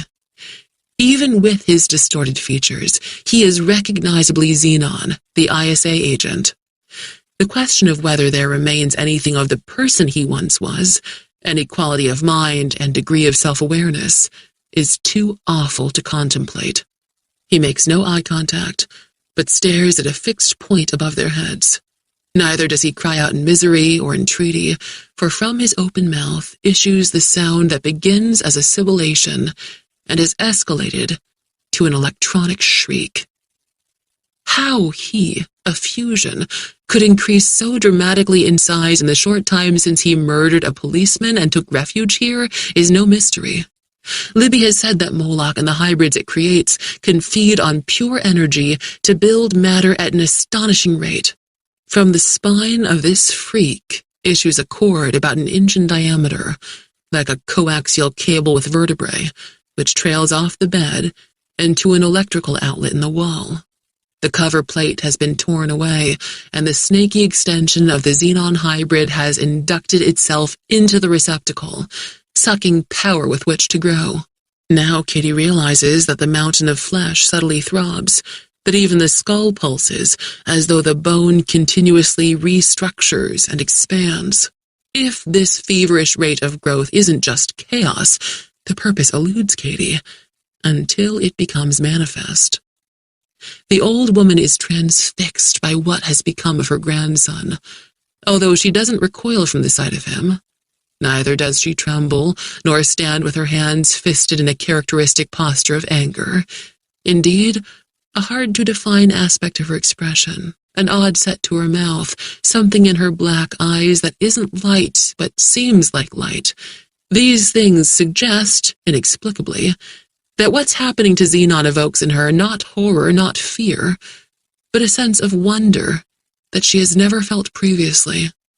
His transformation is a display of power beyond anything she could previously conceive, and she is a woman to whom power is the only thing to be devoutly worshipped, as if in a trance, as if called by that siren voice that Tanner Walsh followed into the lake the night he drowned, the same voice that spoke to Katie from the kitchen drain. The grandmother approaches the repulsive thing on the bed. "Bobby?" she says. "No," Katie warns. With greater speed and fluidity than an amoeba reproducing by fission, the beast on the bed forms a deep division groove, and with a sound like lava oozing, chuckling, crackling from a volcanic vent, it separates into two entities in no more than 20 seconds. At first, Each individual has the mass of one Robert Xenon distributed through a body with a single leg and single arm, as if this is the victim of a bad judgment by an unwise King Solomon. In each case, a lone eye glares from a malformed skull that is convex on one side, flat on the other. The substance of this bifurcated being is as plastic as amoeboid cytoplasm. The flesh flows into the fullness of 2 Xenons, like air filling out half-collapsed balloons. Heart knocking furiously, Katie backs 3 steps toward the hall door as the newly formed Xenon, the one not attached to a wall plug by an umbilical cable, rises from the bed. He is as apparently real and well-formed as any man whom she's ever seen, except that he lacks testicles and a penis, as though in recognition of the fact that he's a product of asexual reproduction. Considering the hyperrealism with which the rest of him has been crafted, the absence of those organs seems to be a statement of contempt for procreation via coitus, and perhaps for all that issues from it, such as family and the bonds that tie generation to generation. Practice makes perfect. Moloch has attained full knowledge and mastery of the human genome, the proteins and chemistries required for faultless mimicry. Patience is the devil's only virtue, though 7 years is but a week, a day, an hour for this creature that has traveled across 1,000 times 1,000 galaxies. Bobby? When the old woman speaks his name, he turns his gaze on her and says, Nona. Whether drawn to him by a siren voice or by her twisted psyche, perhaps by both, she marvels at this risen double and touches his face with one hand. Bobby? Nona Gianna, he says, his voice flat and cold. On the bed, the other Xenon seems insensate, lying against the stack of pillows, still gazing toward the ceiling, his mouth open. Only then does Katie realize that the one-note squeal is to a degree diminished, and is no longer issuing from the reclining figure. It comes instead from the adjoining bathroom, where the door stands ajar, and darkness pools beyond. There were always 2 electronic voices shrieking, precisely coordinated. Abruptly, the volume increases to its previous level. Once more, 2 sources emit the piercing sound, as the Xenon on the bed begins to pulse. New flesh forms out of him in offset layers like depending fungic masses of polyporous igniarius. The naked man who stands before Nona Gianna is evidently not the first that the reclining Xenon manufactured out of the flow of electricity. Another must be in the bathroom, umbilicated to a power outlet, reproducing a replica of its own. Breathing hard and fast, unaware of having moved, Katie finds that she has retreated to the threshold of the room. The Xenon who has risen from the bed embraces the old woman, pulls her tight against him, as though she's not a creature of flesh and blood, merely energy in the form of matter. He absorbs her, his entire body a sponge. No spray of blood, no cracking of splintering bone, no cascade of viscera. Only a sound like the much amplified suction of a thick milkshake being imbibed through a straw. Faster than human science can explain. She is gone, as if she was never more than a vapor, her clothes fluttering to the floor, jewelry no longer of value to her, fleece-lined slippers standing untenanted. The grandmother's bulk inflates the Xenon. As he was formed by fission, so now he becomes a fusion. Bloated, slick with some oily excretion, this massive consolidation slumps to the floor beside the bed and begins to split in 2, in the manner that the Xenon on the bed had previously divided. The spectacle is horrific, but equally mesmerizing, seeming to involute Katie's soul like a fully bloomed flower curling its petals into a tight and colorless bud, so that she has no courage to move. The fission occurring before her spews off a 3rd entity, much smaller than the 2 Xenons were becoming, for there is more mass than needed for the twins. Smaller than a 2-year-old child, this thing squirms across the carpet like a cocoon made mobile by the wriggling of what it contains, shaping itself as it moves, tucking itself in a corner as it becomes a minikin of the grandmother, her aged face in the body of an infant. She glares across the room at Katie, her black eyes twice as large as they ought to be, her stare intense, her hatred palpable, working her toothless mouth until teeth begin to sprout. Not Nona Gianna, only a mockery of her, but also a thing of pure evil that has drifted countless light years through a void to the precious ground of Earth. Although she hears no siren voice stealing her free will, Katie feels spellbound, perhaps by cold terror distilled to a potency that paralyzes her mind. She hears herself resort to different lines from Eliot. All shall be well, and all manner of things shall be well. All shall be well, and all manner of things shall be well. As if by this incantation she can break the dark enchantment that grips her. In the corner, the minikin of the crone hisses like a serpent, and from beyond the bedroom, Libby calls out, "Katie!" and the bathroom door swings open on darkness, a tall shape looming. Katie pivots to the hallway, pulling the door shut behind her. She grabs the girl by one arm, compelling her toward the front stairs. "Run!" Diabolic. This house is a madhouse and a realm of witchery in which evil can be conjured merely by the expectation of it. The front steps are no more than 15 feet from the door that Katie pulls shut between her and the room where replicas are shaped into the world like demons summoned from a cauldron. Nevertheless, as she and Libby reach the top step, yet another xenon moves out of the ground floor hallway into the foyer under the obeliskal crystals of the buzzing chandelier to the foot of the stairs. The science of this advanced alien civilization, having been refined through tens of thousands of years, seems like magic, though not of the Disney variety. When science has no goal but power, it mantles itself in wickedness. Those who wield such power, convinced of their immortality, worship no god other than death, and death is obedient in their service. Katie and Libby halt at the sight of the replica below. It must have been the first individual formed by the plugged-in xenon, must have gone down to the kitchen by the back stairs in search of them.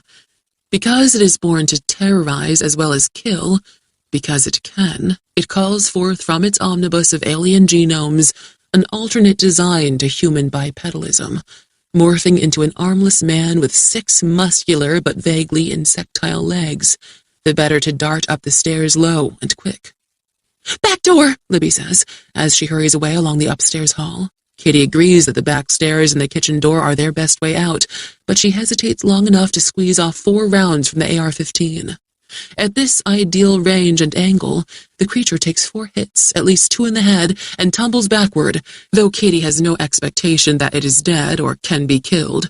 She hopes only to delay the thing for a crucial half-minute, while it heals its protean substance and regains its form.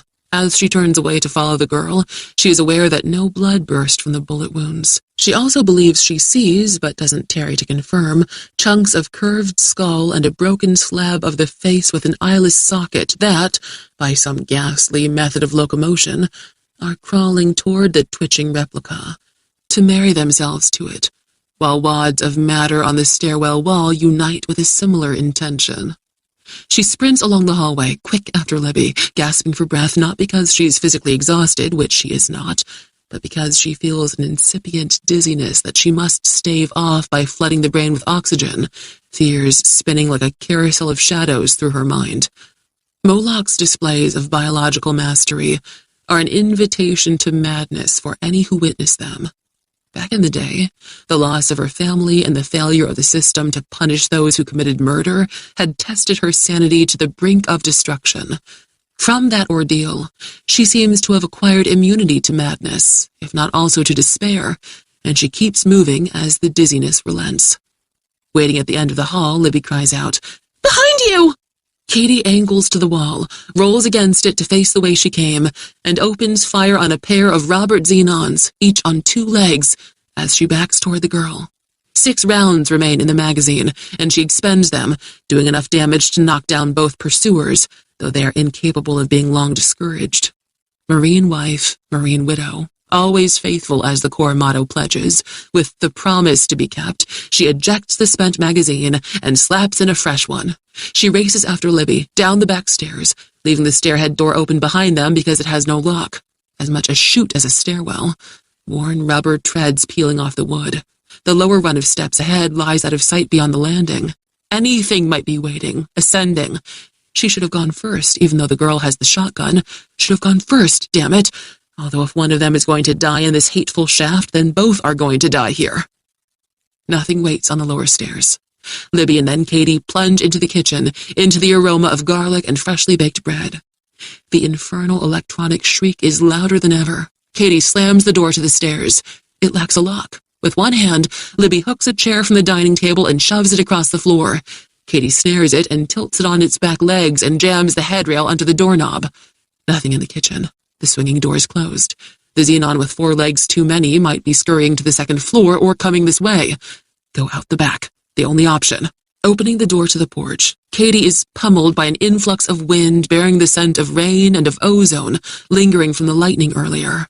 As she steps out of the house, she hears what for an instant sounds like thunder, but she realizes that it's a child of Moloch running across the roof overhead. Having come out of the window at the end of the second-floor hallway, one of the xenons leaps to the lawn beyond the porch, morphing as it drops and rolls.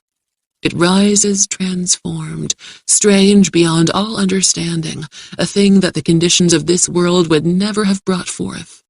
It is a construct suited to scuttle across the floor of an unearthly sea, in heavy waters black and poisonous, as spinos as a thorny cactus, armored, with several eyes as red as blood. She empties the magazine into it, but it comes on like a Lovecraftian menace. She backs into the kitchen and slams the door and locks it, but a pane of glass explodes, then another. At the same moment, a great weight crashes hard into the braced door at the foot of the stairs. She joins Libby, putting the island between them and the barriers that are under attack, fumbling her last magazine into the AR-15. The swinging door is to her left and might offer an escape or a confrontation no better than the 2 that are impending. The staircase door is battered, the chair stuttering under the doorknob, and 2 more panes shatter in the back door. A chair leg cracks.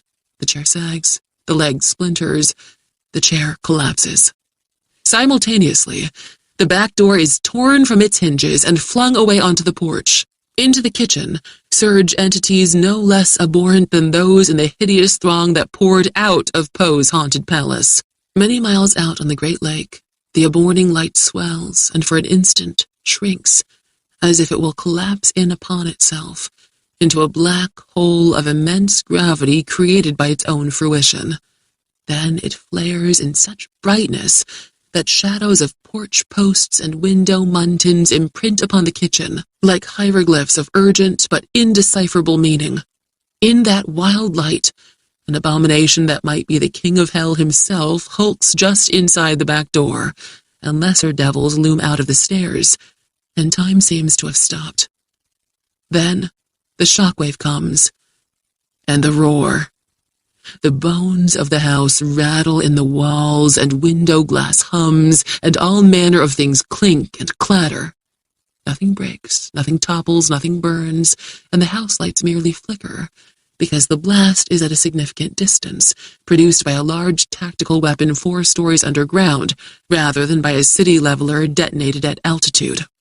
Linked by microwave to the mother mass on Ringrock, the vicious progeny of Molech stands sentinel, motionless and alert, perhaps in expectation that their maker is going to draw the massive release of energy into her loom and weave it into her substance until she grows to many times her current size. Katie and Libby stand eye to eye in the desperate hope that the creature has instead been overwhelmed and vaporized. The turbulence quickly subsides. The tide of hard white light simmers to orange and recedes, leaving the house to its lamps. Those entities, whose origin traces back countless millennia and innumerable light years to a nameless world and a nameless race, suddenly shed their structure more rapidly than late-made snowmen on a sudden summery day. Masses of substance sloughing to the floor and puddling, not like snowmelt, but obscenely, like the ancient flesh of vampires sustained by the blood of others might swiftly decompose when exposed to the cruciform made famous on Golgotha. That alien tissue, once so talented in mimicry, lies inert and gray and growing grayer, neither straining toward any shape nor churning chaotically. From it arises a putrid stench, in part like rotting meat and sewage, but as well like burning rubber and melting copper, a stink that surely confirms that Moloch will have no resurrection. The only sounds in the house are the susurration of the rain and the wheeze and whistle of the wind, issuing from the doorless doorway to the back porch, until a siren arises, and then another. Katie and Libby look at each other, but neither speaks, for there are no words adequate to the moment. If it seems that they are spared and safe, they both know that safety is an illusion. If those responsible for bringing Moloch to the surface of the earth choose to conceal the facts, they will craft a narrative involving terrorists or other villains. They are excellent at suppressing the truth and dazzling with fictions of convincing complexity. They'll give no quarter to anyone who knows the truth and might expose them to the wrath of the citizens they purport to serve. They will be certain that Libby knows too much. What they'll find on Jacob's ladder is sure to convince them that Katie, still bitter about the injustice she endured in the past, is a threat to the ruling class, which in their minds is the same as being an existential threat to the state. She and the girl are not in imminent peril. They have a few days to scheme their way out of their true past and into a future where they will be other than who they really are. However, they need to get on the move, away from the lake and the town and the state, before roadblocks might be erected to support the deception that terrorists are being sought. To be sure the girl understands, Katie says. We leave it all behind. Libby nods. Everything we want is nothing here. Then let's go do it. The Fox and the Artist. In the aftermath of the explosion, with fear rampant and the authorities suspicious of everyone old enough to walk, anyone who openly carries a gun will likely be forced to surrender it or use it.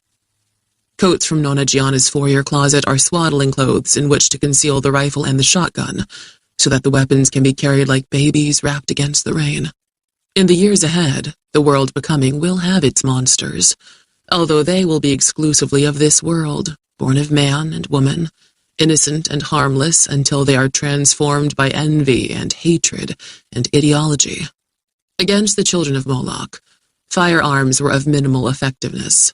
However, in crises to come, they will be essential to the defense of the just and innocent. The sky is an inverted ocean, its substance falling in waves of dense spray, and in this bleak moment, Katie feels as if the works of humanity are at risk of being naught but shipwrecks on the shoals and beaches of pitiless time. As she and Libby hurry along the curve of the cobbled driveway, through the open gate, under the conifers, the wind batters and mocks them. The trees toss their crowns, shake their limbs, flail their branches, and pitch down cones that bounce like live grenades along the pavement. Street drains are clogged, gutters overwhelmed, intersections flooded. The blast on distant Ringrock has awakened townspeople. Light fills the glass of windows previously dark, where faces with shadowed features peer through the streaming panes. At many houses, people have come onto their front porches, sometimes entire families. As usually happens when normal life is unexpectedly rattled on its foundations, even on those occasions when a momentous event seems dire but is not yet fully understood, a not unpleasant excitement thrills through those gathered and seeking news, as though coded in the human genome is a profound awareness that history is laboring toward an apocalypse of which this might be but the beginning, when the horror of the human condition will be at last explained, and the world made right at a price, but a price worth paying. From their porches, they call out to Katie and Libby. "What's happening? What was that sound? What was that light? Where are you going? What have you seen?" They have seen everything. But nothing will satisfy the unconscious longing of those who call out to them, and they respond to no one. Sirens sweep through the night in numbers that seem peculiar for a town of 6,000 or 8,000, as though every patrol car, ambulance, and fire engine has been summoned. There are no apparent fires, though a new odor of burning and ashes has come ashore from Ringrock even on this wettest of wind.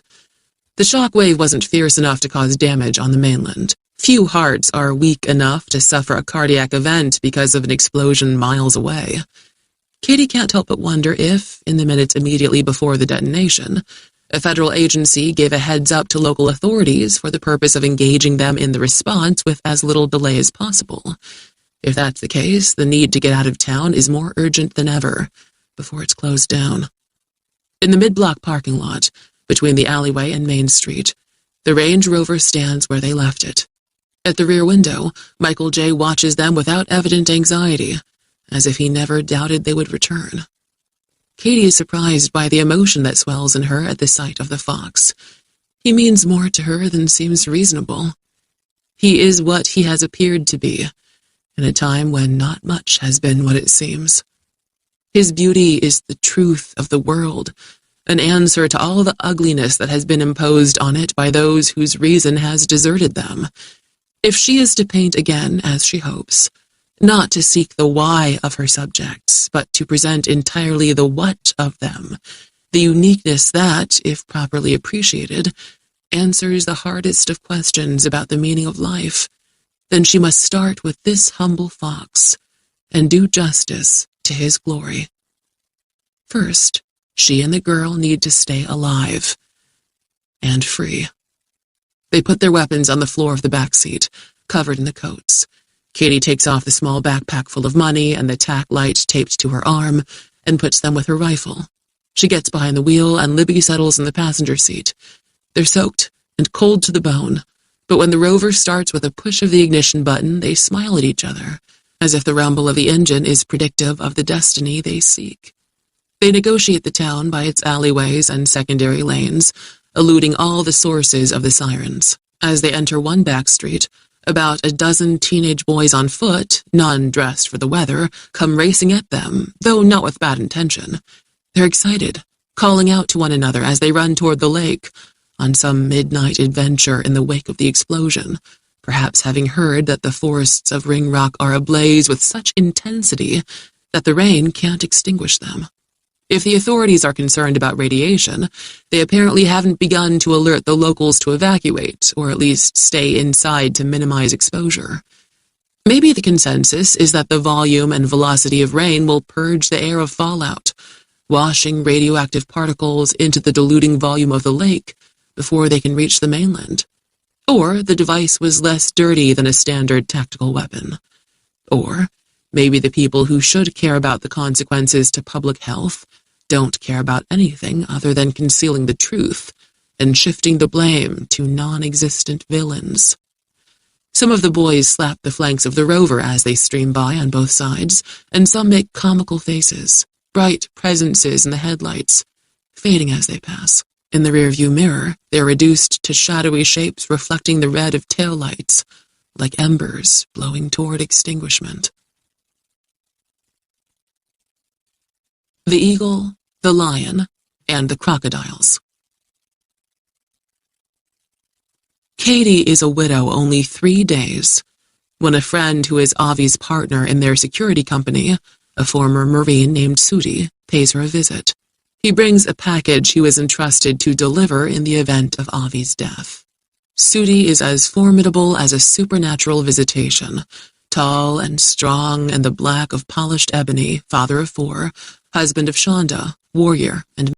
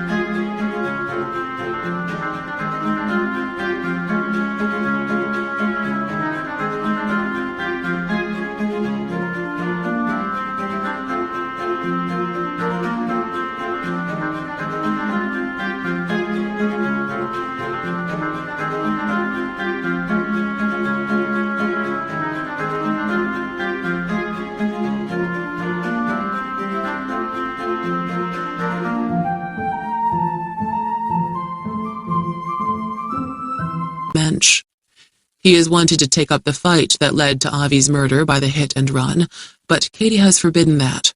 She is the godmother of their oldest child and honorary aunt to all four, and she will not see those children's father taken from them.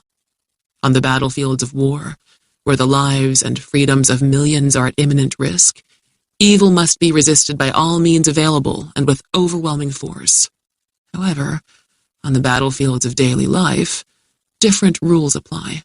Collateral damage is less justified, and resistance to the wicked must be at a time and place, and of a kind that is not their choice, but instead the choice of those whom they have wronged. The package that Sudi delivers is just a 9x12 manila envelope containing 8 pages of information. The self-sealing flap is further secured with a sticker depicting the eagle, globe, and anchor that is the enduring symbol of the United States Marines. They sit at her kitchen table with coffee, while Sudi explains the envelope. Avi had asked him only to deliver it, and the words are Sudi's own. All Marines aspire to the vigilance, courage, and nobility that the eagle represents, and nearly all conduct their careers in full honor of the Corps and its traditions. But some, he says, are greater eagles than others, and we both know Avi was one of those. Not many have earned the Navy Cross. For all of that, he was humble. He'd never call himself an eagle, but he believed you were a lion. After your parents and the girls, when he took it on himself to find the truth and get justice, he worried what you would do if anything happened to him. He was concerned you'd be all fight, no fright. He wanted you to live. And no, a lioness isn't a coward when she backs away from a fight with a family of crocodiles. He wanted you to have the knowledge you'd need to get you options if he was taken out and you were alone. Gazing into her coffee, as if she is a master of heliomancy and can read the future and the characteristics of a liquid surface, she says, "He made me promise to live for him. For them. And I've never broken a promise to him. I never would. I've just got to figure out how to live." One way might have to be that you become someone else. He taps the envelope on the table. This gives you what you need to know if events force you to make that choice. After Sudi leaves, she opens the envelope. She does not expect a love letter, and there isn't one. She and Avi didn't need to write down their love in words, for they lived it in their every action, every day of their lives. Avi has given her a detailed explanation of what she needs to do to disappear, to fade as Katie, and become someone else so effectively that no trail remains to follow. In the course of the investigations he'd done for corporations, charitable foundations, universities, and others, he'd tracked down individuals who had remade themselves with new identities. But there were others he failed to find. From the failures, he learned as much as from his successes, including the names and addresses of a few providers of ID and related services who are the best at what they do, and always loyal to those whom they shepherd into a new identity. In the last paragraph, he urges her to memorize every word of his advice, including those contacts, before destroying the document. She needs 4 days of intense study, 12 hours a day, to engrave every word in her memory. Her eyes burn and headaches come and go, but the task gives her something to do other than grieve, and it keeps her sane. Instead of at once putting this knowledge to use, she chooses instead to serve as executor of her parents' estate, sell their house and her own, dispose of her interest in the security business, collect on life insurance policies, and retreat to Jacob's Ladder. If the senator and those who would smooth his way to further power decide that she is unfinished business, they will know where to find her, and she will be ready for them. Out of the darkness. An occasional display of lightning reveals the thunderheads like mountains reshaping in slow motion, but these are the late storm's soft pulses that travel the hills and valleys of the sky without drama. The rain remains heavy, but the wind is diminishing, and better weather lies ahead. Westbound on the interstate, they seek news on the radio. For an hour, they can find no mention of an explosion that must have registered at least 4 on the Richter scale in territory where earthquakes of even a modest power are rare. Music for every taste, infomercials, men who want everyone to know Jesus as well as they do, post-midnight talk radio about out-of-body experiences, and shadow people from other dimensions are plentiful, but when news can be found, it's regarding current political skirmishes, celebrity divorces, and public officials denying rape charges. The absence of a story about the destruction of Ringrock might be a consequence of journalistic laziness, but Katie and Libby are in a mood to suspect that the story is being suppressed until authorities can figure out how best to manage it. In the eastbound lanes, a van appears, crowned with an array of strobing red and white lights that brighten the dark rain into blood and tears, though it emits no siren. It's the herald of a convoy of what appear to be military 18-wheelers, although they lack insignia or identification of any kind. 8, 10, 12 of the big trucks flash past, as ominous as the cars of a hellbound train, the urgency of their mission implied by the flashing lights that precede them, but also by the fact that they are greatly exceeding the speed limit and have launched at an hour when the rest of the world assumes a slower pace. "When will we be safe?" Libby asks. Katie glances at the dwindling convoy in the rearview mirror. "Not tonight." The Moon and the Man. As Katie races west, the rain moves east. 20 miles after, she has no further need of windshield wipers. The clouds wither, and the once-drowned moon is resurrected. During a night of fight and flight, they have been made quicker and stronger and more alert by adrenaline, and they're still powered by it. However, she wants to put a few hundred more miles between them and Ringrock as fast as she can, and the time is coming when exhaustion and the need for sleep can be staved off only with caffeine. The rover, too, is going to need fuel soon, and Katie is relieved when a sign announces a truck stop 11 miles ahead. "After we've got a full tank, you can sleep," she tells the girl. "I'll be okay with black coffee." "No way! I want to be totally caffeinated. I don't want to sleep till I'm so freaking tired I don't wake every hour from a nightmare." "Too much caffeine might make the dreams worse." "I'll risk it." "When we're missing, will they think we're dead? Victims of Moloch?" "Maybe, if we can make this rover disappear. But we'll need to change the way we look." "Change how?" "New hairstyles for both of us. A new hair color for me. Small things will be enough if they really think we're dead." "We don't have ID to be other people." "I know how to get it." "How?" "You'll see." "Who will we be?" "Mother and daughter. That okay with you?" After a silence, the girl says, "I'd like that. I mean, if you think that would be good." "I think it would be." "I don't have any money." "No need for any." "I'll have to pay you back someday." Katie is pleased to find that she can smile. "Damn right you will. I can't abide freeloaders." "Me neither. We'll need a story." "We're pretty creative. I bet everything I own will come up with something." The truck stop is a town in itself, employing hundreds, serving countless thousands, offering more than gasoline and diesel fuel, comprised of a motel, restaurant, pharmacy, gift shop, barber shop, chapel, repair garage, and more. 4 fueling islands are provided for trucks, 2 for cars, and in the latter, Katie finds that 2 of the 6 pumps are not limited to credit cards and will still honor cash.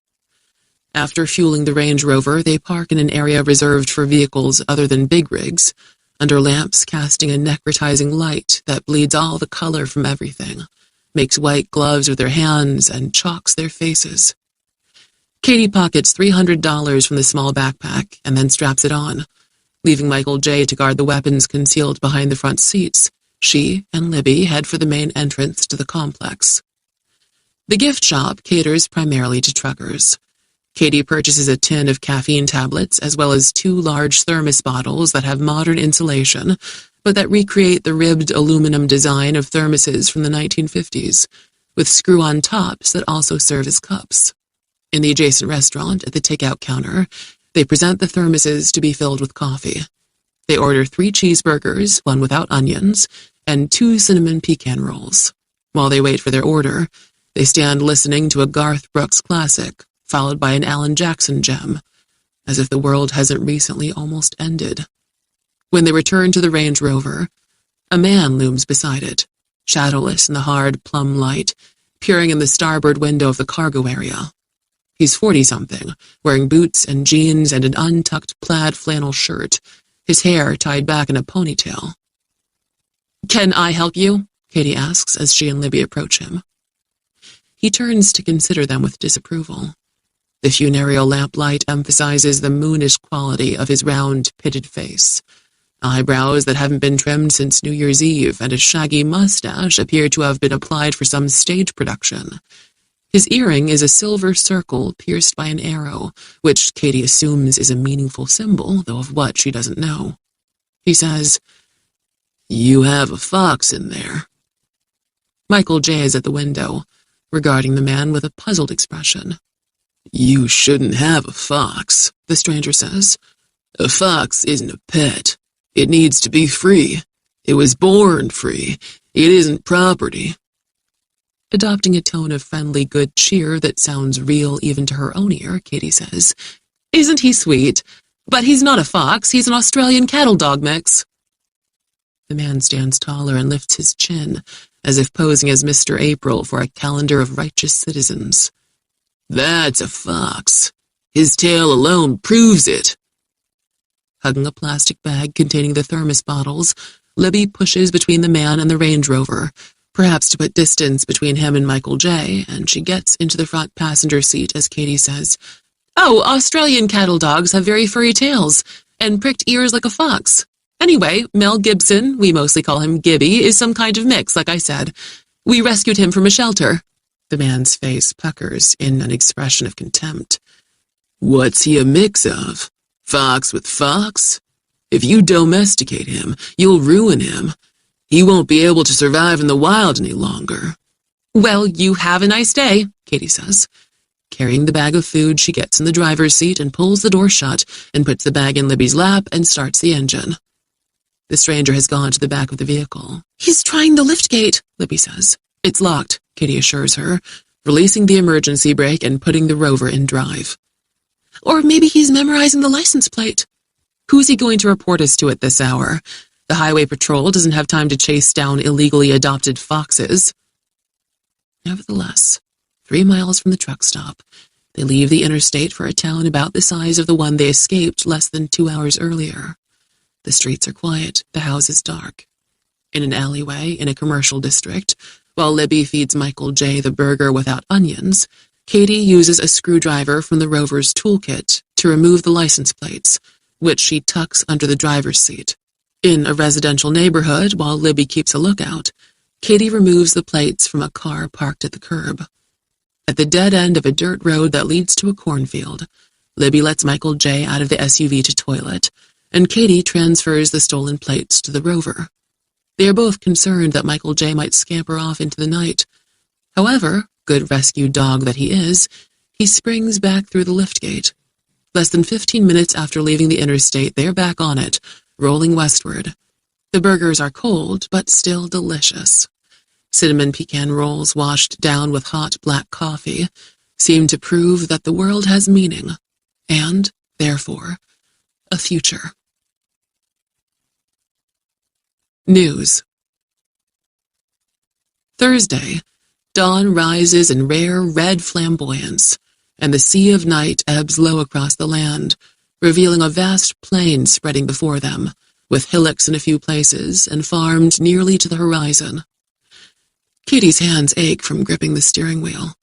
Her mouth tastes sour and her eyes burn, and the daunting distance between them and safety inspires a headache centered above the bridge of her nose. Libby switches on the radio, scans the frequencies for the news, and is at last rewarded. An explosion of terrible magnitude has destroyed an Environmental Protection Agency facility on Ringrock and set a few square miles of forest ablaze with such intensity that even the rain, now ended, couldn't quench the fire. None of the 66 who live and work at this unique research facility has survived. The source of the blast seems to be a natural gas pipeline passing through a system-monitoring tunnel under the island. There's no pipeline under Ringrock, is there? Libby asks. Maybe. Probably not, but hating natural gas is popular these days, so the explanation resonates. If there's no pipeline, some reporter might report that. If anyone will listen. They say everyone is entitled to his own facts. So then, what is truth? But the radiation. Why would there be radiation from a natural gas explosion? No need to check for it. What if there is a lot more cancer, birth defects and stuff? It'll be years before it shows up in the statistics. They'll have a lot of villains to blame, and Ringrock won't be one of them. You could just Google. Yeah, years from now, if people Google Ringrock Island, maybe they won't find any history of an explosion. Some will decide it never was a big deal. Others will wonder if they dreamed it. Some will be smarter than that, Libby says. But most of the smart ones will be chilled to find that the incident has been scrubbed from the records. They'll wonder how easily they too can be scrubbed away in every sense. Oh, but a few will decide that silence and forgetfulness is the best response to such power. All we need is a few to expose it all. Maybe. The internet is the greatest repository of knowledge in history, but when history is kept in electronic files, the internet is also an efficient memory hole, and truths can be erased as easily as untruths can be fact-checked and sold as the new history. Katie presses the Range Rover to chase its morning shadow, and the sun remains in steady pursuit until the only shade the vehicle casts is entirely under it. The jaws of the vise invisible. The day is humid, unseasonably warm, birthing swarms of flies as if by the discredited science of abiogenesis. Aboard the Range Rover, with windows up and air conditioning pumping cool air through the vents, in a corner of a supermarket parking lot, they eat thick deli sandwiches wrapped in wax paper and drink Pepsi. In the cargo area, Michael J. feasts on sliced turkey and drinks bottled water out of a disposable aluminum baking pan Katie had bought in the market while waiting for the sandwiches.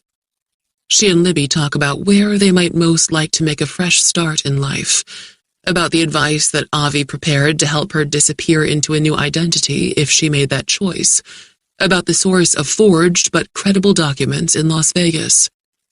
In spite of their weariness, they discuss all this with enthusiasm, though Katie can hear in both their voices a tentativeness that reveals doubt as to whether they have a real chance of living long enough to be other than who they are. Nevada is far away. For now, they might be thought deceased, subsumed by Moloch, and dead twice when the Mother Mass was nuked. However, eventually, the authorities will realize that a Range Rover is registered to Katie with a DMV, and the hunt will be on. In the material that Sudi delivered to her, Avi had explained that a GPS emits a unique signal by which any vehicle can be quickly located, and he explained how to find and disable it, which she had done when she'd moved to Jacob's Ladder at the height of her paranoia. Her Range Rover can't be tracked by satellite. Cell phones also can be located by the microwave signature they emit, but neither she nor Libby has a registered phone any longer. There is a disposable phone in the glove compartment which can't be traced to her. She replaces it every 8 or 10 months. In the chaos of recent events, the ISA might need a few days to realize that Katie is alive, or they might already have found the empty garage and have issued an APB through the National Crime Information Center, of which Avi has warned her. In that case, every police agency in the nation already has a description of the Range Rover and photographs of Katie, and they have been told, without specificity, that she is a threat to national security. If the town from which she fled has security cameras in public spaces, like the docks where they left her cabin cruiser or traffic cams, and no town these days is too small to be free of such surveillance, they will know she had a girl with her, and will deduce who that girl must be. The switched license plates won't be disguise enough if they are stopped for any infraction of the traffic laws. Nevada is very far away. When they finish eating, Katie drives to a big box store that is 2 blocks from the market. She has a list of sizes that Libby has given her. Their clothes dried out hours ago, but the garments are wrinkled, dirty, and don't promote the anonymity needed. She is loath to leave the girl in the SUV, but by retreating to the back seat and keeping the fox with her, Libby should be able to conceal him from any animal welfare do-gooders who wander by the vehicle.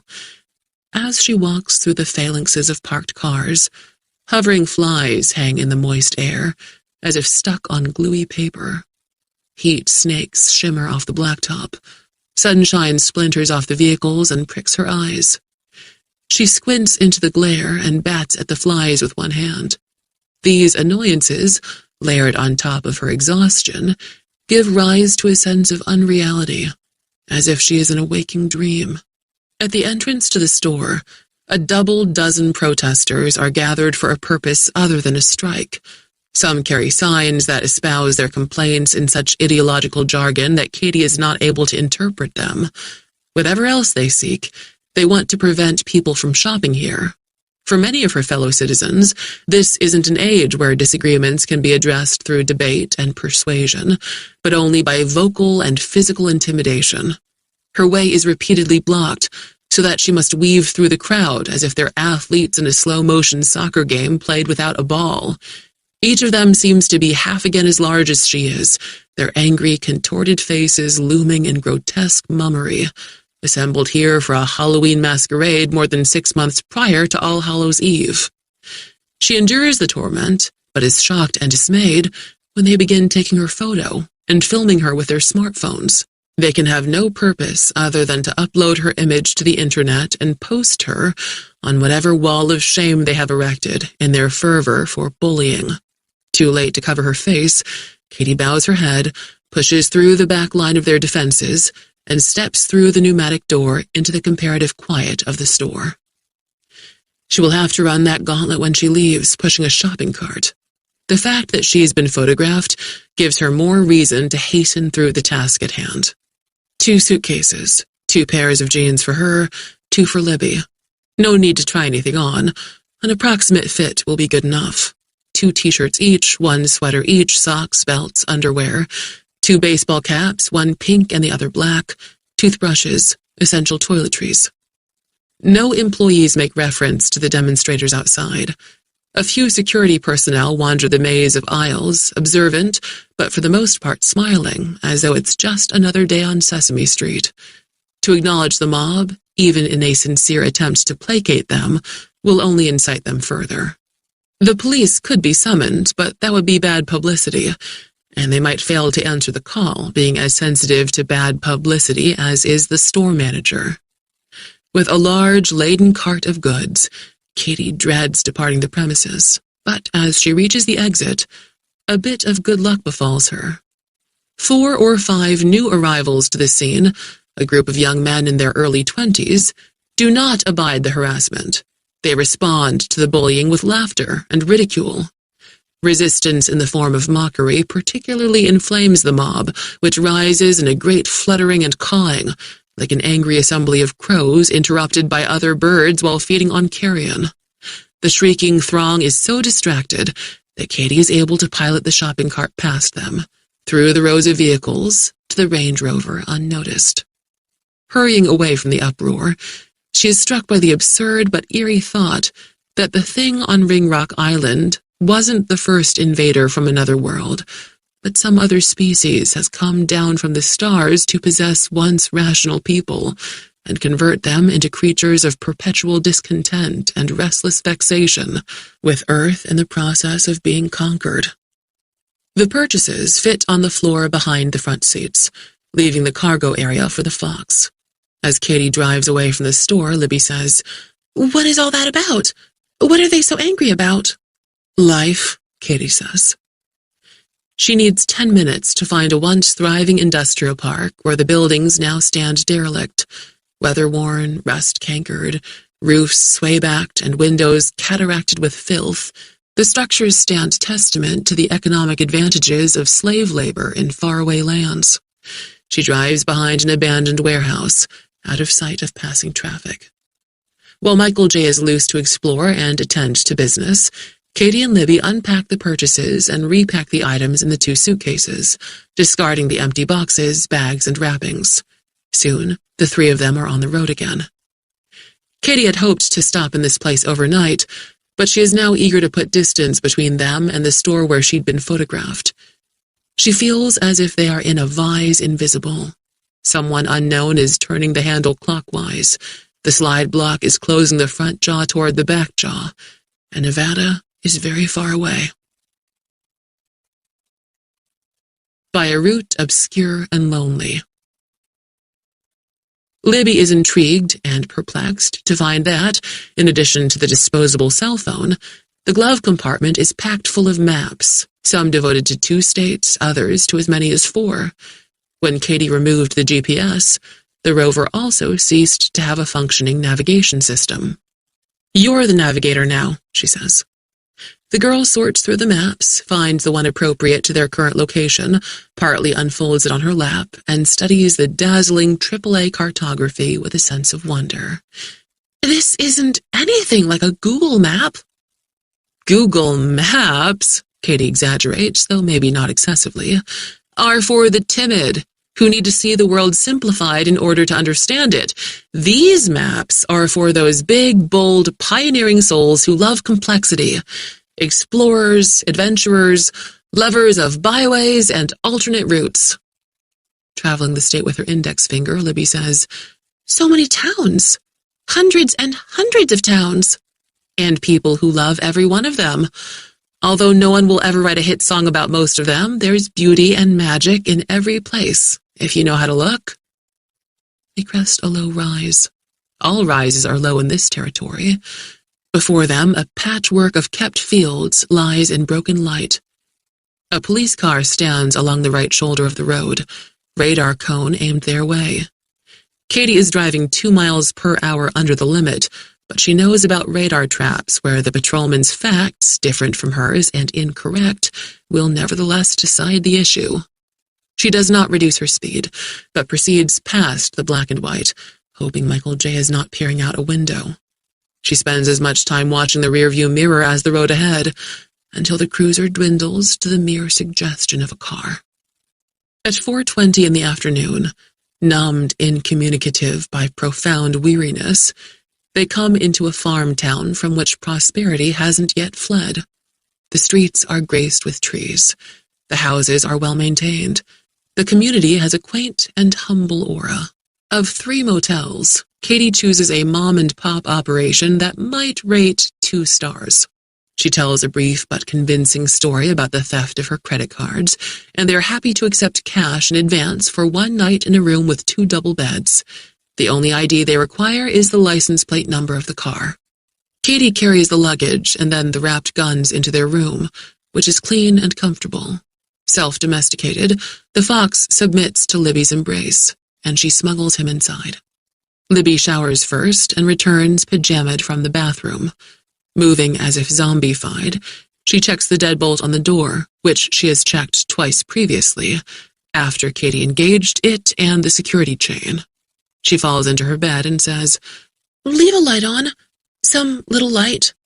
"All right," Katie says. "I don't want to wake in the dark." "I'll leave a light on, honey."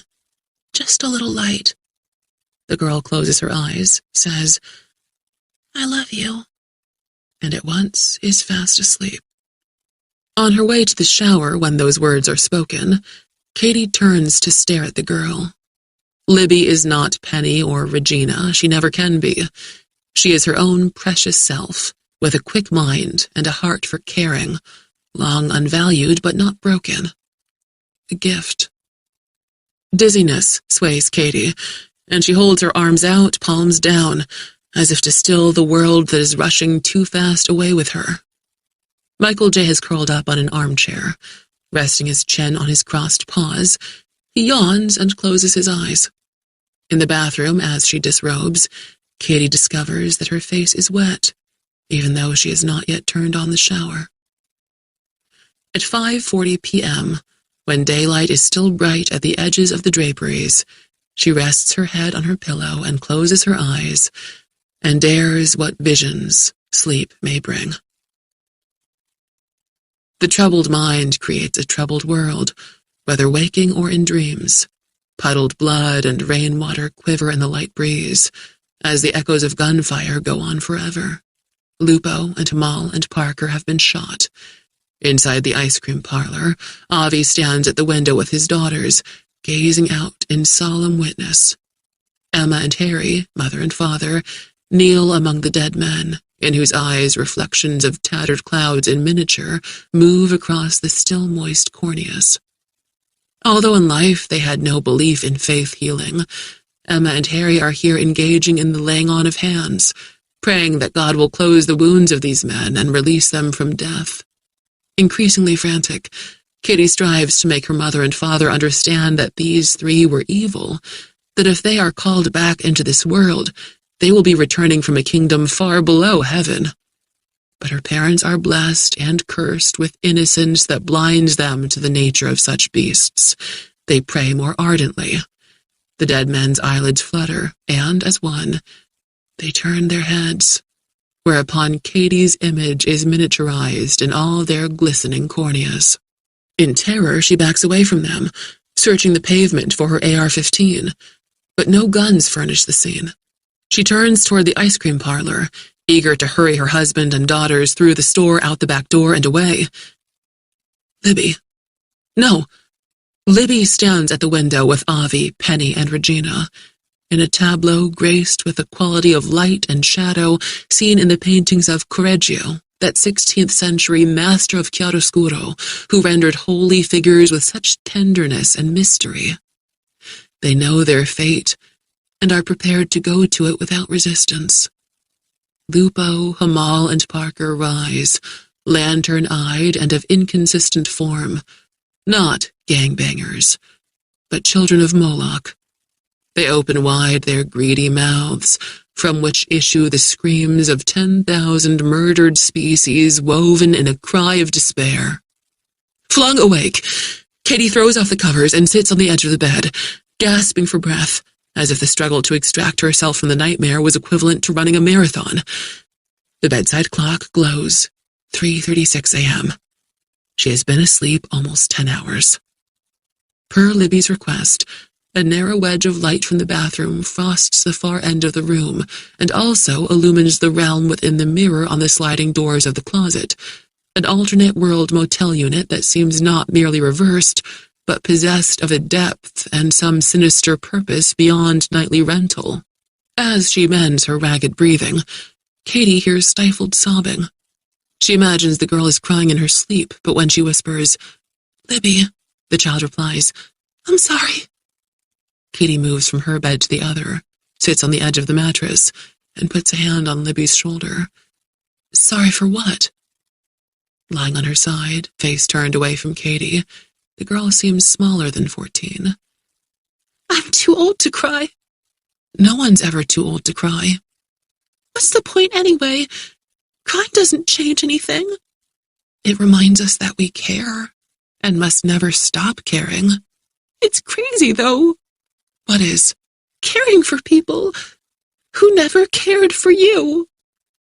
Maybe they did, in their own way. No, I won't lie to myself. I always hoped it would happen, but it never did. Katie gets into bed and gently pulls the girl into her arms. One-way caring is the virtue of virtues, honey. It's why we're on this world. A silence passes between them. Katie says, "You know what? What? It has happened. Here and now." The girl needs time to speak without her voice breaking. I guess maybe it has. No maybe about it. I want to listen to your heart, the girl says, and lays her head on Katie's breast. The fox is an undefined shape on the armchair, known by the shining eyes with which he watches them. Whenever the night willies get hold of you, Katie says, never try to deal with them alone. Wake me. The girl's silence signifies that she doesn't trust herself to speak. Soon, her breathing reveals that she has fallen asleep, each inhalation and exhalation matching a beat of Katie's heart. Katie and Michael J. regard each other in the gloom, and it seems that he, no less than she, wonders at the bond between them and the mystery of their existence. When the fox falls asleep again, the lamps of his eyes shaded, Katie remains awake for a while, alone with her thoughts. If ever she were to tell the story of these past 2 days, it wouldn't be primarily about a threat from another world, or about prideful and imprudent scientists. It wouldn't be about reckless, power-crazed government officials and corrupt authorities. All that would be background to a story about grievous loss and the improbable hope that can grow from it in a heart that remains open to grace. However, she can't help but wonder how much loss a heart can endure before it beats only with foreboding. Nevada is very far away.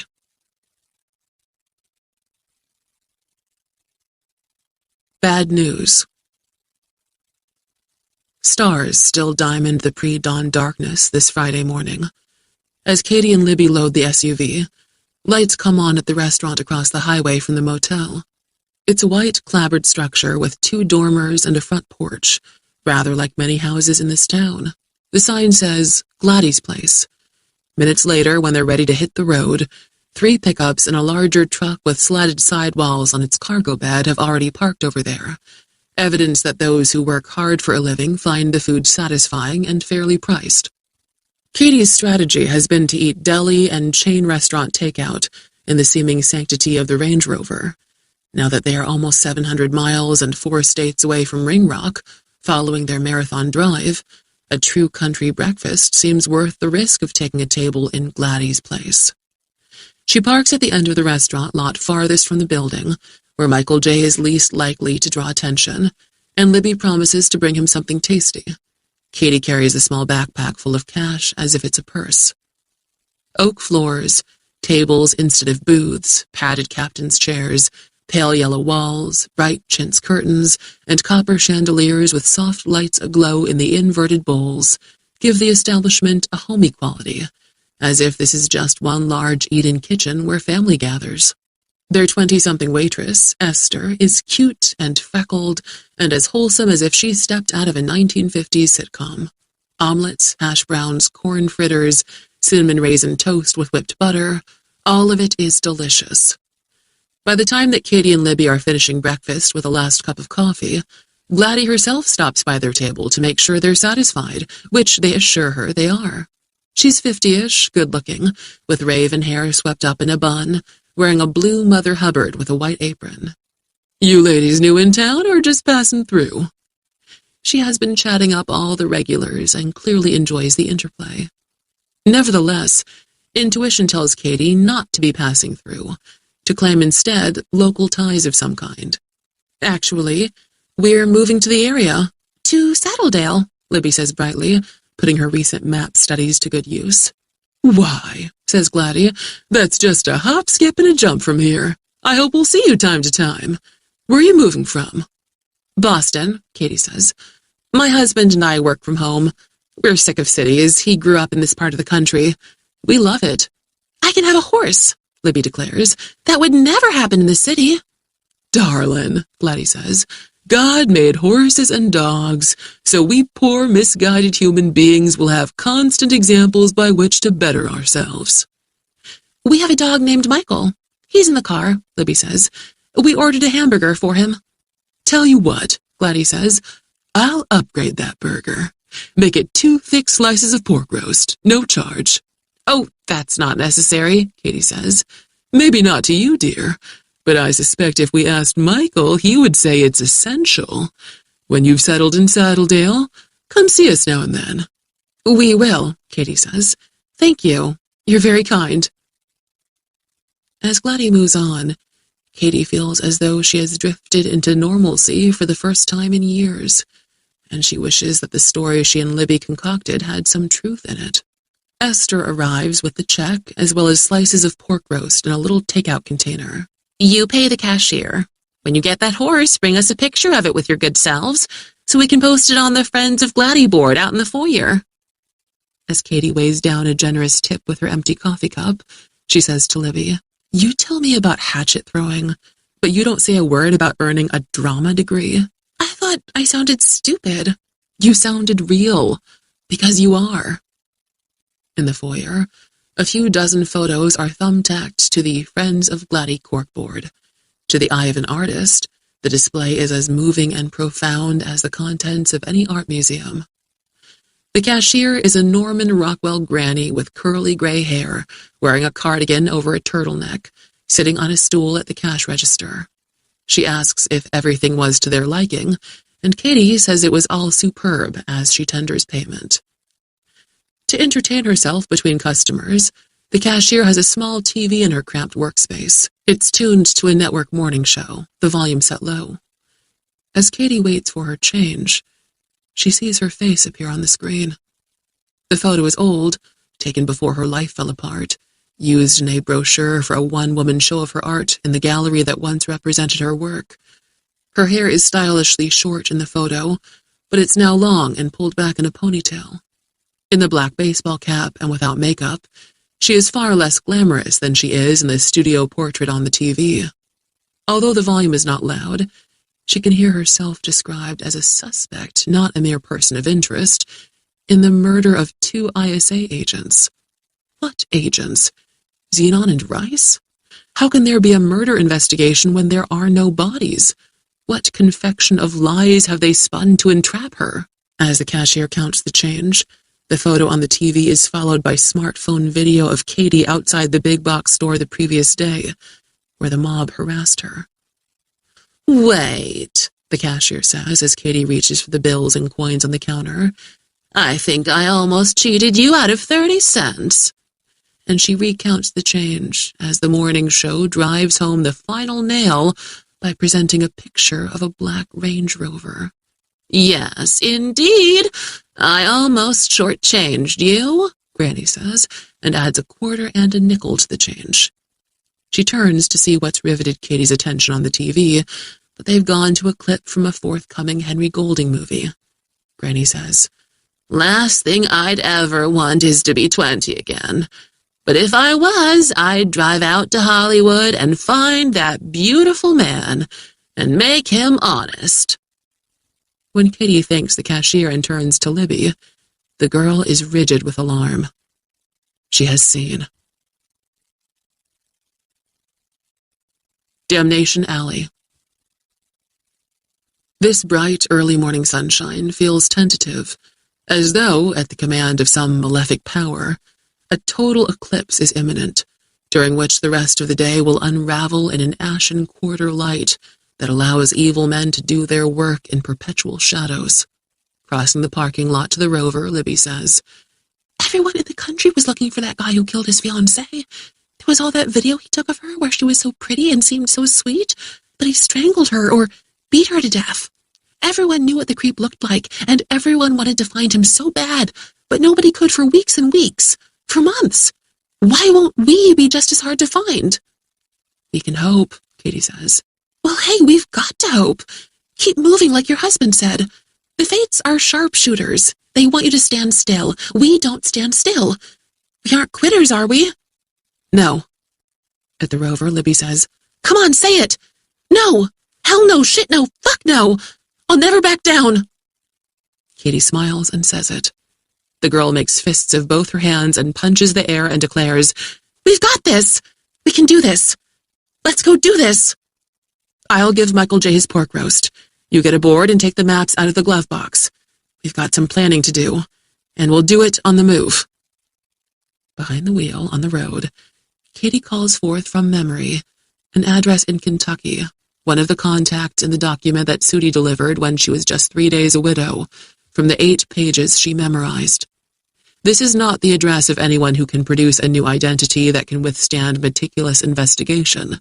This is, instead, a place where people will welcome her and Libby, shelter them, and scheme with them to plot a safe path through this passage at arms in which the ISA and others intend to find and finish her. She can't endure the thought of surviving Moloch only to be served up to Leviathan, to the tooth-lined throat of the techno-state with its billion eyes and billion ears, chased down by its millions of minions. They want her only in part because she knows about Moloch, and otherwise because, in the senator's eyes, she is more than ever a dangerous piece of unfinished business. Libby's photo hadn't been included in that morning show report, most likely because her surname would lead some to connect her to her parents, who were famous in some scientific circles. Considering their specialties, if Francesca and Raleigh get drawn into this, it will be harder to sell the lie that Ringrock was an EPA facility, and that a natural gas explosion destroyed it. Even if Libby had known less about Moloch than she does, it would be necessary for those responsible for that fiasco to make sure the girl ends up as fertilizer in a remote field. Katie says, "Forget the interstates. They're more heavily patrolled than other highways. Even if we push ourselves to the breaking point on secondary routes, we'll need 2 days or longer to get to Vegas. Too far. We won't get halfway there with cops looking for a black Range Rover. There is a place in Kentucky, a few miles from a small town called Casperton, where there's someone who'll help us. You find the best route. The maps have drive time tables. It'll be good to know not just how far, but how long it'll take to get there." Sorting through the maps, Libby says, "Maybe we should ditch the Rover." "I wish, but have you stolen a car lately? Jacked one?" "Yeah, neither have I. It's not in my skill set. Anyhow, there's nothing gained by switching from one hot car to another." "Casperton? Casperton? "That's right." "Who's there?" "Spencer and Marion. My Avi served in the war with their son Jack. Jack died over there. Back in the day, Avi accompanied the body home, the way they do in the Marines, always in uniform with the casket across half the world, so the deceased is never alone." "They won't know you're coming. Maybe we're too much, you know? Too most wanted for them." "That's not the kind of people they are, honey. I'll use the burner phone to call them when we're getting near. They'll take us in, help us get a different car, and figure out Vegas. When you're blooded in the core like we are with them, you're family forever." With her lap for a table, the girl unfolds a map, unfolds another atop it, and sets to work. "Here's Casperton. It's just a tiny circle on the map, like it's very small. I'll work backward from it." "The faster the better," Katie urges. In the cargo area, Michael J. grumbles as he circles that space, his tail held unusually high before he finally settles. After only 2 or 3 minutes, Libby says, "Okay, like 6 miles ahead, maybe 7, you'll come to a state route that'll take us south. Doesn't look like getting there is going to be a straight run. We'll be dog-legging it a little. This'll take some figuring." Katie owes Libby rational optimism, a virtue that isn't easy to sustain in the current circumstances, but she is not about to go full-blast Pollyanna, cruising south while singing "Happy Days Are Here Again." However, this strong-willed and courageous girl has borne so much with such grit and grace that she deserves a calm companion who will inspirit rather than dispirit her. Besides, Katie has the strangest conviction that their situation is not as dire as it seems, senses that she has an advantage not yet apparent to her, some power that, in a crunch, will get them to Kentucky. Maybe this is reliable intuition, or maybe it's the resolve of one who has suffered so many offenses that she will die rather than endure one more outrage, which is a state of mind that can sometimes inspire a boldness and an almost supernatural strength that can carry the day. Whatever might be the cause of this glimmer of hope, she is convinced it isn't merely wishful thinking. They transfer to the state highway and are motoring south when Libby finishes her calculations. "The way we have to zigzag to stay off interstates and go around the big cities, it looks like 542 miles and maybe a little more than 10 hours. Because we gassed up yesterday before we checked into the motel, we don't need to stop to refuel more than once. We're most vulnerable when we stop, right? People get a closer look at you and have longer to register you're in a black Range Rover." 542 miles, Katie says. "That's doable. With luck." She conceals her dismay. She doesn't have a proper sense of distances in this part of the country, thinks of these states as compressed when compared to the vastness of California and the West where she lived until Jacob's Ladder. She expected Libby to say at most 300 miles, 6 hours, Even 300 would be a daunting distance when they are so intently sought by the ISA and all the federal and state authorities that sinister agency is able to impress into its service. On the other hand, it's a big country, and the ISA can have no idea where she's headed, though they might think that, for whatever reason, she is being drawn into her past, to California. Because the ISA must keep Libby's involvement secret, lest they blow up their big lie, the girl provides Katie with cover. The public, and most likely state and local police, aren't looking for a mother and daughter, but for only a harried and desperate woman alone. It's doable, she repeats. On straightaways, wherever I can see it safe, I'll push the speed up. Otherwise, just 5 miles an hour over the limit. Try to rim an hour or 90 minutes off those 10 hours. Meanwhile, look over the maps again and see if there might be a shortcut somewhere. I'm on it. Katie suspects that these 542 miles will not be a highway to any kind of heaven, but Damnation Alley. She is alert for a variety of demonic manifestations. Otherness. They travel 90 miles in excellent time, but Katie enjoys no sense that luck is with them. The morning light seems too thin, as it might if the sun were dimming toward some apocalypse, and, in the windless day, the trees stand as if they are carpentered by other than nature. The buildings they pass seem to be stage flats with no architecture behind them, and no lives unfolding beyond their faux windows and doors. This is a mere impression, of course, inspired by the extraordinary events of the past few days, but it feels eerie, disturbingly true in a figurative sense. After all, this world isn't the one in which she grew up. It's changed radically.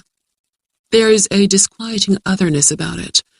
These days, virtue is constantly and loudly signaled, but seldom practiced. Freedom is called oppression, mindless violence is called justice, and science bends to the demands of culture. The world has changed so fast, shaped by the powerful with reckless indifference to the lessons of history, and the momentum of change promises that in 20 years, the new world that follows this one will be crueler. She hopes she's wrong, but experience suggests her foreboding is justified. They have gone 100 miles when a patrol car appears in the northbound lanes, approaching them, light bar flashing but no siren sounding. Katie lets her speed fall precisely to the posted limit. Her hands tighten on the wheel, and her body tenses, but whatever might happen, she's no stunt driver, and isn't going to try the Hollywood response. When she had a family and lived in California, TV news helicopters would cover chases that lasted 2 or 3 hours, with a dozen police units in patient pursuit along freeways and surface streets, as one dimwit or another tried to outrun them, until he crashed into an innocent motorist or rolled his vehicle or ran out of gas. The days of Bonnie and Clyde are a century in the past, and there's no escape when the boys in blue have eyes in the sky. With a short burst of its siren to clear traffic, the patrol car passes and doesn't cross the median to pursue them. Libby says, "All right," but softly. "Yeah," Katie says. They fear that a bolder expression of relief will invite the fates to commit mischief. During the next 100 miles, they engage in less conversation, until they sit in a silence of superstition, as tense as if they are in fact being pursued. After switching highways a few times, they have traveled 250 miles when they round a curve and discover half a dozen vehicles backed up, the pavement littered with shattered safety glass. 2 cars are on the shoulder of the roadway, damaged in a collision. A county sheriff's cruiser is parked in front of them and another behind. There appear to be no serious injuries. One deputy talks to the rattled motorists while the other waves traffic around the scene. Libby grins and waves back at him, and he smiles. They are on their way unmolested, neither of them daring to comment. 30 miles farther, deep in farm country, passing a freshly furrowed field where a large green machine is issuing seeds and covering them with raw earth, they are suddenly aware of a drone that executes an elevator maneuver, dropping out of nowhere to parallel them for half a mile. It has a camera, of course, possibly more than one, and Katie is reminded of the much larger drones that scanned Jacob's ladder on Tuesday night. She isn't sure what to make of this, but it spooks her. Unconsciously, she accelerates, and the drone makes a 90-degree turn, speeding away across the field. Libby exhales a pent-up breath. It's just monitoring the planting. At noon, the fuel gauge indicates they have less than an eighth of a tank when the answer to their needs appears ahead. The combination service station and convenience store isn't a sleek and plastic unit of a national chain, but a local operation in a clapboard building painted pale yellow with dark blue trim. The fueling island offers 4 vintage pumps and an air hose for tires. Katie sends Libby inside with enough cash to pay for what gasoline they need. Tell whoever to unlock pump 2 and get the key to the restroom.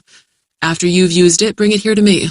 The less time I have to spend inside, the less chance I'll be recognized. Task accomplished. Coming out of the store on her way to the restroom, Libby gives Katie 2 thumbs up. By the time Katie has filled the tank, Libby returns with the key. It's cool. No stink, no cockroaches, either dead or alive, and liquid soap that smells like oranges. The store clerk is a nice old guy. I think he's the owner. Katie says, we need cold soda, candy bars, and whatever else to get us through to Casperton, plus something tasty for Michael J. I'll go see what looks good. The pumps more or less screen the rover from the highway, so Katie leaves it there while she uses the lavatory. As she washes her hands, she studies herself in the mirror. Without makeup and with the baseball cap, she doesn't look much like the photo that was on TV, although a little too much like the woman captured on video at the big box store. She's reminded of something Avi once said to the effect that the hardest fugitives to find are those who never appear furtive, who act cheerful and friendly, as if they have nothing to hide. All right. House lights down, stage lights up, open the curtain. Chimes announce her when she opens the door. The store is weighted heavily toward beverages and snacks. The man sitting on a stool behind the counter looks as though he sings with a barbershop quartet, if such things exist anymore. With white hair, mutton chop sideburns, a walrus mustache, and a candy-striped shirt, he has the air of a guy who doesn't think the word merriment is old-fashioned. Alert for Katie's entrance, Libby calls out, Hey, Mom! What about these for the dog? She's got packages of beef and chicken jerky. Seems like just the thing. Katie takes them from her and indicates a cooler stocked with sodas. One of those 16-ounce Pepsis and whatever you want. They are the only customers in the store. Perfect. To the left of the cash register stands a display of packaged nuts, cashews, peanuts, almonds. As she drops 2 bags of peanuts and 2 of cashews on the counter along with the jerky, she favors the cashier with a wide smile and asks, How are you today? Never been better, ma'am. Leastways, if I ever was better, I done forgot, so I don't have no reason to feel sorry for myself. One of the benefits of dementia. You have a nice place here. It's a place, anyway, he says. I'll sell you beer, wine, all the fatty snacks you want to shut down your arteries, but I won't never sell no dirty magazines or cigarettes. I like a man with principles, Katie says, as she pulls a thin fold of 10s and 20s from a jacket pocket. He begins to ring up the items. I don't know about principles. I think I heard of 'em. What I do got is a healthy fear of hell. Libby puts 2 cold bottles of Pepsi and a few candy bars on the counter. The cashier says, My daddy smoked himself to death back in the day when the advertising touted the many health benefits of tobacco. To Libby, he says, Don't never start that nasty habit, young lady. She says, I think people smoke because they're bored. I'm never bored. Always reading books, doing gymnastics, throwing hatchets. Before the cashier can react to the hatchet comment, the chimes announce another customer. 2.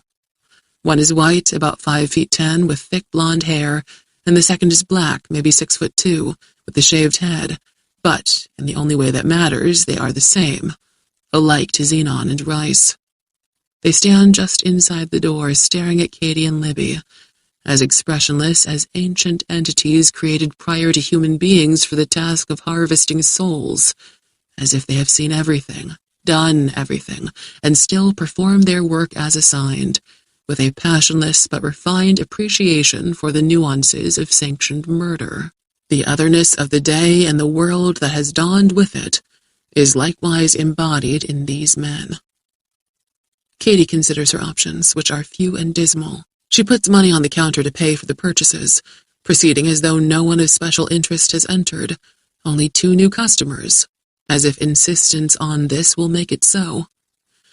No doubt with some experience of those who covet the meager contents of his cash register, the old man behind the counter stops ringing up the snacks.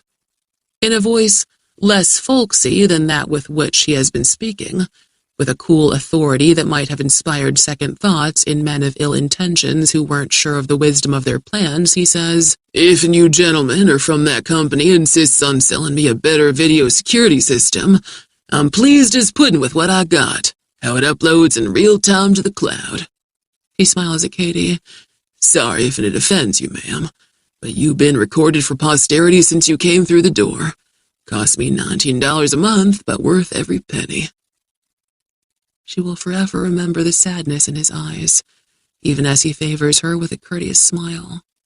The younger of the newcomers says, "That's amazing. Real time to the cloud. I never heard of such a service." The older one says, "I heard of it, but I never imagined a backwater shit-can like this would be so state-of-the-art." "And only $19 a month," says the younger one. His partner says, "But then what profit does he have left after a month of labor and worry? I suspect that same $19 would have been it." The younger one evidently intuits that a gun is shelved behind the counter, and that the old man is nearing the end of calculations regarding the need for it, because he reaches under his sport coat and draws a pistol and fires twice. The second shot is wide of the target and unnecessary. The first round is a particularly fortuitous headshot, entering through the left eye. The old man falls off the stool, following the back of his skull and a mess of brains onto the floor, as if he never was real, but was only the idea of a man, which is all he had been to these creatures who mocked him and cut him down. Handbasket. As the old man pitches backward off his stool, Kitty looks at Libby, and the girl stands rigid with her eyes closed, having been aware of what was coming and determined not to see it. There is no cowardice in that, especially for a girl of 14. It is nothing more than psychological self-defense, essential in the world of this time, when those who mean to kill you prefer to assure themselves of the fullness of their power by first breaking you emotionally and mentally before they take your life. As the echoes of the second shot fade along aisles of food and beverages, Libby opens her eyes and meets Katie's stare. Neither of them has cried out in fear or horror, and that means something. Speaks of a wild faith in which there is strength when needed. As incongruous as hope is in these circumstances, Katie feels on the brink of a sudden enlightenment. The older of the 2 agents turns the deadbolt on the front door and works a dangling cord and drops a shade across the glass. The fabric is translucent, and the early afternoon light reveals on it the word "closed," which from this perspective is reversed, as in a mirror.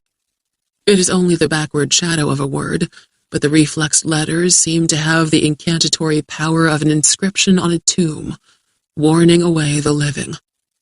The younger man comes to the counter, and Katie backs off from him to stand beside Libby. With one thumb and forefinger, he flicks at the nuts, jerky, and candy bars. "On a diet like this, you girls will be as fat as pigs." Neither Katie nor Libby responds. As the other agent walks to the back of the store to check out a closed door, the killer says, "These aren't the kind of supplies you'd be loading up for a long drive, like all the way to Mexico." His expression isn't quite a smile, although he shows a high count of white, perfectly matched teeth that suggest his job comes with excellent dental benefits. "So, where were you running to?" Katie shrugs. "I can't translate that. I need words. Where did you think you could ever be safe?" "We hadn't figured that out yet." "When did you plan to figure it out?" "Maybe never." "You're running just to be running?" We're in a fix. No choice but to run till we find somewhere to go to ground. A fix? Is that what you call it? Katie is silent, but Libby says, You didn't have to kill him. You killed him, kid, by just coming in here. We can't have him gassing off about your girlfriend and you being taken into custody. We need you girls just to disappear. You could have waited for us outside somewhere, Libby says. Too public. This is perfect. Take the money from the register. It was just a stick-up. If there's video in the cloud, we erase it. The other agent returns from the back of the store. Nothing there but Santa Claus's office. The killer says, You think the dumb shit looked like Santa? More than you do, his partner says, and he plucks one of the candy bars from the counter. While you were at the North Pole, this bitch told me she thinks they're in a fix. Peeling the wrapper off the candy bar, the agent says, Honey, you're far beyond a fix. You're in a handbasket on the way to hell. Giving Katie that not-quite smile again, the killer says, Who do you know that's ready to take you in? No one. So, you were just going to drive till you found a cliff? Go off it like Thelma and Louise? Is that what I'm supposed to believe? I didn't say that. You didn't say that? No. The killer glances at his partner. Didn't she say that? In so many words, the older man agrees. They aren't handling this any way Katie would have expected. They're too casual, too sure of themselves. Some of our people are waiting to question you, both of you, the killer tells her. They have a lot of questions. Hours of questions. Days of questions, his partner says around a mouthful of candy. The killer says, But your friends wherever you were headed, we need to know who the fuck they are. The older man says, We've got questions for them too, like what you told them about Ringrock. Maybe you can imagine, the killer says. We think it's urgent we talk to them. Me and my friend here, we're ambitious. We want all the glory in this. We want to hand up the whole package, not let some big-ass chair pilot in D.C. take the credit. There isn't anyone who will take us in, Katie insists, a lie that she follows with a truth. We haven't told anyone anything. The killer has been holding his pistol down at his side. At times, he almost seems about to holster it. So maybe we strip this little girl naked and make her get down on her knees and teach her something new to do with her mouth. How much of that can you watch before you tell us what we want to know? Katie remembers how, after breakfast and hurrying away from Gladys' place, in spite of seeing her face on TV, she had been overcome by the strange conviction that she possessed an advantage not yet apparent to her, some power that, in a crunch, would get them to Kentucky. Here is the crunch, and she begins to understand what information these men lack that has resulted in their reckless yet self-assured behavior. She's just a child, Katie says. What's wrong with you? The killer regards his partner with sham embarrassment. What's wrong with us? Does she want a complete list? The older man asks. The killer frowns at Katie. Do you want a complete list? Never mind, the older man says. They don't have time for that. It'll take hours. The weapons in her armory on Jacob's ladder had all been bought from black market sources, as Avi had advised. No one had known that she possessed them until Zenon and Rice intruded in her life. Zenon and Rice are dead, and at no point during the events of Wednesday were either of them likely to have had reason to inform anyone that she was armed. If there is street cam video of them carrying guns when they docked on the mainland after boating from Jacob's ladder, maybe no one has yet found it. Or perhaps the quality, taken at night in a heavy rain and mist, is so poor as to be worthless. Besides, the older man says, 14 isn't any child. Who thinks 14 is a child these days? In my book, the killer says, a 12-year-old isn't a child these days. Maybe a 10-year-old. Some 10-year-olds, his partner says, but not all. The agents are having their sick fun. because they didn't take time to search the Range Rover standing at the pumps in which the AR-15 and the shotgun are hidden. Because they know her history, they see her as a timid woman who, after her family was murdered, reacted with cowardice and hid herself away on a remote island. They don't know the full story of what happened at Nonna Gianna's house, or that she and Libby were even there. To them, she is just someone who knows too much about what happened on Ringrock and is running away both from the horror of it and from the fatal consequences of being witness to what must be covered up at all costs. They believe she can be easily intimidated, and, in their arrogance, they haven't the capacity to imagine that a milquetoast like her might have a pistol in a belt holster under her jacket. "Leave the girl alone," she pleads, with what she hopes is the right note of distress. "I'll tell you where we're headed, who we expect to take us in, hide us, I'll tell you everything. Just don't touch the girl. Please don't touch her." The killer forms a real smile this time, and favors his partner with it. "Why, Tom, the lady is an upstanding citizen after all. Just wants to do the right thing. Makes you proud to be an American, doesn't she?" Katie's pounding heart feels as if it is swelling beyond the capacity of her chest to contain it, and a bitter mass rises in her throat, giving her voice an authentic note of anxiety and choking dread. "They were friends of my husband's. They don't know anything about Ringrock. There's no reason to come down hard on them. You talk to them, and you'll see." This is not like shooting Xenon, who was a child of Moloch when she turned a gun on him. These are human beings, two of the worst kind, but human nonetheless.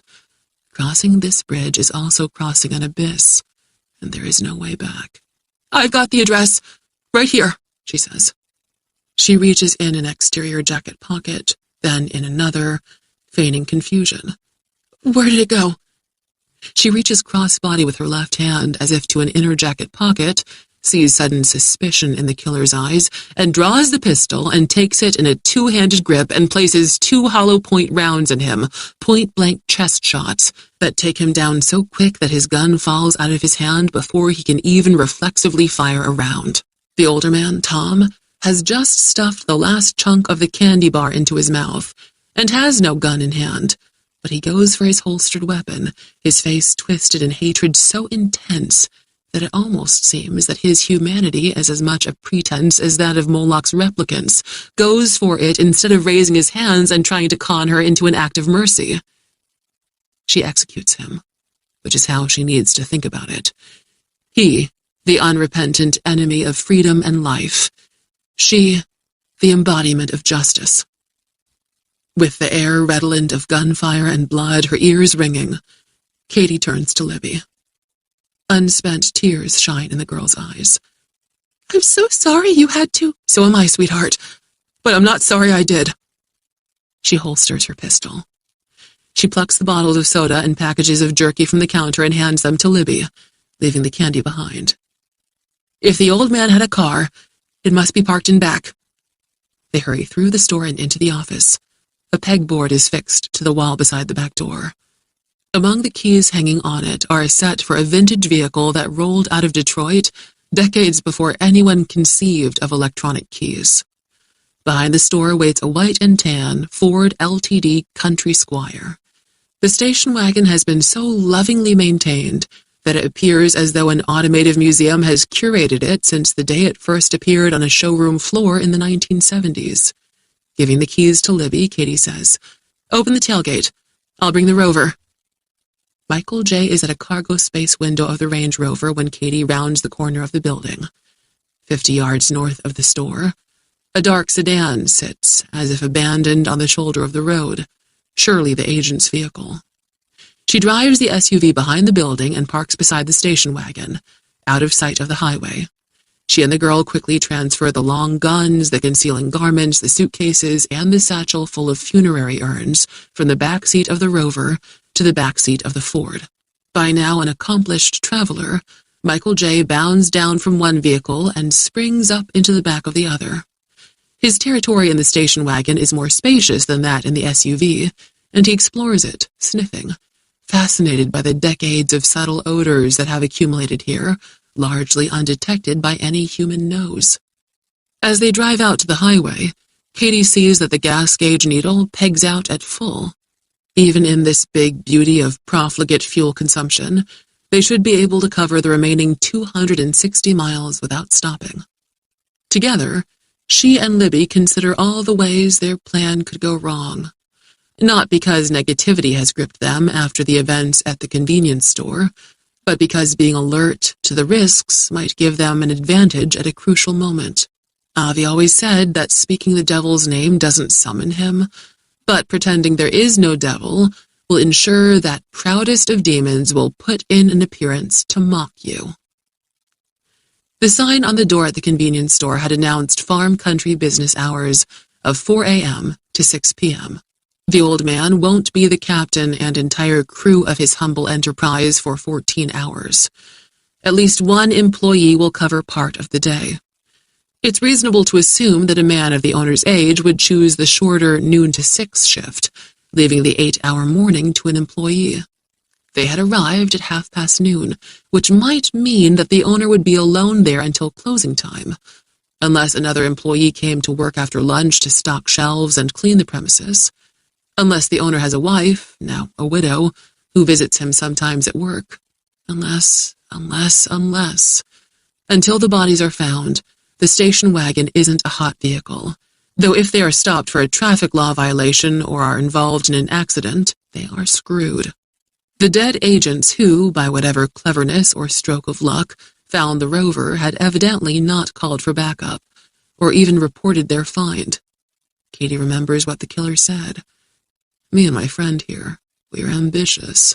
We want all the glory in this. We want to hand up the whole package, not let some big-ass chair pilot in D.C. take the credit. Most likely, neither the ISA nor other authorities are aware that the fugitives are no longer in the Range Rover, until the agents fail to call in on schedule, if they are required to call in. Until a sheriff's deputy becomes curious about the abandoned sedan with government plates, 50 yards north of the convenience store, until an employee goes to work there or the widow can't reach her husband by phone, until.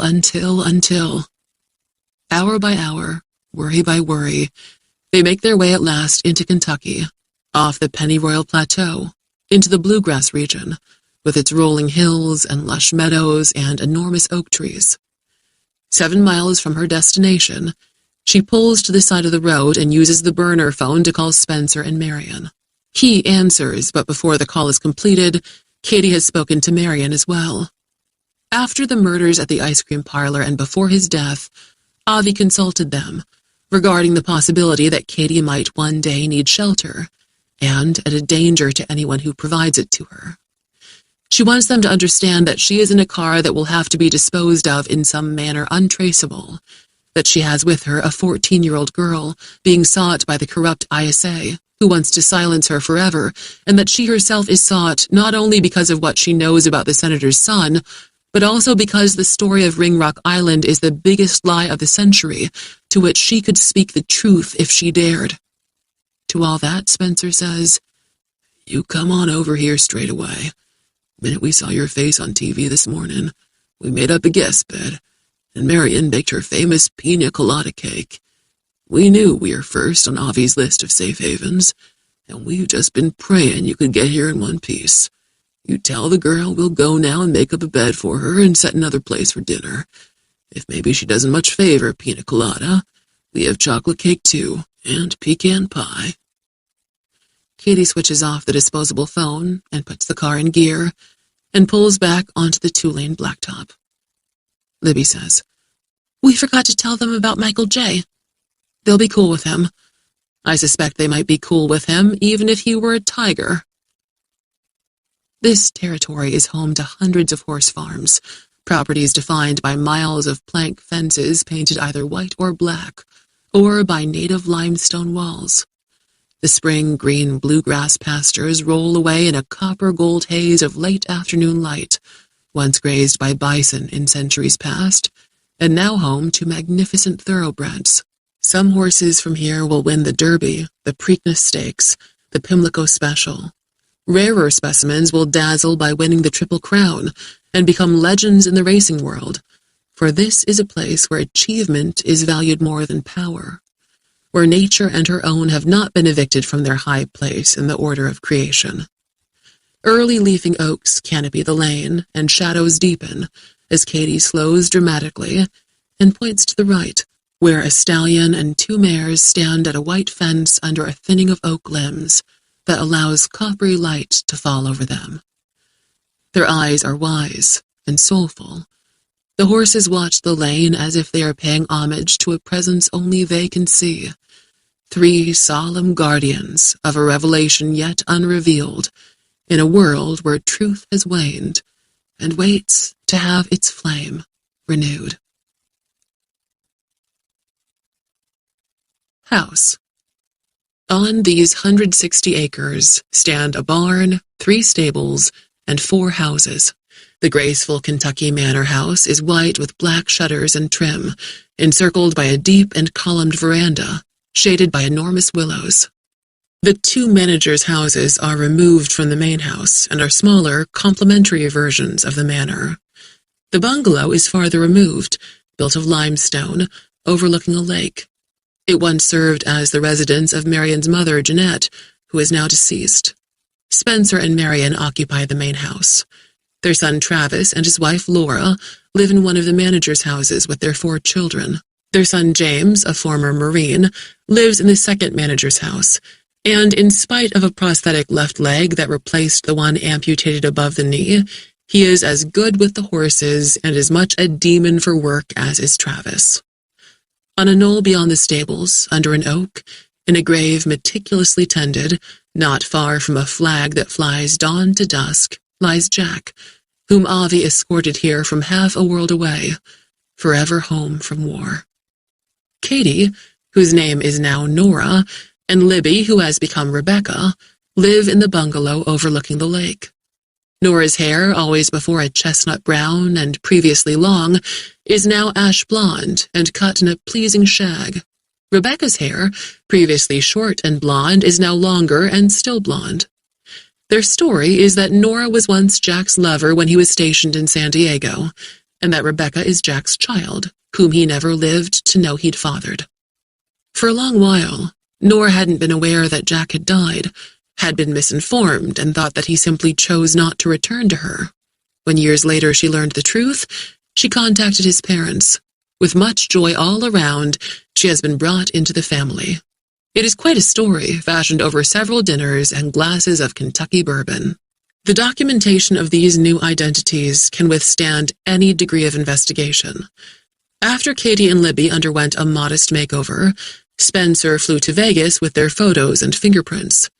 In a week, for $50,000 of Katy's money, the master forger created a history that exists now not only in paper birth certificates and other documents, but as well in the computers of public archives, as integrated in the data files as any legitimate entries. Brigandine Farm frequently rings with the shouts and laughter of children, and there are always horses in the day, many glorious horses to be raised and ridden and loved. There are races to attend, mounts and riders to cheer on, wins to celebrate, losses to learn from. There are holidays and excuses for holidays, all requiring elaborate decorations, church and long family suppers on Sundays. There are dogs, those that are most attached to their people, and those that are more attached to their horses. Many thoroughbreds find canine companions calming. And for Nora, there is her painting. Hyperrealism remains her style, though even the most perceptive art dealer or critic will not connect her work to that produced by a once rising star named Katy something, who has faded from the scene. She doesn't any longer paint to find the what and why of the subject, but only to portray the what of it to a depth she'd never before been able to attain. She once painted only the works of humanity, buildings, bridges, towers, still lifes of arrayed objects, whereas now she paints only animals, dogs, cats, horses, rabbits, many of a certain fox. These portraits have such power that people stare at them for long minutes in silence, and some are moved to tears but can't say why. Although she is unable to adequately explain what she means by this, she seeks to paint the full beauty of a thing, the beauty lying within, as well as what any eye can see. For it is in the beauty of nature that the why of all things is coded for us to decipher, if we can. A year passes, during which her affection for the family grows steadily, and it is on the first day of a new spring when James asks her on a date, as graciously as she can so that this sweet man will not think it's his prosthetic that inclines her toward rejection. She begs off by referring to herself as a faithful widow, whose heart has been in part reduced to ashes and interred in 3 bronze urns. Rebecca, no less determined than the girl who once learned to throw hatchets like a logger, argues Nora to a reconsideration.